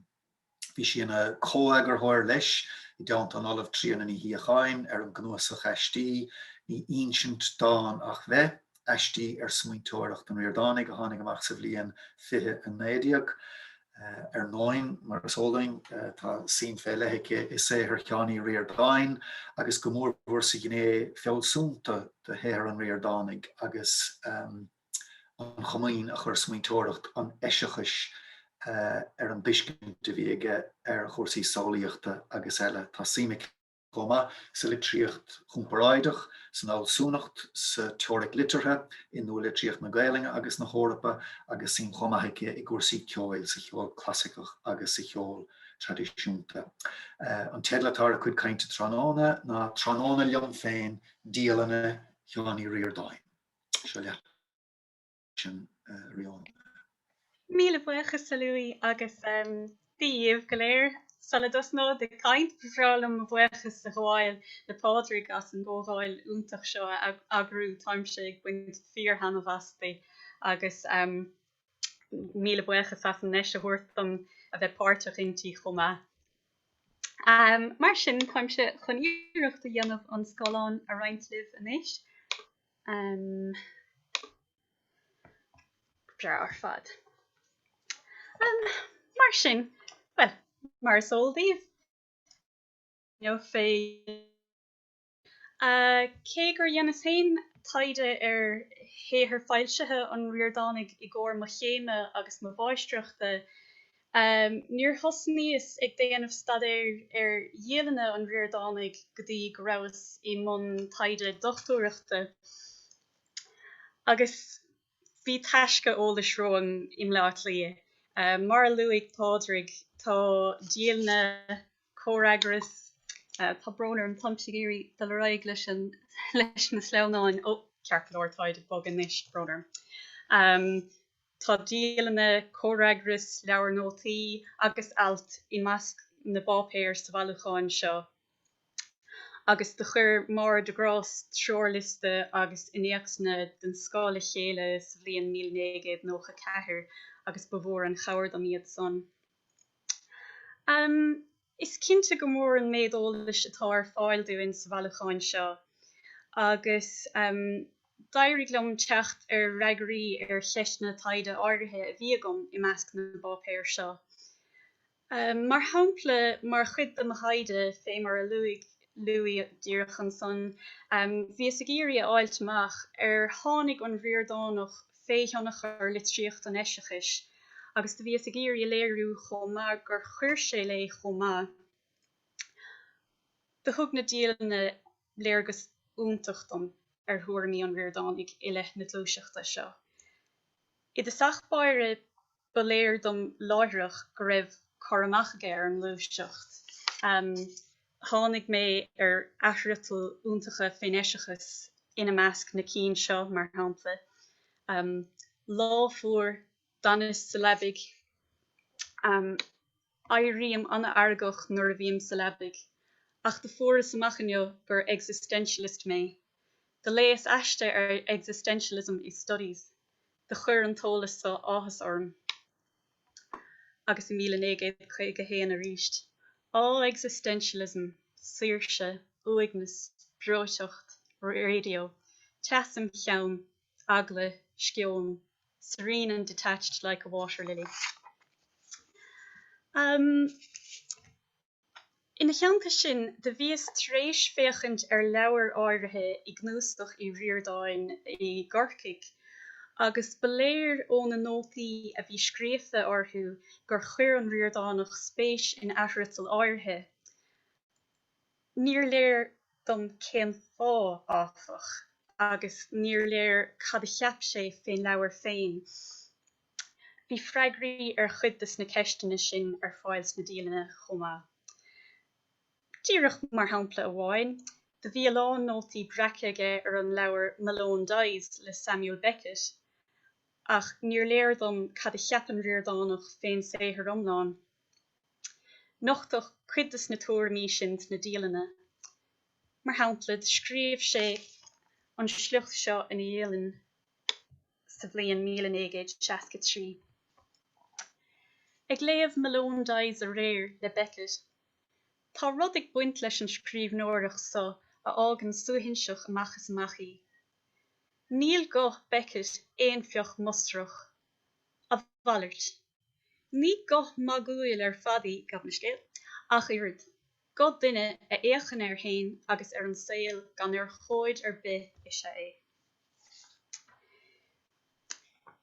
Mar dúirt Pádraig níos luithe, ba bhinnic a dhéanann Ríordáinach machnamh ar phróisis na scríbhneoireachta.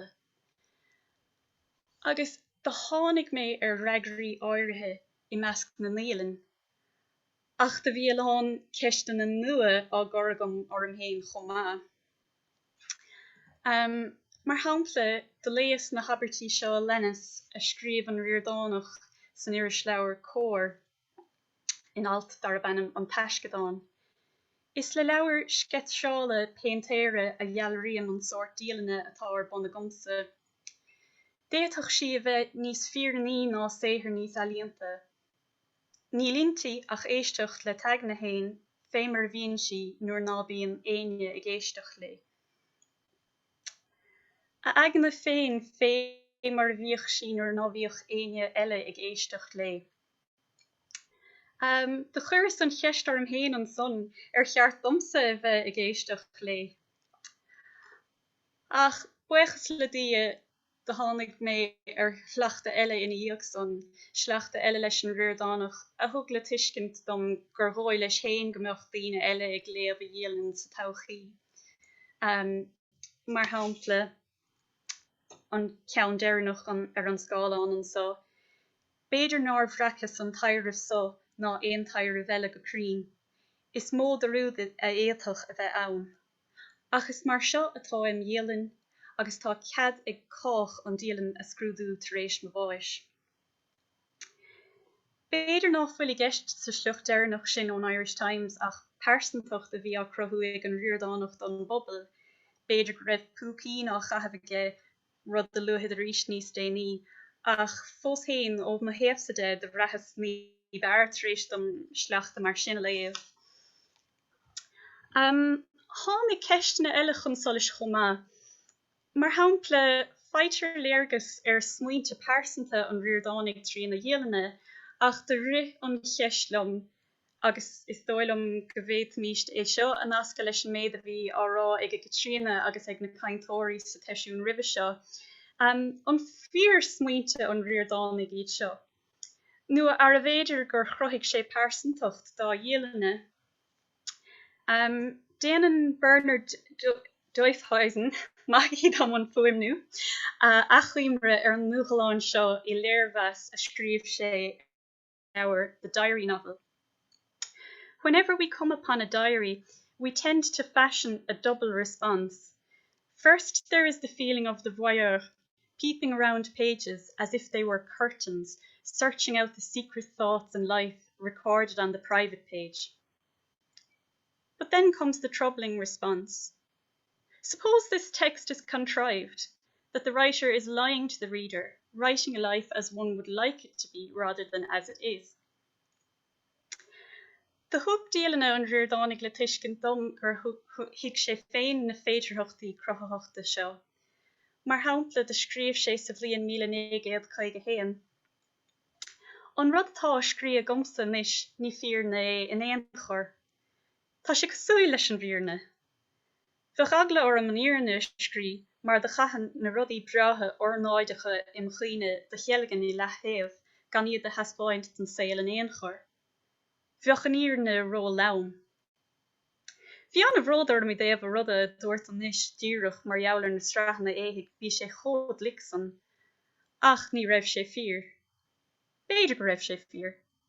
Bhí chuid bhat an bhíor ná an ar éon chumme. Féchan cumme na bhfuil manis, ní féidir lom an íorna a dahint thar an éhocht de ascuibh nó chluichis féin. Agus ní féidir an dúchláin seo a háú ina omláin. Mar scríomh Doifhuizen in Leirvas Elle, even though diary writing shrinks the distance between the time of experience and the time of the writing, the distance is never eliminated, and within that temporal hole, transformation can occur. Actual diaries tell us much about actual people, places and things, but actual diaries also build out of language textual universes that are charged with imagination. Tá féidireachtaí eile ann chomh maith, mar shampla, déadach an íorna a bheith ar fáil sa Dialann agus púcín roéireach, fémar a thug an Ríordánach ar aig anama go bréagach I measc go phobail. Tháinig mé ar alt leis an Ollamh Seán Cianáin a thug léargas dom ar an bhéidirthach sa. Táim sé féchantar an log. Tá na sleachta seo beámín fada agus maitha gíad am é ach bhhailm iad roinnt libh tuisgur thugadidir an na léargas dom ar fearsantacht an Ríordánig agus ar na Dialanna. Gná aithne a bhí agam ar dús ar, go dtí gur bhuaras rairc ar an gcín lé, an chuntas a bhíoch aige á chumad ar feadh 10 bliain nó gur cailleach é I 1977. Cé gur bhóil dom ribh sin an chuntas a bheith ann. Tuigech dom chomh maith go gachach sé a bheith de réir na haithne a bhí agam ar go dtí sin. Cad é mar oscailt súil dom an tólas nua seo. An fear nua seo, níor ghóil leat ar go raibh spéis éimní aige ach ann féin amháin. Fear a é dar leat a raibh 10 bliain caite aige ag buanú péine agus náudais. Fear nar bhéidir leis géile de chardas ná de charnocht tuis go raibh is aige nar bhuan dóibh. Ach cad mar jouler an aithne eile, an aonaise eile, na tránóntaí saoirigh, na híthanta ragarne, na canúnaí deisféalacha. Níl le rá na daobh ach gur dúiltíocht dóibh. Le persóna eile a bhaineann siad, ceann a bhí ceappa déan gnó glanige chun daoine a choró ghoras agus ní leis an bhile ná le fear na Dialanna. Tá a hácht féin leis an persóna seo ach ní I ggóthaíocht na scríbhneoireachta é, agus bé an scríbhneoir bohíomlum agus mé ag bháil don leabhar a scríobh ar. Mar sin, céir a bheith an fíor Ríordánach. Níl freagrann na ceiste sin agam far air. Is dócha ná féidir a bheith cinnte gur léirú fíor nach ar bheon an Ríordánig ina omláin in na Dialanna ach tugann na chuid scríbhneoireachta deis úntacht dúin aithne éigen a chur air agus táimid nó go mór leis na himleabhar a bheith á bhailsiú ag Pádraig go lua. Ceapan féin go bhfuil bann féithúir Mícheáláin, tá hácht féin leis na charachtar a nocht an Ríordánacht don phobail ach ní I ggóthaíocht na scríbhneoireachta é agus ba é an scríbhneoir bohíomlum a dúirt ó Seán Cianáin. De ghlachas féin leis an garachtar a nocht an Ríordánacht dúin sa Dialann in anóin na barna bhí ann idir ann na taithí agus ann na scríbhneoireachta ach beidir go mbeocht tuairimí eile ag na scoláirí eile agus ag an luchtéisteachta féisio agus bedrála míad sanna flusnar a bheith an pléagan agus déirthan go bhfuil an taimiste inis mar sin stopid bheith caint agus gur míl maithagaibh as go léir as ucht éisteachlumm. Níl maithagad as son Rianna.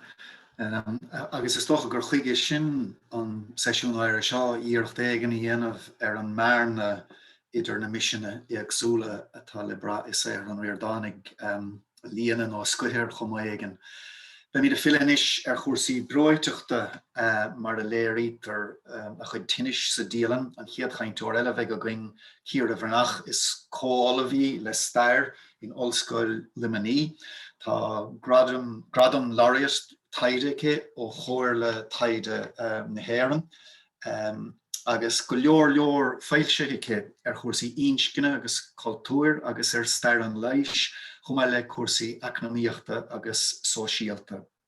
I measc na bríomhbhailseachán atá tá an dá leabhar The Congested Districts Board of Ireland, Hochdiog Nocha Hean, Gadi Naidiog Fe 3, Poverty and Development in the West of Ireland, Hanig Machsavlian, Ravi Kuik, Agus Ordinary Lives, Death and Social Class, Dublin City's Coroner's Court, Osna Blianta Hochdiog, on Lian Hochdiog Shachto She, Gadi Naidiog Gado, Atale Feilshu, Galua, Eg Oxford University Press. Scána hettinge in Dialanna Uí Ríordáin, sin an tidal a bheith chaint híre, a réig leat mar sin a híre. Gur má go Louis, an nadar an féidir má scáilán éiscint. Tá gafah tá, well, gur má agah. Okay, Tásoig mé ag gháil breachas de Pádraig Ó Liatháin an chur thuirt chun leabhart livanmh. Fé mar soldíobh go léir níos go leor na Ghaeilge mé, agus madam a chuig Ghaeilge marga chunis. Na ciantó hin de rastlíos chlostí de sa dagan, agus bhanis céim amach sa Ghaeilge in dhéag san é goláis na hallscoile áitin a raibh an talamh seo na Colán lonathe. Agus bhí mar ní líonse gan freisin mar cócé mílam. But anyway, scoláir an sco a bheith é a scríomh bheith ásnéis agus a sppraig sim fordhearcadh onam san Ríordáineach. Is starí mé, agus tá simagam is star sosialta an lais. Agus tá simagam freisin san cuian a corhítar cógt an lais. Sa sochí tré córis, dléthe agus nósanna a hagan asta san. Tá simagam freisin in san cui in a déin sin fad I bhaim saoil an gná duna. A nómh tám chun leabhartliv mar jaall scána hetna I nIarlaí agus I séithir Seán Ó Ríordáin, agus tám chun cónceap an nóire nó an stigma galar tógálacha a phlé beagóní. Tám se chun dolisteach pres interview an sa tá sin níos fearr ceapan. Was sé sin a carcolóir Louis? Okay. Sílim gur féidir séithir agus Dialannaí an Ríordáineach a hiiscint níos fearr I dacha le bán agus cóhéics na stara. Bin an cur chuig a raibh gom héin nuair a hosíos ag abair ó ortha. Tám chun tasnú inis le imlína star na héitna haspáint. Capan gúil sé sin ríthachtaach chun tuiscint níos fearr a fháil an cuí ina raibh an stigma úd groundta sa saoil sosialta. An gédal síos ní mór de marrá go raibh tlú ceangal idir an éitin agus amachtainna sa gcónaí. Gúil sé níos mó na bochtáin, sna bailte agus is sna cathracha móra. Rivist 882 nuair a chraigh ólí Gearmánach gur bachtéir a raibh ann. Cred dína go raibh gur tháinig an galar as an miasma, sé sin an rá an drá air agus timplachtaí íseal achmach. Cé go raibh an tolas ann gur galar fíorthógálacha a raibh ann. Ní raibh na cóchtaí ag na húdaráisí chun doling le leis naib. Tá sé sa léir dúna inis có táchtach is a raibh an dlí ag doling le leis an SARS pandéim le bliana nús, ach tá star fada ag na cóchtaí san. Tóg mar hampla in 889, tháinig 8 nua isteach madidir le hÍde a raibh le chur inú don údarás arúnach nós an Volgach agus an fíomhar starach, an tifód agus an tífas. Bhí deis an san chun an éitin a chur san áibh, ach bhí a bhéid sin chur na cuine nóir listíocha. Cuine go raibh an bósfracht ón éitin go hanis, hartar éon fándéag go bhistún den bósfracht omláin. Agus bhí bhad níos níos mó ná san ann, tuis go raibh sé fé ceilt. Dúsáidir dúsáidir flú seachas an éitin a teafad.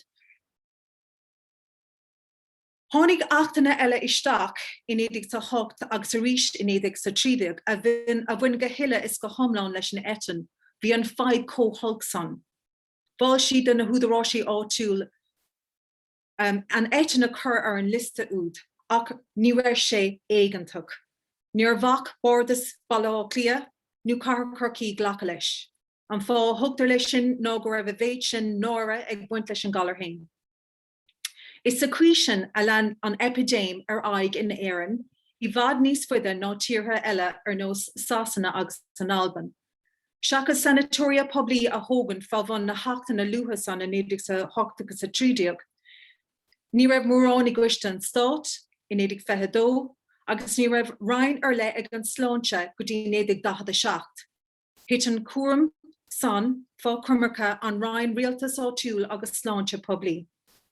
Tuis gan cuioin a raibh an éitin brúta fé halamh agus an nóra bhain leis, bhí anna cuid rúndacht ag buint leis freisin. Tháinig athruachán mór isteach nuair a bunaíodh an rainn sláinte in 1947 agus ina dhéag san le scéimeanna an Dr Nollaig de Brún chun ospidal nua a thógant. Bhí siad de aim ag an Dr de Brún srían a chur leis agus in 1951 tháinig drogaí éifeachta isteach trí cóir leis an Stát. Bhí sé rógéir de gnádaíine an streptomycin a ceannach. Dulling an Ríordáin Dulling an Tara de Brún é héin go pásanta de bhar na heitne freisin. Agus seachas é agus daoine ar nós an Ríordáineach, tá sé deacair teacht ar star pásanta na heitne, mar níl na foinsí ann. Sinna fág bhfuil na Dialannaí seo cóluachfar de starí. Bhí leisce ar daoine leabhar fé go díle déanaí, a mar raibh sé ródhéanach an star béle balú mar go heiticiúil. Bhí na daoine san róchean am an dachas san. Ceapan go scéal na heitne in éireann, fiche futa le saoil an Ríordáineach. Rugach é in 1960. Fuair a athrbás bhar na heitne in 1926, daisig siad an sanga in Iscara, agus is an san a dog sé an bhreacailteach agus thosnig sé ag freastal ar scoil san North Man, áit a raibh tradiisiún láide na Ghaeilge am. Idir an bhean scoil agus tasnú I hala na Cathaoirleach, tá seall in asnamh. Dála le seán na Cuileán, tá féidireacht anna láidir an gur bé sin an céad bouta den galar a raibh air, agus gur chumádaidir é fé ceilt. Nuair chuir sé isteach ar a fust I hala na Cathaoirleach in 1936 go déanaach in 1936, níor líonn sé an cuid a bhain leis an sláinte. Go bhistún go hifigúil in 1938 cá sé céad bouta I Heatherside sanatoria poblí in Acala Kilnamanach I Gorcaig. Áthar dachar a ba é agus níor éirigh idir é agus na dochtúirí I litir fréach. Agus rinne sé nabhard ar pé cóirla a thugad dó. Ní raibh sa cóir leis ach iad a scarach an phobal an air uair agus círí a léisan nó Pádraiga. Tá sé brúaráigan sa tá brónam seo alta scrí sé I 1971 mar jouler agus is féidir an círí a léisan níor trácht ar streptomycin an uair san a círí a léisan ar fad a ba é. Déiteach tailig iartas a dhéanamh ar íosachtaí chun sedanna sealadacha a thógáil do Ghaoine, Onas go bhféidir éis teacht bhála os na sanatoria úd, agus teacht cútha hain ag go balla. Agus is an san a raibh an Ríordáineach nuair a scríobh sé cúlantí. Mar a luach Pádraig Ó Cianáin, thosaigh sé cumad Dialann in 1940, agus a lean sé ar á cumad go dtí gur hit an fiann na lámh in 1977, agus ag fáil bhós. Fé mar dúras hana, tám chun díúisteach de chud deireanach seo, ar cóncap an nóra agus an stiugma. Áthar tipiciúla ba é. Búlach bula na heitne é go thóg. Bhí sé oscailtas na Dialannaí agus bhrethas ar nós Riana agus Amy nuair a rásáil léamh go raibh sé ag scríobh do léthiúirí eile. Well, tám sa fisfric freisin agus, ba péiscéala. Sna Dialannaí bhreacann sé síos na fíor mothúcáin a raibh aige. Tá neart tagartí den bhrótacht, Mac chun galar scábhóga agus an bhás trí na Dialannaí. Leabhann sé freisin margheall ar a aspa farúlacht agus an imní corpa a raibh air. Lot an bhrótacht an bheon a raibh aige I le an saoil freisin. Agus cinn sé go raibh sé drog aitheanta, tuis nach raibh sé ná an gnórodí a dhéanamh, agus go raibh sé éadmhar. Tóg mar hamplas a slug seo I 1951. Agus é ar hir a bhrótachta ón obair nochtan sé an nóra agadas a raibh Bhí nóra freisin, nóra sé dachfanige bheith sósta de níló cara leis nuair ceannig sé firm ceiricéad. Scríoch sé agus ní raibh ige am an dachas an 8 búnt fóca si gúil sé sin go mór an féin. Scríoch sé dáanta ar nós fíomhras, siolaba agus claustrofóbia chun an follingt a chur inúil. Ach darlumm is í siirse an dán a léiríonn an cuí inar chuig an tuignas I Weimar agus an dúiríocht a chur sé ar hain I Weimar. Agus tam sin chun críochnú inis le giota beag de hiirse a haintíh. So tá den éigen na tactiise. So tam sin chun iireachta dhéanamh an sa de stoppe den roint agus a roint a dhéanamh agus a roint a ríist. Freedom. I'm going down among the ordinary people. I'm going to get up on my own 2 feet and go right down to where they're gathered tonight. I'm going down in search of some good old servitude instead of this poisonous freedom stuff that turns out to be so grim and gruff.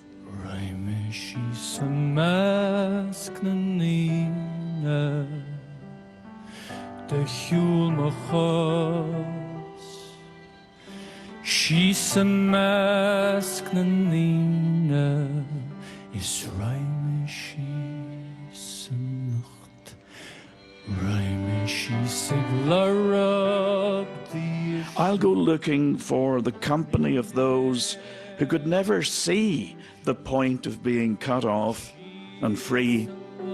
I listen to the 2 cents worth they'll rearrange like so much spare change. Lorden Hanert smuinte Dag Dialanna im Himpo Ik Dialanna im Himpo I've had thoughts springing of late and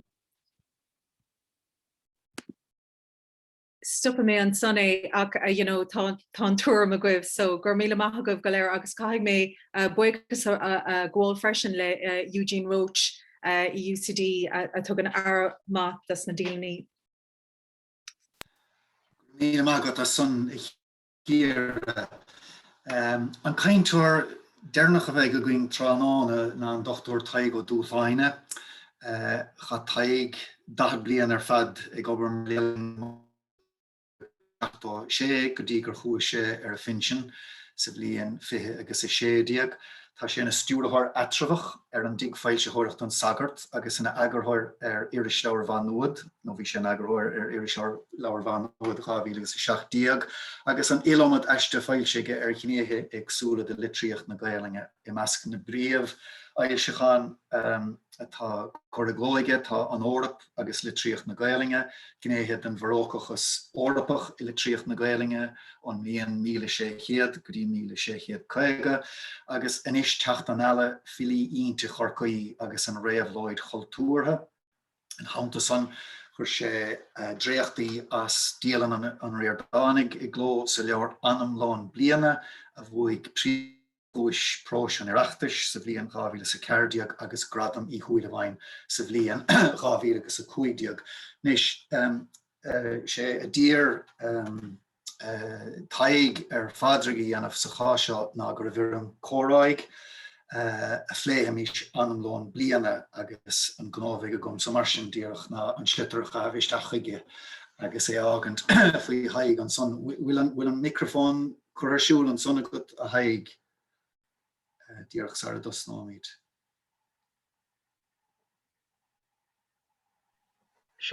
Tá tuáin ar dar. Ceistána generálta asach a Tadhg tá Dialann hain cho tartúil, cho éagsúil, cho farsing, cho ilegála, cho scapithe, cho trína chéile agus mar sin dó. Conas chuir chuige conas arána tú na sleachta chuir tú isteach an anam lán bliana. Bhfuil pátrún ann I measc na réise fad? Landom sin a ragart, Nadam de Tom Mícheál Law de Dialanna an Ríordáin mas ceadú.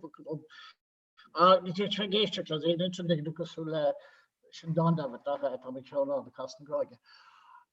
Bhí is gin gorád arán, bhí is gin goléigerád arán, a bit ó lúga má ó seasca sí ach gorád arán a fríomháideach agus tócha nuair a hála gláút chean agus go bhacha go raibh ceangal cé go dhéine teachta ar bhil tuilmin is gur gohfuil fiúntas agus ád chéim le tríochta buint leis na Dialanna unta héin agus ní banóglach na phríochta dhéalta ag tú táiste na phríochta nó choréal na phríochta agus dádas móléiríonn sin ná cé gohfuil sé loitebéidir sa bhlíocht sa Dialann go bhfuair sé scata dá bhfuilíonn aber móscail de bhisteach. Dá áide sin ná pléin mar andaoine leis mar ná tegann mar andaoine mar go bhfuil sé fud bhhéileáil ach dá díomhaide se ha. Ach dá ann féinige se ha. Neamhsplách ar chuomhíideá sé fé atá sa Dialann fibse suas hir. Ach ní hin freagra gom. Nuair a chomhar in net leis. Bhí blaise beag Fáilte gain, aber ó seasca sí fé mar dúirt. Agus nuair a chonach an céadúis. Nuair a chonach lá fada eile san ifig, díalta leis na Ghaeilge. Agus tá tuise na bráiteachta ar an langmhar na Lebanna. Ris sé lom. Atágant Iarláil an ard an sin, go bhfuair sé é sin, an nóisiún sin. Ní ó óró sin a bhhaile ach an césaí ag bron sráid seandan agus na sanolaithe stigh caint fí na gowns and the liners in the City Hall. So sin I chéalaíonn díalta leis na Ghaeilge agus langmhar na Lebanna siaríonn sé agus déit nó chéanaíonn aber an písúlach sin ina gréachning Pádraig agus bhfuil tosnú Mac Trálóna. An písa sin in order than leabhar sa a bheith in a monumentum in ag mo bháis sálaigh meise do Mogamú. If the hair ní sin sé gur monumentum a bheitán, mar is a tógan der Harras atá sé sin a hálam sé ar scáil sa bhaiste thuaig. Agus tá sa clíos go bhfuil an Dialann ar fad beach le Macaulay severe literature on storas Lebanna viga. Na aber rud Uí Ríordáin bóbeag riana gom lascar bóbeag. Beckett and Mealláin agus an existing tólachas agus an truth. Should they on scorching truth a lútar le Joyce? On éan a lám a thugann sé héad sin áideagan. Agus an áid go bhfuil sé agus luí sé an úlaíocht sin ag Beckett agus an meascán dochreite sin den rabaléisiachas agus den úlaíocht a dúchas anan agus ag Beckett agus ag an Ríordáin cá bhfuair sé scata sin ach go bhfuil sé comórta mar fan mór de Thomas a Kempis a bheith Beckett comá. Agus rud dhéalaí sin ceannas nódaí gur sé céasta an gur fed idir bhá íse bheithe. An tardanna is mó gur raibh spéisige pictúria character ná óna feheid sin. De bhfuil léir a héan óna feheid siadó. Mar go bhhairteach sé rimis an agus céim sé le na Spáinise óna crisise go minic aber apertura úsáidn sé apertura na síoríochta féin áid hir agus úsáidn sé realidad. Úsáidn sé in una nachtse a scúró sé sin. Ducha bhí na as dorcha dus glóma uorfása puritánach na maníise seo leis an adheochtan seo is sé ngiile seo agus hálaigh sé tír na nóg agus párachas agus na henrad mar sin le íag sláinte agus níos sa bhráiteachtaige ach mafar fé mar a bhí a gcónaí riamh mafar an a chardó héad ná nó ach mafar a freigart don ruitne bhí ann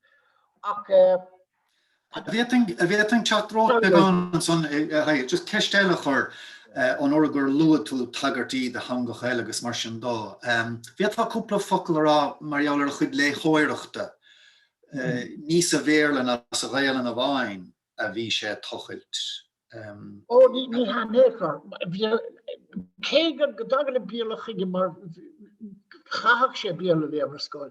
Bhí sé anna chuca caigur sa lútréimh sé bratha mar tháinig na daine nó an taisteachas nó, bhí spéis go sa bhelsúnachtaige. Bhí nuair a thosaigh sé Spáis, ónnig sé Sasa Avila, san bhí legan, Thomas campus, rud anna himimiúil faoi Thomas campus. Go lód sé go minic legan bíala agus legan legna. Agus tá aus an legan a bhí an téas móíonn sé aithne sé an chuid prós, agus is ord frósta. Agus ní tharíthe aber chleachtaigh sin sé fágan irim go ma ceart go meic an próseo ar chóchéim leis a bhilíocht mar an tarpadar. Ní lún se aisteáin an tarpadar agus an aisteáin go dóis é sin. Neadar raibh sé gé, Tá go bhfuil riad treis féach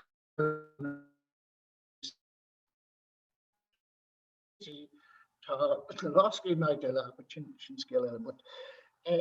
Never a rev, but Yakut am hawit now rev, but Kaiger Hogan Tar Tadhg Ó, but Tarodi Elefe, Rodi Ele, a Haffer a Hursava, on Edrama on ground, on Dernacht, Agus, on Mointres of winning lesh.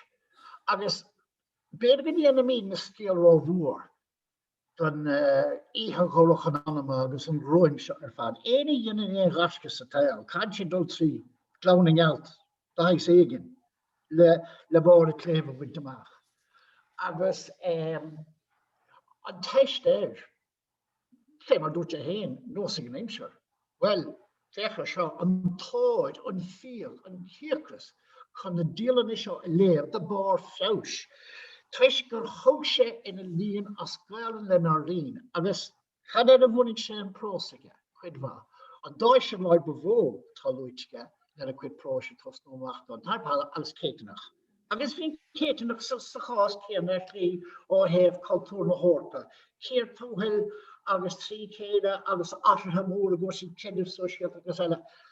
Agus anáite se he sin le má hastíon ó rudéig na dear bhrá. Ceistehhain eile go mar thaigh sa a dúrthaid na cainteoirí eileisteach sa chórá. Is a réigen atá caithear chorcaí le bra sa bhilíochtaige, ach tá sí le bra go maidir sa Dialann na bhfuil. Tá, agus tú ní go bnéanam go chumláin tá sin má le fliaach an iad mar braham sé nuair a lé méad, aber bhí tibrach a gcuine leis, aber bhfuil éine na mafadas na saolacha lúnse, agus ní mar tarach an ná tír. Nís go bhfuil éine gorchaig gur atá orbéin in áide. I mean, it's been isteach there fan. Carboga, ish, no, horribition. Why into Annalisa Villa, Corkey, floats and goals and carboga, gligging, Hanafocal fan, and so 100 staff will do. Yeah, a rish on Ivata going dog, or a behen of Crohig, Agus a Chohig, Agus a Wunig air Lee.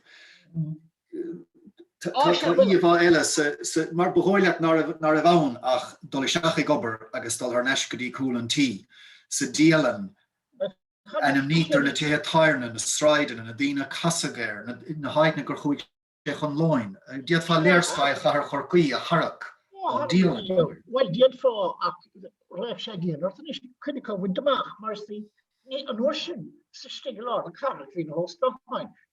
Díana bhicó, Níl an Tivriá, níl an Oldbridge á. Cen haid nile, tá bhfuil an Oyster Tavern fós á náidir a bhfuil, ní ceart go meach mar bhí sé lofa piascaile, but like Scott héin an Imperial don á, ag go mít na Secretary fad, an cósaí, tá Scott a chuimethe, ach tá muintras agus báig agus suntá sé chahas gáir a chuig i seosú síos, seoid fátaigh. Gáir a chuig, tá sé den óvatí, seoid.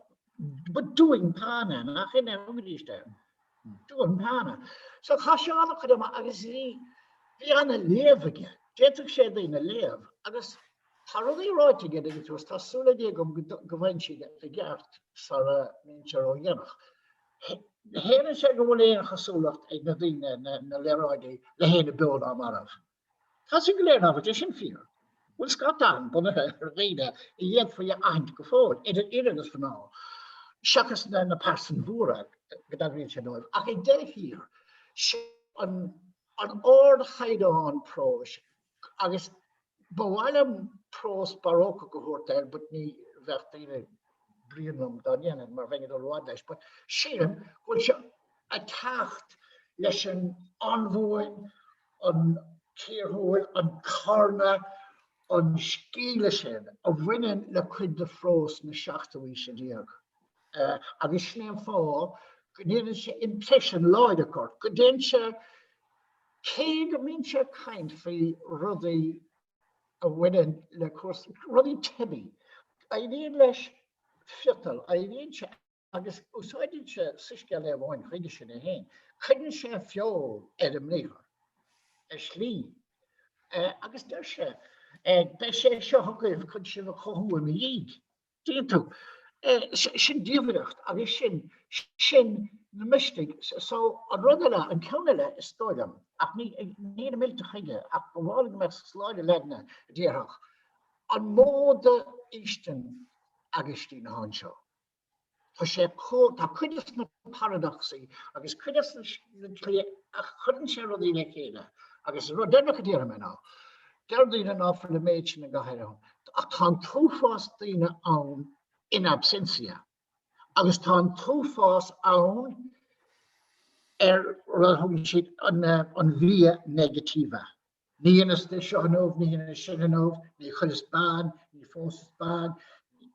An roiir go léir, listálann se a bhuidim de dánach tróis na rudí nálinse agus chohíonn se sin pictúrí i a hálaíocht das na rudí a háantaigh se. Sitias go sauntaíonn se an saoil mar a háantaimí ar fad sin cuid de staid an duine a bheith corachónach agus ní bhainit goach go dtí go bhaint agus sin idir sé I ceann éigean na stadáta. Ní raibh sé an gcuireadh sé bháin go duine be tú gáú go duine. Piascaile sin é fá agus an teist. Ní féidir stop ar an hosnaí má léamh. Agus sin fá hí na síras tar písí beag na héim lá a thuach solo ásaigin dá na déireach. Just hí díide mar gáí las Americas a héad a chuig rót. Tá túir me sé a seach neomant I fantaing agus bhil írig mar sin ar na cainteoir eile hecht an ardeantar nar dá an ríis agus curthirt díomhar fada tá fós nar deanta má tá cist I ggéine goibh le cur ar aon duine na cainteoirí beag fáilte riimiisi le héad ní gach chóirtha a thuirt agus tucamid chuamh más féidir. Ceiste go mort sa beidir a Pádraig ó tá an teach a réiteach a go le chur a gló. Conna sa churis chuige tá cinní móra agartháireachta le Dialanna mar ar choras litre agus caidanú agus eile. Bhíad fá láirtear sin beagán. Ceir leor Luis gur mágad tá ceartú. Well, is dócha gur geall le gort chlána beidir ar slí tá Dialanna trascríomh lám dí le séir tas nóach agus an san Dhéanais Rodánaíocht ar furas cabhair ó scoláir ó Bhailliúrne céit ní linsigh a dhéon cóchóirdacht ar an déachsta agus is anna cabhair sin mar chéann tú aber just mí réir áras sa litrú nach muineann le beidir le cuasaí canúna ná faiceachtaíoch mí rialtach litre is mar sin de.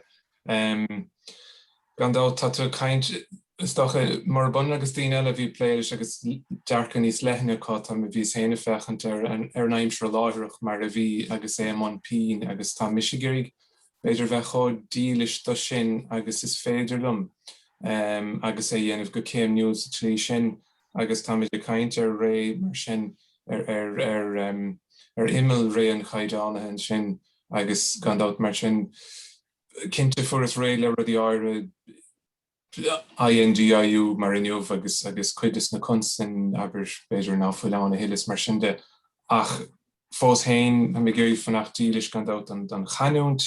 Tá mé gur teag soléiteach ar fáil de scoláirí, de criticúirí, as de fabaléanta na tangan, agus doch gan an blas persanta sin agus gan an blas úr, agus fiú blas na huiirú nó blas na linne mas maret a chailúnt fé mar ag an Ríordáinach a hain, agus in áíortá se sin le feiscinnte sampla eile fiú sevér ag sna aigrán atá déanta ar mis Orwell nó eisteach gus mar sin de. So go bonúsach sé sin a dhéanamh gom. Tá eagar orta gom riimi sin, but bin beidir leis an 8 isteach, so is cá éigentí, but tá is obair bhórí gan dát, is ba mé héad gom is doch an dúí. Gur mágad a Pádraig. Híre thugus ceann den méid dúéis an son go raibh éan níos muile a doling lech leis an etting ná mar a bhíthe sa díortha eile. Thugus ceann do son mar ba mhinic an Ríordáinach árá gur cheapse gur cuineag uig an streptomycin agus dá bhaíoch sé níos luithe gomach séile bhaid níos féide agus níos fearige. Raibh an ceartaige sa bhéidin agus gur luitú cuasaí costais leis is beagatá fála a going idir an dálín is spoilach.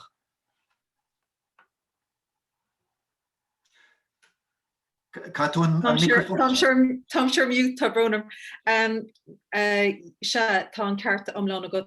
De chuir sé Mealláin ar na dochtúirí é leis a fréach nóir thugadidir an fá a chuidir ar ná breibh sé úsáideach de seanach ná. Agus bhí acuid scoil bóga just lotethe agus tá Giota beag I bethar agus séhir ina dentir chuir síos ar cuine a raibige de bhúil sé leis an dochtúir ins na seachtaí agus de gléig sé de bhéig sé amach fáfiú effar. So bhí deise gom de bhór an Ríordáinach chun expletive a ús a ailsiú dom héin agus bhís an a rodúla san. Níúirte a fordúirte a focail le anna sílim. Stigin an é lébar sé, te lébar sé, go bhé a focardúirte. Go. Yeah. Agus stonig go gréimáilte. Tá sé bhaid níos cneasta chuir síos ar na banal trí ná mar bhíonn sé chuir síos ar na dochtúirí ar chúisne. Bhí se anna bhór leis na chalíní bhíocha freasta sa 5-star. Fear anna bhainte anna sa chadar an bhíoh sé mó. Agus díosadh sé sinna 5-star an ceanna méoh David Cumá, agus bhíocha lóidige siú na dróideanna 70 bhí lóidige sé lá na róganach as bhíannig na chalíní a fad éir. Éimi ceiste go mort an bhír sin a spáintú doing ar bail marall ar na hantíní. Bhíonn se annach rána caint ar na hantíní ó sach deire na Dialanna geolis dó. Ach tá gné frihhuiinean I gceist in áiteanna. Conas a réitíonn tú na gnéthe agsúla den míarúlacht, den naspa fearúlacht leis an rud frihhuiinean nó a bé nach bhfuil anndíireach ach mar a dúirt sé héin a bhahamh dó héin beagán nuair a bhíoh taimena broiteach ar go mbíoh sé grán a marall ar go chéine. Yeah, I mean, being the na noti frivandish an kinta agus a few saniliocht, tá sé sin le bra mar hapla in banile federation a leef mar gaan fri want de stocha. An lever in me heen na noti sin stocha na go frustrachas mór heen tuis mar to go bote agus tuis gur chuirse sin isteach ar a héal agus ar an tuiscint a bhí a héin mar air. So ceapan go raibh siad ceangailte le chéine. Ní féidirlumm na nótaí fréamhhainte sin ní féidirlumm sin an míú a thuairt, ní féidirlumm iad a bhaibh isteacha ach is féidir iad a cheangail leis an dearcha a bhí aige ina le héan agus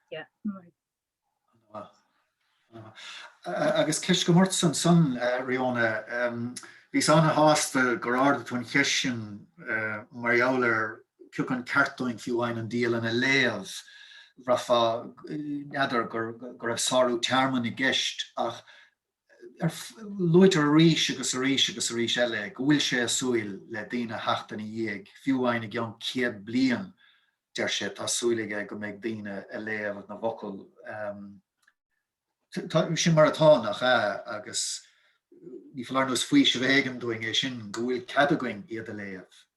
Sinnig an tuiscin atá gom héin agus mar dúiris is mór a faoisih mé mar is mé ag tasnú machar is mé a léamh ní raibh an tuiscin sinna gom agus frachas go raibh ar anna fearsanta fé mar atárá sé ag na daoine eile agus tá bhí sa corna ceiste or am héin an san well cheart gan iad sa a léamh cé go bhfuil léargus úntach ó thuairtecha don muintóireacht an Ríordáin ag Dialann ach iní go chéile buchas le dia tháinig mé ar chleachta eile mar sin agus mar hámpla na cína luigh mé agus cheapas tréis don iad sanna léamh gur bheas sé héin go meach daoine é léamh na Dialann agus ar dúiris is mór faoisih mé sin mar chuirm héin an hímanú